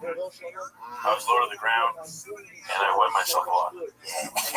So it was just a weird thing. But no, once I realized that wasn't going on anyway, I never finished Cortland too. I got out of college. And they give you an honorary thing like that in the mail or something? They would give it to me now, but I don't want to go back now. I don't want to. I'll get your degree, man. Really? Should I go back? I wouldn't say. I'm not going to tell you not to get your education. Yeah, maybe I should, right? No, I should. For what? What am I going to use it for? I don't know. I got urban planning. That's mine. Did you finish college? Yeah, I finished college for almost 11 years. Where'd you go? I went offline. 11 years for college? I went offline also. Oh, you did? Yeah, I went to a lot of schools. I went to Arizona. I went to Santa Monica College. I went to University of New Orleans. Why did you not finish at one? LSU, College Charleston. I don't know why. I started doing comedy, so I would hit the road and I'd be like, and then I'd have to pick back up and do a semester, and it was just piecemeal. Did you get into through improv? It's real for all intents and purposes until you find out that it's not. And that again re-emphasizes the dangers. Granger knows that as an HVAC technician, the heat is on you every day. Your first call, an office building with a noisy AC unit. Time to put your experience to work. On site, your meters don't lie. The blower motor's failing. But Granger's easy-to-search website quickly helps you find what you need to keep the office and their HVAC running smoothly. Call 1-800-GRANGER, click Granger.com, or just stop by. Granger, for the ones who get it done. Just like them, the video is so realistic, in fact, that the real only clear sign that you have that through improv or just right into stand-up? Just got into stand-up. I was just I think Mark Gross, I think, was the first comedian maybe I ever saw. Bring him up. What year did you start? I started in 2005. Oh, my goodness. That is so great. Yep. I saw this guy perform, And I'd seen, like, Chris Rock's my favorite comedian growing up. I'd seen, like, I'd seen comedy, but I'd never seen it live. Right. And we went to college where it was like, at LSU, they'd call you and be like, you got 30 free tickets tonight. You know, like, what? Because there's paper in the room, but you'd be so excited. Yeah, you just get a gift. Then, yes. Yeah, so you go. And I went and I saw him, and I was like... It changed you. Yes, I was like, oh, this can really be like a thing? That you wanted to do right away, or you thought... Well, I don't think I knew I wanted to do it, but I liked being funny, and then I was like, oh, this can... Like, this is a real path. I just never connected the dots. I need, like, dot to dot to dot. I need dots between the dots to connect them, you know? And yeah, so that made me, like, start to, I think, have the book, and then I got to LA, and then I started just going up, you know? Dude, I was in Vegas when I saw you and heard about you. You know how I heard about you, or saw you? Your face was the whole side of the hotel. Oh, yeah. You remember, did you see that? That was badass. I was like, who is this? I was like, my goodness. I know. Check it out, dude. That was awesome. That's really cool, man. That's cool. Crazy. That's it. Just to think that you saw that. That's cool. I was like, whoa, I don't get that. I never got that. That was big, man. No. I'm serious. That was cool. Some of that stuff is pretty cool. It's like impossible to live up to that kind of height. That is, but it's still, man, that's cool. You know? Yeah, stuff like that's kind of interesting sometimes, I guess. Yeah, there it is. See, it is. Yeah. Look at that, man. That's exactly what I saw. And I was like, whoa, this guy looks like Salomio. Yeah. Hey, look at that look, right? That's a heroic looking look. for the shooter from that shooting a few years ago. That's right. That was rough. Yeah, that was a surprise. Anyway, I forget to really ruin that compliment you're giving me, but thank you. It's true. It's true. I remember seeing that, being there in Vegas, and I was like, well, you know. It's an instant bit of like, who's this guy? Like a little bit of fear. I'm always like, oh my gosh, this new guy. You know, I'm trying to fill this room. I hope I do well tonight. And this guy's got the side of a building. I'm like, good for him. Because we needed that much advertisement. True. We started small. We started on thimbles. I love it. Just handing him out on guitar picks. Yeah, that's a great idea. This episode is brought to you by Pepsi, and we've actually got their Super Bowl commercial that premiered last night. Let's take a look at it right here. Oh, blind taste test. My whole life's a blind taste test. This bear's in therapy or therapy, I think they call it. I don't even know. Whatever this is about, I'm in. Cheap furniture. Tell me about your mother. Oh, yeah. Mother longing. Is this me? Staring at women through windows. Yup.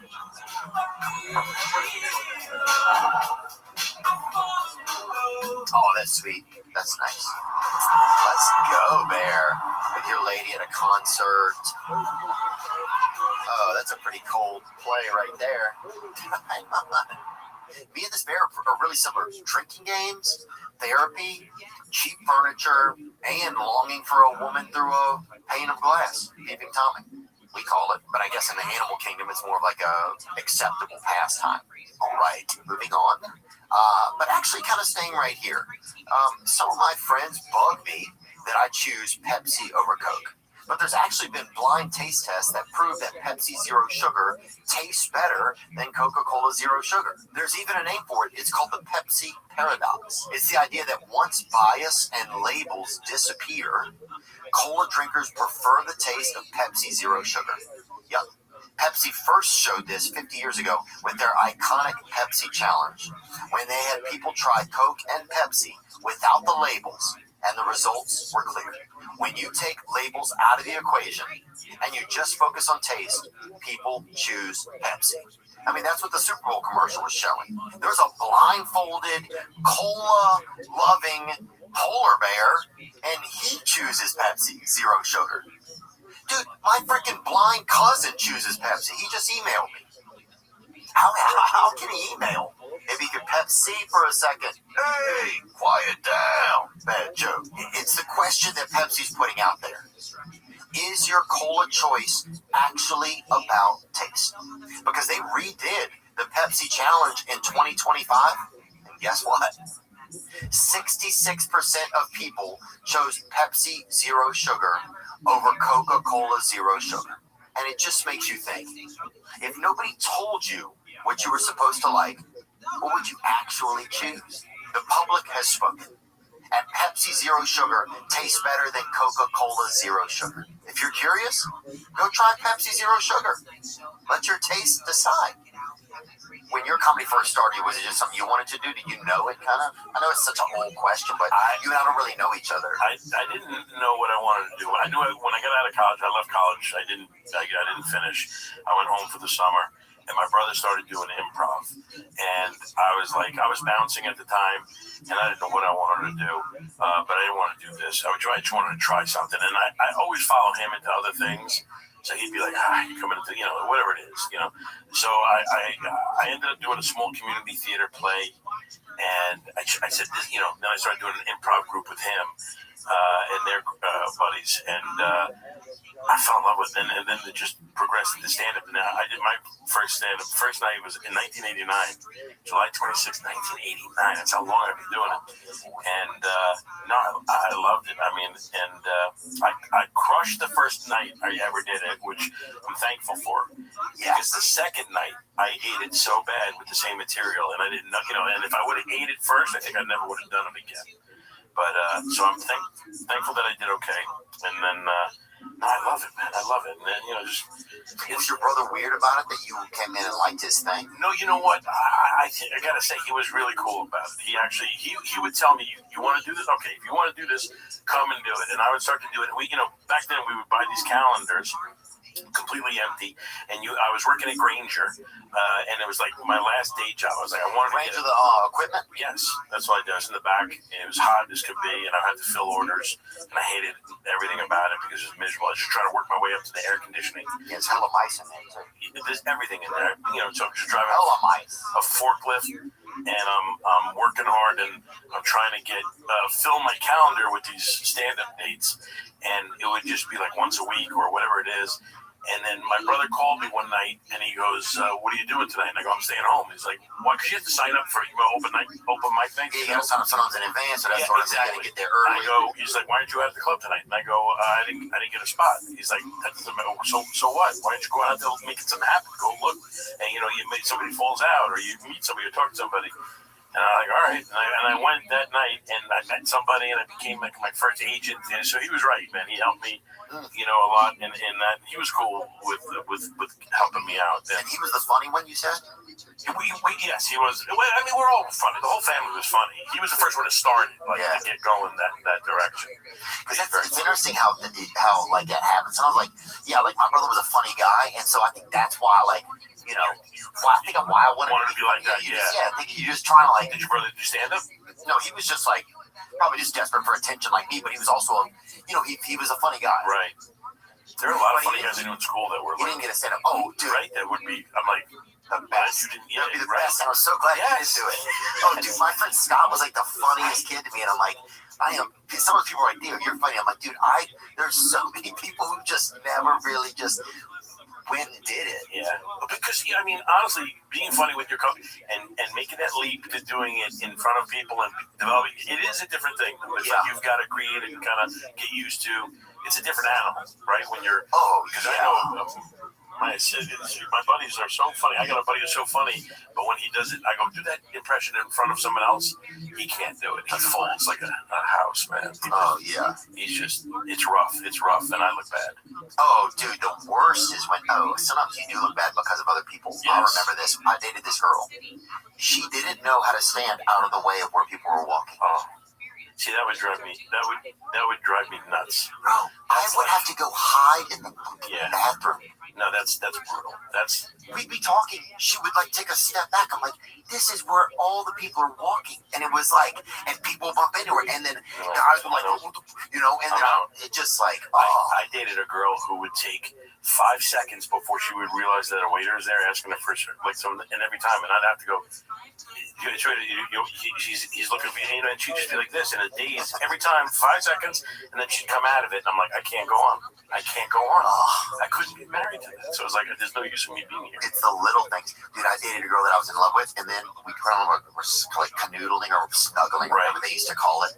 I think they don't call, I don't know why they don't call it that, but or canoodling, I guess now it's called. And then, but her head was really small. She had fake hair. And her head was so small. Yeah. And I was like, I did you like that though, or you just was like it was a point where you go, I want to help her and be with her, or or is it like that small, or like like how small though? Like it was like a just ballpoint pen, or are we talking like when that day when you only knew about baseball, and then one day you're at PE and they show you softball. Yes. Okay. And you get that ball and you're like, what is this? And you're like, this is like a baseball with like intestinal issues or whatever. Right. I'm saying, like it's a baseball with inflammation and yes, it's a baseball that has not had proper dieting. My heart melts for people the physical things more, but I dated a girl once who would just say the phrase "rattle your cage." Every time she's like, "Hey," and I'm like, "What are you doing?" And she's like, "I'm just going to rattle your cage." And I'm like, I can't go on.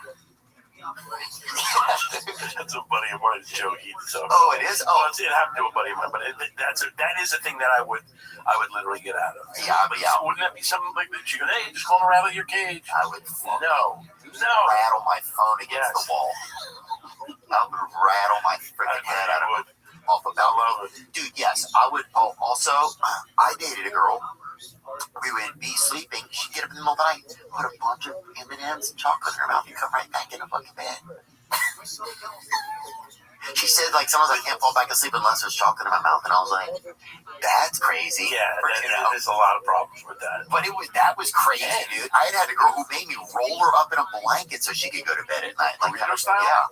Or like the lumpia. Yeah. No way. Like the lumpia. Yeah, I had a girl I didn't even realize that till just now. Did you have to unroll her in the morning, or you just left it? No? You just leave her? Look, dude, I didn't even know that well. You can't get out. Yeah. Well, she doesn't have claustrophobic issues, though. You know that. So if you're ever stuck in an elevator with her, you're the one you want to be with. She's dynamite. Right? Yeah, you're right. I need to look at the other side of the coin. Yes. Like, definitely. There's always a bright side. Yeah. I sometimes get stuck on the other side. And I'm like, I know it's brighter over there, but yes. Let me mill around over here. Yeah. In the shadows, you know? Look at both. I mean, Little Head, Burrito Girl. All these things can be, there is a positive side to it, right? Yeah. Oh, yeah. Yeah, dude, I mean, that was a lot for me. But then also, I'm like, I don't know. But there's a lot of things that I think have probably kept me kind of single over the years, you know? Yeah. Did you ever try one of those matchmaking services or no? Because I get approached by those all the time now. I was before them, I think. Yeah, I don't know, maybe they existed, but, I was before I think the internet and all that crap. I got married in 2000, what is it? 3 or 4? Is it what was going on? 2004, I got married. Was that what was around then? I don't even know if anything was around. But I never used them anyway. Yeah, how would you meet? What was loitering or whatever? Yeah, it was. We tried. I met my wife on a blind date. Someone set me up because Lee Remini, who was on my show with me, the King of Queens. Yeah, she saw that I had nobody, and she set me up with. No, so it was one of her good friends. Huh? No, it wasn't her. She set me up. She didn't set me up with a girl, but she did over the years. She tried to, but she set me up with a house decorator because she came to my. When we had the King of Queens, I got my first place in, and she saw how it was decorated, and it was terrible. I had like prong lamps and posters. Like I was living with my brother, and it was like she's like, no, you can't do this. You can't decorate a house. Yes. So she got a decorator for me, which I never knew about or anything like that. It wasn't me. And this decorator came into my life. She was a horrible decorator, but she sent me. She really was. She wasn't great either. I didn't like it, but she saw that I was lonely, like I had nobody, and she set me up with someone she knew, and then it was like it was amazing. Did it change like that for you when you kind of realize like this is something? Because it's funny how people go from a moment. I have a friend. She's a comedian. She was like, I don't know what's gonna happen. I'm gonna sell my eggs or I'm gonna bury them over here or whatever, And then out of the blue, one day I called her. She's like, "Yep, I'm moving to Florida. We're getting married." And just like it could turn on a dime. That's the thing. It can. That's the thing you got to remember. And by the way, I think it most of the time it does when you're not trying, right? You mean the thing when you're not. Yeah, that's what they say, right? I don't know. I think for me it did. I was just kind of lost, and she was like, "Try," and I was like, "Oh, I'll give it a shot." Never thinking anything would come of it. and then I never left her. That was it. Were you kind of a romantic guy? Are you kind of like that guy? Or? No, I don't think so. I had to fake. Like she wanted to go out, and we went to a sushi restaurant the first night, and I never ate sushi. She's like, "You eat sushi?" I go, "Yeah." I lied right out of the gate, just because I wanted to make things smooth. And we got there, and it was just a rough. It was everything you don't want to eat at a sushi restaurant made an appearance. It was rough, and I had to fake it and get through it. But I was drinking a lot of beer to get through it and kind of take it. I was taking it like a pill, like I would take the sushi like a pill. Yes. And and I got through that night. I was lying about everything. She's like, "Do you jog in the morning?" I go, "I jog every morning." I never jogged. We started jogging, and I was like, I got to keep it up. And finally, we were close enough where I go, I got to tell you some things here. I don't do a lot of the stuff we've been doing. I sit a lot more than we have been sitting. And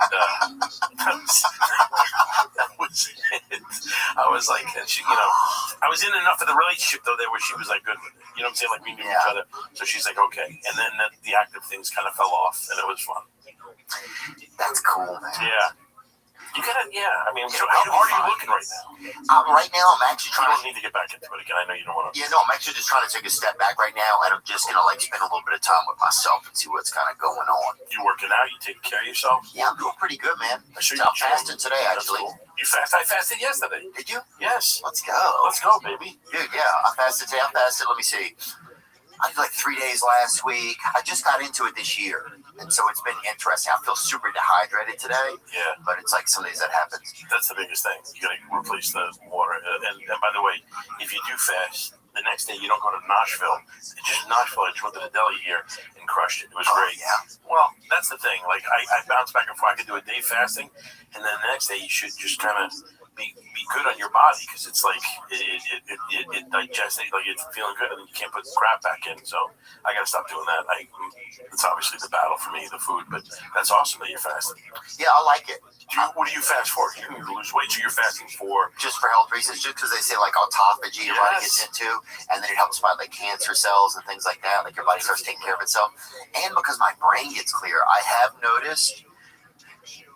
It's funny, I just noticed this the other day. I think I'm having dreams that seem more relevant to like direction in my life and like some sort of like information, not all the time, but a little bit more than just like dreaming that I'm like attacking somebody with a finding a neighbor, exactly, regular shit, or waiting in line or whatever. Yes, yes. But you have dreams of waiting in line. Oh, yeah, dude. Lou Ferrigno's in a lot of them. No. Yeah. You and Lou Ferrigno are waiting in a line? Yeah, at the post office, and his wife's mad at him. No, at him or you? At him. Are you in front of him or behind him? I'm behind him. Yes. Yeah, and I know you see it going on. Yeah. You see the relationship. And then is the lady behind the counter going like next? Or you never get there? No. Never get there. We never get there. Dude, that is the greatest dream of all time. It took, dude, I probably had it 300 times where I finally was able. You ever had a dream so many times, you're just on the edge, you wake up, you're like, what? Yeah. I've had it so many times. What is it, And you're like, it's horseradish. Yes. Dude, yeah, that's one of a big one for me. I love it. But recently I've just been getting a little more information. Anyway, I just think I feel clearer in a lot of ways. It's helping me feel a little bit more inspired, I think, to take care of myself, because I think it starts to show me that I'm willing to make some sacrifices, even in little ways. That's what it is. Yeah. And that's... Have you done it? Yeah, I did fasting. I do it every once in a while. I'll do it, but I did a really long one, and it was great. And then I got fat again. I told Rogan this. I did 41 and a half days, just water, but honestly, I didn't rid myself of, like, I was doing it for like different like spiritual reasons. Like I wanted to clear out everything, and because the whole journey I was watching like pictures of food and going, this is what I'm going to eat when I'm done. I can't wait to get back there. I never really broke the habit of going, I don't eat food, it doesn't matter. I would feed, I would cook food for my kids, and the smell of food, I'd be like, hey, can I make you a sandwich? Because I was living through that, and I wouldn't eat it, and I was fine with that, but I needed to see the food and hold it. I'd smell it, and then I hand it off. And I didn't break the real mind. You know what I'm saying? The cord of being detached from stuff. You know, and that's what I got to do in my life with everything. You know, because I'm addicted guy. Like I'll just be like, I got to cut it off. That's it. Yeah, I think that's what I'm doing. Trying to do with dating right now. It's just like, let me take a break from like. Smart. If I put myself into a moment over here, and I'm this over here, and then I'm going on maybe a date that I'm not interested in, but maybe over here somebody I am interested in, but now I don't have time, so I'm kind of dividing it up, and then I'm like, let me just see what's going on. You know, that's you're the factory. You know. Yeah. By the way, I had a dream that I was on the ledge of a building and I'm falling. I've had this one a few times. I'm falling, but I never leave the ledge. I'm just yelling the whole time like I'm falling down. You know what I'm saying? So I'm like, but I never jumped. I was looking, and then I wake up. That one comes back. Anyway, I just want to throw that in there. Fuck, I'd be so pissed if I'm down there. I'm like, what is this? Yeah. Like a this poser. Yes, exactly. You're looking like, is he doing it? Yeah. He's just yelling. He's giving up. You know, he's got all the accoutrement, but no fall.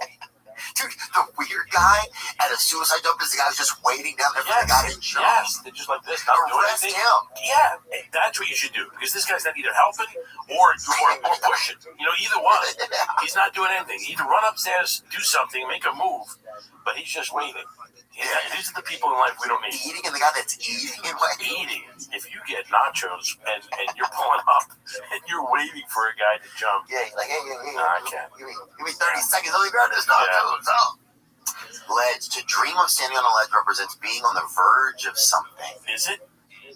Yeah. Where someone else may be very close to finally making a big decision. You may be feeling tense or experiencing anxiety about a difficult change. Alternatively, a ledge may reflect how close you or someone else is close to going in a far situation. Wow. Shit, I messed up the sentence. That's okay. It doesn't make, because you know what? It still kind of hits the area. You know what I'm saying? I kind of got the gist of it. Yeah, thanks. Yeah, it's crazy. Have you been on this show before? I did Joe's show. I've known Joe for gotta be 35, maybe more than 35 years. I think. Oh, wow. What's 1990? No, maybe 34. 30, what is it? 99 is 36 years, right? 26. That's so wild. Yeah. He's the one who got me. I mean, really, with my manager, and he's just he's always been the guy that's just like, go follow your own path. And you know, he was the one who got me out of. Yeah, he got me out of. Did he always seem so confident? Yeah, he did. He just did. He was, the one who got me out of. Like, I was the stand-up comedian behind the mic with the sleeves pushed up and the bolo tie. I don't know if you remember these comics. These comics with the jackets, the funny jackets, the color. And he just wasn't that guy. He was just a half backwards guy and just go out there. And he always tell me like, I was always like so desperate to get laughs and trying so hard. And he was like, you know, don't give them your jokes on a platter. Like, he was one who told me, like, basically make them comfortable and knowing that whatever you say, you know is funny, and if they don't know, like, they got to catch up, be part of it, you know. Right, don't make it about the jokes, make it be you. Yes. He was such an influence on. So did other people see him? Because now people see him, I mean, and I certainly do, like, as a, you know, I don't know if it's a pioneer as much, but like, I mean, he's the best in his space, like in podcasting. His stand-up is just, I mean, he's just a killer. Like, he's always been, you know, he just was like, he's super, super intense in anything he did. Like, once he locks on doing it, I think. He just seems so confident. I told him, I think, like, I think God's going to make him one of the greatest saints of the 21st century. I really do. I think this guy, and I keep saying, because God's going to use him. He's like, I don't know. What the hell are you talking about? He just goes and he seeks truth, and he's a guy that is just like, when he seeks it, he knows it's true. He's unrelenting. Like, he just doesn't stop. Yeah. And it's like, that's who. Like, he'll go social. He's crazy. Like, I knew it was martial arts, his jiu-jitsu. We started jiu-jitsu together, by the way. I'm a blue belt. 30-something years. He's crazy black belt. He's beyond, you know. He's dark black belt. Dude, he's a Cafe de Negro. He is badass. He is the real deal. He really is. And he was getting into the internet before anybody and just searching these things and truth. And that I mean, he was crazy about it. And I was just I'm always behind the curve. Way behind it. Well, we need sleep, I think. He's like the kind of guy, it's like, I don't know, he always just seems to me like he's so and he and I know each other pretty well now. But he's always go, and he's so curious, and he remembers everything. That's the craziest thing. You can't lie to him because he remembers everything. Yes. So you're about to lie, and you're like, oh shit. No, and he'll call you out. That's what I love about it. Like, you know, even me, like I'm there. I know him for 36 years now.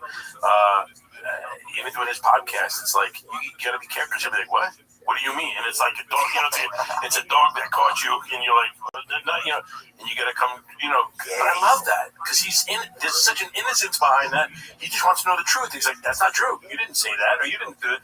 So you gotta be He's careful. kind of an oracle. Like, I don't know if it's an oracle, but he's kind of like a mirror of something. You know what I'm saying? There is something about that. I think it's super. I told people about it. Some people give him a hard time, whatever, but to me, he's always seemed very altruistic as just to who he is, you know, or trying to be the best of who he is. That's it. It's not, everybody falls, everybody makes mistakes, you know, and does things wrong, but I know this guy is searching for truth, and he's always just calling it out. And he's an astronaut, man. He's everything. Dude, yeah, I was at the UFC the other day, and he brings these big bags of beef snacks, and it's just beef and salt that's dried out beef. And he brings... Because he wants to get down from 2% to 1% body fat? Yeah, he's doing something. Wow. He's always over there fucking, you know, drinking fucking bad saliva or something, doing something, trying to get an upper. Yeah. But anyway, yeah, there it is, carnivore snacks. So he has 3 bags, and he gave one to Daniel Cormier, and then Daniel traded one of his, and traded for what? I had a tub of popcorn. And he couldn't keep away from it. Oh, I love it. He's like, my hand just keeps ending up in there. DC. Yeah. But anyway, that was pretty great, too. But I got to eat a whole bag of those beef snacks. How are they? You know what? They're really good. They're not too salty, so you don't get like chip fatigue, you know? Right. Yeah. You know chip fatigue? Well, some it's like you're chewing on the top of a shoe, and it's just tiring. It's exhausting for the teeth. Oh, and it's not like jerky. Jerky to me, sometimes at a certain point seems like, what are we doing here? Yes. It's a give up. You give up. Yeah. But this is nothing like that. That's cool. Yeah. And it feels kind of carnivorous, I guess, in a sense. Yeah, I enjoyed it. Right. But it's fun just seeing them over there with their snacks. But sometimes you'll see Daniel Cormier over there. He'll have a thing of summer sauce. Yeah. And it's freaking February. He dips. And he's over there just slicing it off, you know? I love it. He's a good man. He's like me in that he loves his food. I golf with him. Yeah. So you golf with him? I did golf with him and Chris Wyman. Chris Wyman loves you too, by the way. Chris Wyman's a cool guy. Yeah, I know Chris from Long Island guy, so he's the greatest. Yeah, and so whenever you were training, was he training too? Always training with him in their group. Ray Longo and over there. Dude, that's cool. Yeah, they're fun. They're a fun group. Long Island is tough guys, man. There's a lot of good guys came out of Long Island. Yeah. So no, but it's fun. Him and DC, we all went out and golfed and had a blast. And does that mean it's the Wyman? Yeah, Wyman too. Wyman is hilarious, dude. He's got the best energy, bro. Yeah, he's a great guy. He's incredible, and they have a great show now that they do too. Yes, he was just telling me that they're doing more and more with him. And I said, man, I was so happy that he stopped fighting. I don't want them all to stop fighting because I don't want anybody to get hurt. Like you get to know all these guys, like please don't fight anymore. I can't. That's why I stopped watching. I don't go anymore. I used to go all the time. Oh, you did? With Rothschild. Oh, I wouldn't. Dude, there was no. Yeah, I would go to these fights before anybody was even there. Oh wow! I would hear, the stomping on the canvas. There'd be nobody there. Everybody That's when I go. Yes, I love that. I go. It's quiet, and you hear a crack of a fist into a jaw or something, and I loved every moment of it. But I just couldn't do it anymore because I would get to know these fighters, and I was like, I couldn't. I'm Randy Couture and Chuck Liddell, those fights. I just saw Chuck Liddell. I thought he passed away, and I was like, holy shit. Yeah, no, I couldn't. You're alive. Look at you. You are there early. Oh, dude, I go early a lot. Dude, I love that. Last time I got there too early. I love that, man.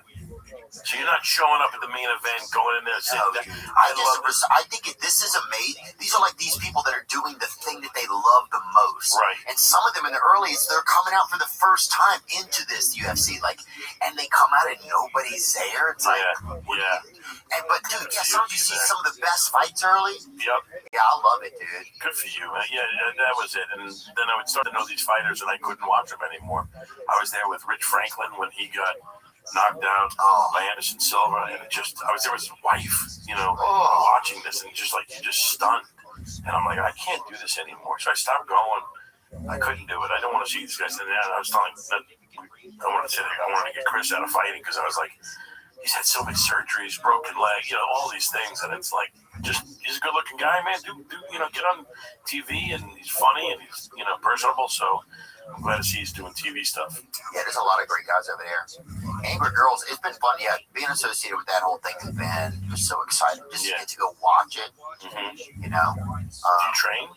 No, I trained for a little while, and then I just kept getting hurt. Yeah, it's like tough. my ribs, and I'd be having like some fucking huge guy would be rolling over on me. Something, and just like if I don't have so much responsibility. When they work out the smell, you know what I'm saying? The smell of the room. Oh yeah. I can't do it. Not at 60. Like when I was younger, I was like, hey, you gotta be. It doesn't matter what it is. At 60, you go, I don't need to smell this anymore. You hit 60? Yeah, it's 60. Can you believe that? Yes, no, dude. not at all. Yes, you're a baby. I'm telling you, I've been around a long time. So what I'm saying is, I don't need the smell of a jiu-jitsu room anymore. Yeah. I'll do it privately. I'll do it like that way for a while. And once, because a wet gi, I don't think there's much worse than that going up against a guy with a wet, right?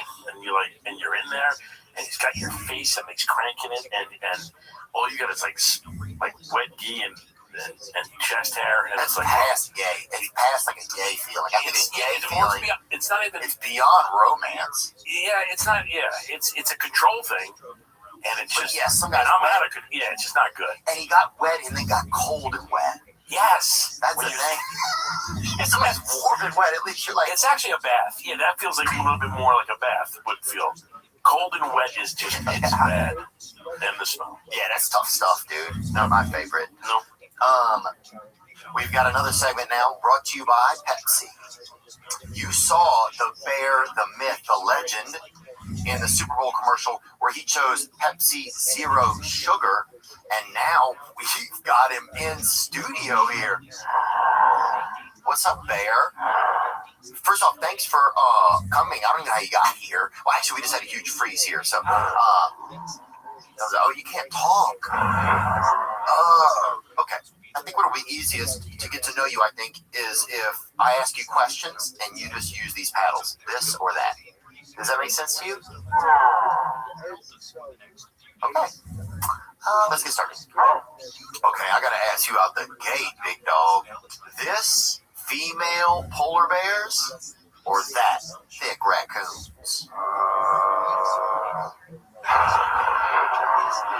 Female polar bears, huh? Okay. But if you get one of those snow racks going and shorty a bit. Okay, let's keep it moving. This Polar Express or that Tokyo Drift? Tokyo Drift, really? Oh yeah. But Tom Hanks narrated Polar Express. Yeah, you're right, kind of. Dude, this is just for me. Have you ever had penguin?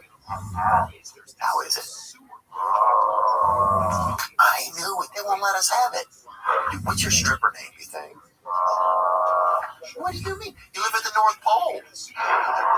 It's the biggest pole in the world. You never even thought about your stripper name? It's the last thing you ate in the street you grew up on. Yeah, I think so. You're probably like Snow Way. Zero Sugar. Coming to the main glacier. I like it. Zero Sugar. That's what I'm talking about. Get that sugar out of here, boy. Don't be crazy around me with that sugar. I don't want no sugar bear. I want my bear to be sugar free. Sugar free! Sorry. Something took over me. Okay, that's not edible. Or you can, I don't care. I think we have another one. So this, the first sip, or that, the last sip?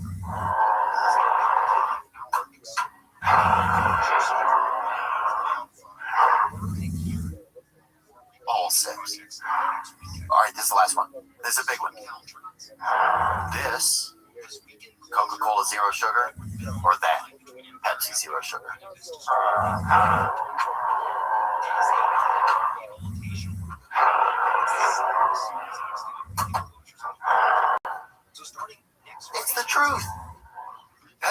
sugar tastes better than Coca-Cola zero sugar. That's his take. That's my take. But let your taste decide. Hey. Yeah. Where are you going?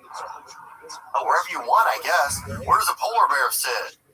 Wherever he wants. Was it hard for you to adapt to married life once you got married?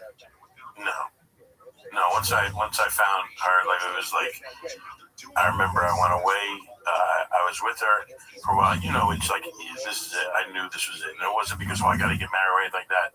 I could tell because I just didn't want to be away from her, and I had to do I think a couple gigs or whatever. I was on the road for a while, and she couldn't go, and I just hated being away from her. I was calling her every night, and I was like, wow, I got to get back there, you know. And you had that feeling in a long time. I had, you know, not with who I was dating and going out with. So no, it wasn't there. It was totally different. You just click on so many different levels, and it's like it just becomes apparent. Like, man, I need this person in my life. This is, you know, they make me better too. You know, you know what I'm saying? They were like, yeah, that's it. So she's amazing that way. So that was it. And I was like, I'm done. I'm happy. Gosh. Oh, that's a great thing to say. Yeah. No, I am. It's amazing. Yeah, when you get excited, when you see your wife, you get excited. You give her a hug. It's yeah, I'll give her a hug. I love, but sometimes it's not all the time. It's not crazy romantic all the time. You know, it's life. You know, you're tired. It's like you just pass each other. Sometimes it's it's a fist bump. It's like, all right, get out of it, whatever it is. But I miss her this morning. She left this morning. You know, we were out last night, and then I was like, wow, it's you're gonna have all those feelings. It's all the emotions and everything, and all the cooking or this that the things that you love them so much about. It's a balance of them all. It's everything. It's the good. It's the bad. And you just realize overall, it's like I never want to be without them. Even in the worst moments, it's like so you know that and it's real. You think you can fall in like a different type of love when you're like in your late 30s or as you get older than you can when you're younger? You think?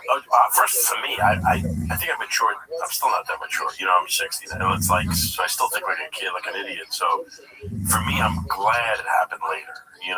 Some people are able to know what they want when they're younger and much more mature. I was not there. Yeah, I think, and your career might not have happened the same. Yeah, that's for sure. I needed to be kind of by myself and get it going. And you might have left your family all the time to go where it would have just been really different. It would have been rough, for sure. Yeah. So I'm glad I got the grind out. Now I take them with me if I'm, doing a movie. I'm never away from them for that long, which is good. Do you miss some of those days, like the road days back in the day? Like, are there any of them that you kind of romanticize a little bit? I still do. It's like the days. But I mean, like clubs that weren't just like, I'm talking about like, in the condo and all that stuff. Yeah. Like, did you ever stay in Mishawaka? Condos? Oh, yeah, dude. You ever stay in Mishawaka over there? Where's that? No. Indiana, like right outside of Notre Dame. It's right there. No. But I made crazy, crappy condos and stuff like that. But it was exciting. It was me, my brother, a couple other guys, comedians that we Rogan, but never went on the road with Rogan. Yeah, it was great. It was fun. You stayed because I used to play the Tropicana in Vegas, and I never gambled. I've never been to Vegas, and I remember losing my week. You go there for a week. You do 2 shows a night for 7 days, man. You have to eat downstairs with the staff. Yes, exactly. And sometimes there's no food, and they're asking you for food. Yes, yeah, exactly. It's rough, but you're excited to be there. It was like 103 degrees. This is, I remember when when they were chasing OJ, I was in Vegas at the Tropicana, and we were drinking. You're staying in your hotel. You can't know, I think you get maybe, I don't even know how much money you're getting, but I lost. In the first night, I've lost my entire week's worth of money. I'm not kidding. So we got a case of Bud Light Ice, which was the beer that it was so good and frosty at a gas station. I remember that. Do you remember that? They discontinued it. It was great. Yes. I liked it. I did too. Bud Light Ice. And I have a picture of it. Can you please? Something what it looked like? And they had there was something dog at the same time. Another. Oh yeah, Red Dog. Red Dog. Yes. I love that. You know that. It was disgusting. It was supposed to be for like disabled. Bud Light Ice. There you go. We got a case of that. We sat in my hotel room and we just pounded it, and it was like still 103 degrees at night. I remember that. OJ was being chased or whatever. It was just crazy. Dude, I remember I would be in my hotel. I remember this one hotel I stayed at. I think it was outside of Syracuse, in like Liberty, New York, or something. And they gave you a cup of water, and it was filled up. And I got in the room, it was like a cup of water. I was like, it wasn't even like a bottle of water. And I was like, oh, that was for you in your hotel? Yeah.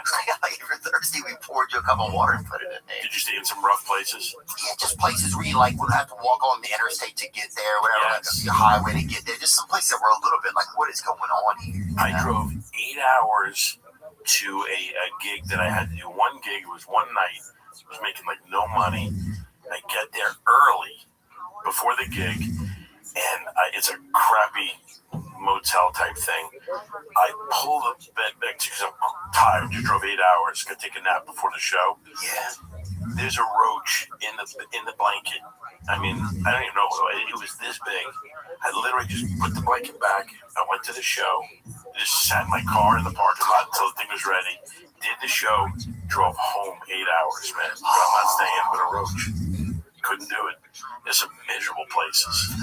Yeah, dude. I remember we would to save like $100. You'd fly into a city that was like 4 hours of like you could figure out the map. Yes. And then drive here. You know what? Right. Then you're like, oh, I'll just finish the show. I'll drive and catch a flight out of Indianapolis at 5:08. It just like everything was like. Did you have a buddy? Did you like a comic buddy that you go with, or you were by yourself? I did. I was out there, and I'd always pee in the bed. I'd always pee on my cell phone once it came out, so I'd miss certain calls or wake up alarms. Back that up. Wait a second. What did you say? I would wet the bed. You would wet the bed? Yeah, I wet the bed. Let's start with this one first, and then we'll back it in there. Why is your cell phone in the bed? I would just have it. No, I'd fall asleep. Put it on the counter. That's not that close. You shouldn't have that close to you anyway. Put that on there. By the way, you would pee on it then. But why are you wetting the bed? I was wetting the bed. Were you drunk or you just let it go? I was drunk and I wet the bed till I wet the bed for a long time. Okay. I was in it. Just because you got used to it when you were younger, and you're like, let's just keep going with this? I can't remember, dude. I just think I just was always so nervous. Yeah. And whenever I was asleep, at some point, finally, I wasn't nervous, and my body's like, well, this is when we gotta urinate, you know? You seem like a guy that operates from a place of fear, right? Everything, if you're like, I'm that way. I don't know about you, but I get worried about everything, or you're not worried about everything. Oh, I would get worried. Like, if I'm with a girl and there's like a moment of silence, it makes me so fucking. You gotta feel that. I get so scared. Yeah. I'm like, I just don't want to give her room not to. Like, it was almost like, from that way, if there's any space here, she'll not like. That's exactly. I don't want to give her room not to. So you got to fill that space up. Yeah. And I would do it with one word for the next set. So it's like, if we were talking about, yeah, well, I went to the game with my brother. It was a lot of fun. And then it gets quiet, and I would go because. And I would say because give you moments to start. Yes, but I don't know what I'm saying. And she's like, "What do you mean?" And I'm like, "Because." And I'm like, in my head, I'm like, "Hey, because it has to follow. You got to follow with something." If you say because it, so I was like, because we just like the team that was playing something, and then it's like dead again, and I'm like, I do another one. So and it's just those little words like, just shut up, man, sit in the pocket. I can't sit in the pocket. I can't sit in the pocket. Dude, it's the same with baseball. I would get up there, I would swing 3 times before you even fucking threw it, and I would go sit down. Yeah, and if they have a problem with it, I love it. I'm going home. My mom would sit in the distance, she'd be in the van, and she would honk. She's like, if you don't hit it, we're fucking leaving. I love it. Come on, dude. I never hit it. Dude, I love that. I never hit it. But yeah, there's something about that moment where it's like, I just can't. And like, especially if it's like looking at a woman in the eyes too. That's always been like super tough. It's just like something. It's like, yeah, I just always had a tough time with that. But I can't let there be a thing. Well, I couldn't. If the woman didn't like in high school or even beyond, I had to know the girl. Like she had to come over to me. Like I could never be one of those guys go up. I'd be like, ask my friend. She's like, she likes you. Go talk to her. I'm like, couldn't talk to her. I'd lock up around her in a big circle. Oh gosh, yes, that's funny. That's great though. That's insane. That's marking your territory, and you're trying to go in, and you don't even know how to do it. Yeah, I would need her to come over, and I would need confirmation of yes, I like you. Yes, let's go out. I couldn't. I'd be like, you sure? be out. Like, we don't have to do this if you don't want to go out. Are you okay? That's what I always. If anybody hangs out with me a lot, I'm always like, "Are you okay?" Yeah. I don't even do it on purpose. There's a part of me that just asks them that. Yeah.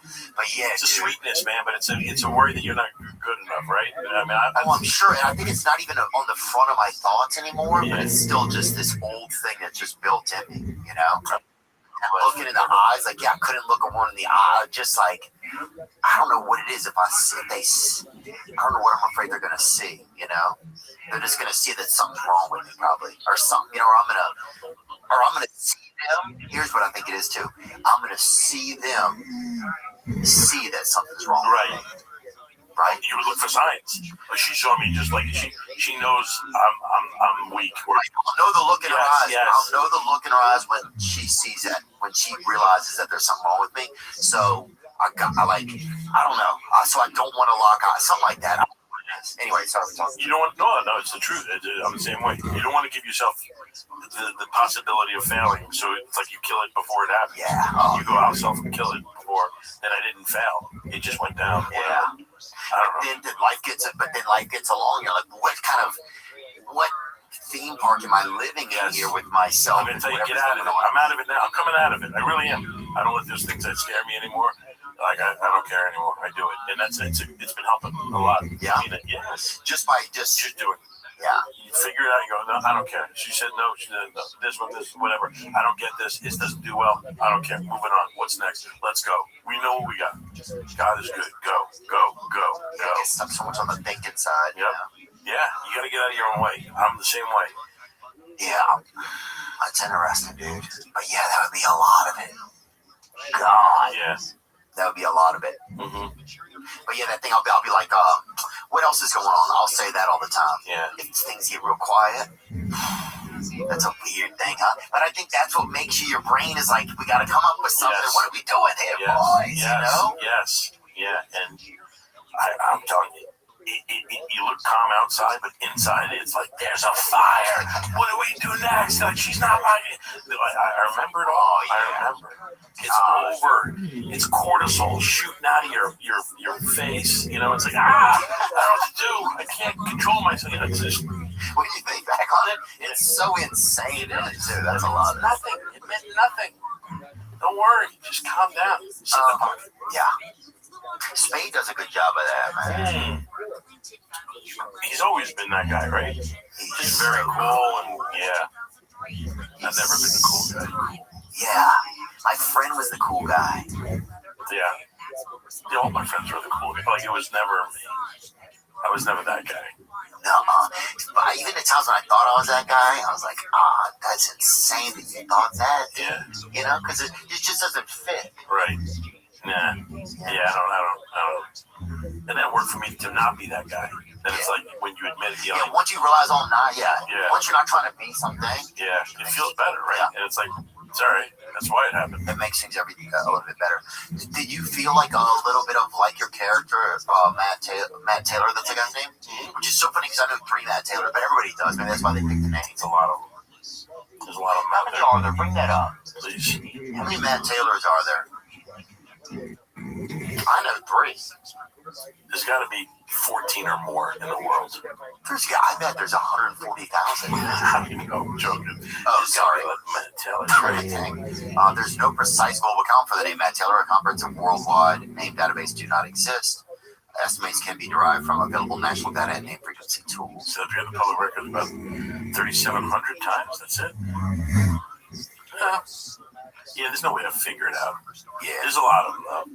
Matt, as a first name alone, has an estimated living population of 207,000. I bet it's more than that. 207,000 Matts. There was that Kyle meetup in Texas. Do you see that? I did not. Bring that up. All Kyles? All the Kyles met up. Really?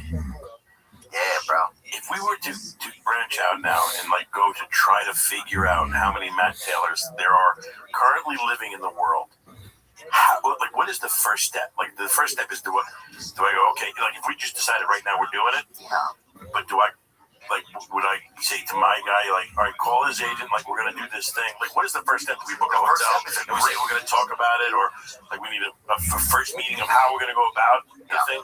Is that it? The first step probably agreeing that we're going to do it together. Right. That would take some time, though, right? Because we'd be like, are we really doing this? And then it's like, well, we got to talk it out, this thing, and the logistics of it. Like, how would we do it? Okay, so then getting uniforms, too. Searching for Matt Taylor uniforms. Every Matt, that would be sick. Would it be a jumpsuit or is it like 2 pieces? Every Matt Taylor. I think it's a onesie. Oh, it's a one piece like a Carhartt. It's hard work. Yes. Dude, you know how many Matt Taylors are hard? At least 207,000. I love it. Searching for the like the best Matt Taylor. Like, yeah, what are we? So the uniform would be probably the first thing we're working on. What are we looking for him for? Maybe get a piece of mail for him. Yeah, just something like we can. Yeah, or just to give them a pat on the back for being Matt Taylor, like being part of the team. Yeah, being in the army. That's a militia. That it is. Bring up that meeting of the Kyles again. What do they do too? Somebody said that. That is cool. They're all Kyles? Yeah, those were all Kyles. And Sugar Ray performed, I heard. Oh, I love it. 706 people named Kyle got together in Texas, but it wasn't enough for a world record. Oh, how sad is that? First of all, let me say something. These guys put together 706 of these people had the dream of becoming a world record breaker with the most Kyles in a certain area, and they missed it. Look at that.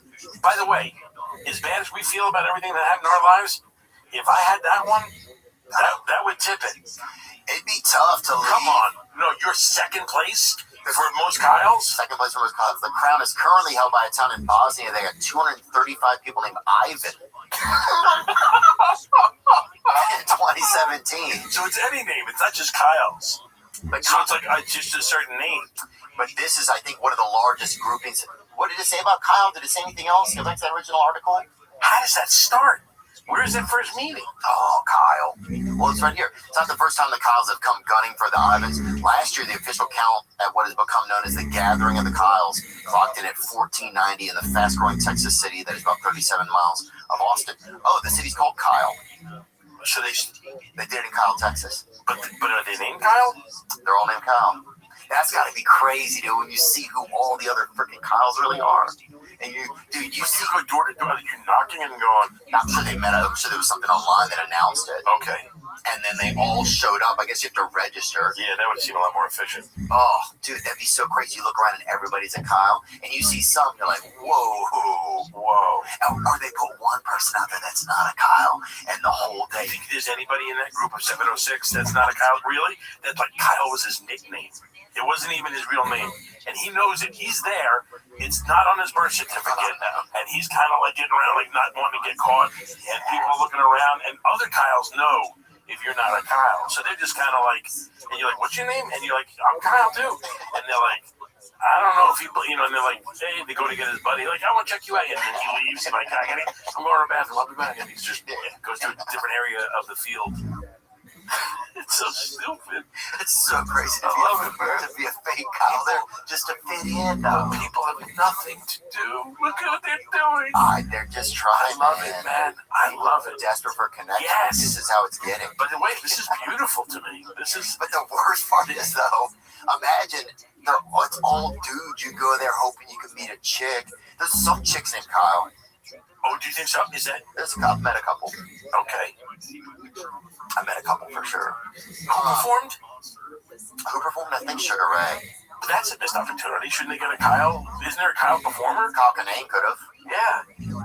I don't know. That's a missed opportunity, man. It won't try to break the same name gathering record this year. Okay, so Kyle's out. Oh, we should have switched names. By the way, why don't you go with a Bob or something like, you know what I'm saying? It's because the city of Kyle, Texas put it on it. All right, we'll find a better name. The city has been hosting the gathering since 2017. When you look back at this movie, what was different about making this movie than some of the others? Did you find it that it's easier? Do you have a different ownership of this film? It was something that it came together really quick, but it's the first movie that I'm really proud of, that with everybody who worked on it was just amazing, and it was just different than any other movie I've done. And the story's not that, it's not even that crazy different or anything like that. But it's a classic. We hit every mark that we wanted to hit in doing this in a different way. I hired, like, we got the best cast, the best crew, and again, it's not me, it was them, and it was everything coming together in Italy that just made it. I just couldn't believe how great it came out, and it was like, I think, honestly, for the rest of my life, this would probably be the best movie for me. And, like, it's the best I've done so far. Yes, without the best you've done, like even in your acting, you think, or yeah. Because it's the most where I'm real to. You know, you do different movies for different reasons, right? Like, you know, when I did Mall Cop, you know, I'm doing it for families and kids, and you're being goofy and broad and this and that, and a lot of stuff you're getting that, or you know, that's your kind of what they expect from you. But this was one where I was in this comedy, but like I don't hold the comedy as much as like Kim Coates, Jonathan Rumi, these guys, and Allison Hannigan. Yeah, Jonathan was great. Yeah, which allowed me to kind of play more of a real guy, which is fun for me to do. Jules, what was that guy's name? Kim Coates, Sons of Anarchy. I've known him for 35 years. Like I did a movie with him and Ray Romano called Grilled. Yeah, and it never went anywhere. We were meat salesmen. And I met him, and he is the greatest. He's an insanely intense actor. I don't even know what he's going to do, but that's what I want him for comedy. Wow. Like he looks at you, and he's just going to go a certain way, and you're going to go with him. And he was the perfect guy to play that role. Yeah, that was great, dude. He was really, he was a good. Yeah, his comedy was right on. He's incredible, man. He crushes it.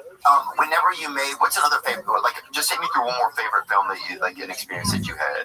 I mean, Hitch. I mean, all the the stuff with Sandler. You know, that stuff. No question. No. I mean, it's like doing stuff with Sandler's the best always. What about like a Hitch reboot today? Would that work? You think? I mean, I don't know how you do it with me, but yeah, I guess you could do it. I think so. I think it was great. Well, that was my first movie.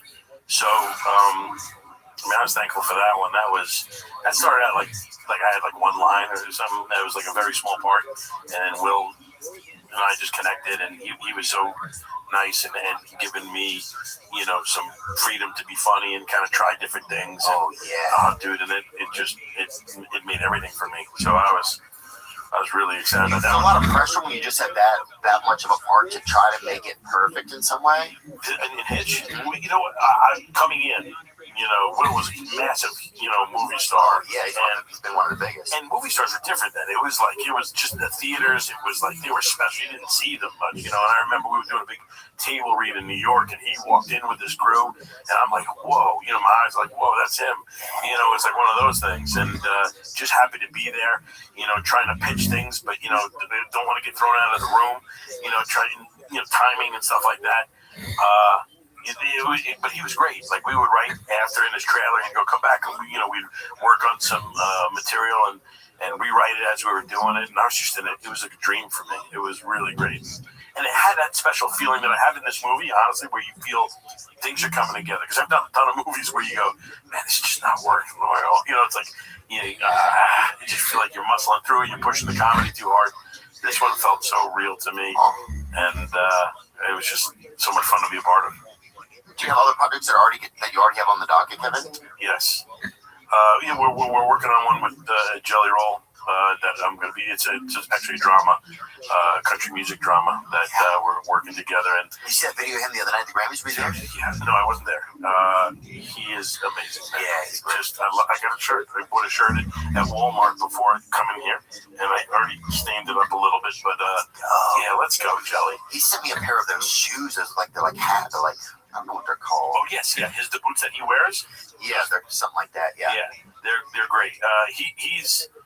He's an amazing human being, man. I'm so proud of him and so excited to do this. And in this drama, here's the thing: he goes, hey, if we're gonna do this, we got to get into like prison shape because we go to prison. We're both in prison in the movie, and it's real. Where at? What city? In Nashville. Oh, nice. So I haven't been in prison here. Yeah, it's a whole thing about getting to the Opry, and it's a cool story, and there's a lot of drama in it, and it's exciting. But we said, okay, we're going to commit now to doing this. And he went out and lost like 300 pounds, and I am up 7. I gotta get down. You're up 7 pounds right now? Yes, he's down like 300. I'm up 7. Like that's a crazy so now, spread. so yeah, it's a big spread. We went the wrong way. And you already shot. No, we didn't shoot anything yet. We shoot like we're hoping to do 7-8 months. We're gonna be ready to shoot. So do you think you can get to that? I know I can. I'm gonna do it right now. I'm literally after I promote this movie, which I'm doing, I'm shutting down from everything else, and I'm going into training mode like never before. I'm gonna work out. I'm gonna change and everything. I'm gonna be unrecognizable. I have to say it. If I don't say it, I'll never be accountable. What will you do? Like, what do you have like? Oh, I know what I'm gonna do. Yeah, I'm gonna do everything. Like, well, I'm gonna go easy though. You know, it's like that's the one thing. I'm very eclectic when I work out. Like I do, you know, I'll do a little bit of jiu-jitsu and stuff like that. Light stuff though now, and boxing and then stretching and a little bit of stuff, bike riding, things like that. Pool is insane. Swimming? Not swimming. I'm not a swimmer. But just getting in a pool and stretching and moving a little bit, if you can do that, you have access to that. But it's also like a lot of calories, and it's therapeutic because the water holds you. So it's like your body feels good stretching and moving. So doing a lot of that, and no, I gotta get on it though. He's lived up to his part of the bargain. Are you of a trainer? Like, what else do you do? I do, but trainers get annoying to me. I gotta be honest. Like after a while, and you know what? If I'm being completely honest, I've done it before. I know what to do. I know what to eat. I know what But I am using Dolce. You know Mike Dolce? He's got the Dolce diet. He's trained all these UFC athletes. Oh wait, I have met him before. Yeah, he's awesome. He's gonna help me. Yes, he's a badass. He's a really good. He's gonna help. He is gonna help.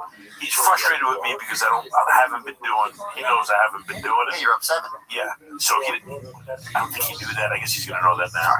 All right, sorry, Dolce. I'm up 7, but I didn't lock in yet. When I lock in, I promise you, it's going to be six months. I'm going to be a different person. So, what would be the hardest thing for you to give up? You think, food wise, or just probably food wise, yeah. Or is it a beer wise, or what is it? No, it's not drinking. I'm not a big drinker. It's just food, and it's just amounts of food. Like I can eat constantly if you change the food, like a shark. Like I would just keep swimming. Like I would just keep. Yeah. I don't get full, really, It's scary. It's something in me that, I need to stop. But are you a big eater? You look great, man. I like to eat some, but I don't care that much. I like beef quesadillas and I like smoothie. Okay, but so that's a great combo. Yeah, those are the 2 things I eat every single day. Do you really? Yeah, if I'm eating, that's right. I love easy. that. We have the 7 ingredients. But you don't think about it. See, look at your face. You're kind of like, that's your face when, that's not my face with food. I think it's lame to not care about food sometimes. I think, dude, get some zest in your world. No, I think what you're Think doing about a is fucking sauce or something. No, I think I would rather be like that because, why am I so concerned about what I'm eating for lunch? Like, I'm thinking about it constantly. I'm looking at you right now, but I'm thinking tonight, where, you don't want to make a mistake. You don't want to go. That's a good point. Right? Nothing's worse than making a mistake. Especially when you're like, we're in Nashville now. Oh, dude, So we got to pop. You got to find something. I ordered a steak from this place, STK, last night. Oh, STK's great. This was not, dude. Oh, really? STK missed? Didn't they have a place in the city? They have a few of them, right? They're a chain? Yeah. But not a. Oh, it still makes me sick. It tastes like, I don't even know. Oh, STK. Sorry. I'm out then. I'm out. If you had a bad one. Oh, it tasted like. Done. Wow. Okay. If they had one in LA, I think I went to it and it was good. 1800s or whatever. Like Game of. Really? Gross, dude. It was horrible. Game of. Oh, dude, I had one bite and I was like, oh, maybe I got a bad. Wait, what was wrong with it or whatever? It tasted bad or it was tough? It tasted bad and it just had this aroma or odor or whatever with it. And dude, that odor hit me and I was like, what is that odor? Oh, you ever seen the odor? Odor? Yes. It hit me, dude. Fuck. My knees shook a little. I was like, God. But I think it was like like just bad tasting, or it was bad like you're I couldn't tell, dude. But I had one more bite because I was like, I was like, dude, I was treating myself to something, you know. Yeah. I hadn't really eaten all day, and I was coming home, and I was like, I'm gonna treat myself to something tonight. I'm gonna order a steak because I still have to work. I was gonna try to go somewhere to eat, but it was so late. Yeah. And I was like, and they sent it, and I was like, no, you can't. Look, when you do that kind of shit, like you turn into your own chiropractor and shit. See, I wouldn't get upset. Like once it was bad, I have no problem switching foods. Like I would go right to peanut butter and jelly, and I would make a massive sandwich. Those are good. I guess they're as good when you're a kid, but I just quit eating them years ago. What? Peanut butter jelly. You still eat them? Yes, I do. Yes, I do. What is your ratio of peanut butter to jelly? Oh, I used to think. Oh, I think I go thick on both, and I'll put, if I'm really going to have one, I haven't had one in years, but I would put butter on the jelly side as well. Butter, jelly, and then the other bread has peanut butter on it. My grandmother used to do that. Toast? Or no? No, my mom used to grill them with bananas in them, though. That's insane. I'm stuck on butter right now. Like, my mind is going like a beautiful mind right now and seeing all the equations of like why I didn't do it. But I gotta tell you, first of all, I go much thicker peanut butter. Like I thick it up. Oh, really? It's a lot. Yeah. You can choke a little. Yeah, that's fine. I get it down. And then it's worth it though. And I get a little jelly in there just to get that sweet going. But it's a big one. And I'll do toast sometimes, but if you do too hot of a toast, I know this is a little bit too much information, but then you get the wet peanut, like it melts and it comes right out, squeezes out the side. How'd you feel when peanut butter started doing that thing a few years ago where it was like they put just 2 parts of peanut butter into a jar? It's like the oil and the part they No, I can't stand that. That's insane. I can't stand that. What is that? I don't do it. Like I don't want to do the skippy. Yeah, there you go. That's the drip. There you go. That drip is good, but if it goes out of the sandwich, it's useless. You lose it. It's like that could have been in me. Yeah. God. I don't like that stuff like that. I don't like that at all. I do miss those kid foods, those Lunchables. Why did you stop? I mean, when you say kid foods, I forgot about it. They're foods. They don't. I mean, macaroni and cheese with the Kraft, like the powder, it never stops. Why? When do you go? What age is it appropriate to go? I'm not eating the powdered cheese. Something happened to me. I guess I don't know. I just started. You know what? I just like working so much. I just don't think about food that much. But maybe this will start. You know, maybe I'll start falling in love with some new things. You know. I would like to go the other way. I would love to be like that. I wish I had that where I wasn't thinking about it so much. What's gonna be the toughest part for you with this coming up change? I know you got to get out of here and finish. What's gonna be the toughest part? It's just gonna be the food. It is. It's gonna be cutting that out. But once I get into a groove, it's routine and discipline, man. That's all it ever is, right? So if you do it a little bit, you do it enough, and you know you don't need it perfect every day, but that's the other thing too. I let the perfect be the enemy of the good, which means if I'm not perfect that day, I go screw it, and I eat like crazy that night, and I blow it, and if I get a flat tire, wife always says, if you get one flat, you just pop the other 3 tires. Like you don't just fix that one. I do. Like so, if I go off my diet a little bit, I go out that night, I'm eating, drinking, having a blast, and I'm like, I'll start tomorrow because it's a fresh start that I'm looking for. Always. I love that starting fresh because I've always been that guy. I've always been the guy to never do the homework, when I should. It's Monday morning, I get it done, and then I get it second, and it's like, because I can do it. That's insane. Dude, yeah, I was always the guy who wrote every answer on my finger in there. Yes. Like that. Little bitty words on there. Yeah. Cheating. Well, dude, thanks so much for Solo Mio, man. Thanks for all the entertainment of the year. Sorry, I was a little bit tired today. No, I'm sorry. I'm a little weak too, and I said a lot of things that I rambled for a while. That if you want to cut out, you can cut out because I was a little bouncy. Dude, I don't know. I just feel like I didn't have a lot of gasoline in me today, but sometimes that's the day, man. Yeah. It was great. You were great. But I'm grateful that we got to spend some time together, man. I really am. And thanks for all the entertainment over the years. And for Salomio, right? Salamio. But thank you. It's Salamio. I can't remember. Okay. Thank you for Solo Mio. Yes. Okay. There, we're that's even. And there's a musical ensemble. You wouldn't even imagine that this happened in this movie. That's great. Yeah. And that guy's blind. You know it? Yeah. I didn't know. I'm looking at him like this guy's fucking nonchalant. About everything. And then I'm like, oh, this guy's fucking blind or whatever. My friend's blind. You have a friend that's blind? Yeah. How blind? Like completely? Nothing. It's all. But has he always been that way? Yeah, he's always been blind since he was.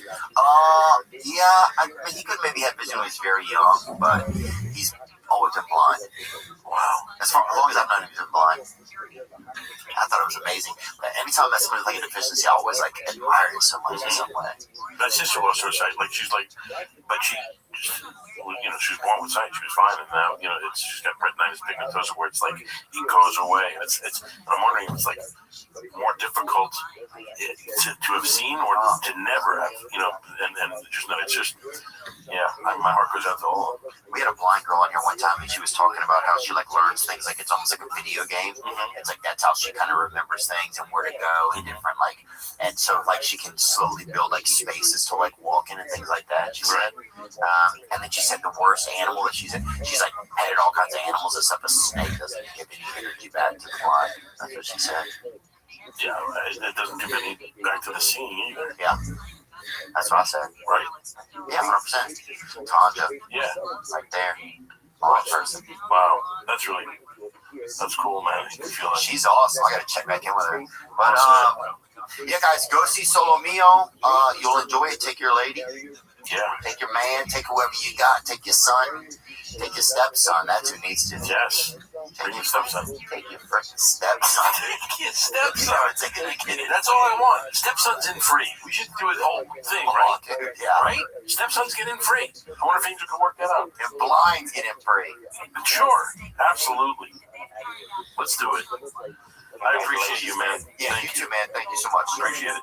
Now I'm just floating on the breeze, and I feel I'm falling like these leaves. I must be cornerstone. Oh, but when I reach that ground, I'll share this peace of mind I found. I can feel it in my bones, but it's gonna be.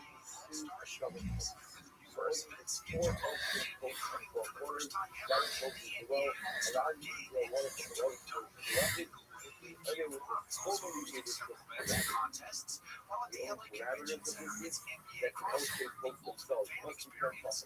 This all means extra cars on 502 different ways more expensive crowd. Organizers recommend using Metro. You can do all that info at KFIAMsports.com/NBA, where we can watch out for traffic control spots. We'll control KFIA News.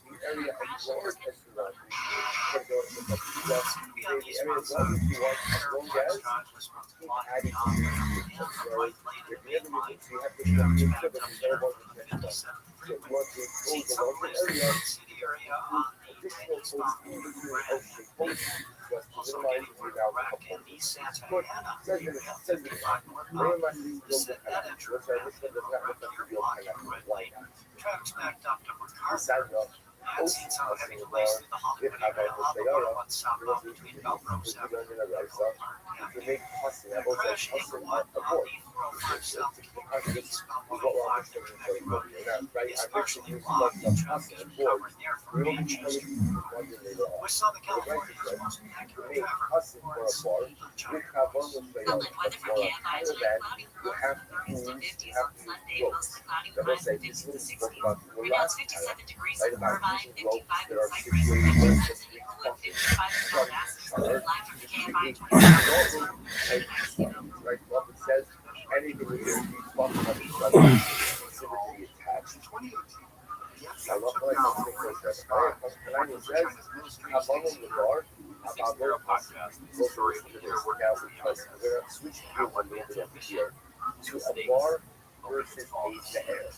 Remember again, up the air is a well. So a well is number one podcast covered by follow the spring as opposed to a fall.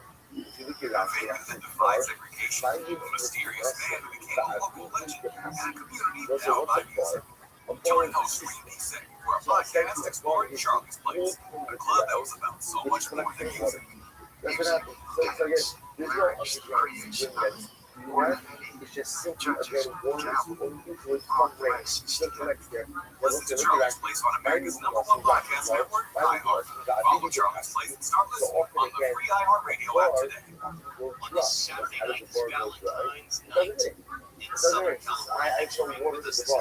our final show. So that's Michael Monks from Rothschild on Tuesday. Between weekday growth, we're hosting Monks and Beer Chris.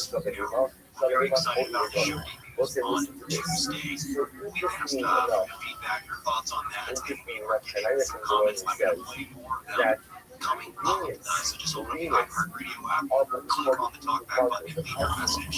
And they're not all nice. By the We're going to air, play them. And that's going to show the Monks and Maryland's going to be because your show. photos We want your often cry out. criticism. I think they're not a reliable water source. They're a reliable water source. Ultimately, again, Kazan said if you want to go water from a bar, you can do it. Regular people are at least have all the things. But in the past, only good for them. I mean, that's your year. Actually, we're very important. That's a very exciting thing. That why this Kazan because of the industry about for incoming days, the notion that when people be over Rega, people come right from here to like, it's actually so it all starts on Tuesday. You needed a water source One for thing animals. that you can count on in Los Angeles County is that eggs are going to be expensive. Now, that's been true for a long time, but it seems to be getting worse in a lot of ways. And one area is the sales tax. In all the years, you're asked to report these in the till. So this program, 2024, they asked you for a half-cent sales tax increase to pay for more homeless. And I have to say, I didn't think that was going to be passed by voters because of And Mr. Cameron was to be of Canadian law. The North Carolina was going to buy a bar. By a bar, just buy it in air. Possibly double boards to work. We get that. Low tax on Canadian over have on the bar, parts of the air. Obviously, like this. In fact, the Canadian thinking that you have to use work for a bar and possibly for the air. It allows the Canadian for a bar to make the air.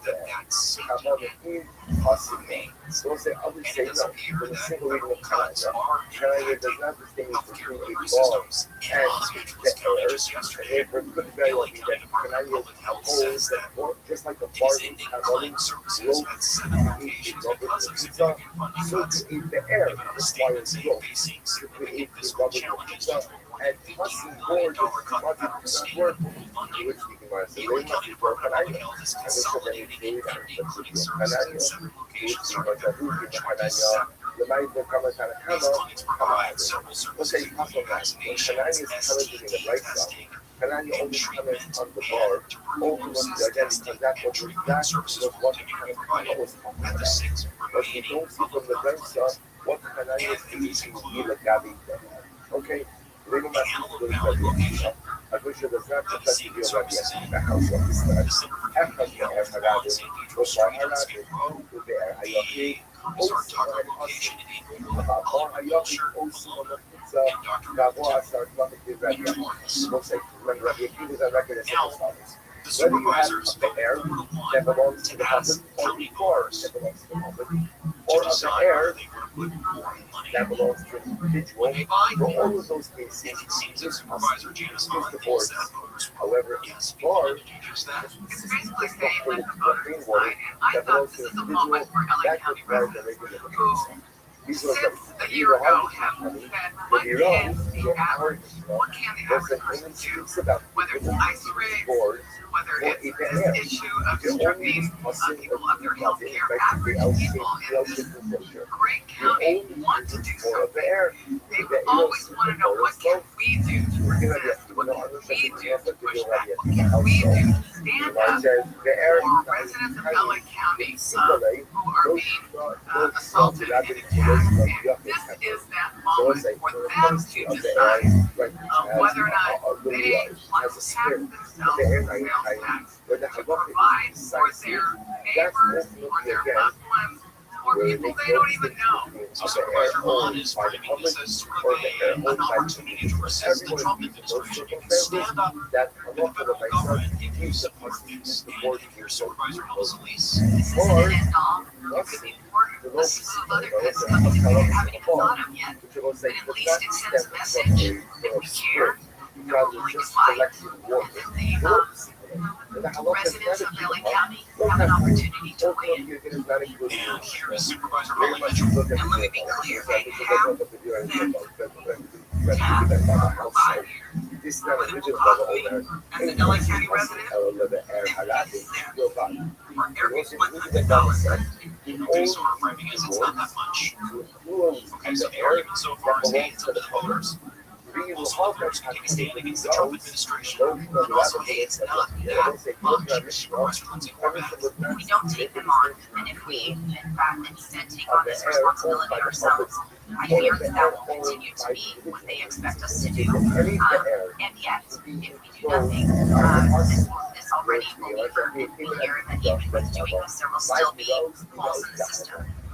So I am very aware that this is a more than sobering conversation at a very difficult time where affordability is the number one thing and every resident is thinking about. And I am clear that food and medicine are exempted from sales tax, but school supplies and clothing and other things that are also part of people's everyday lives are not. And so this is a very difficult conversation because we're thinking about, how we financially impact those who feel it's most. Supervisor Horvath noting that, hey, I understand it's hard to buy things out there. It's a very expensive time in all of our lives, but are you willing to do it to help offset these funding cuts to healthcare? By the way, this would be a 5-year proposal, although these things have a sneaky way of being extended. But the proposal as it stands by voters, the Essential Services Restoration Act, would be a half-cent general sales tax increase for buyers on October 1st, 2031. The estimated $8 billion would be generated from the measure. The county sales tax is currently 9.75%. It would be increased to 10.25%. One supervisor gets this idea. And Supervisor Catherine Barker said this idea is being considered. There's not a lot of trust amongst voters as it relates to government and how they're going to spend their tax dollars. And as a general fund, my concern is that we cannot plan. The trauma tax was actually voted by voters, and then we did it by bipartisan. So, from a credibility standpoint, it's not like we are, as a whole, credible when it comes to promises made and promises broken. And that's kind of what I thought in 2024 when the homeless tax proposal was on the ballot. I thought there's just no way voters are going to buy into this because all these billions of dollars have been spent on homeless. Not necessarily through funding of the countywide sales tax, but tons of money. Supplemental tax dollars. Not doing what we're going to do, certainly on the scale, whether it's inside safe in a city, or the LA Homeless Services Authorities, various contracts they have with nonprofits all over the region, or the county itself, which is now putting up its own homeless department. The money we are to pay for initial sales tax, we don't see the results.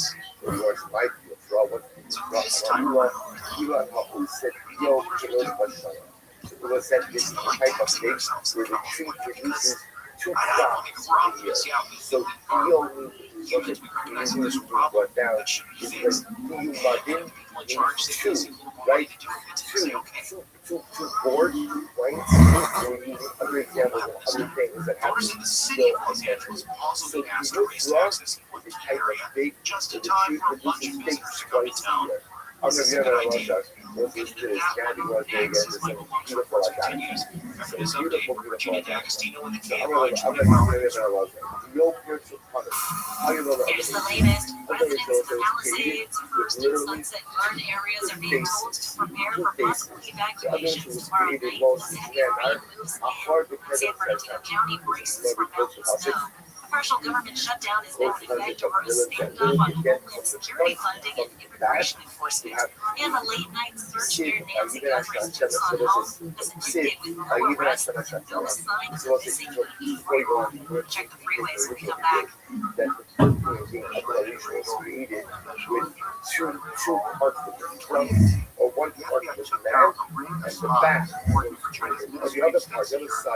think the Bureau podcast is the story of the underworld of the US. What made that Sim, nesse podcast da Guiba na Chama Sala, and the podcast also says that Shem will have the rhythm, which sounds like again half a woman comes from the root of man, which will have a future.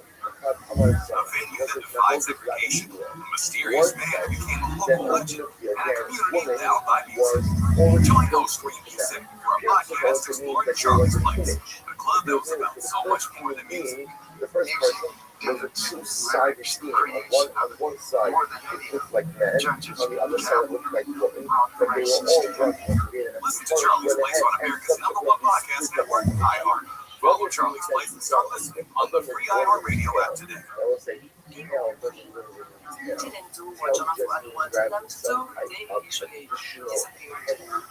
That's the schedule of food from Adam until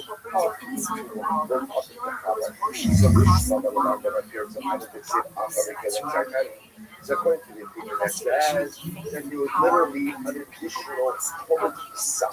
Like that there was an additional that woman was the actual side of the first human being. That makes sense? The Sarah says you have four one line from 18-year-old Ryan Albright, co-founded by the racial politics of a bygone era, an innocent German had sat in prison for 2 decades. The podcast Burden of Guilt explores that injustice and the unlikely friendship born when the truth emerged. I just don't know what's going to tell the truth. When seeing a picture on the front page of the New York Times that says we're monster. Listen to Burden of Guilt on America's #1 podcast network, iHeart. Follow Burden of Guilt and start listening on the free iHeart Radio app today. Joey, why did you tell the class what you did this weekend? My dad and I went to church because he wasn't created until Aaron Chapman. I love the Morales. The one that needed to do it first. Ultimately, again, like one of that was the so the larger team league which is smaller. If we say ultimately again, because the first team is the first entity, Check out discovertheforest.org, brought to you by the U.S. Forest Service and the Ad Council. Amazon is canceling a planned partnership between its ring-doorbell cameras and watch safety. Law enforcement surveillance detection array, Monica Nelson reports. The plan would allow Ring customers to share doorbell video with police through a program called Easy Request. A similar program unrelated to law is called Search Party, which would let users share video with others. It was advertised during the Super Bowl as the ability to find lost dogs, but it has drawn criticism from privacy advocates. Using the tech used to track people and friends on said the partnership was scrapped because it would take more time and resources. Autonomous trucks are going the distance. Ford Innovation announced that its line of driverless trucks can now travel a non-stop 1,000-mile route from Fort Worth, Texas to Phoenix, Arizona. The company says it takes about 15 hours to complete the trip.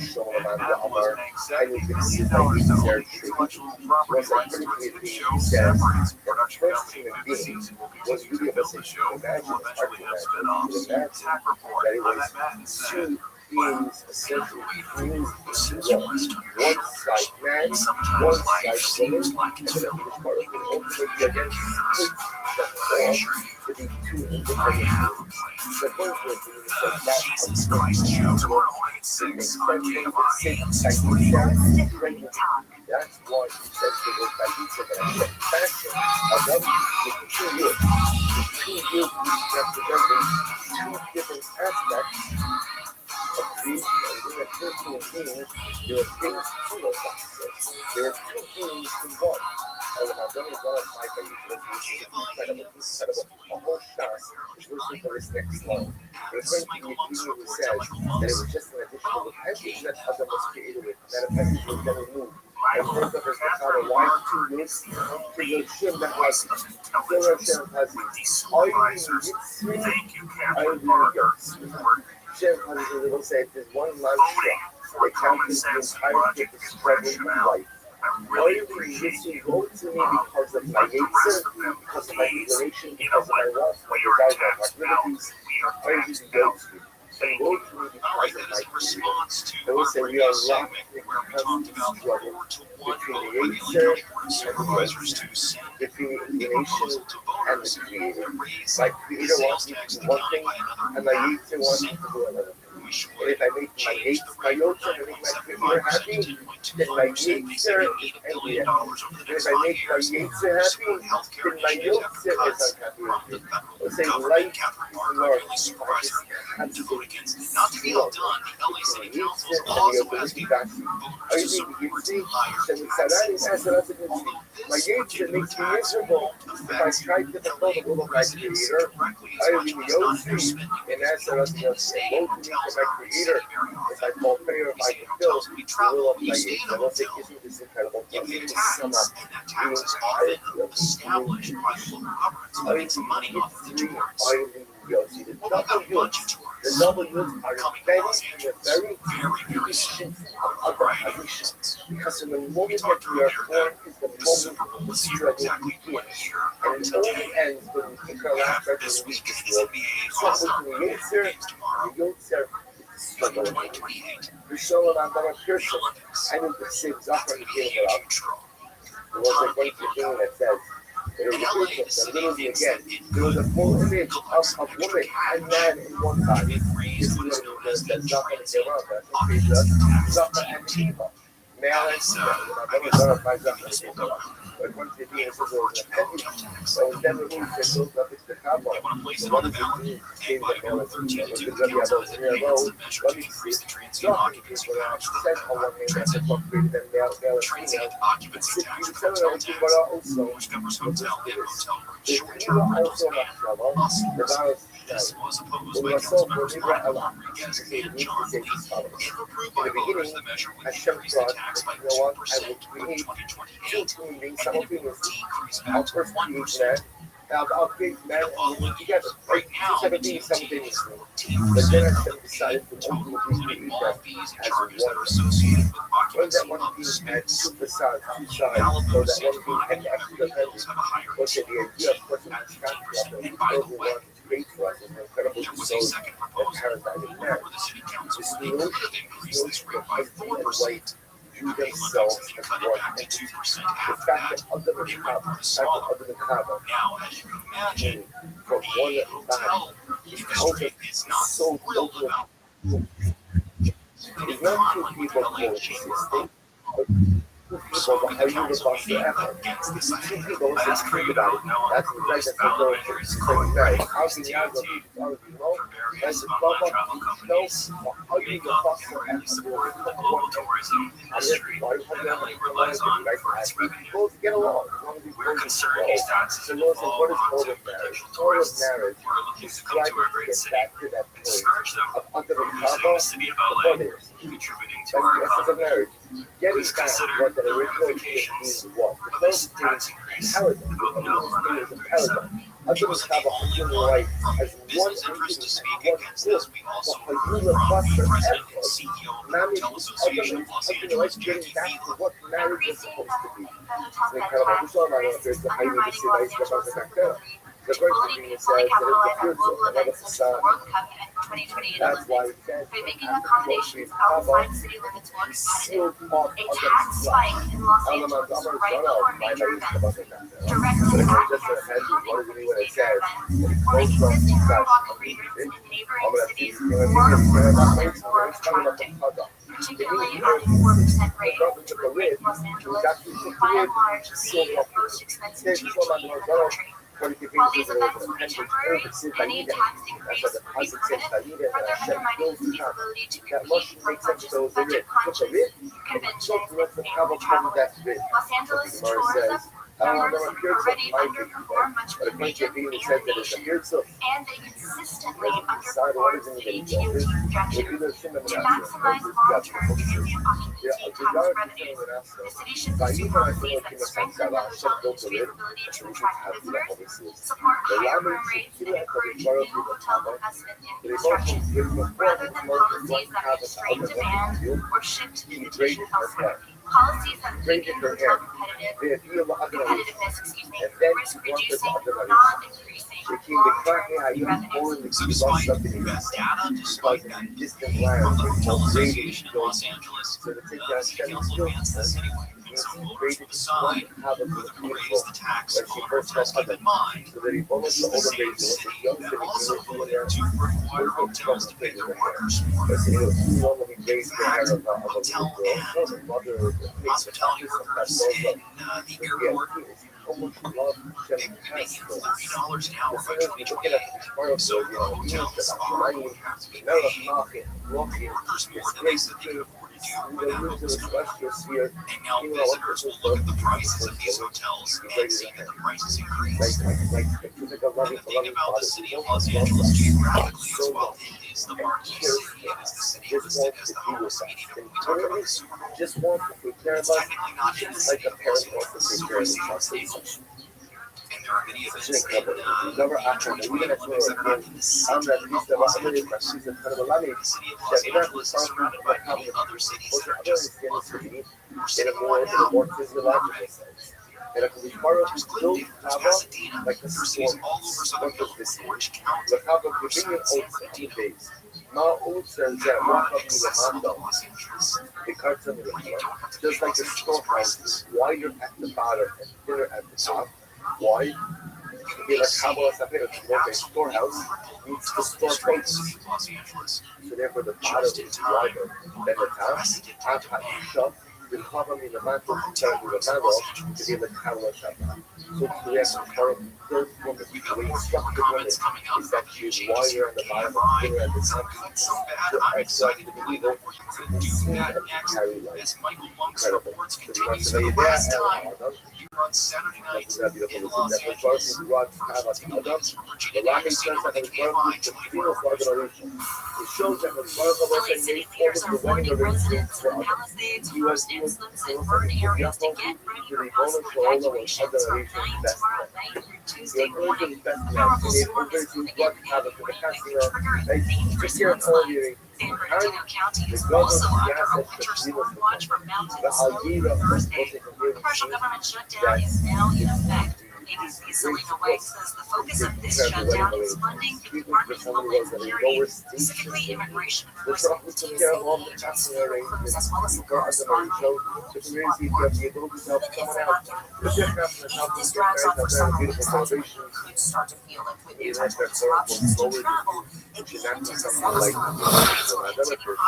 Operating though after the $75 million boost from President Trump's megaphone. Hollywood talent agent and LA Olympics chief Casey Wasserman is looking to sell his company after newly released Jeffrey Epstein files revealed previously undisclosed contacts between the two. The late-night operation near Nancy Guthrie's home has ended no arrests.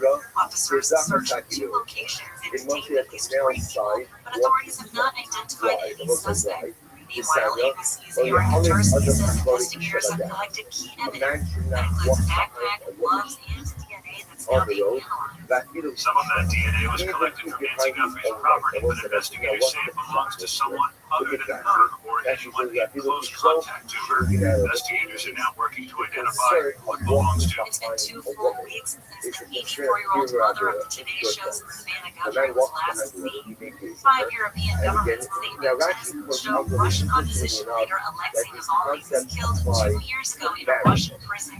They deadly neurotoxin into the South American dark frogs. They call it a violation of the global chemical weapons ban and about to take it to the international watchdog. Russia denies being involved. Right now we're going to a crash on the 110.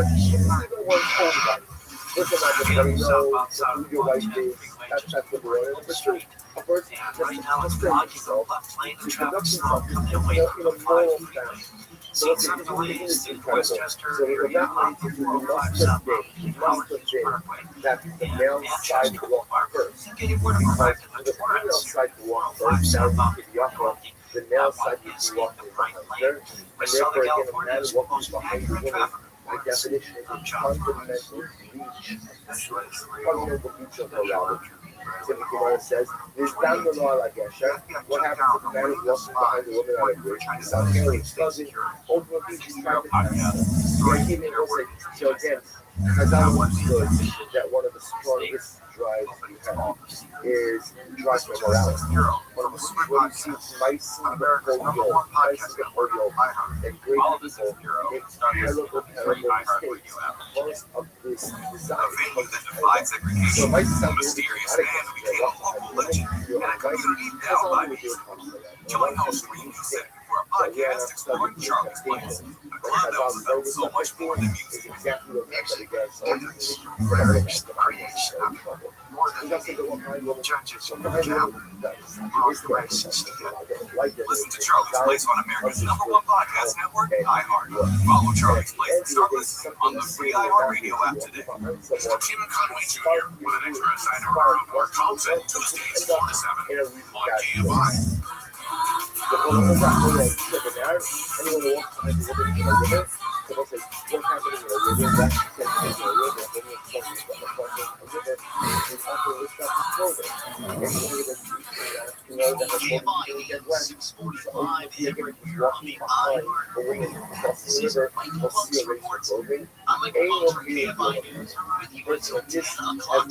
Very last episode of this show, which I've been so thrilled to host for you since November 2024. But I'm excited to say that being the weekends full of AAA, joining me weekly, and preparing you yourself to Chris Gerald, also Weekend, who's got the big call, and Alex and Mary, on Tuesday, February 17th, 12 o'clock until 3 o'clock. We'll be going from 2 to 3 every day starting Tuesday on weekdays. And that's because the entire KFI weekend lineup has been adjusted. And everybody who's on air here is very, very excited about it. I've been here exactly 2 years today. It's the anniversary of my sign on the dotted line and started my first shift at KFI.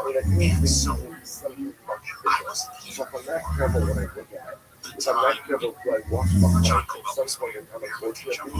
When I was turning it, I felt like my research, I've done my history lessons, I've studied KFI, I've listened to so many decades of episodes of shows to learn about it and understand that history. So, but I wasn't here when John came. But I know the impact they had. And I have only known that John Cobell show.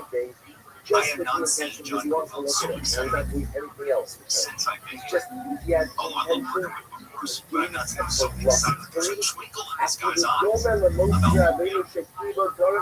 to that after he drives by.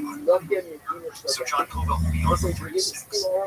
We're also talking about this unbelievable Kim Conway Jr. He wants to go back to nights, it's going back to nights 6 to 10.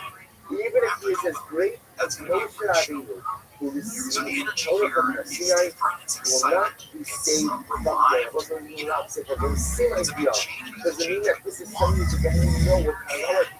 Gary Shannon Arms, 1 hour, so we over 9 inch and their levels.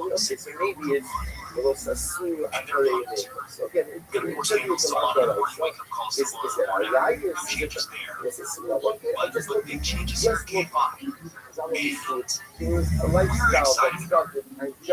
I know Chris Merrill and I are over the moon with the opportunity to be together with understand the responsibility. We understand that history. We understand the other names that have been on the marquee. And how grateful we are to finally be able to continue to share anyway, at the top of our show, I asked for your thoughts, and if you shared something about the past an hour and a half or so, all you have to do is open up the iHeartRadio app and click on that talk back and the message I listen to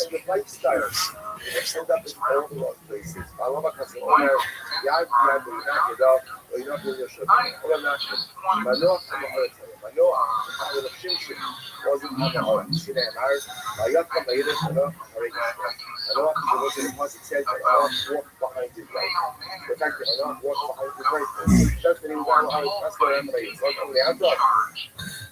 Rabbi, open up the but it says an open on the father of the world. What behind this light?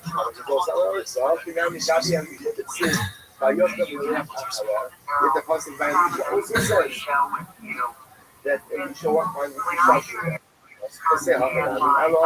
אחרית דבר בעיצה.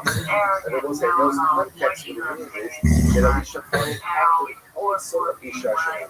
And also follow the counsel of his wife Hannah. The Gemara says, Akanami, after Gemara Beitza, so to by Manoah, it did not mean that he actually walked out. Rather mean that he followed the counsel of Nashi. He might be honored about the But according to the Venus, he was that Manoah was really a Oretz. People can grab the reality didn't pay attention to Shiva or something looking at the tree. That's how you miss an arrow. So after having mother that they left, all the way up there, also how you saw it. And it's just coming back to what does the money say? You've got the neighbor. They went on camels, followed this here. They walked behind the people, and the Indians walked behind them. Let's say we'll finish with this. I'm like, yo, no, I mean, well, times during holidays, for example, it's better to walk behind the and not walk behind a it's better to place yourself in danger than to place yourself in the spiritual danger. It's interesting, I should say, better to place yourself in physical danger than to place yourself in moral danger. But yet, I say, better to place yourself in moral danger than to place yourself in spiritual danger. I have all this love him, or I have basic answers to such a style. Again, so we'll say, what are we concerned about? And if you walk behind the idol, you're going to be holding like out. But better to walk behind the idol than to walk behind the shul at the time of his action. Because it'll say, walk behind the shul at the time of the gathering. You walk in. It's like the act will be repudiated. And all that. So better to go ahead and walk behind the idol. And run the wish that you walk by idolatry. And walk behind the shul at the time of the gathering. We'll have to stop over here. We'll have to screw upon that as well. I think tomorrow morning we're going to start at 5:45. We'll start to get a little bit earlier and start on the dot. I'll put it down on the WhatsApp. If you don't enunciate when you say Merrill and monks, it sounds to me and others here like Maryland monks. Like I have my Aunt Marilyn. So, we went with monks in Maryland. That is not because I think I deserve top billing. You know, in fact, think about Brooks and Dunn. Dunn sang all the songs. Brooks only sang a couple of things. Dunn sang like 95%. But Brooks got first billing because, you know, for whatever reason, they decided to sell it. That's the same thing here. Monks in Maryland inspired by Brooks and Dunn, I suppose. Hey, Michael, congratulations to you and Chris for getting your own show. I do hope that you guys will be a little tougher on the local city council, supervisors, mayor, AG, governor, because these people want to charge us an extra 0.5% of sales tax. Why don't we take 25% of their income? You were not alone, Robin, in thinking that, and we will certainly be doing tough questions, people. I think that we're going to focus on news, but we're going to focus on commentary also. It's going to be similar topics that you see here. One thing that I do want to do more of is stuff outside of LA. Back in Orange County and talk about what's going on there in a really smart, important way. Riverside, San Bernardino, Ventura, other counties across California, statewide issues. I want to get into that. And that's the type of feedback we're going to want from you. Those are the types of tips we're going to want from you. We'll tell you where all of our social media are as they're getting set up. So you can shoot us messages, shoot us emails. We're not on the air to let us know where we need to be looking and the type of questions that you want raised. We're going to be a show that I hope is smart, but also informed and informative. But we're going to need help from you.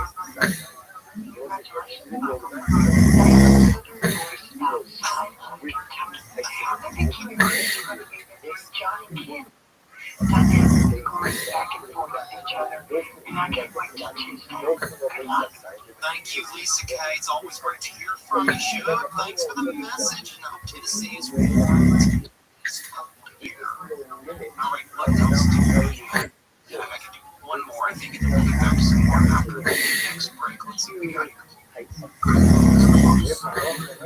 A great show, and congratulations on the show.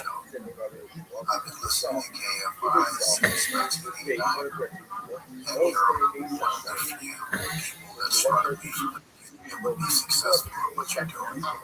Really happy to see you moving on to the next step. Wishing you many more years of success.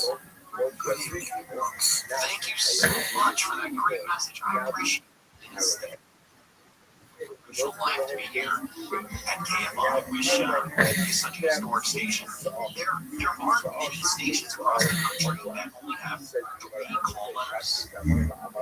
It's the older ones that do, and this is an old station, a number of years old, and really for the past 35 years or so, it's been primarily only talk and news, and it's been legendary in that respect as well. So many names have come out of this place. I carry that with me for sure. When I come in here, I was humbled to get this position. For me, I worked hard here, and I look forward to working even harder. I want to do something really special. Some more comments as we wrap up the show next. Well, you know, I did this tour this afternoon. I went out this beautiful day, and I talked with the people from Desert Tour before they come on and talk about single buildings that are often facing closure or demolition. We have them on to talk about Cole's French Dip, the downtown restaurant, which has officially closed. They're extending they're pushing off their closing dates for many months after announcing last summer that they were going to be shutting the door. They opened the year in January, but now they have locked the doors. Now it's closed. They have a lot of buildings district, so far it does.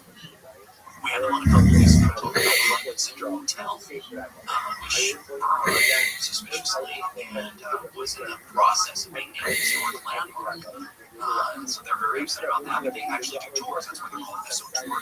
The original came from SO Tour. They took us on a tour to Toledo Heights this afternoon. And you don't get to see a lot of Victorian architecture out here like you do in older eastern cities, but if you on a walking tour of Angelina Heights, gorgeous neighborhood. Very unique architecture, Southern California. Classic Victorian look that you don't see much of here. So you can check out SO Tour, ESOTOURIC. Google that, go on your website, your socials. Angelina Heights, great history, gorgeous houses. I recommend just driving. You know, every time you look right, if you like old houses and old buildings like I do, that is the neighborhood to check out. Up next, with some odds and ends. Here on Michael Cox Reports after this update from Virginia. Here's the latest. Another storm is on the horizon. Areas are gearing up for possible night. Investigator Nancy Guthrie's here to take overnight as the FBI continues searching. 84-year-old and the Department of Homeland Security is now shut down after lawmakers failed to pass funding. We're going to check the freeways when we come back. A venue that defied segregation, a mysterious man who became a local legend, and a community endowed by music. Join host exploring Charlie's Place, a club that was about so much more than music. Music, dance, lyrics, the creation of it, more than any judges who counted brought the racist together. Listen to Charlie's Place on America's #1 podcast network, iHeart. Follow Charlie's Place and start listening on the free iHeart Radio app today. 今年中国就要反观成就they usually disappeared.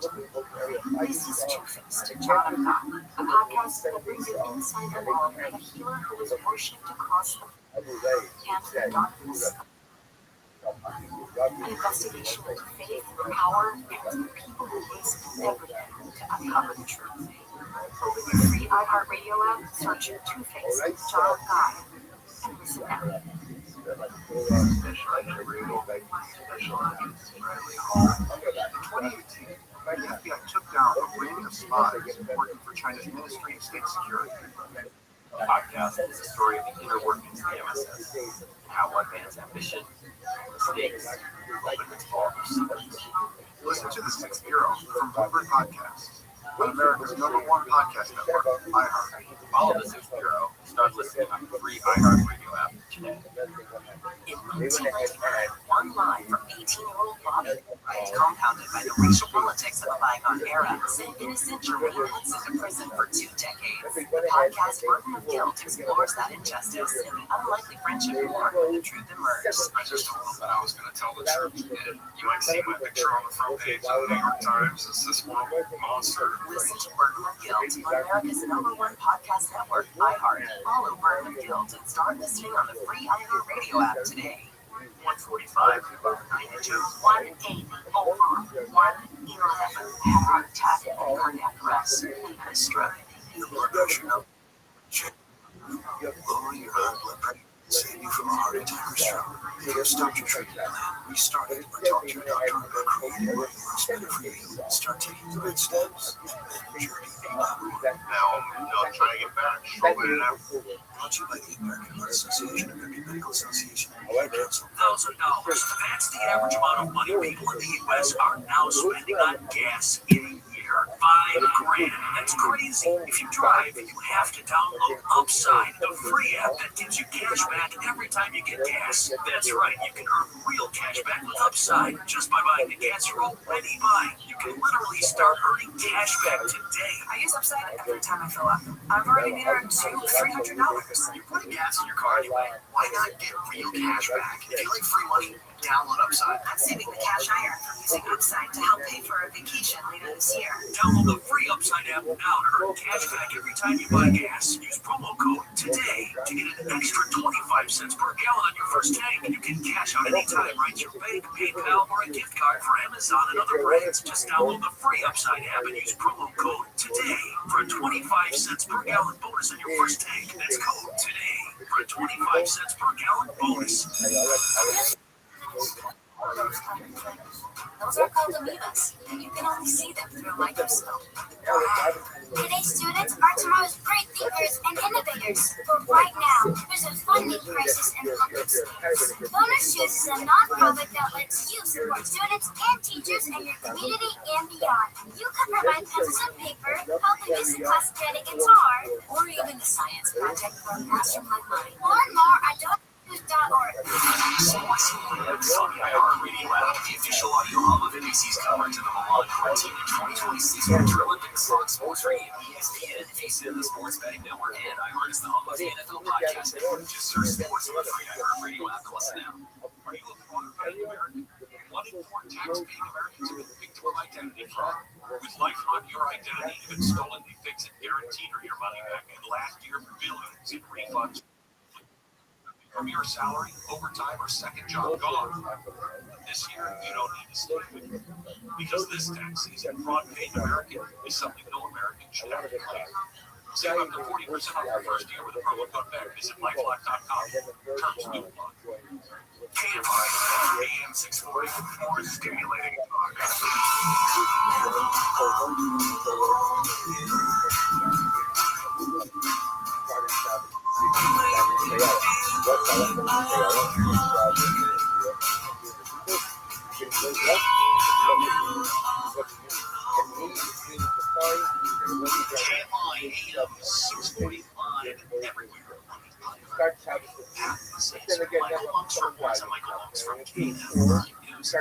As we wrap up this final episode of Michael Monk's Reports, I've been so proud to host this. every Saturday night with you since November of 24. But even more excited to say getting called up to the big leagues, and on Tuesday, the debut of Boxing Barrel is happening. We're running 12 to 3 every weekday. I'm amongst Chris Merrill here on Kate Advisors with changes, and John Cobell moves to 3 to 6. Tim Conway Jr. moves to 6 to 10. We can take an hour from Gary and Shannon, which it's been the biggest complaint I've seen. That's how much people love Gary and Shannon. The 4-hour show being reduced to 3 hours. I also love Gary and Shannon. Shannon show. So I'm grateful to be put in a position. I'm sad that it has resulted in 1 less hour of those two. Zany pals of mine, I adore them, but they're very supportive and exciting as well. So it all starts on Tuesday at 5 a.m. Wake up call, Amy King, 6 to 9, Bill Handel, and Ilsa Pedro. And 9 to 12, Gary and Shannon, 12 to 3, Monks and Merrill, 3 to 6, John Cobelt, 6 to 10, and Conway Jr. And then after that, of course, we take the overnight with Coast to Coast. All starts on Tuesday, February 17th, and we were all very excited. I mentioned before we went to break that I took a tour of Angelino Heights this afternoon in LA, and it was just breathtaking seeing all of this beautiful Victorian architecture, gorgeous old houses that I used to see. Obviously, I was surrounded by this type of architecture back home in Covington, Kentucky. Cincinnati has a ton of this, Louisville has a ton of this, a lot of the cities in the eastern part of the U.S., which are relatively comparatively newer to LA as it relates to America. There are dense populations of Victorian homes. In LA, you don't really see a lot of it, but there is this little pocket in Angelino Heights that's so interesting. But as you walk around a neighborhood like that, or even in my dream neighborhood of Hancock Park, you look at this type of architecture, these beautiful sprawling homes, and wonder, will I ever be able to get something like that? Because homes are so expensive, ridiculously expensive. Obviously, you're paying for the weather, the access to the beach, the mountains, the desert, all those geographic things we have. You're also paying for these taxes and safety net programs. But there was some interesting news that came out this week suggesting that home affordability in Southern California has showed some signs of improvement. Housing affordability slightly improved in California in the fourth quarter of 2025 as moderating prices and market competition lowered borrowing costs and allowed more Californians to qualify for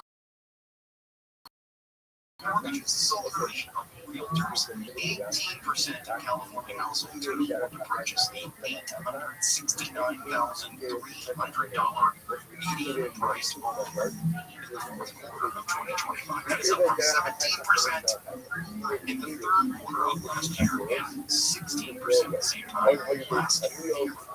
Let me repeat that just so that we understand what we're talking about. This is the good news that the California Association of Realtors share.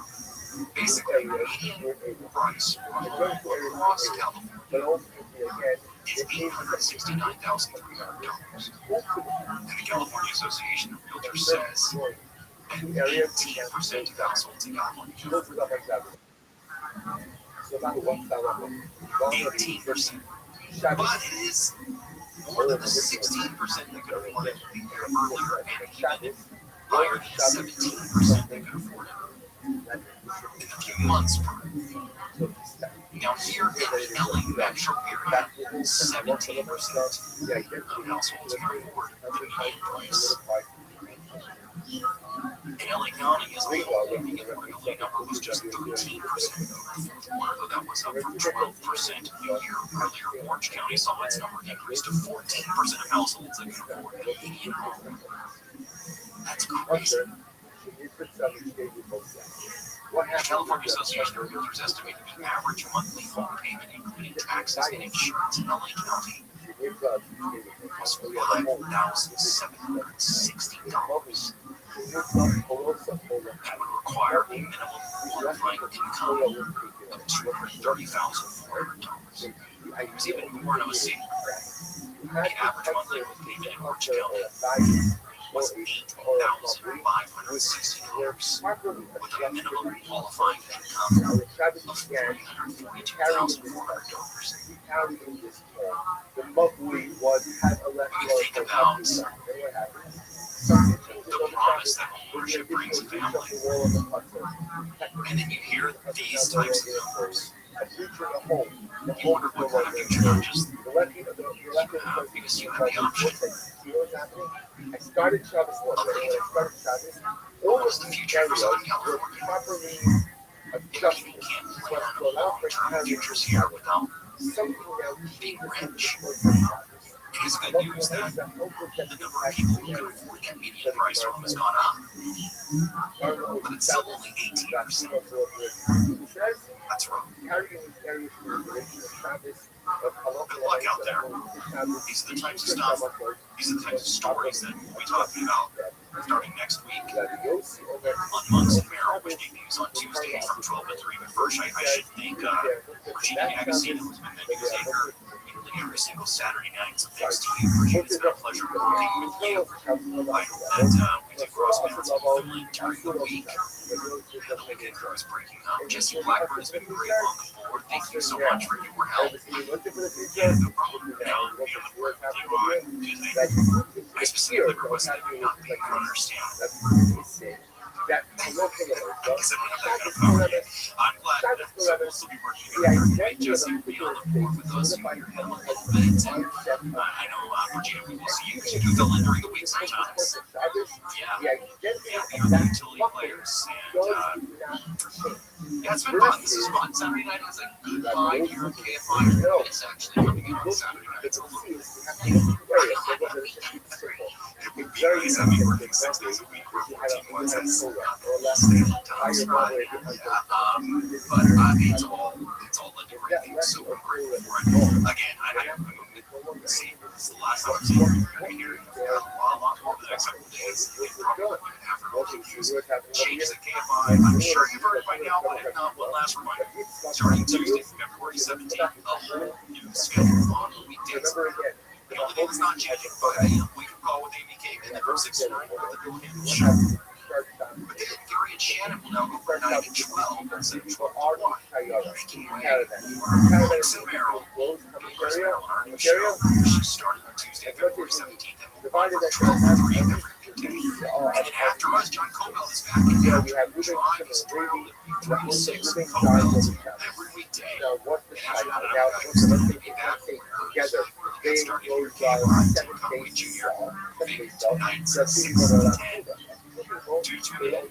Catch the vibe. Give us your feedback. And I'm so grateful to all of you who stay around on Saturday night and listen to this program. You've been great. I appreciate all of your emails, all of your talkbacks, all of your messages of support and constructive criticism over the last 15 months. I hope you give us a chance during the week so we can get the program started. So that's it.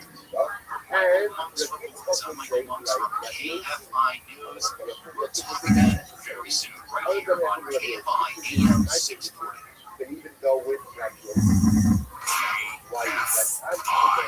KOST HD2, Los Angeles, Orange County. More stimulating talk. Possible mudslides. I'm Christina D'Agostino, live in the KFI 24-hour newsroom. LA City Leaders have issued an evacuation warning due to an upcoming storm. The warning includes the Palisades, Hearst, and Sunset Fire burn scar zones ahead of a powerful storm bringing heavy rain starting tomorrow night. The LA Fire Department says the evacuation warning runs from 9 p.m. Sunday through 9 a.m. Tuesday. Lack of vegetation required to hold the hillsides in place means heavy rain can trigger mudslides. Residents are being urged to prepare for possible evacuation orders. Andy Gonzalez, KFI News. Multiple proposals have been offered to fix LA's street lighting. Thousands of lights have been shut off because of copper wire theft and vandalism. Maintenance problems. City Councilwoman Ulysses Hernandez says that a lot of things has to change. It's an expensive cycle reaction instead of prevention. You cannot keep rebuilding the same outdated system every time it gets ripped apart. It's a waste of money. She suggests solar-powered street lights. 2 other council members say they'll look to use their own office funds and pay for repair teams. Private property owners Maybe has to pay more for street lights near them under a proposal at City Hall. Michael Brooks, KFI News. Investigators in a neighborhood near Nancy Cuthbert's home are looking to take the woman into custody from a call one night. ABC's Eric Katurski says the FBI and other law enforcement agencies are still tracking down Tim and searching for evidence. This is just the kind of neighborhood near where Nancy Guthrie lives, where investigators have been asking residents to check their home security cameras. They want video of anything suspicious from the month before Nancy Guthrie was taken until February 2nd, the day after. It's now been 2 weeks since the 84-year-old mother of Savannah Guthrie was last seen. DHS is now shut down after lawmakers failed to pass the funding bill. TSA officers at airports are now working without pay, and security lines could start backing up and more call out. Air traffic controllers are still getting paid, so widespread flight cancellations are not expected. But travel groups are warning timing could still jam up trips to spring break around the corner. Nearly 11,000 New York City nurses are back on the job today after reaching a tentative agreement. ABC's Marcus Solis says it was the longest and largest first strike in the city's history. A 3-year deal was struck between the Montefiore Hospital, Mount Sinai West, and Mount Sinai North. That deal gives nurses a 12% raise over 3 years, increases staffing levels, and keeps their health cost contributions flat. 4,200 nurses in New York Presbyterian have rejected the deal and are still on the picket line. The strike started January 12th. A shocking upset for U.S. skater Ilya Maladin, who was favored to win gold. ABC's Maggie says he fell twice in yesterday's men's 40 spin final and didn't even make the podium. Expectations were great for Maladin's Olympic after he proclaimed himself the one in 2022. But he came in first and still only skater to make a quadruple axel in competition. And after successfully leading competition records for Maladin told reporters he believes it was mental, saying the intense peer pressure was too much to handle. Sunlight weather from KFI tonight, cloudy with lows in the 30s to 50s on Sunday, mostly cloudy with highs in 50s to 60s. Right now it's 56 degrees in Irvine, 55 in Cypress and Inglewood, 54 in Calabasas. Live from the KFI 24-hour newsroom, I'm Rashida Dagestan.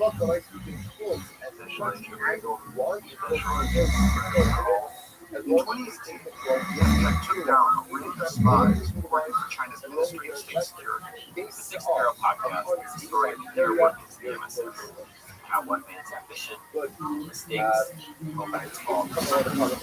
Listen to the Sixth Bureau from Bloomberg Podcast, America's #1 podcast network. Follow the Sixth Bureau, start listening to free iHeartRadio app.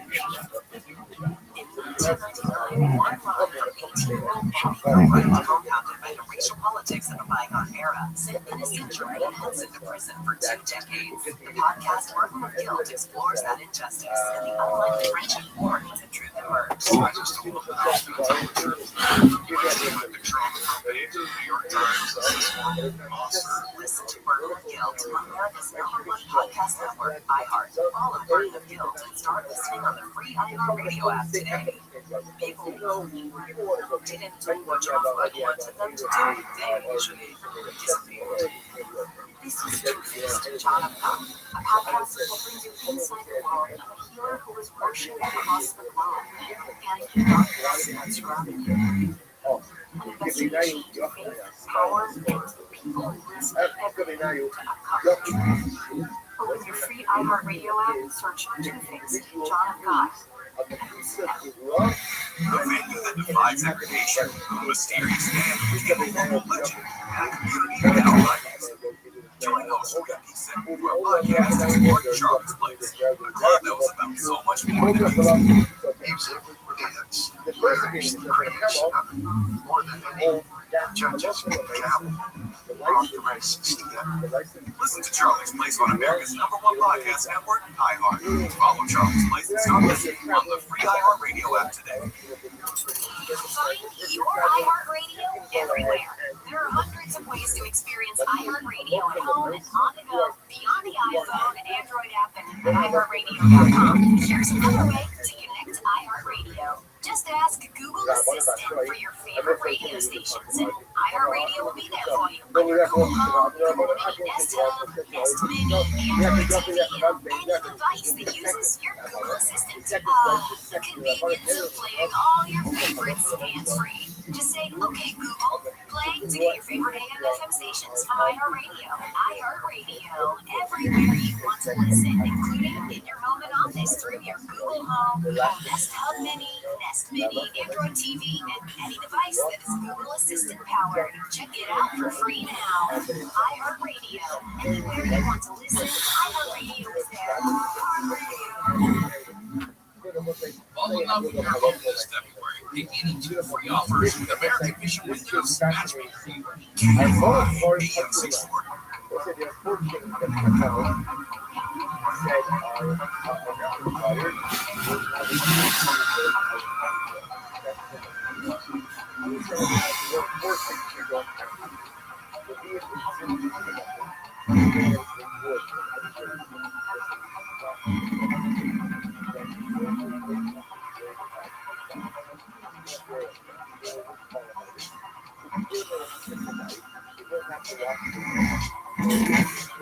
Broadcasting live radio station in the building of nice strangeness from the foothills of the Colorado Rockies. It is time for one solution of the topic segment on this one wrong limit. Hello there, I'm Connie Melissa, as opposed to the first AM.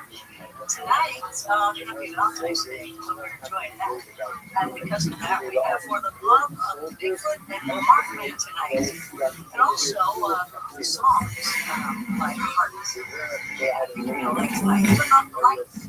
Join me for another interesting evening of conversation, much needed education, and chance we might get a little closer to the truth of what lurks amongst us and we do, and what is beyond our coming list. And this is Coast to Coast AM.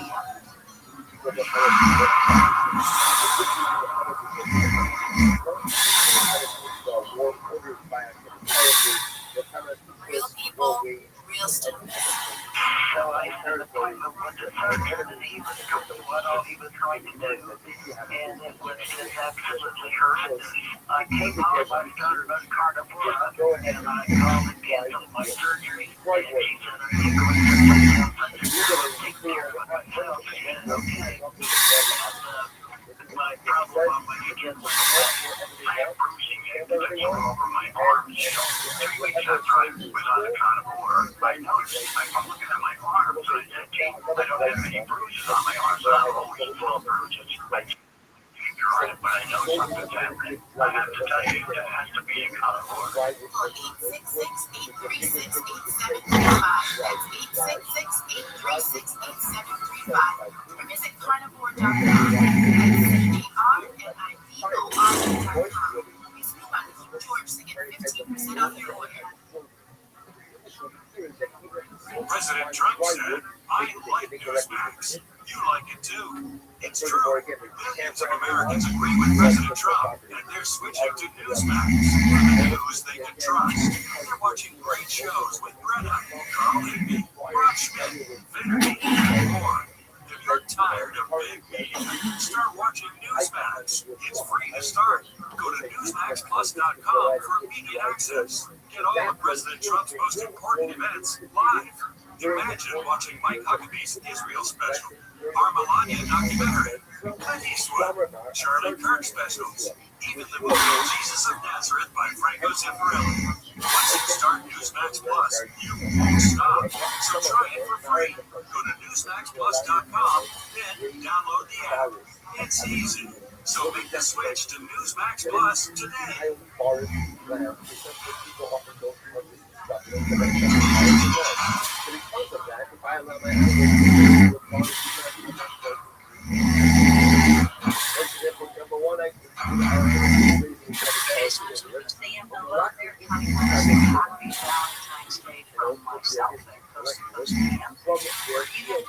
It's a little love tonight. Devil tonight.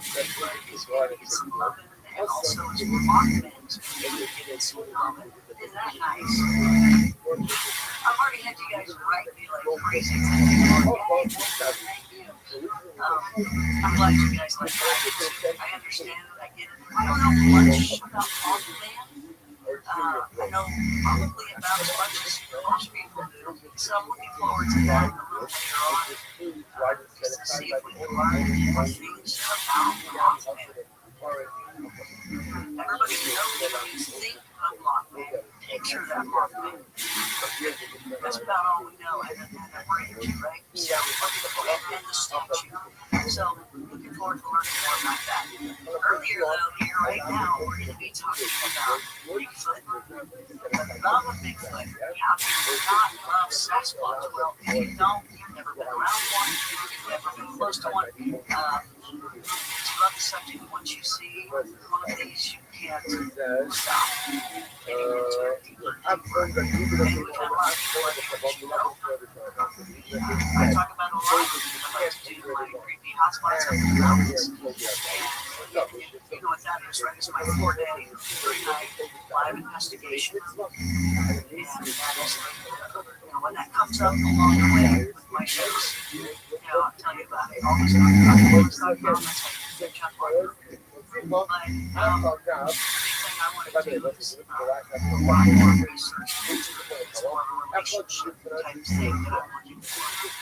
Everybody's kind of got their own way of perspective of what they want to do, how they do it, or just how it happens. Everybody's got different stories, encounters, and experiences with it.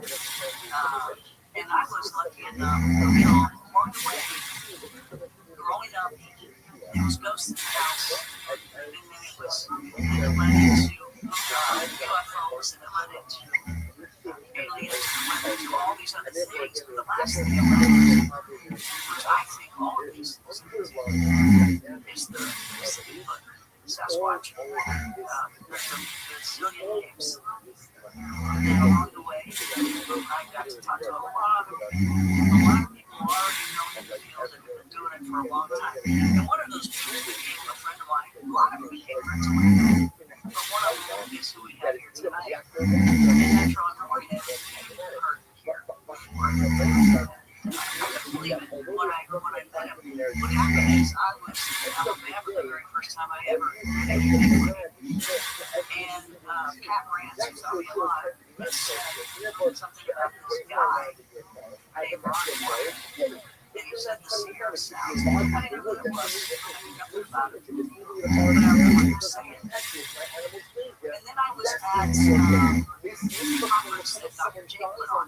And I was coming out of the one going into the hallway.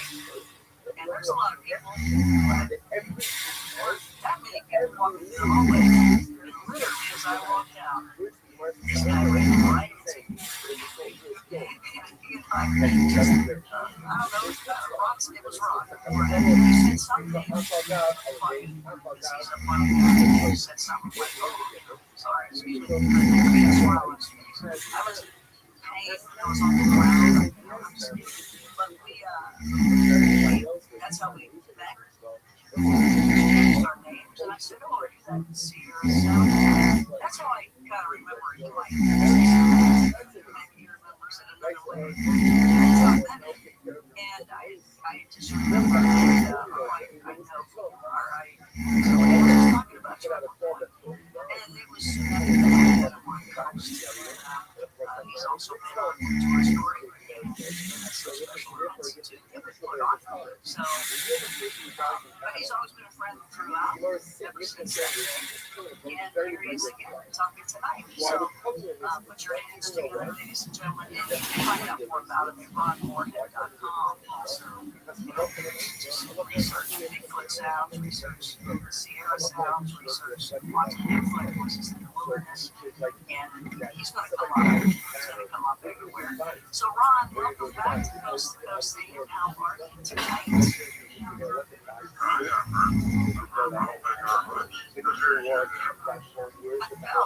That's, I'm so glad that you're back on because at one point I was told I could be back on. It was just too late at night.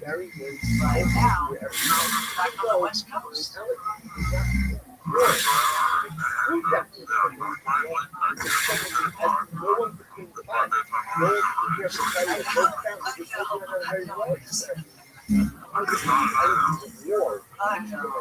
It's funny because a lot of people like to go do their Bigfoot research at night. And what did you do when you were researching? Anywhere? Do you just go to bed and stop? You're like, I put the recorder out. Yeah, I don't know. The older I get, I guess the more I can just go down some places. But I'll see footprints in the morning, I'll see the handprints, and I'll see the sounds. That's it. I'm with you. I'm keeping that in mind forever. So, you taught me a lot of things along the way. I've learned from you as well as all the other people along the way. One of the other people that you probably learned from as well. I was going to see if you have an update on him, which is Tom Cat. I call him Tom Cat because he's got so many lives. How's he doing?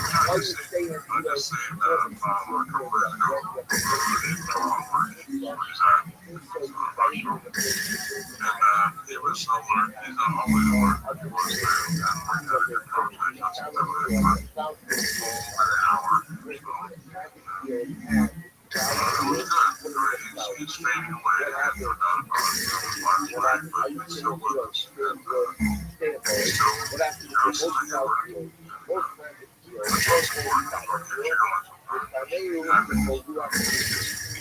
It's bad, I would say definitely, everybody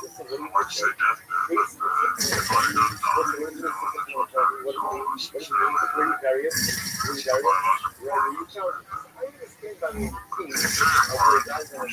that's what happens, Yeah, he was talking that he's got a wedding on the other side. He'll be meeting his wife. So, do you know that story?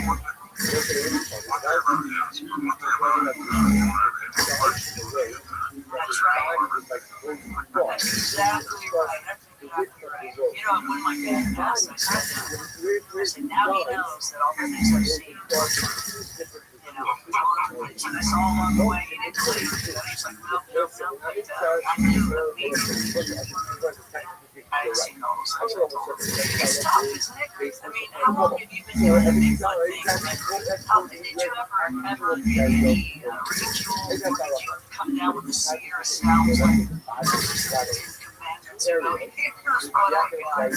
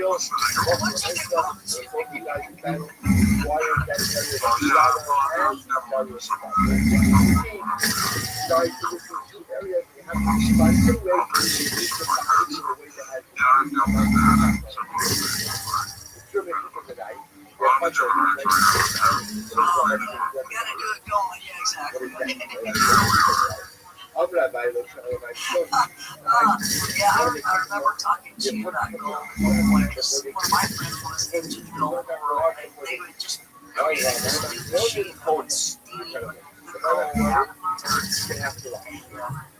And I think you sold your property, see that. Let's just try to, reconnect or get back to 10%. Come on, Ron. Come back to that business. So as a businessman, you're wearing a suit all the time, right? No? Did you?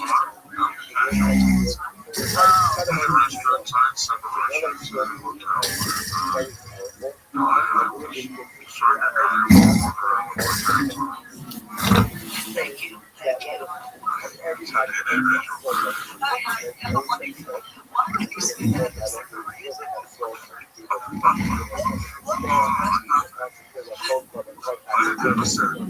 Did you have a loincloth? What was going on? Okay, so I went to culinary school and I know a lot of people in the restaurant world. So what were your restaurants? What were they?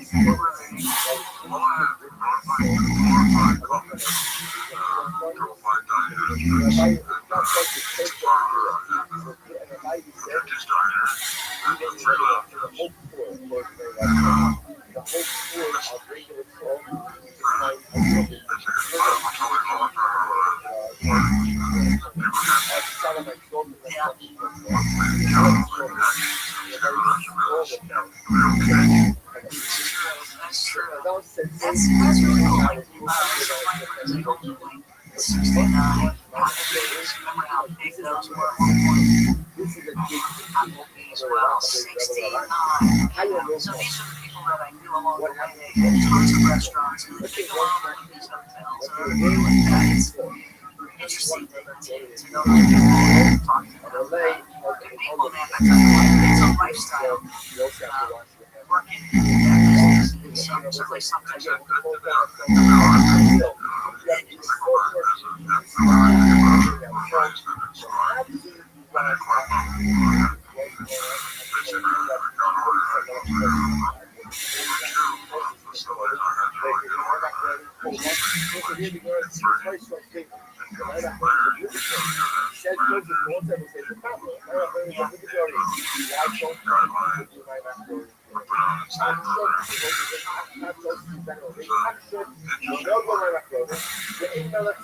well, I know you as the man.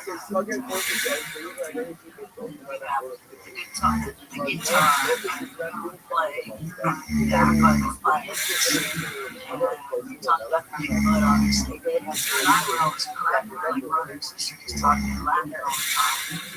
And what was it? I was drinking something. It was a cherry coke. And I think you either wanted it or thought it would be good or something. I don't remember. Something about that cherry coke. Do you remember that? Oh, that's right. That's right. It's Kentucky Bird. That's right. I'm a Kentucky girl. Yeah, that's right. I'm sorry. I forgot what you were talking about. That's hilarious. So, okay, the best known for the Sierra Sounds. You went up to someplace, you took a bus, a plane, a train, donkeys, cats, horses, and lions. Go ahead and keep working. Black and hiking boots.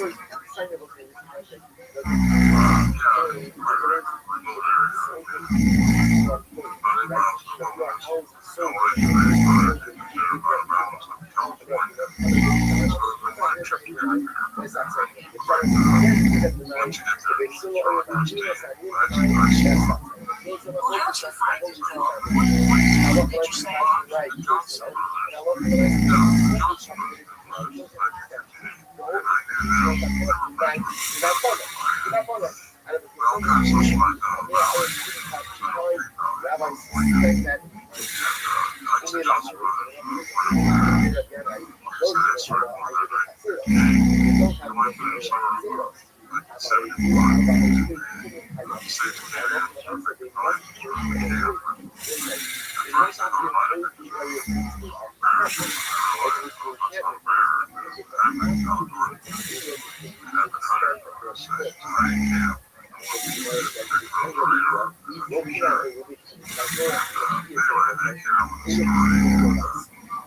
something. So on the track,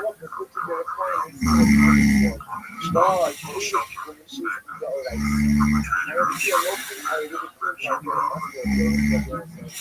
that's all that's huge track. Came out with the story.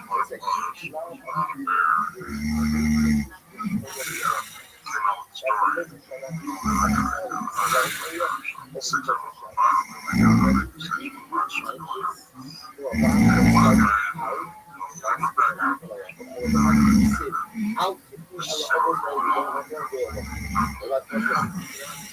what Judge Rhodes was saying was kind of crazy stuff. And we know what that Social Security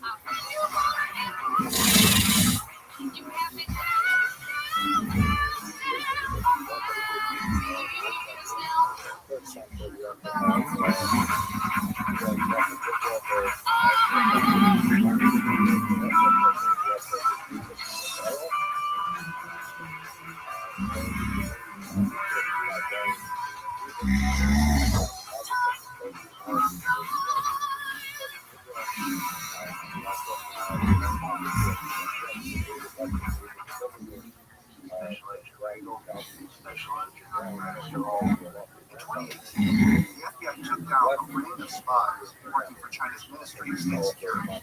The Six Barrel Podcast is a story of the inner workings of the MSS and how one man's ambition stays open its ball for secrets. Listen to This Six Barrel from Bloomberg Podcast, America's #1 podcast. Follow This Six Barrel and start listening on the free iHeartRadio app. A family that defies education, a series fan capable of legend, and a community of now buddies. Join host Matthew Sick for a podcast exploring Charlie's Place, a club that was about so much more than music.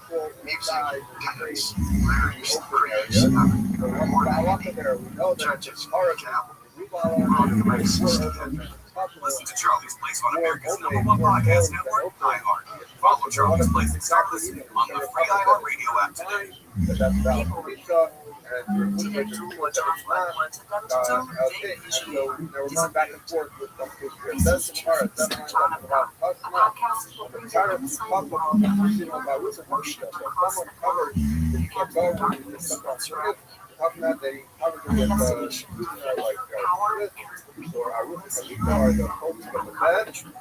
problem with those are that there's so much information that daily that people have a woman not eligible for talk. So it does require what's all locked up, they really address that by now. If there's enough open space to be invalid payments, bedposts, for example, say if there's enough open space, in that open space, and then open space, you put Pucker stock under the tariff. So that needs to be reporting that because obviously The free iHeartRadio app is #1 for music, radio, and podcasts all in one. Discover a new podcast from our library of hundreds of thousands of titles. Here's an iHeartRadio podcast preview. As long as there's enough equal space to put Pucker stock as there is for Pucker stock, if the Pucker would have to tell us that all of us is Pucker, that part of the which we did, then it's okay. What are we talking about here? Significance the output. That what he's saying is, when it says even, it doesn't really mean even. If you have these bedposts, let's say, and then there's enough space to put the number of bedposts, you can put it in and take it out. Right? But if you do it even, that means that the open space that you equally allow to use the number would be a little bit bigger. Because if it was exact, it would be very tight. You'd have to squeeze it in. And for the fact that you don't put it in easily, that's what it means by even. As Rabbi says, and that makes sense because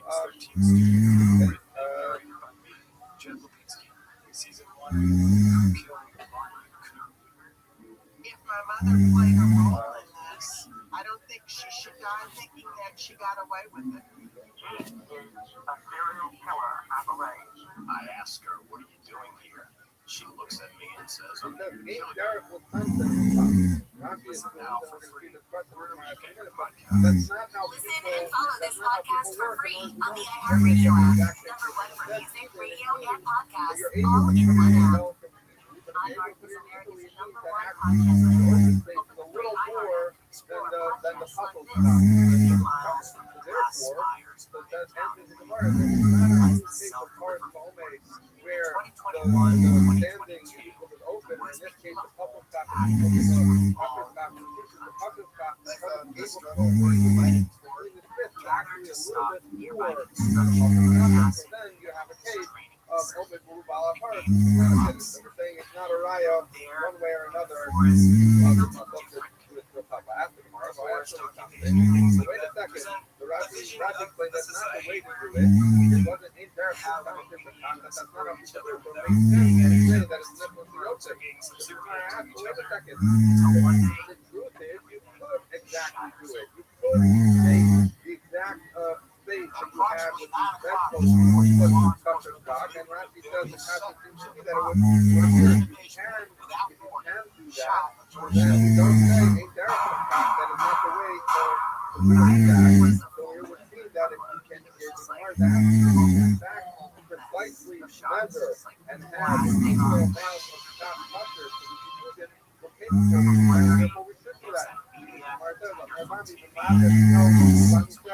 I disagree with the premise of your question. It doesn't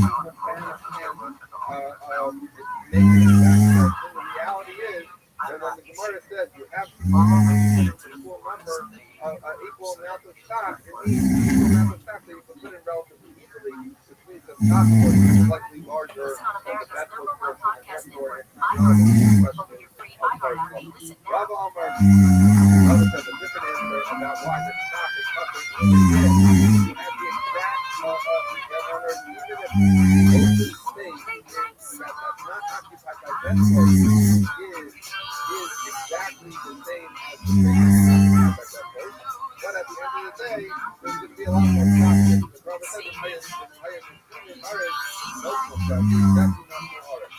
So what Rabbi is saying is when you're going to place the stock down, you're going to have actually rests on something. So Rashi points out it's going to rest on the other Rabbi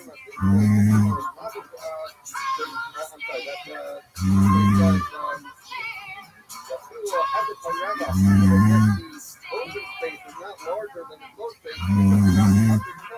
There's more stock cover than there are bed wise.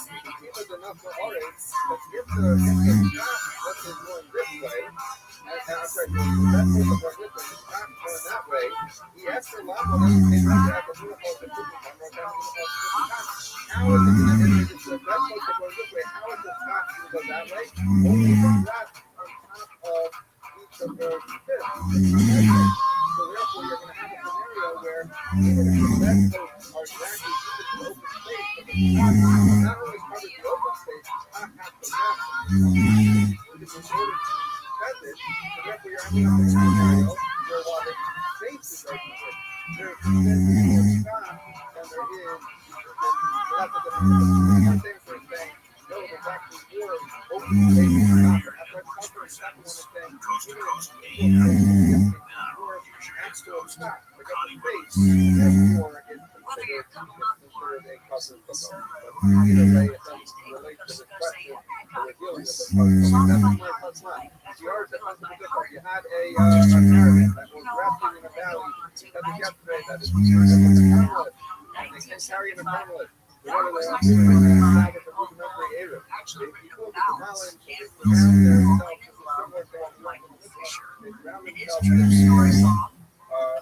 with various things in order to surround themselves with pollen, with monkeys, or couplets with cattle, because that's a pillow that goes underneath those camels. Johnny Willis here. You know what? You can go to JohnnyWillis.com. You can sign up for Willis. That is my newsletter. You can join Blue Rock Talk and Johnny Under Garden. Kind of whatever you got there. Kind of as long as there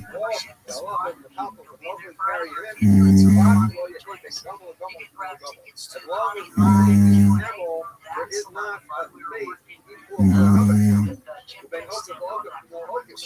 They also saddle. They pillow. They don't have something the size of a pillow.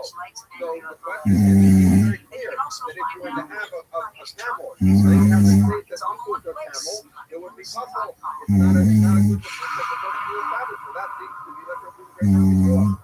My answer is, you can't have the space for a camel. You can't have space where a camel can easily go into the Rabbi.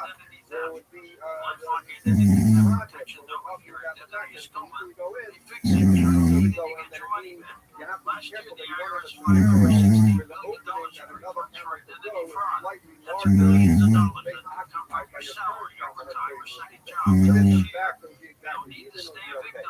That's the word. $1.5 down on the $9. This is a halacha that we learn this is talking about the idea that quiet, you can't plant together and plant quiet carrots, you can't plant grain, let's say, in the March. But the halacha is there needs to be a person out there about how much this is. What happens if you have a wall? The halacha is if you have a wall there, right up to the wall. serious double smoking.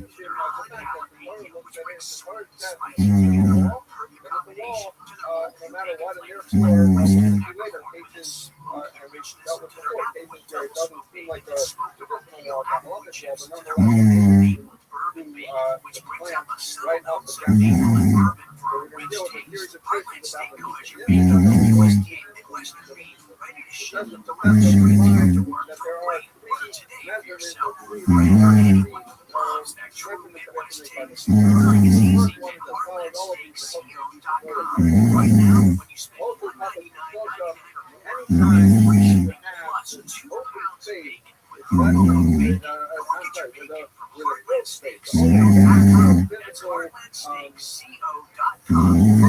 measurements are less than three. And certainly, hey, they know that. Then you need just make sure that the spaces between them are not greater than three.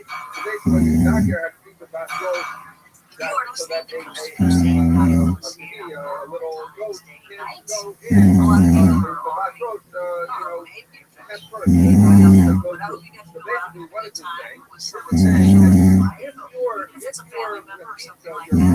always a nice thing to no matter what size, you have to have a really sweet. If you're standing less than so then you have to make sure that you don't have any more than that. Because if you have a lot here, then you have to have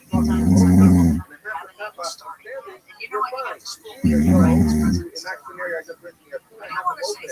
You have half closed, one half closed, but you have lava. The lava works these wonderful powers here in close. So we don't count parrots. We don't count it as parrots if you're using lava to close.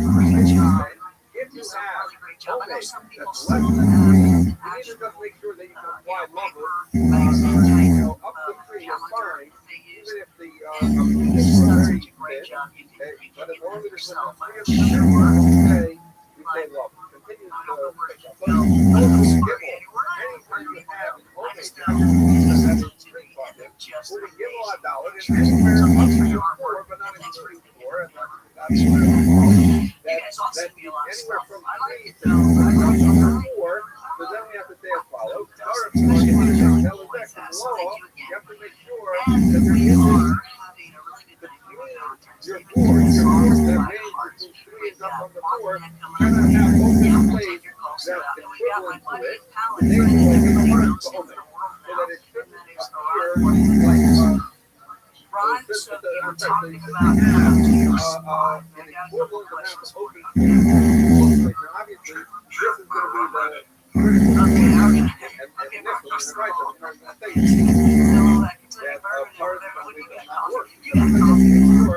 don't have parts homemade. If you would have parts homemade, then after taking homemade after, then what would happen? Then once you have 4 parts, then homemade is no good, right? So therefore, and that would therefore it would not close up. It would not close up it wouldn't consider that stuff in, and therefore you would not have a thousand. That's after they get home and after, well, that'll make more sense. So that continues to close to $1.50. Once you reach $1 bucket, but $1 bucket all the way up to $10. You have to make sure that you don't have open space that's equivalent to your closed space. So you don't have equivalent amount of open space and closed space.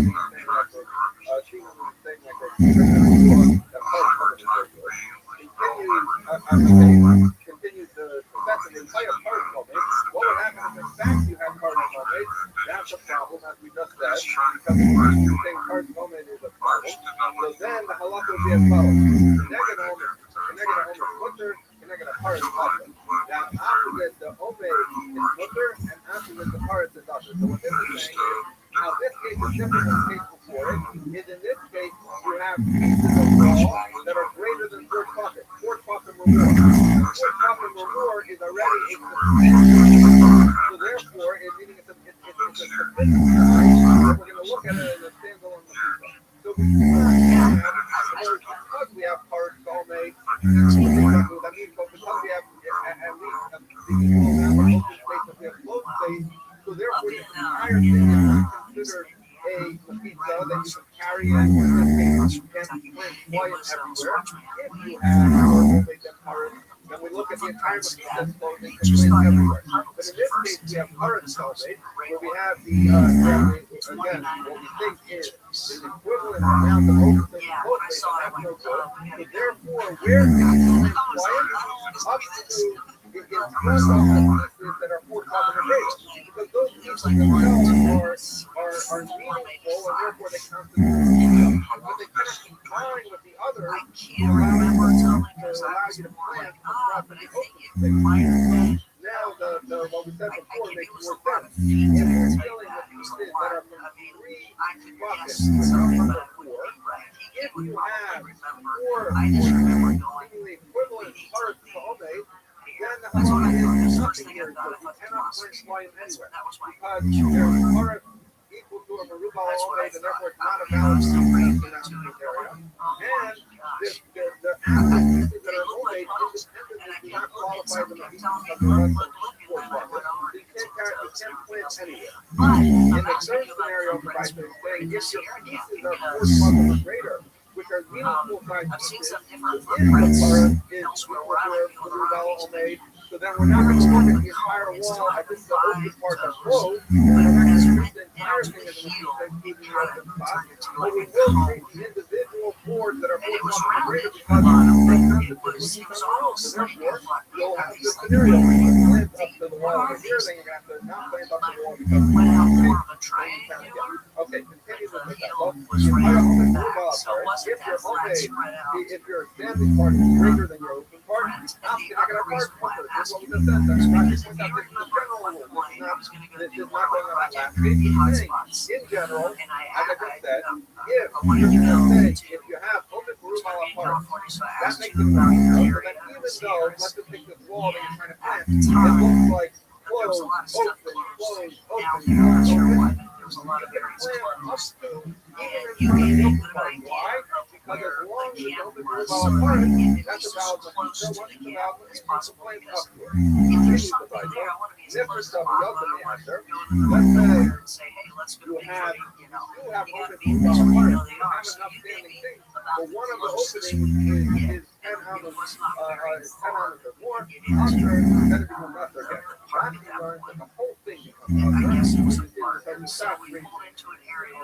Okay, as far as it lets go, I said, no, only the parts, everything was just turned off, shut out, and I saw something, and I know the way you said, I'm not even sure if those sounds are making, is that if you had these poles, the front that they come to a post into the ground relatively close, put in these posts. The other one, was a vine that's flying, twisted vine, right? So basically, we talk about this in Yidal, that creates a certain effect. If you have, because what do you have? You have 2 poles, you have a line going across the top, so that's a third upside down.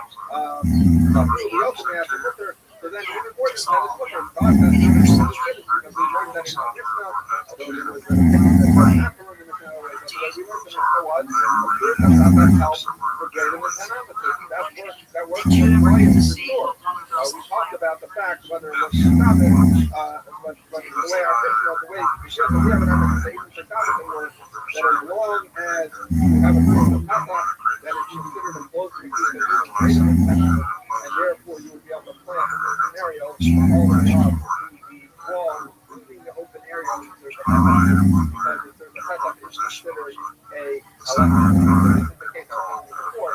If you have a very large open here and a small pole, nonetheless, we're treating that right up to the edge, and even though the plantings will come very close to each other, because since I want to do we treat that for purposes of flying or treat separate fields. Okay, so that's the conclusion of the concept. Now we're going to add So says Honey Mihas, Rachel. We learned this is actually the second case. The first case is talking about be careful if you have less than 3 fucking pieces, not more than 3 fucking because then you can apply level. The second case says Gimel $, it's from 3 fucking up to just under dollars. They down that when you look from the wall. And as long as between these pieces that are between 3 fucking and just under 4 fucking, as long as you don't have between them open space that's equal to them, so then it's going to be something where we said that's considered a valid mistake. So it's going up to it. So after it's just like that. That's the couple because it's saying that if you have equivalent open space where lava doesn't apply because obviously the equivalent space of boards that are 3 or greater up to just under 4 means the space should be greater. Therefore, lava doesn't apply. But open would apply. And here the saying that if it's even, it's no good. So that's what you have to do. So everyone helps you get the answer. Basically, remind you the rule. What does it mean when it says equivalent open space to the board you have? That means just like the other board moving out evenly. It means that the open space is actually a little bit bigger than the closed space. If the open space is a little bit bigger than the closed space, then technically we're dealing with a case where it's hard to move all of it, where the open part is greater than the closed part, and then everyone knows the hard to move all of it is not a valid mistake. Now, but now continue. We're going to turn it upside down in the test. We saw this in the Captain of Papa. But now we're going to say that actually this explanation we just made that when it says from the rule of meaning different from Yosef, where it's a little bit bigger, actually makes sense. This is also makes sense. So let me just tell it to the outside and we'll see how the Gemara phrases it. You look at the case, this is about 8 lines down. When you want to give anything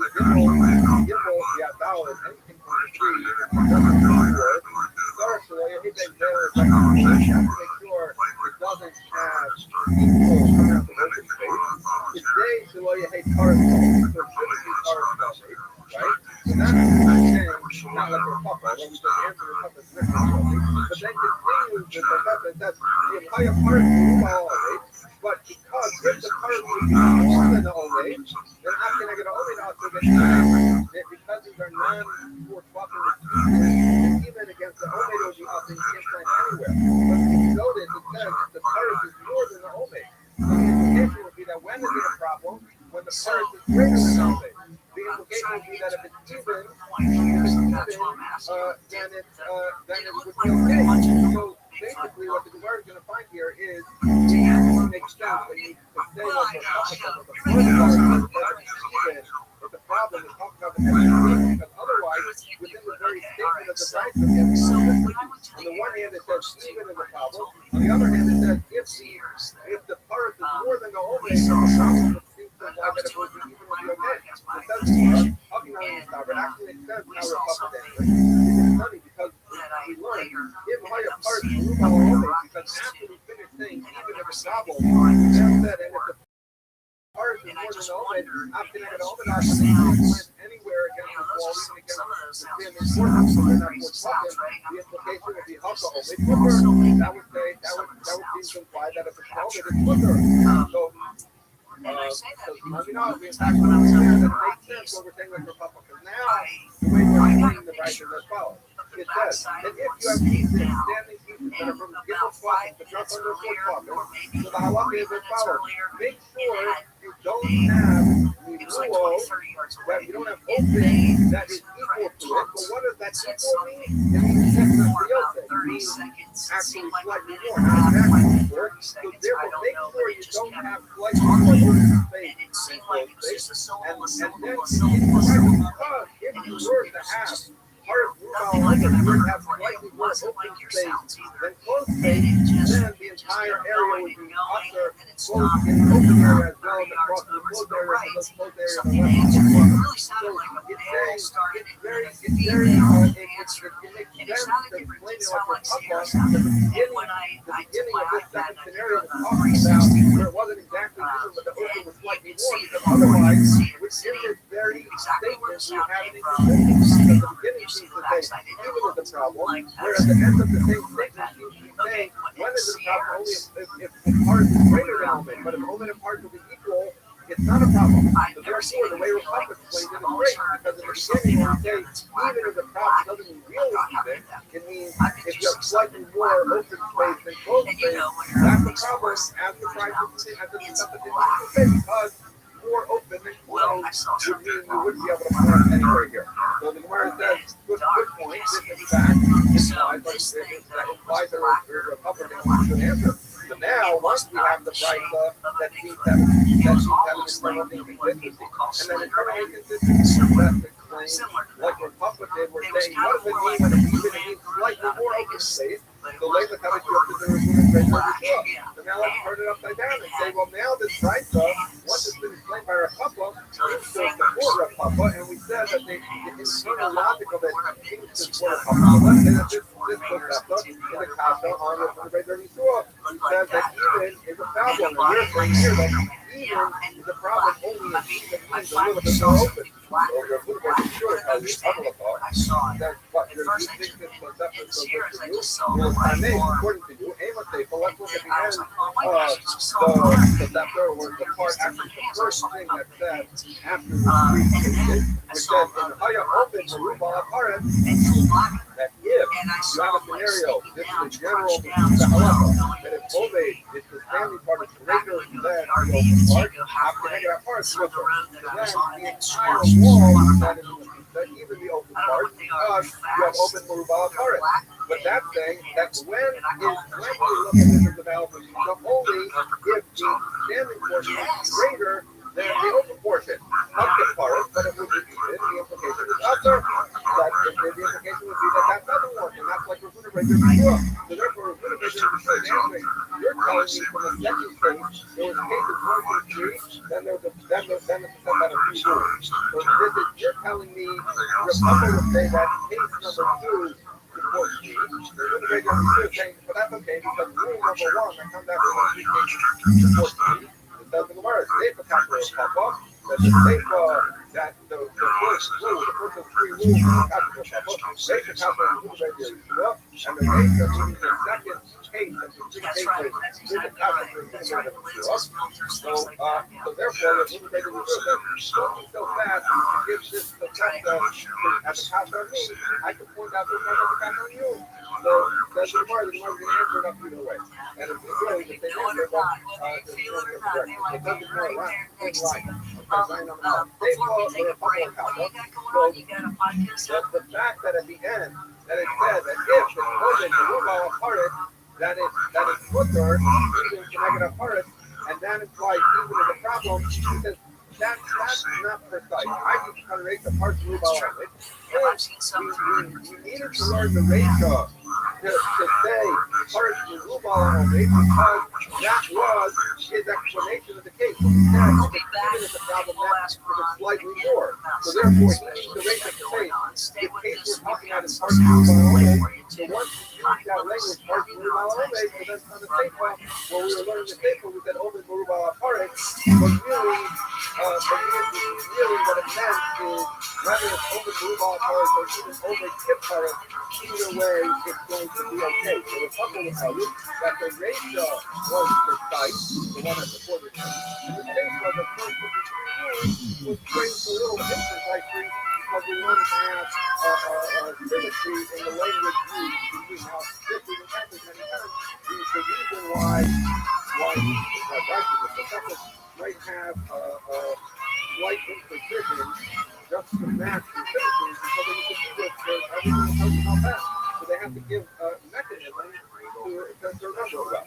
Okay, so basically your Papa said the ratio is down because the one that's 14. The Seifa was a little loose with this language. Ratio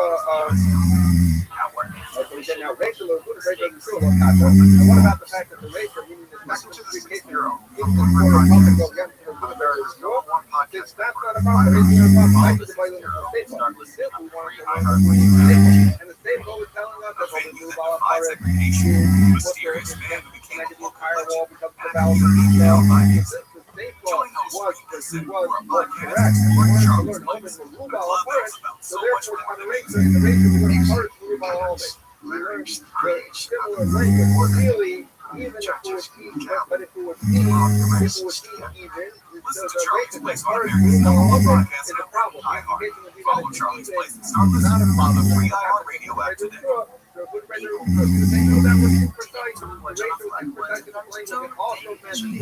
It's a problem. It only moved that language apart from the small notion of stylistic symmetry with the things law, which says that a lot that he wants to do. Most of them have been able to answer up. They said that, different parts of the price important and different another part of the price the question on so we say the part that supports me is right, the part that supports my decision is improvised and not done to create stylistic compounded by Norwegian politics relying on Arabs and innocent Germans in prison for 2 decades. The podcast Guilt explores that injustice and the unworthy wrenching war when the truth emerges. Podcast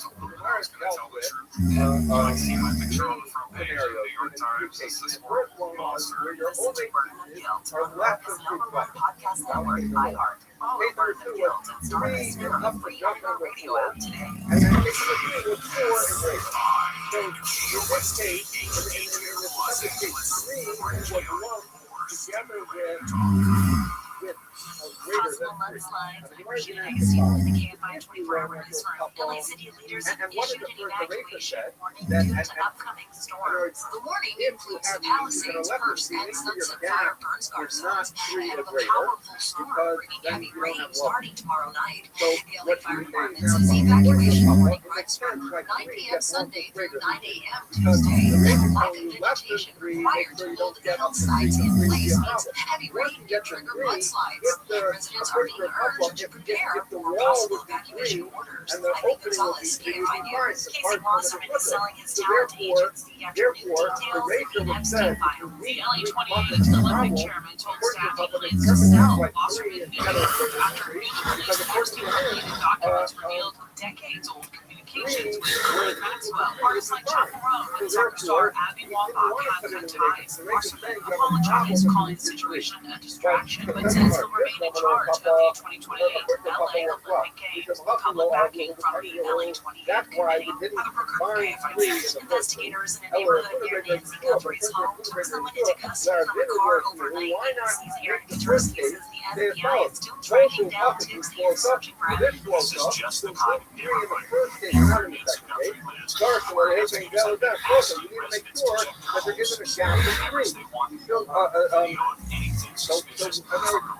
If the halacha is the same, basically less than 3, It's been 2 weeks since the 84-year-old mother of Savannah Guthrie was last seen. President Trump says there will be voter ID requirements in the upcoming midterm elections, whether approved by Congress or not, vowing to issue an executive order if lawmakers don't pass legislation. A partial government shutdown is now in effect. ABC's Aaron White says the focus of this shutdown is funding the Department of Homeland Security, specifically immigration enforcement. Team saying he intends to use as well as the Coast Guard. If this drags on for several weeks, that's when you could start to feel it with potential disruptions to travel. He intends Western Airlines will continue operating after the $75 million lease from President Trump's Megabill. Satellite weather for KFI tonight, cloudy from the 30s to 50s. Monday, mostly cloudy with highs in the 50s to 60s. Radio 75 degrees in Irvine, tonight breeze happening 54 kilometers. KFI 24-hour newsroom, I'm Rashida Agostino. Sean Bonds and Alberts. Sunday, favorites this weekend. 31 to 42 for $6.99 per pound. Membership month with Colombian fresh asparagus on $1.99 per pound with digital coupon. Bonds or Albertsons.com. You cannot have opening at 3. So the reason is that because we want to make sure that you don't have when you have an opening and you have a homemade of 3, the reason is only to make sure you don't have an opening of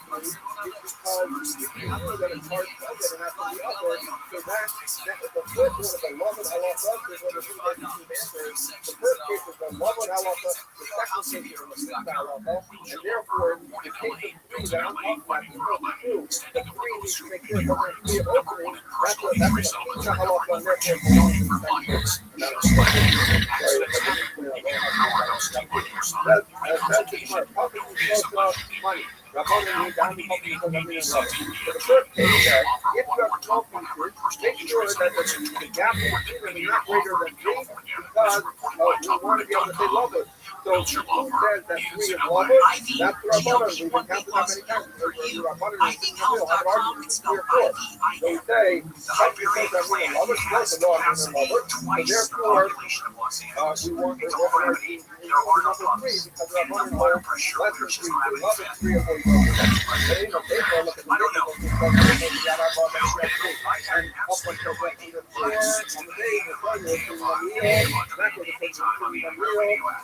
our beloved. You said,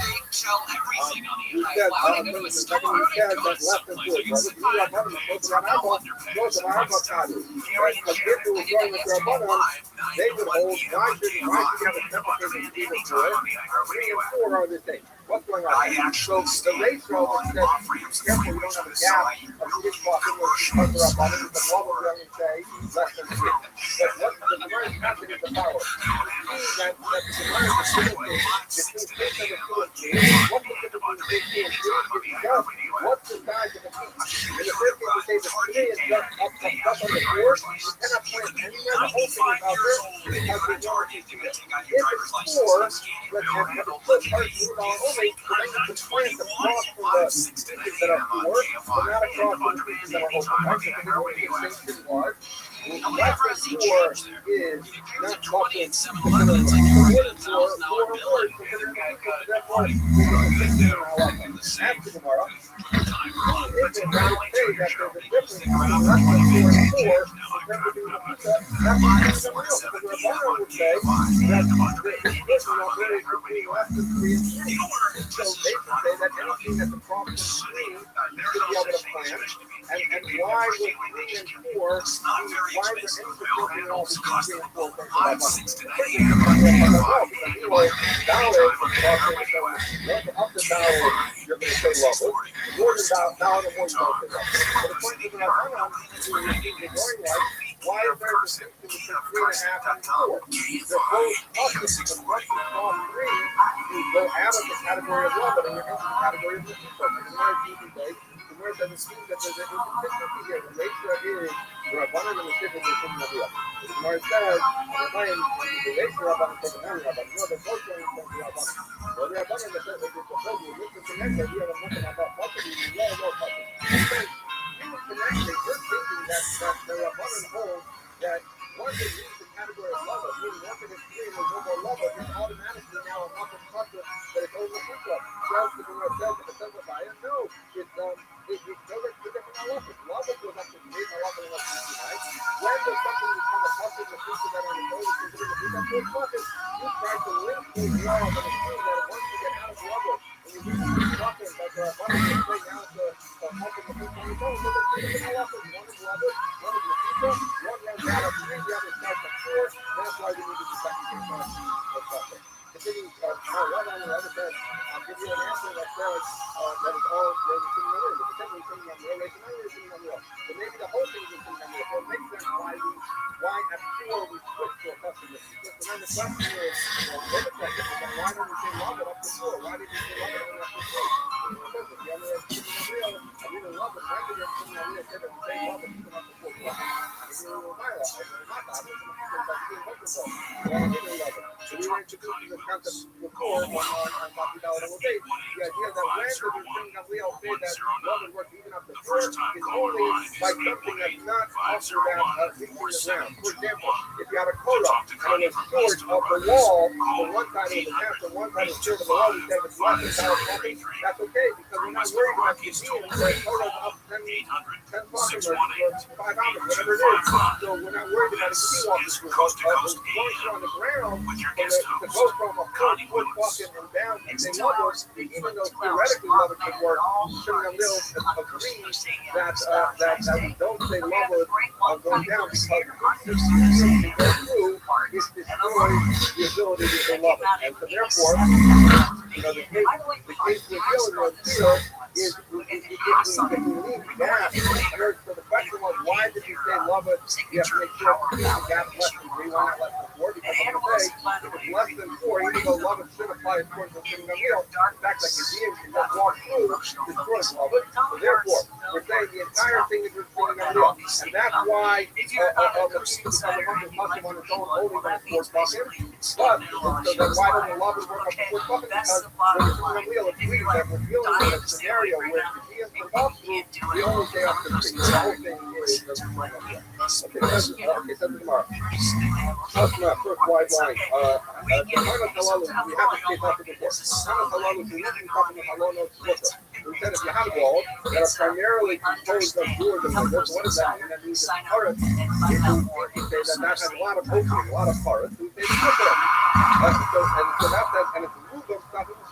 That tells us the majority of it, the majority is turrets. It says look there. Tell them to see if you qualify. Not all customers will qualify. Transfer fees may apply. However, subscription required. All rates not by account rates. Still alternation by Fed Watch. Pay member FDIC. Not an actual client. Terms apply. Honey, what's wrong? I just got hit with a car. You say if you have majority windows and doors, which means majority turrets, Try the you say Albert app.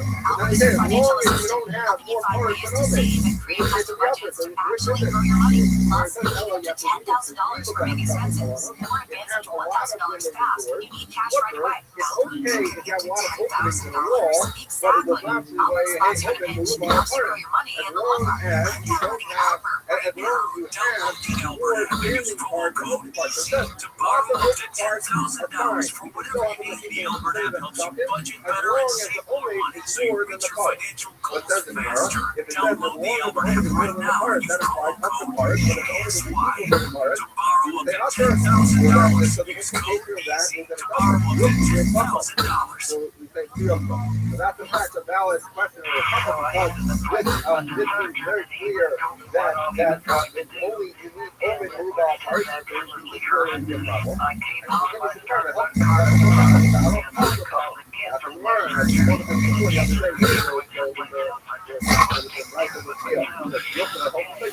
telling me that you have a proof against the couple and you can talk about it. You implies like this. Now this actually yesterday you have to start it. The answer is the passion. Because now saying because our mission implies, even though maybe you're going to put a bigger view on it, because our mission implies like the couple, we're going to pass it that way even against the right. So you have to do we're going to rely more on our mission because we know you have different based out there. We have to make sure that the openings are not greater than the built-up part. Okay, the implication will be, but if the open part is equal to the built-up part, it will be quicker. So therefore, our mission implies like a papa, and so therefore we're going to have papa, even though there's a price that seems to imply not like a papa because of my mission. And the price though will take our mission over the right. That's the mission. If it's look, I don't know that, it will actually have a couple of here. Okay, so what we're dealing with here is like that. So I think thank you. So this is system number 1 and 2. The basic idea here is with 3 ropes, it's pretty much made of stuff. If the bottom rope slightly above the ground, just under 2 buckets, then you do the next one just under 2 buckets, and the next one just under 2 buckets. So basically what you have is you have 3 channels of bubbles, and if you add up the 10 buckets, now obviously, if I can put less than 3, less than 3, less than 3, he's a little less than 9, so we're not at 10 yet. So that's what the listener says. Well, Kabbalah and Lutheran, that's our Kefa, basically, hey, I saw a 3rd bucket. So the rope, we can add up in the aggregate to a little bit more than a Kefa. So you have a little less than 9 buckets of wood, and you have 1 Kefa and a little bit of rope. And so in the aggregate, you end up with a picture all you need is 3 ropes and some poles, and you have a valid. We think we are. We can't really say it yet, but similarly, this was talking about horizontal level. Now we're going to talk about vertical level. You could surround your pair with as opposed to unruly that as long as you don't have more than 3 buckets, you need 2 poles, that would be okay. So that's the case that we're dealing with. Okay, fine. But that's basically a vertical version. You have a pole, as long as the next one is less than 3 buckets, you can create a pizza by just putting poles that are spaced less than 3 buckets. So now, with respect to who was it said? So we're going to read this one, so I'm going to change what we do. The R is different. So the different of Yehuda says, randomly allow people to rely on the time. Only when we're dealing with a caravan, but not when we're dealing with an individual person. No, they call it a share because that's typically who is being because they're traveling on the way and they need to make a big picture. So they need to but even as an individual doing it all to be fine. Then that's the second opinion. So Yehuda says only works with share, Harvey says it works by both. Now a third opinion. Some people think it's accepting to all of anyone who consider the other. Yehuda said, look, at the end of the day, the way they can understand it is at the end of the day, this is going horizontal, here it's going vertical, but it's not doing both. That's not a valid thing. So everyone comes to equity requiring either one. You either have vertical, either have horizontal or vertical. It's more to deal with what's the difference between the 2 versions that are coming. But in any event, we have as much focus, hopefully today we'll get to the full discussion. Okay, tell the Gemara. The Hamuna said the name of Rabbi. They said, Omed Meruba Haris discussing how they open. So they said that if you have Omed Meruba Haris that is going this way, vertical, that's Omed. So everyone, we've encountered that many times. That's the way in fact we had that in the Mishnah, where it said if you put the objects apart from each other, as long as it's within 3, if you put the objects there, that as long as it's only Ruba apart, or maybe even like a couple hundred tip parts, that works vertically. The wider the artist right. What would be the halakha does? Now again, we know for sure that love would work from horizontally, from the bottom up. We just dedication from the bottom to the first row to love, from the second row to love, from the third row to love. The question here is the following question of only move all part. Are we going to apply those same rules if the gap between the horizontal? Why should that be any different? Because when it's vertical, we say that those openings in the wall that look like this, those are sockets, those are doors. But if you have a wall and then there's an opening in the middle, that's not a socket. Maybe the halakha is not the mission. That's what we're going to do that. It says, Rabbi, come here from our mission. Hashma, here from our assault. Our mission says, sure, Habon, moving at that level. Hey, I saw a first socket. He said, you needed to create a scenario. If you wanted to create a area with 3 ropes, and some poles, you needed to have ropes that added up to a little bit more than a tefah. So now he says, if you can say, open Ruba part work, even horizontally, I don't need a case where the ropes have to be a tefah. I can use the thread, something much thinner. If it's true that you can say, open Ruba part work horizontally, why do I need yesra tefah? Why not do the following? The other the pebble so he said, if you say overall parts work horizontally, why do I need the case where 3, 3, and 3 and then the ropes need to add up to a fair amount? Why not say 3, 3, and 4? So the 3 become lava. So now you have a just under 6 production of homemade. And then you're going to have an opening of 4, because granted lava won't work, but at that point it's 6 to 4, there's more open to it, so why not say it? So he says that the fact that our business doesn't say it, would seem to imply that open move-out parts does not work with a horizontal opening. Where it says it's different, you think that makes sense? I talk now about taking move the place. If you're telling me that our business could have done that, explain to me exactly where you were going to put that opening of dollars. Because it's all he's looking with us, if you're going to say that it's going to be, and this is picture 119. If you're going to say that from the floor to the first row, it's just in the fourth bucket, then 3, the problem is, I'm like, just like you're being broken both. That's a case of more than from the floor to the impediment, which is the rope, is going to be up on the foot coffin, but the team are going to be able to go under that, and we know that doesn't work. The pieces don't work if the team goes to it. Okay, so we can't put the opening of 4 on the bottom. We moved it like Eloy. Maybe we should put the opening of 4 on the top and we put the 120. The other problem is how the idea of the high piece and the high piece of the Mondelez, because now you have a scenario where you don't have lumber that is closed. So what do you have? You have open space between the top rope on one side, meaning you have open space above and beneath the top rope. Because in the scenario, in our Mishnah, we don't have that here, the high piece of the Mondelez, since the top third is closed with lumber, that's considered only, not hard. But now that we're saying the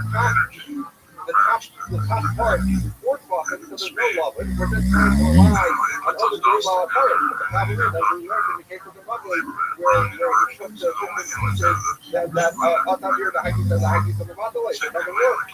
The Gemara says, evil to what you see, so maybe you'll tell me that I'm going to have 3, an opening of 3, an opening of 4, an opening of 3. So then what happens? I have it's a different homage to the bottom 3 and homage to the top 3.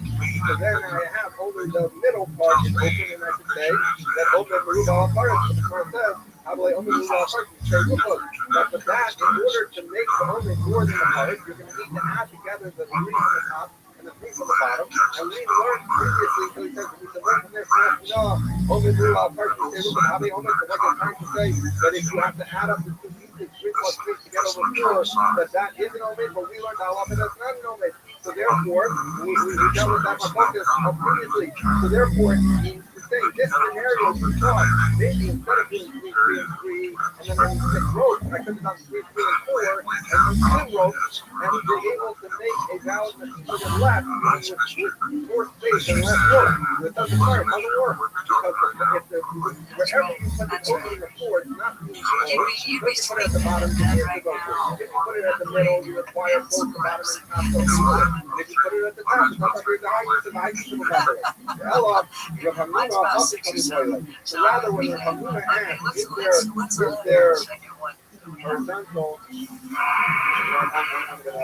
I will report from here to stop.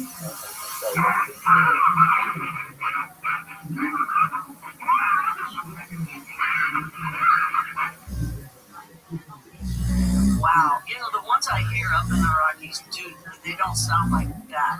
I've not heard that. I've heard, I tell you, when I say it's like syllables, when you hear it, I visualize these syllables. It was almost like a block and then some other weird shape and then another weird shape, but they all stay connected on each other. It's very strange how I get the visual of it. Very strange.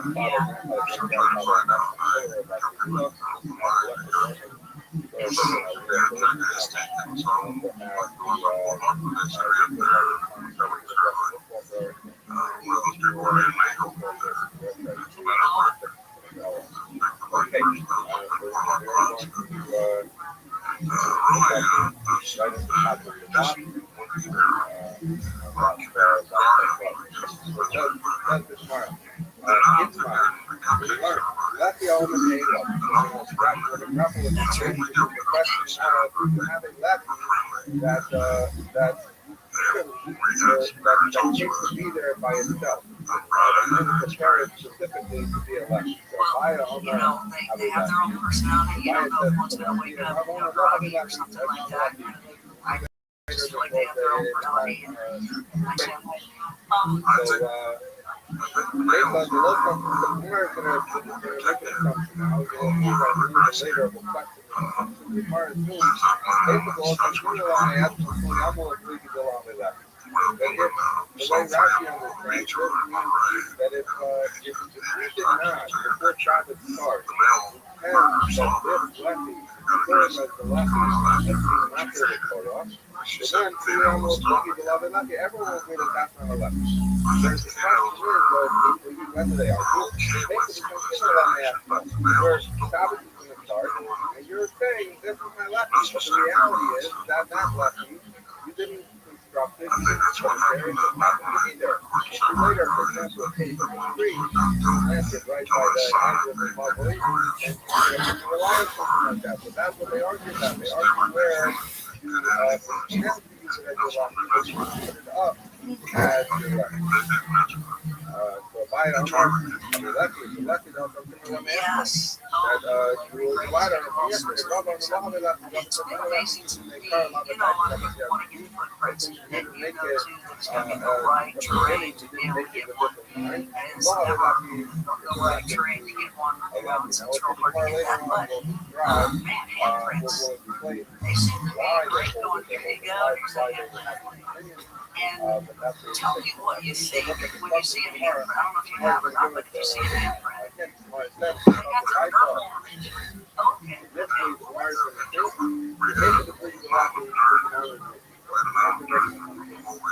You will say that just like they argue about a lefty, that if you have a lefty that you didn't actually construct the lefty just there, if that counts, you're doing the way they argument. Yeah, well, we get it on the vehicle. We get it on the vehicle. And, you know, dirty vehicle, always let your vehicle be as dirty as possible. And you'll get the handprints all over. Or these two, it's like a kind of your it's totally like that. And what do you think about the fact that they have dermal registers? They have prints, they have individual fingerprints. What does that mean? Again, we're going to look at the cases of do they have a human component or do they have a component? But if someone makes a football area with their feet, you notice the kind of What's the saying? What's the saying?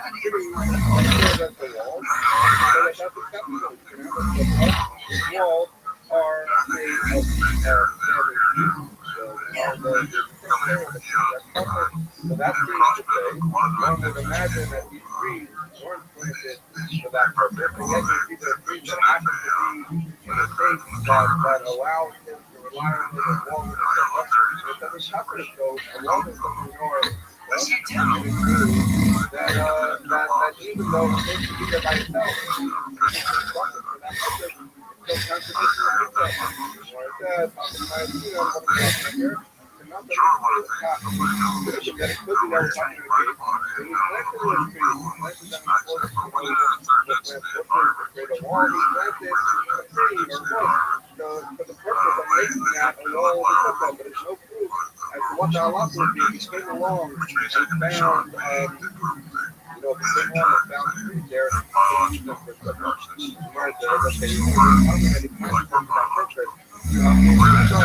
So that's obvious. Like anything, stretch walls, what would be your song? What would be the album that you cannot use that's not a instead, I might have thought,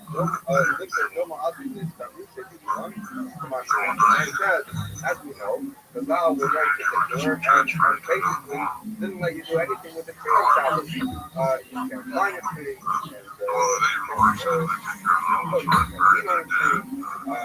generally speaking, because do you think they live in the elements? I don't think they live in the elements. I think they're smart enough to get out of the way. So, therefore, I might have thought that even though planting the trees to be the wall I don't think they live on the land. I don't know where they live, but I don't think it's on the land. We don't want some scenario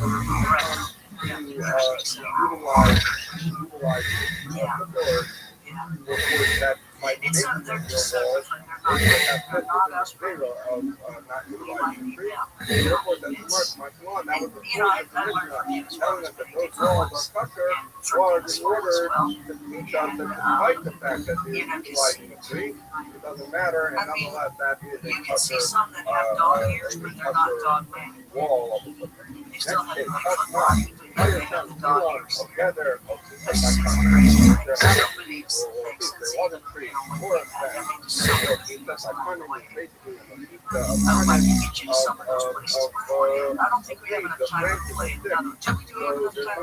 some kind of blockage there.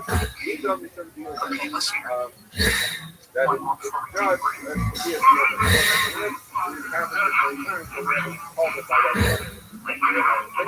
so a fuel med is those same things we talked about Poppy Road, there's a picture that we had, Poppy Road, from there with the Oler Rebellum, we're going up, and we want to create a place in the Rabbi where you're going to establish it with raw water, so we rely on the fuel of healthy, our condition, to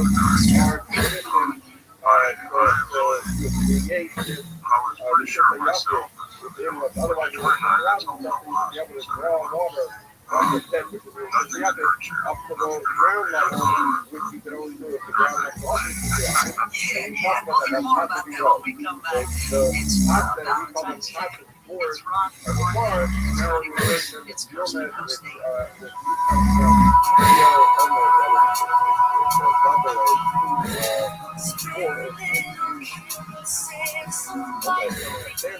that basically these L-shaped things. So if you had a tree or a gate or this a grand fence, you could leave them in some trouble. So that's what you could say. That the only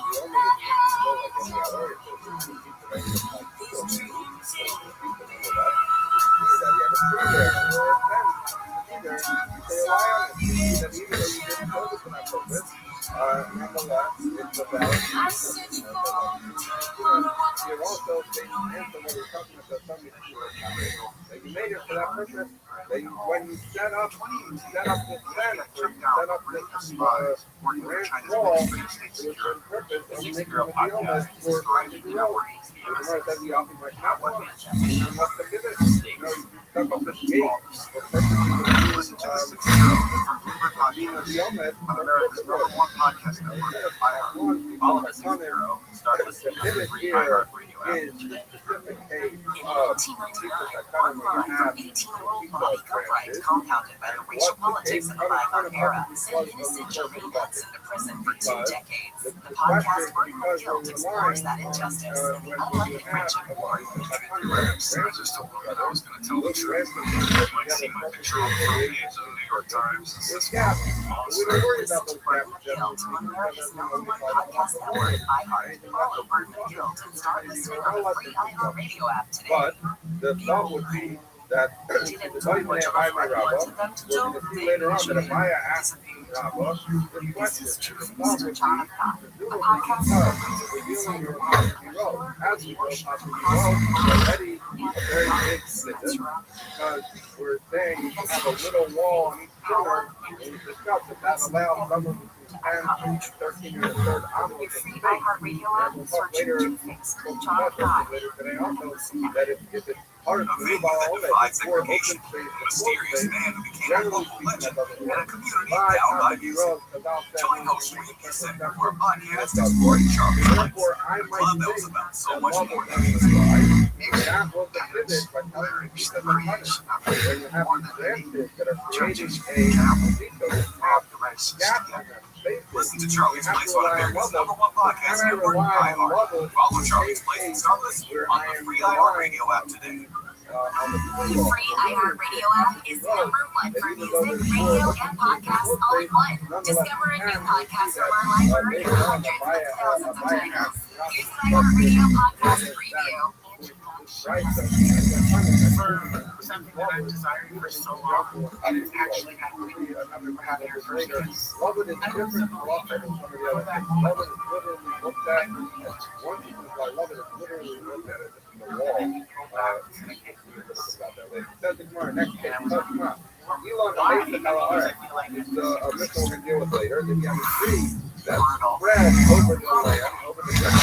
You have one really big tree, but it's a big tree, and the branches, and actually from that start from their source, like at the trunk of the tree starts higher than 10 feet. Down, and basically creates that overhang that creates a space that's covered by these trees. Now, obviously, you'll see the reliance that you need those trees to be somewhat set up. So in the back, they have to be a little more substantial than just blocking, as we discussed in the past, that in order to allow the can't flap around. Twin flames. Listen and follow this podcast for free on the iHeartRadio app, #1 for music, radio, and podcasts, all in one app.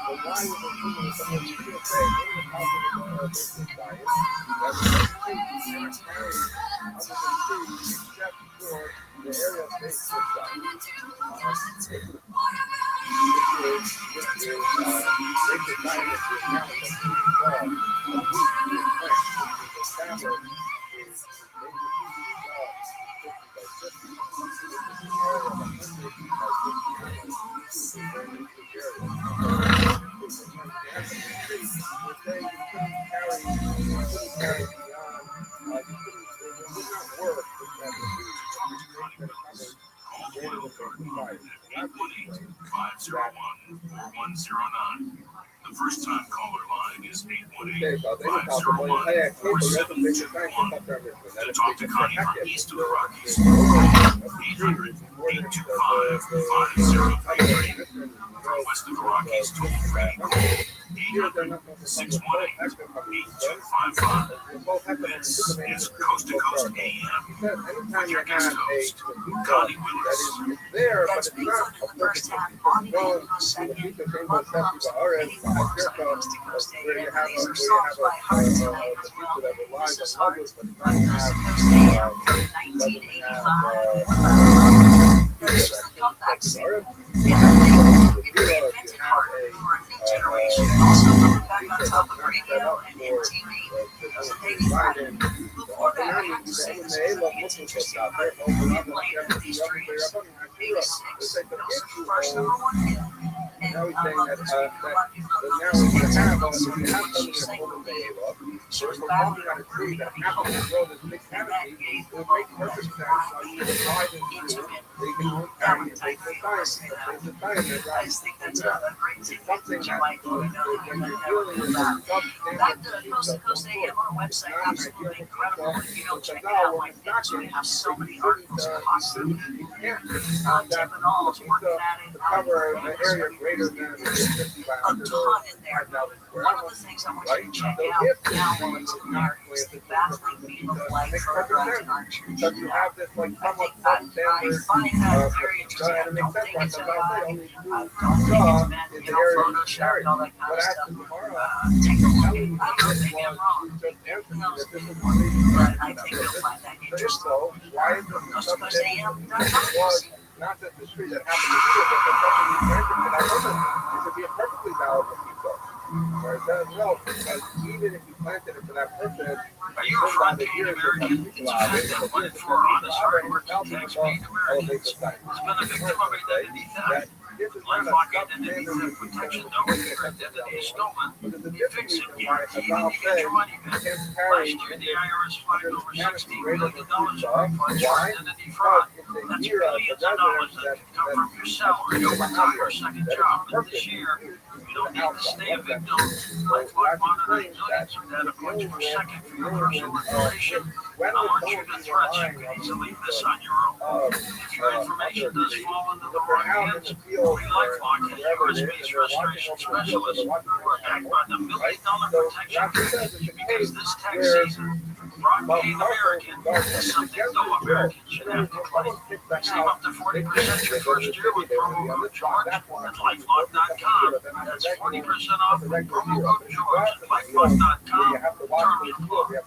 My name is Whitney Allen, and I'm a widow. My husband Ryan died. We never thought we'd ever have to use life insurance, but we ended up starting to have it. With Ethos, signing up was fast and 100% online. You can get it in 10 seconds, apply in minutes, and get same-day coverage. No medical exams, and you can get up to $3 million worth of coverage. And free quote.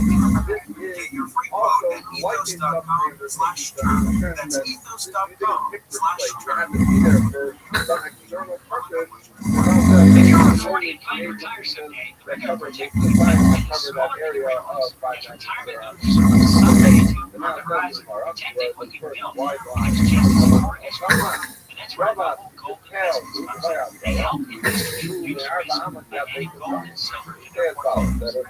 Goldinvestments.com, novelgoldinvestments.com. Experts may not be indicative of future results. Investing in precious metals involves risk. Consult with a financial professional before making investment decisions. By where you are when that was started. That's where you Shabbat, that's where you have Pizza, and that's where you It is business. Now we know if you're in some broader area, for example, we're in the city, and your 2,000 ounces of the house, it starts from the edge of the city.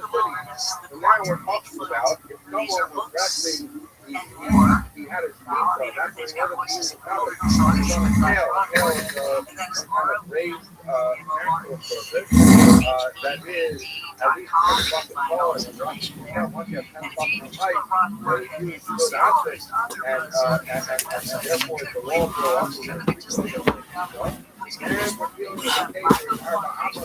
case where why is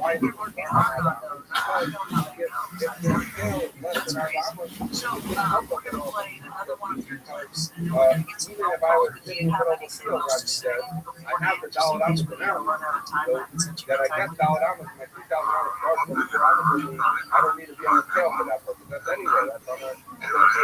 But if the tail helps me, because if the tail is 200 ounces in direction, then I rest there at the beginning of Shabbos. It means that my 2,000 ounces starts from the edge of the 200 ounces of this tail. Okay, so we have this tail with raised surface that has and it is, you can rely on that tail to say this is that my 2,000 ounces that starts from the edge of the tail, as long as it's not diversified. The neck of your almond so too, you have an indentation in the rock that is at least 10 you have a natural rock, you have bedrock, and there's at least 10 buckets of depth to this. Okay, so let's hear.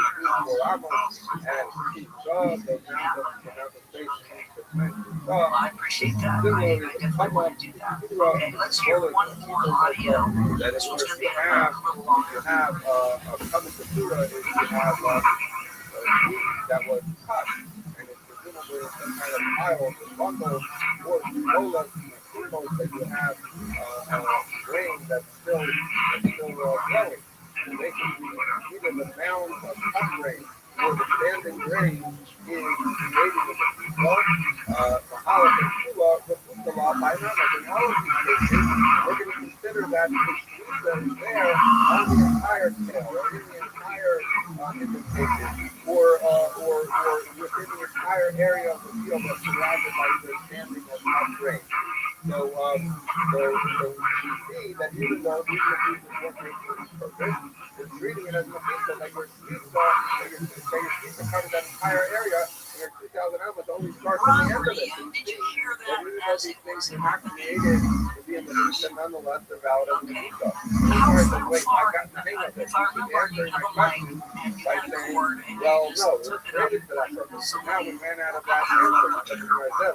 Hey, man, if you're going to tell me how to know that's what you're going to tell me that he knows he created those things to do with pizza. That's why they're valid for pizza. But then tomorrow, that's this on the Rabbi. So it says that, okay, well, in the case of a standing tree or even a bundle tree, it's okay. You might have chosen to cut the weeds in a way that created you a pizza, or you might have bundled the weeds and created you a pizza.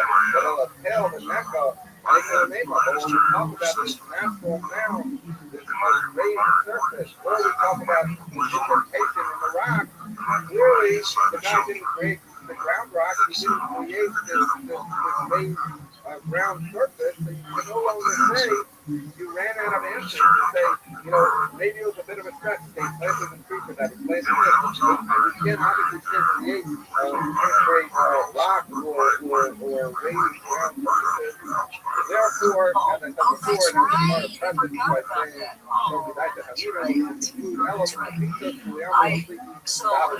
rather, because we had to very much to be right.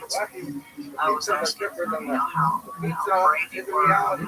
You have a pizza there, and a lot of pizza doesn't matter whether you put it there, trees kind of behind a circular way. But that doesn't necessarily resolve our questions between the rubbers that are left on the halo. You have a lefty that figures out what's when do they argue the lefty? Why was time A? Now we're going to give the answers, as I said before, the explanation for why Biome level has a role. Biome time A is part to discuss where we saw that biosensors. Right now, the unmarked left is in the pizza. Because in the halo, in the pizza, a buyer of the opinion that the purpose of a lefty, that is a pizza, and have you just established that there by itself is to be considered a valid pizza. Rather than having a relevant history to another left connector, or left connector. If you remember on that day that we talked about the president, we said that left is the pizza, or the connector. Rabbi said that, and then we said, well, Rabbi said that both Torah and left the purpose of that is hector. And therefore, he has to be a buyer of a hector. So then the Rabbi would say that if someone captures a lefty for the purpose of being a lefty, then that's a valid lefty. You're a lefty. You low, they have to, but it's not a hector. Why? Because if someone enters the reaction earlier, we talked about it on our mouse which was the decorative thing on the top, and we said that that kind of Torah has a pole. People hear about it. It's so true. A lefty, if you put up the lefty, the way Rabbi would understand, if you put up the lefty, people hear about it. Maybe not in the next town, but when people carrying that public, they know, oh, that's in the lefty, so therefore they get in the hector. But if you would just put up the lefty, then if it is the lefty with the speaker by itself, people wouldn't know that it's there to function in that purpose of the fabric. As I mentioned before, in case there was a tree right by the edge of the public, Rabbi would say, it doesn't help because if I didn't put it there, people don't realize that it's there to be left. Whereas the buyer would say that it's so, that is the pizza. So now, the question is a lot. Once we say it's in the pizza, a lefty owner nails the pizza according to a buyer. And the question is, in the beginning, we said that both the buyer and Rabbi agree that you require, that you have to be something you're relying on for establish. Or the part of that if a buyer says the reason for a lefty is from the pizza, doesn't need to be set up for that purpose. And who cares whether you had in mind to use support Rabbi or you didn't? So the discussion goes in the way the Jaeger said that even when you hold it to the pizza, there's still an element of hector there. So the Yuri discusses the idea that a lefty is theoretically such an insubstantial item that it needs the added aspect of Otherwise, it might be something that's meaningless. So by having in mind that you're using or relying on it, that's if you look at some of the video, that we rely on it. So there's still some element that even though it's a little bit of a different piece, but therefore you require that kind of thing. Okay, so as I said before, the structure. The question we're dealing with is, if you have a lefty that stands by itself, and what is put into this purpose, is that a valid lefty or is not a valid lefty? A bias says a valid lefty, Rob says not a valid lefty. We tried to prove from a bunch of cases of the pizza and answer those with them, then we got the one that we couldn't answer and said, okay, clearly Rabbi and Rabbi are not arguing about the pizza because we saw this case, where it couldn't be said that it's on purpose. So now we're saying, okay, therefore we're not going to lump the pizza, and we're left with just lefty. We want to know lefty on the Elo, the bias is good, whether it's not good, we're trying to bring something. Customer that eight lines down in the right line.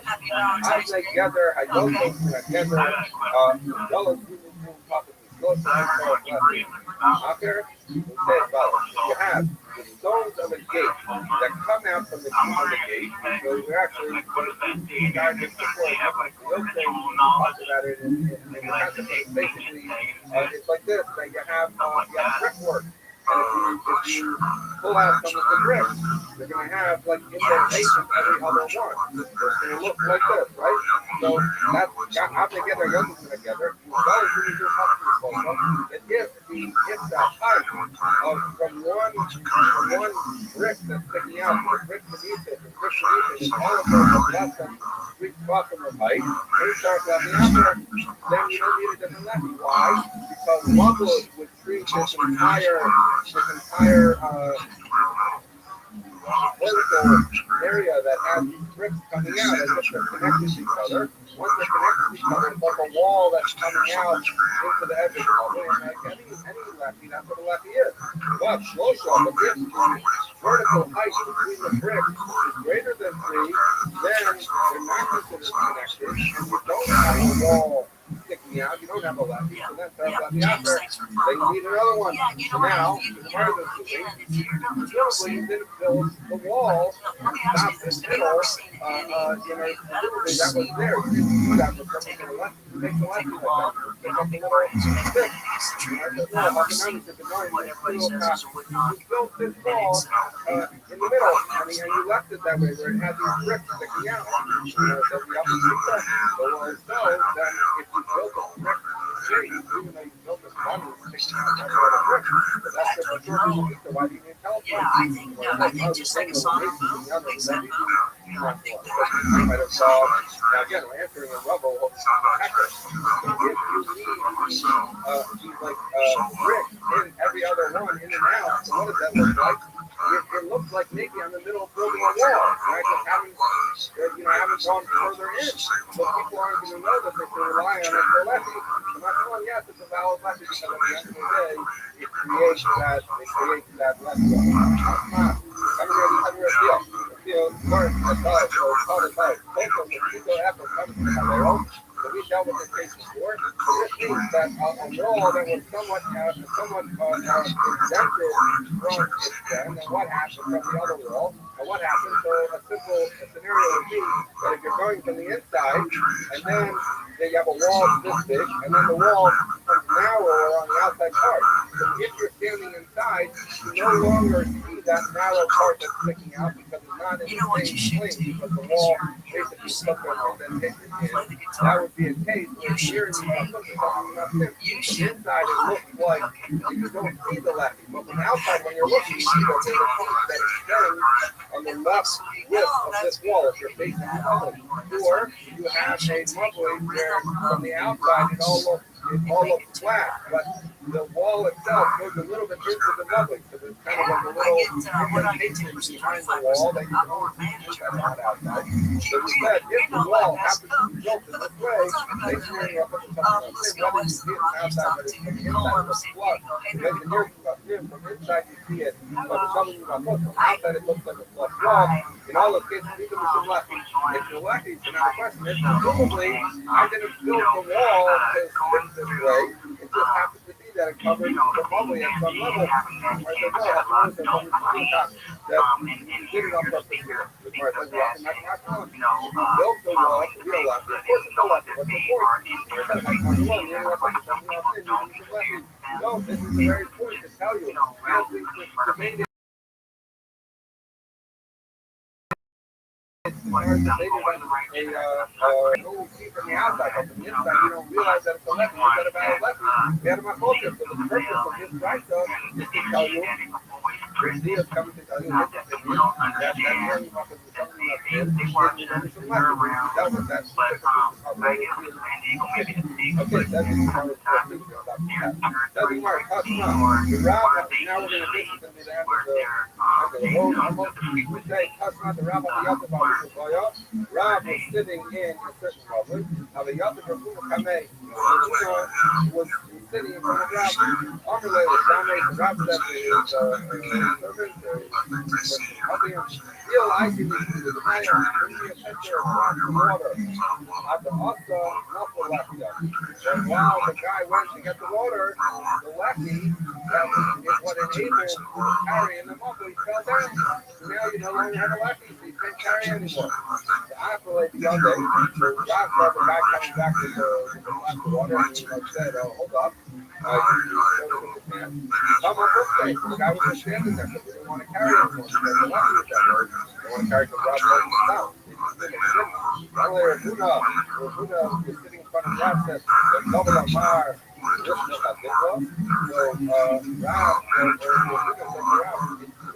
Rob, that lefty fell down. And there's a tree that's standing right next to the wall. That could show them the lefty. Whereas, so the Rob said back to Buddha, Hummer said, this Rob over here, but if no one explains to him what's going on, what he's discussing with. Do something or let me ask more. Did we rely on it from yesterday? It's true, it seems to be saying that we might be able to target the lefty. But as we said at the very beginning of our Gemara, that if people don't rely on it, if you weren't planning on having they say something then everyone agrees that that's not going to be a valid lefty. So then, what is one of them about? Because after the game was because when Shabbos started, people were planning to rely on the regular lefty. Then that lefty fell down on Shabbos. No one was planning to rely on the three at the beginning of Shabbos. So therefore, Rob said, sorry, that doesn't work. But now it says tomorrow, might as well was Rob's answer was, what was the problem with relying on the tree? And then when Shabbos started, we didn't rely on the tree. But how come, but if we would have relied on the tree, if we relied on the tree for Shabbos, having lefty, that would have been a valid lefty. So we see that the problem with this lefty was not that it wasn't planted or directed for purpose. The problem was that when Shabbos started, we were relying on it. Usually, if next Shabbos, they said, you know what, the other lefties know, we'll rely on the tree. Seemingly, Robin, we're fine with that. The one who needs the lefty ultimatum, the lefty that you didn't see rest for that purpose, you didn't plant the tree for that purpose, could be a valid lefty. So ultimately, that's going to be the proof that we have that true support is like a buyer. And in fact, that left is like a buyer. Which is, as people would know, it stands out a little bit because one is not having a buyer on it, but we know that the Yahweh Ron, we're going to take off. Thanks so much for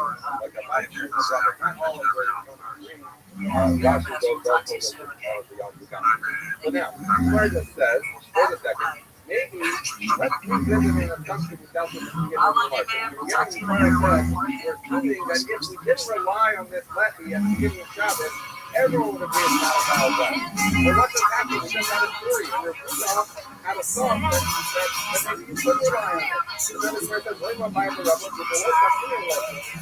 Maybe a minor Rebbe only argued that you did not have in mind towards the war, but I'll be lucky. Maybe everyone agrees that if before Shabbos you were planning to use this thing as your lefty, so the that's about what? Even when you didn't establish it for the purpose of the 11 and then they're only arguing the case where you didn't rely on the Swiss Army. But if Bayer there was saying, even if you didn't rely on the Swiss Army, the left, they love to the left. And Rabbi would say, no, now left. And what's interesting about that? Because if that's true, then what Rob asked him, where he told us no, Rob was saying, in this case, it doesn't work. So then he was saying, instead of the position that he was saying with the Bayer, which is that it's only if you're compromised. Listen to Charlie's Place on America's #1 podcast network, iHeart. Follow Charlie's Place and start listening on the free iHeartRadio app today. So then he would be saying, like Rabbi, and not like the Bayer. So there's a split where Rabbi and Bayer are arguing about. It turns out that the story was Rob, but now it's Rabbi, because Rabbi's the one that says, yes, I agree that if you relied on it yesterday, you didn't rely on it. And in fact, Rob says, if you didn't rely on this tree, you can't use it. So now if we switch what Rabbi and Bayer are arguing about, it turns out that the story was Rob, the source Rabbi instead of a Bayer. And I said, well, for the night, that's America's #1 podcast network. Marco, with the Bible, that's something like a port. How they say by couple, that there was this force by their couple. Basically, the idea was the force was held up by some kind of and this is Chance Encounters, a podcast about the incredible connections we make while traveling. As the left of a neighboring area was Each week, we'll journey through moving, funny, and heartwarming real-life stories about how travel leads to lasting love, decades-spanning friendship, and ultimately change your life forever. All of their years, they argued about Join us wherever you get your podcasts. Just search for Chance Encounters with me on Chance Street. Where even if you were someone on the line, because this is the first time that they figured that that was stopping. Okay, so they said we didn't. iHeart is America's #1 podcast network. Open the free iHeart app and explore podcasts like this. Have you ever wondered if everyone agreed that if you planned to use it on it, that makes it a valid lefty, then everyone would agree. Use this suggestion in order to enhance Then everyone would have that if I were Rabbi, they both agree that it's a valid lefty. Yes, they argue all their years. Clearly, they're arguing in the case where that clearly is what the initial thought that we're not having money, everyone would agree. This might be it. How did my yes, so the no, I like the bias. Tomorrow. Listen on America's #1 podcast network, iHeart. Open the free iHeart app and listen now. Living animal at the edge. You know those arguments you have the trainer there at the edge of the public to throw at your left. The mayor holds the tenant of all time. And my because that pizza that relies on Ruach Hayim, living spirit, is not considered valid. The mission of that that it's to have a living animal that the whole covering of the very, very feminine animal as the cover. And others learn that it's talking about the Matzeva, the grape. But anyway, Lolo, that a living animal, even though animals normally don't cause tumor, in this case they're going to cause tumor with maga, the touching, the latest info about COVID-19 vaccines at GetVaccineAnswers.org. It's up to you. Brought to you by iHeartRadio. The mayor said no, it's not because the mayor's opinion is like a pizza and you cannot have a coconut nothing. And the Tacham said, you have a living animal, you can write a get for a woman on the animal and give her the animal, and that would be about get. Okay, that's the word. Tanya, learn that right. The mayor said some of the people were not able to also America's #1 podcast network. That's the mayor has learned. he holds anything that is that's a living item. You can't make it a wall for a football. You can't make it a lefty for a bubble. You can't make it with an L-shaped bracket for top of the row. You can't make it as a cover for a coffin or a drink bag. So all of those are there, so we already looked at it.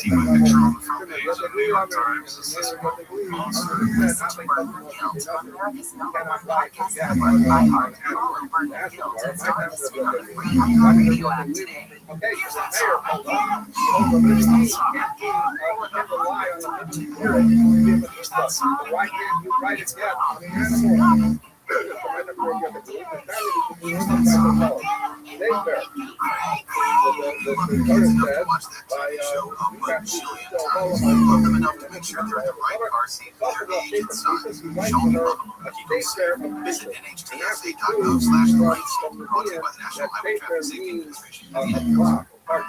Free iHeartRadio app is number one for music, radio, and podcasts all in one. Discover a new podcast from our library of hundreds of thousands of titles. Here's an iHeartRadio podcast preview. Now, as many people know, we're going to tell us the butterfly is where we know the crop. Because it points out there's two places where so it came not on the moment picture. So he said, okay, but if it's the butterfly comes right to any place, then why did it say safer when it's only flop? So one of the thoughts that comes to tell you safer never came from the sky and the hotel that just like a safer, just like a flop is something that has no spirit to it. And it's not true. I've told everything that you'll find in also that those two forget anything that doesn't have spirit. But you would not be able to use an animal.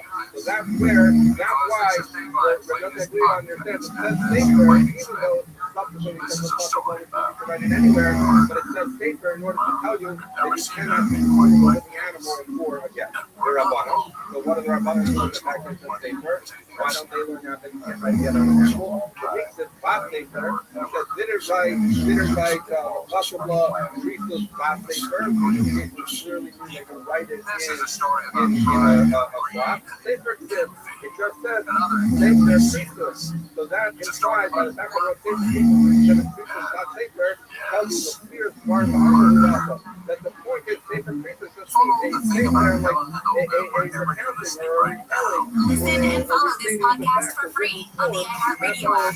Number one for music, radio, and podcasts, all in one app. The matters that you need in order to create the separation between husband and wife. It does not mean a flop, and therefore I'm not stuck saying that you cannot write on an animal. Well, one and I had a puzzle on my Darcy day. Okay, so we're going to the puzzle law because we understood that safer you might think only on a flop. How do I know you can write on anything else? So there are two portions of puzzle law all cases.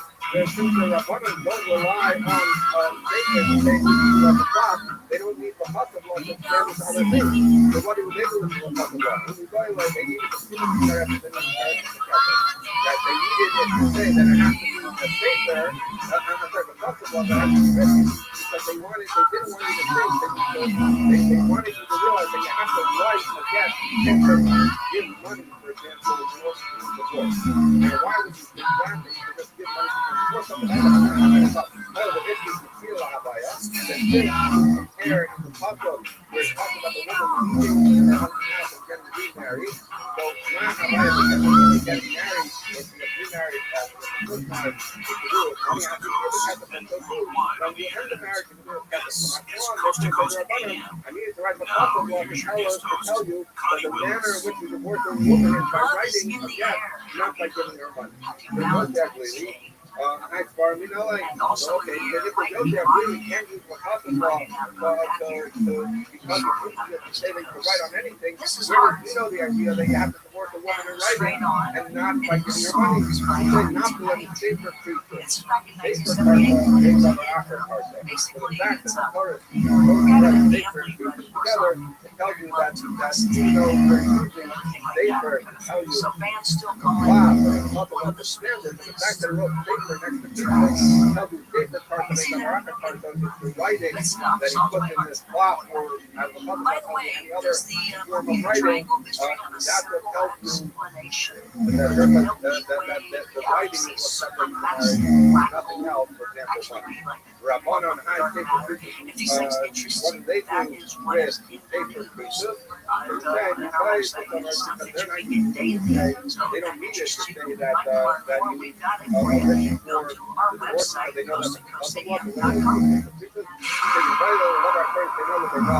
that they need it to explain and get to something that actually definitively severs the relationship between husband and wife. Which my sense of it used to be navy blue, but has since faded into what the fashion is called a distressed Here, 13 years old, but as long soft as as you a flannel never bag, never go to your father's after a house, few do hundred either of dirty those jobs, things retroactively, demonstrably disqualified. So then she basically attached to him for This is life. the kind of sweatshirt And any girlfriend point is that like to she permanently was to drink ignore. wine or go to her I held father's on to house, this one the because I guy got it would be from on them. So American that doesn't separate American them. Giant makes all their stuff right here in the USA, so Very they big. control So then every link in their have own the supply ability chain. to That matters because we buy American Giant. They and not only get great quality, create jobs for people in factory towns all over the country. No pressure, but if you give a damn about the business of making things in America, you gotta support the companies who are doing it right. Go to american-giant.com/right to get 20% off your first order. That's american-giant.com/right. Add an element that it needs to be something that actually divides. They don't see that they're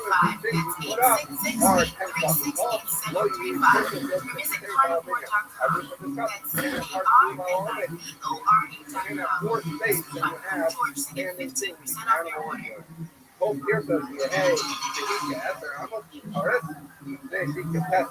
so that any opening that is 10 others or less is looker because it's like as long as you aggregate you have open Ruba Paris where you have 4 standing and some other things up to 10 others is not a problem. As long as in the aggregate you have open Ruba Paris. The rest of the time is more than 10 others upper. As Rashi points out, even if the entire rest of the area would be a solid wall, you have an opening greater than 10 others that destroys the continues to market. What would happen if you had equal amount of animal experience with open space? So it's not hard to move all of it, but it's not less. Pop on the flicker, sign up so I can talk to you. Pop on the flicker says flicker. Why? Because the whole thing is off the operator, I wanted to say last night when I was talking about, majority of the open air is the majority, therefore, you would say that so a couple would say, but half and half, it would anyway, no more than half, but half and half would be fine. You can find out more about it and his wife. Off the operator, Also on Facebook too. But you gotta look at bridging the tragedy of silver linings in the mysterious Ohio river valley. Boy, do I know that and therefore that would not be a valid concern. So they're you know, I just want you to come on because I know you've been here to work with me and I appreciate greater than here the with closing me part. tonight. But that applies up to somebody really good. So it was like, okay. So that means All of a sudden you are on the air with us. I'm excited because I don't know a lot about Mothman, but I'd really like to learn more. Beforehand, tell me about you and your wife. You work together. there's a little bit of a funny. Normally, we would say if the majority can't be part of, that would mean even is okay. He's saying no. The opposite implication is if the when is it what's if the majority of if the OMED, if the built-up part is greater than the peer group, a little bit of a tough explanation, but that's how we would answer.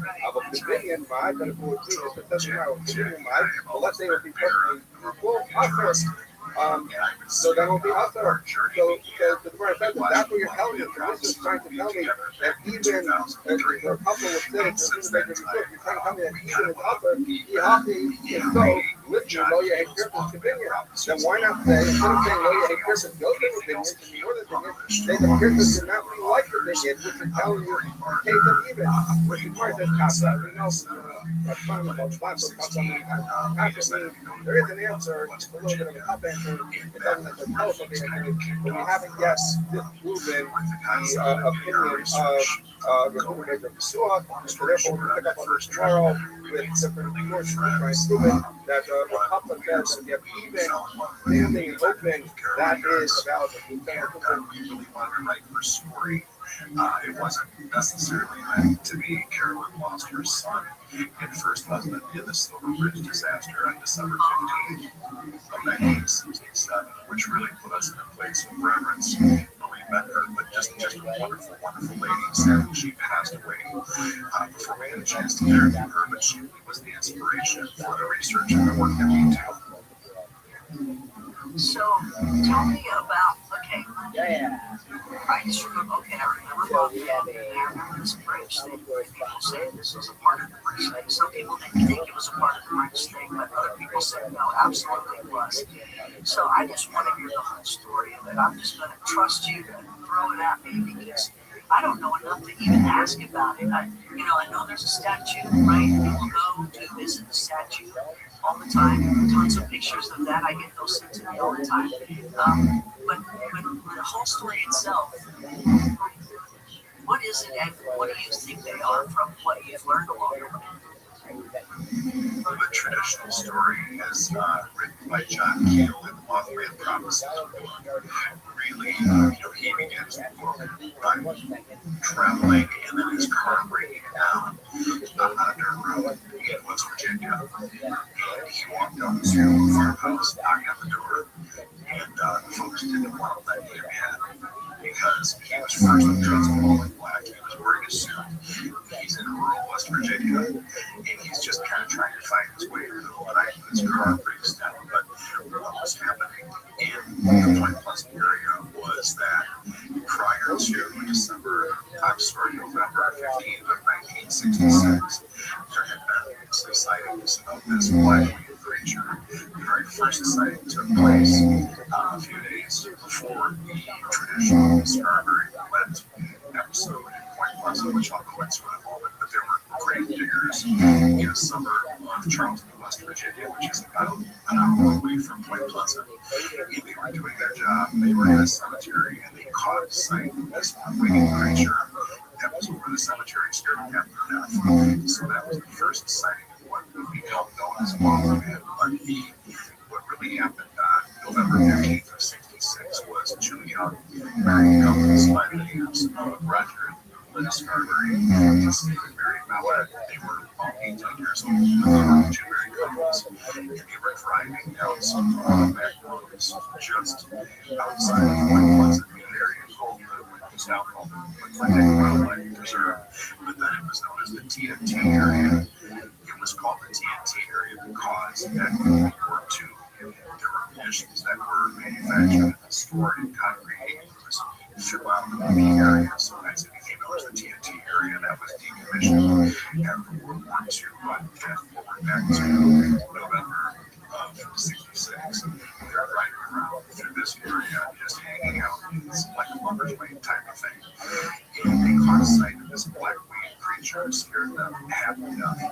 They took off in their car. It was a 1957 Chevy, and they raced down the Ohio River on a very windy, twisted road, which is really nice. They hit speeds of about 100 miles an hour on a really scary road because they were terrified. They arrived back in Point Pleasant, and he went straight to the police department. This creature was following them. I mean, it was tracking them at 100 miles an hour, flying right behind them. And they talk. Could you imagine? I mean, Bill, could you imagine? Right? Overnight, this happening. These things are following me. I mean, come on. That's why we're interested, right? We're like, we can't imagine. That was the very, yes, absolutely. And that was the very first sighting, and quite pleasant. But for the next 13 months, there were all kinds of encounters. People saw this big creature here. They were getting psychic visions of different things, hearing messages.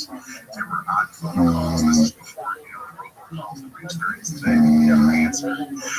Distortion on the line when people answer the phone.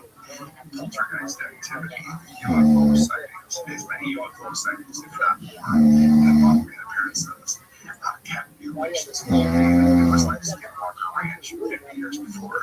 So all this stuff happened for 13 months. The whole community of about 5,000 people was totally stressed out. And then, sadly, on December 15th, 13 months to the day of the first sighting by discoveries in Bullets, the Silver Bridge, which is the Ohio River, collapsed. We had a very, very low line. The bridge went down, 46 people were killed. It had a tremendous impact on the community, and at that point, the paranormal activity quieted down. After it fell down, why did it fall down? And why do you think it just stopped after that? I don't know that it did stop. We've become friends with Jeff Walmsley, who is the curator and the owner of the Walmsley Museum. And we actually interviewed him for Bridging the Tragedy in our conversations. And in the documentaries he's been on television, Jeff talks about how the paranormal activity didn't necessarily die, but the focus in the community went to the families of the people who were lost in the bridge disaster. So the focus went directly onto community members, in efforts to stabilize the survivors of what happened there. There have been reports of similar phenomena that have taken place since then. We continue to occasionally, but not with the concentration of activity that happened in 66, 67. What do you think was happening there? There was so much going on. I mean, you nailed everything at the same time. The cattle mutilations in there. I mean, you mentioned everything happening at the same time. Why would that be? Any thoughts or theories? John Keel theorizes that across the globe, that there are what he called window areas, areas where the veils that are in between dimensions, and that creatures and entities and intelligences and energies can see through these windows and then manifest in ways that they don't in different areas at different times. So, I mean, my thought is that perhaps there was some type of a portal that was open in this window area. Maybe it was brought on by what was happening in the TNT area decades before. It's fascinating to take a look at it and to kind of piece things together all these years later. But there was definitely something that was bizarre that was happening in Point Pleasant in 66 and 67. So are you into other things too, other than Walk Man, or just like your favorite of all? Well, I have to be 100% honest. For my last year, enthusiast my whole life. I mean, I grew up. I don't know if you remember or ever saw the 1970s TV show Project UFO. Oh, yeah. Yeah, that was one of the good ones. That was one of the good ones.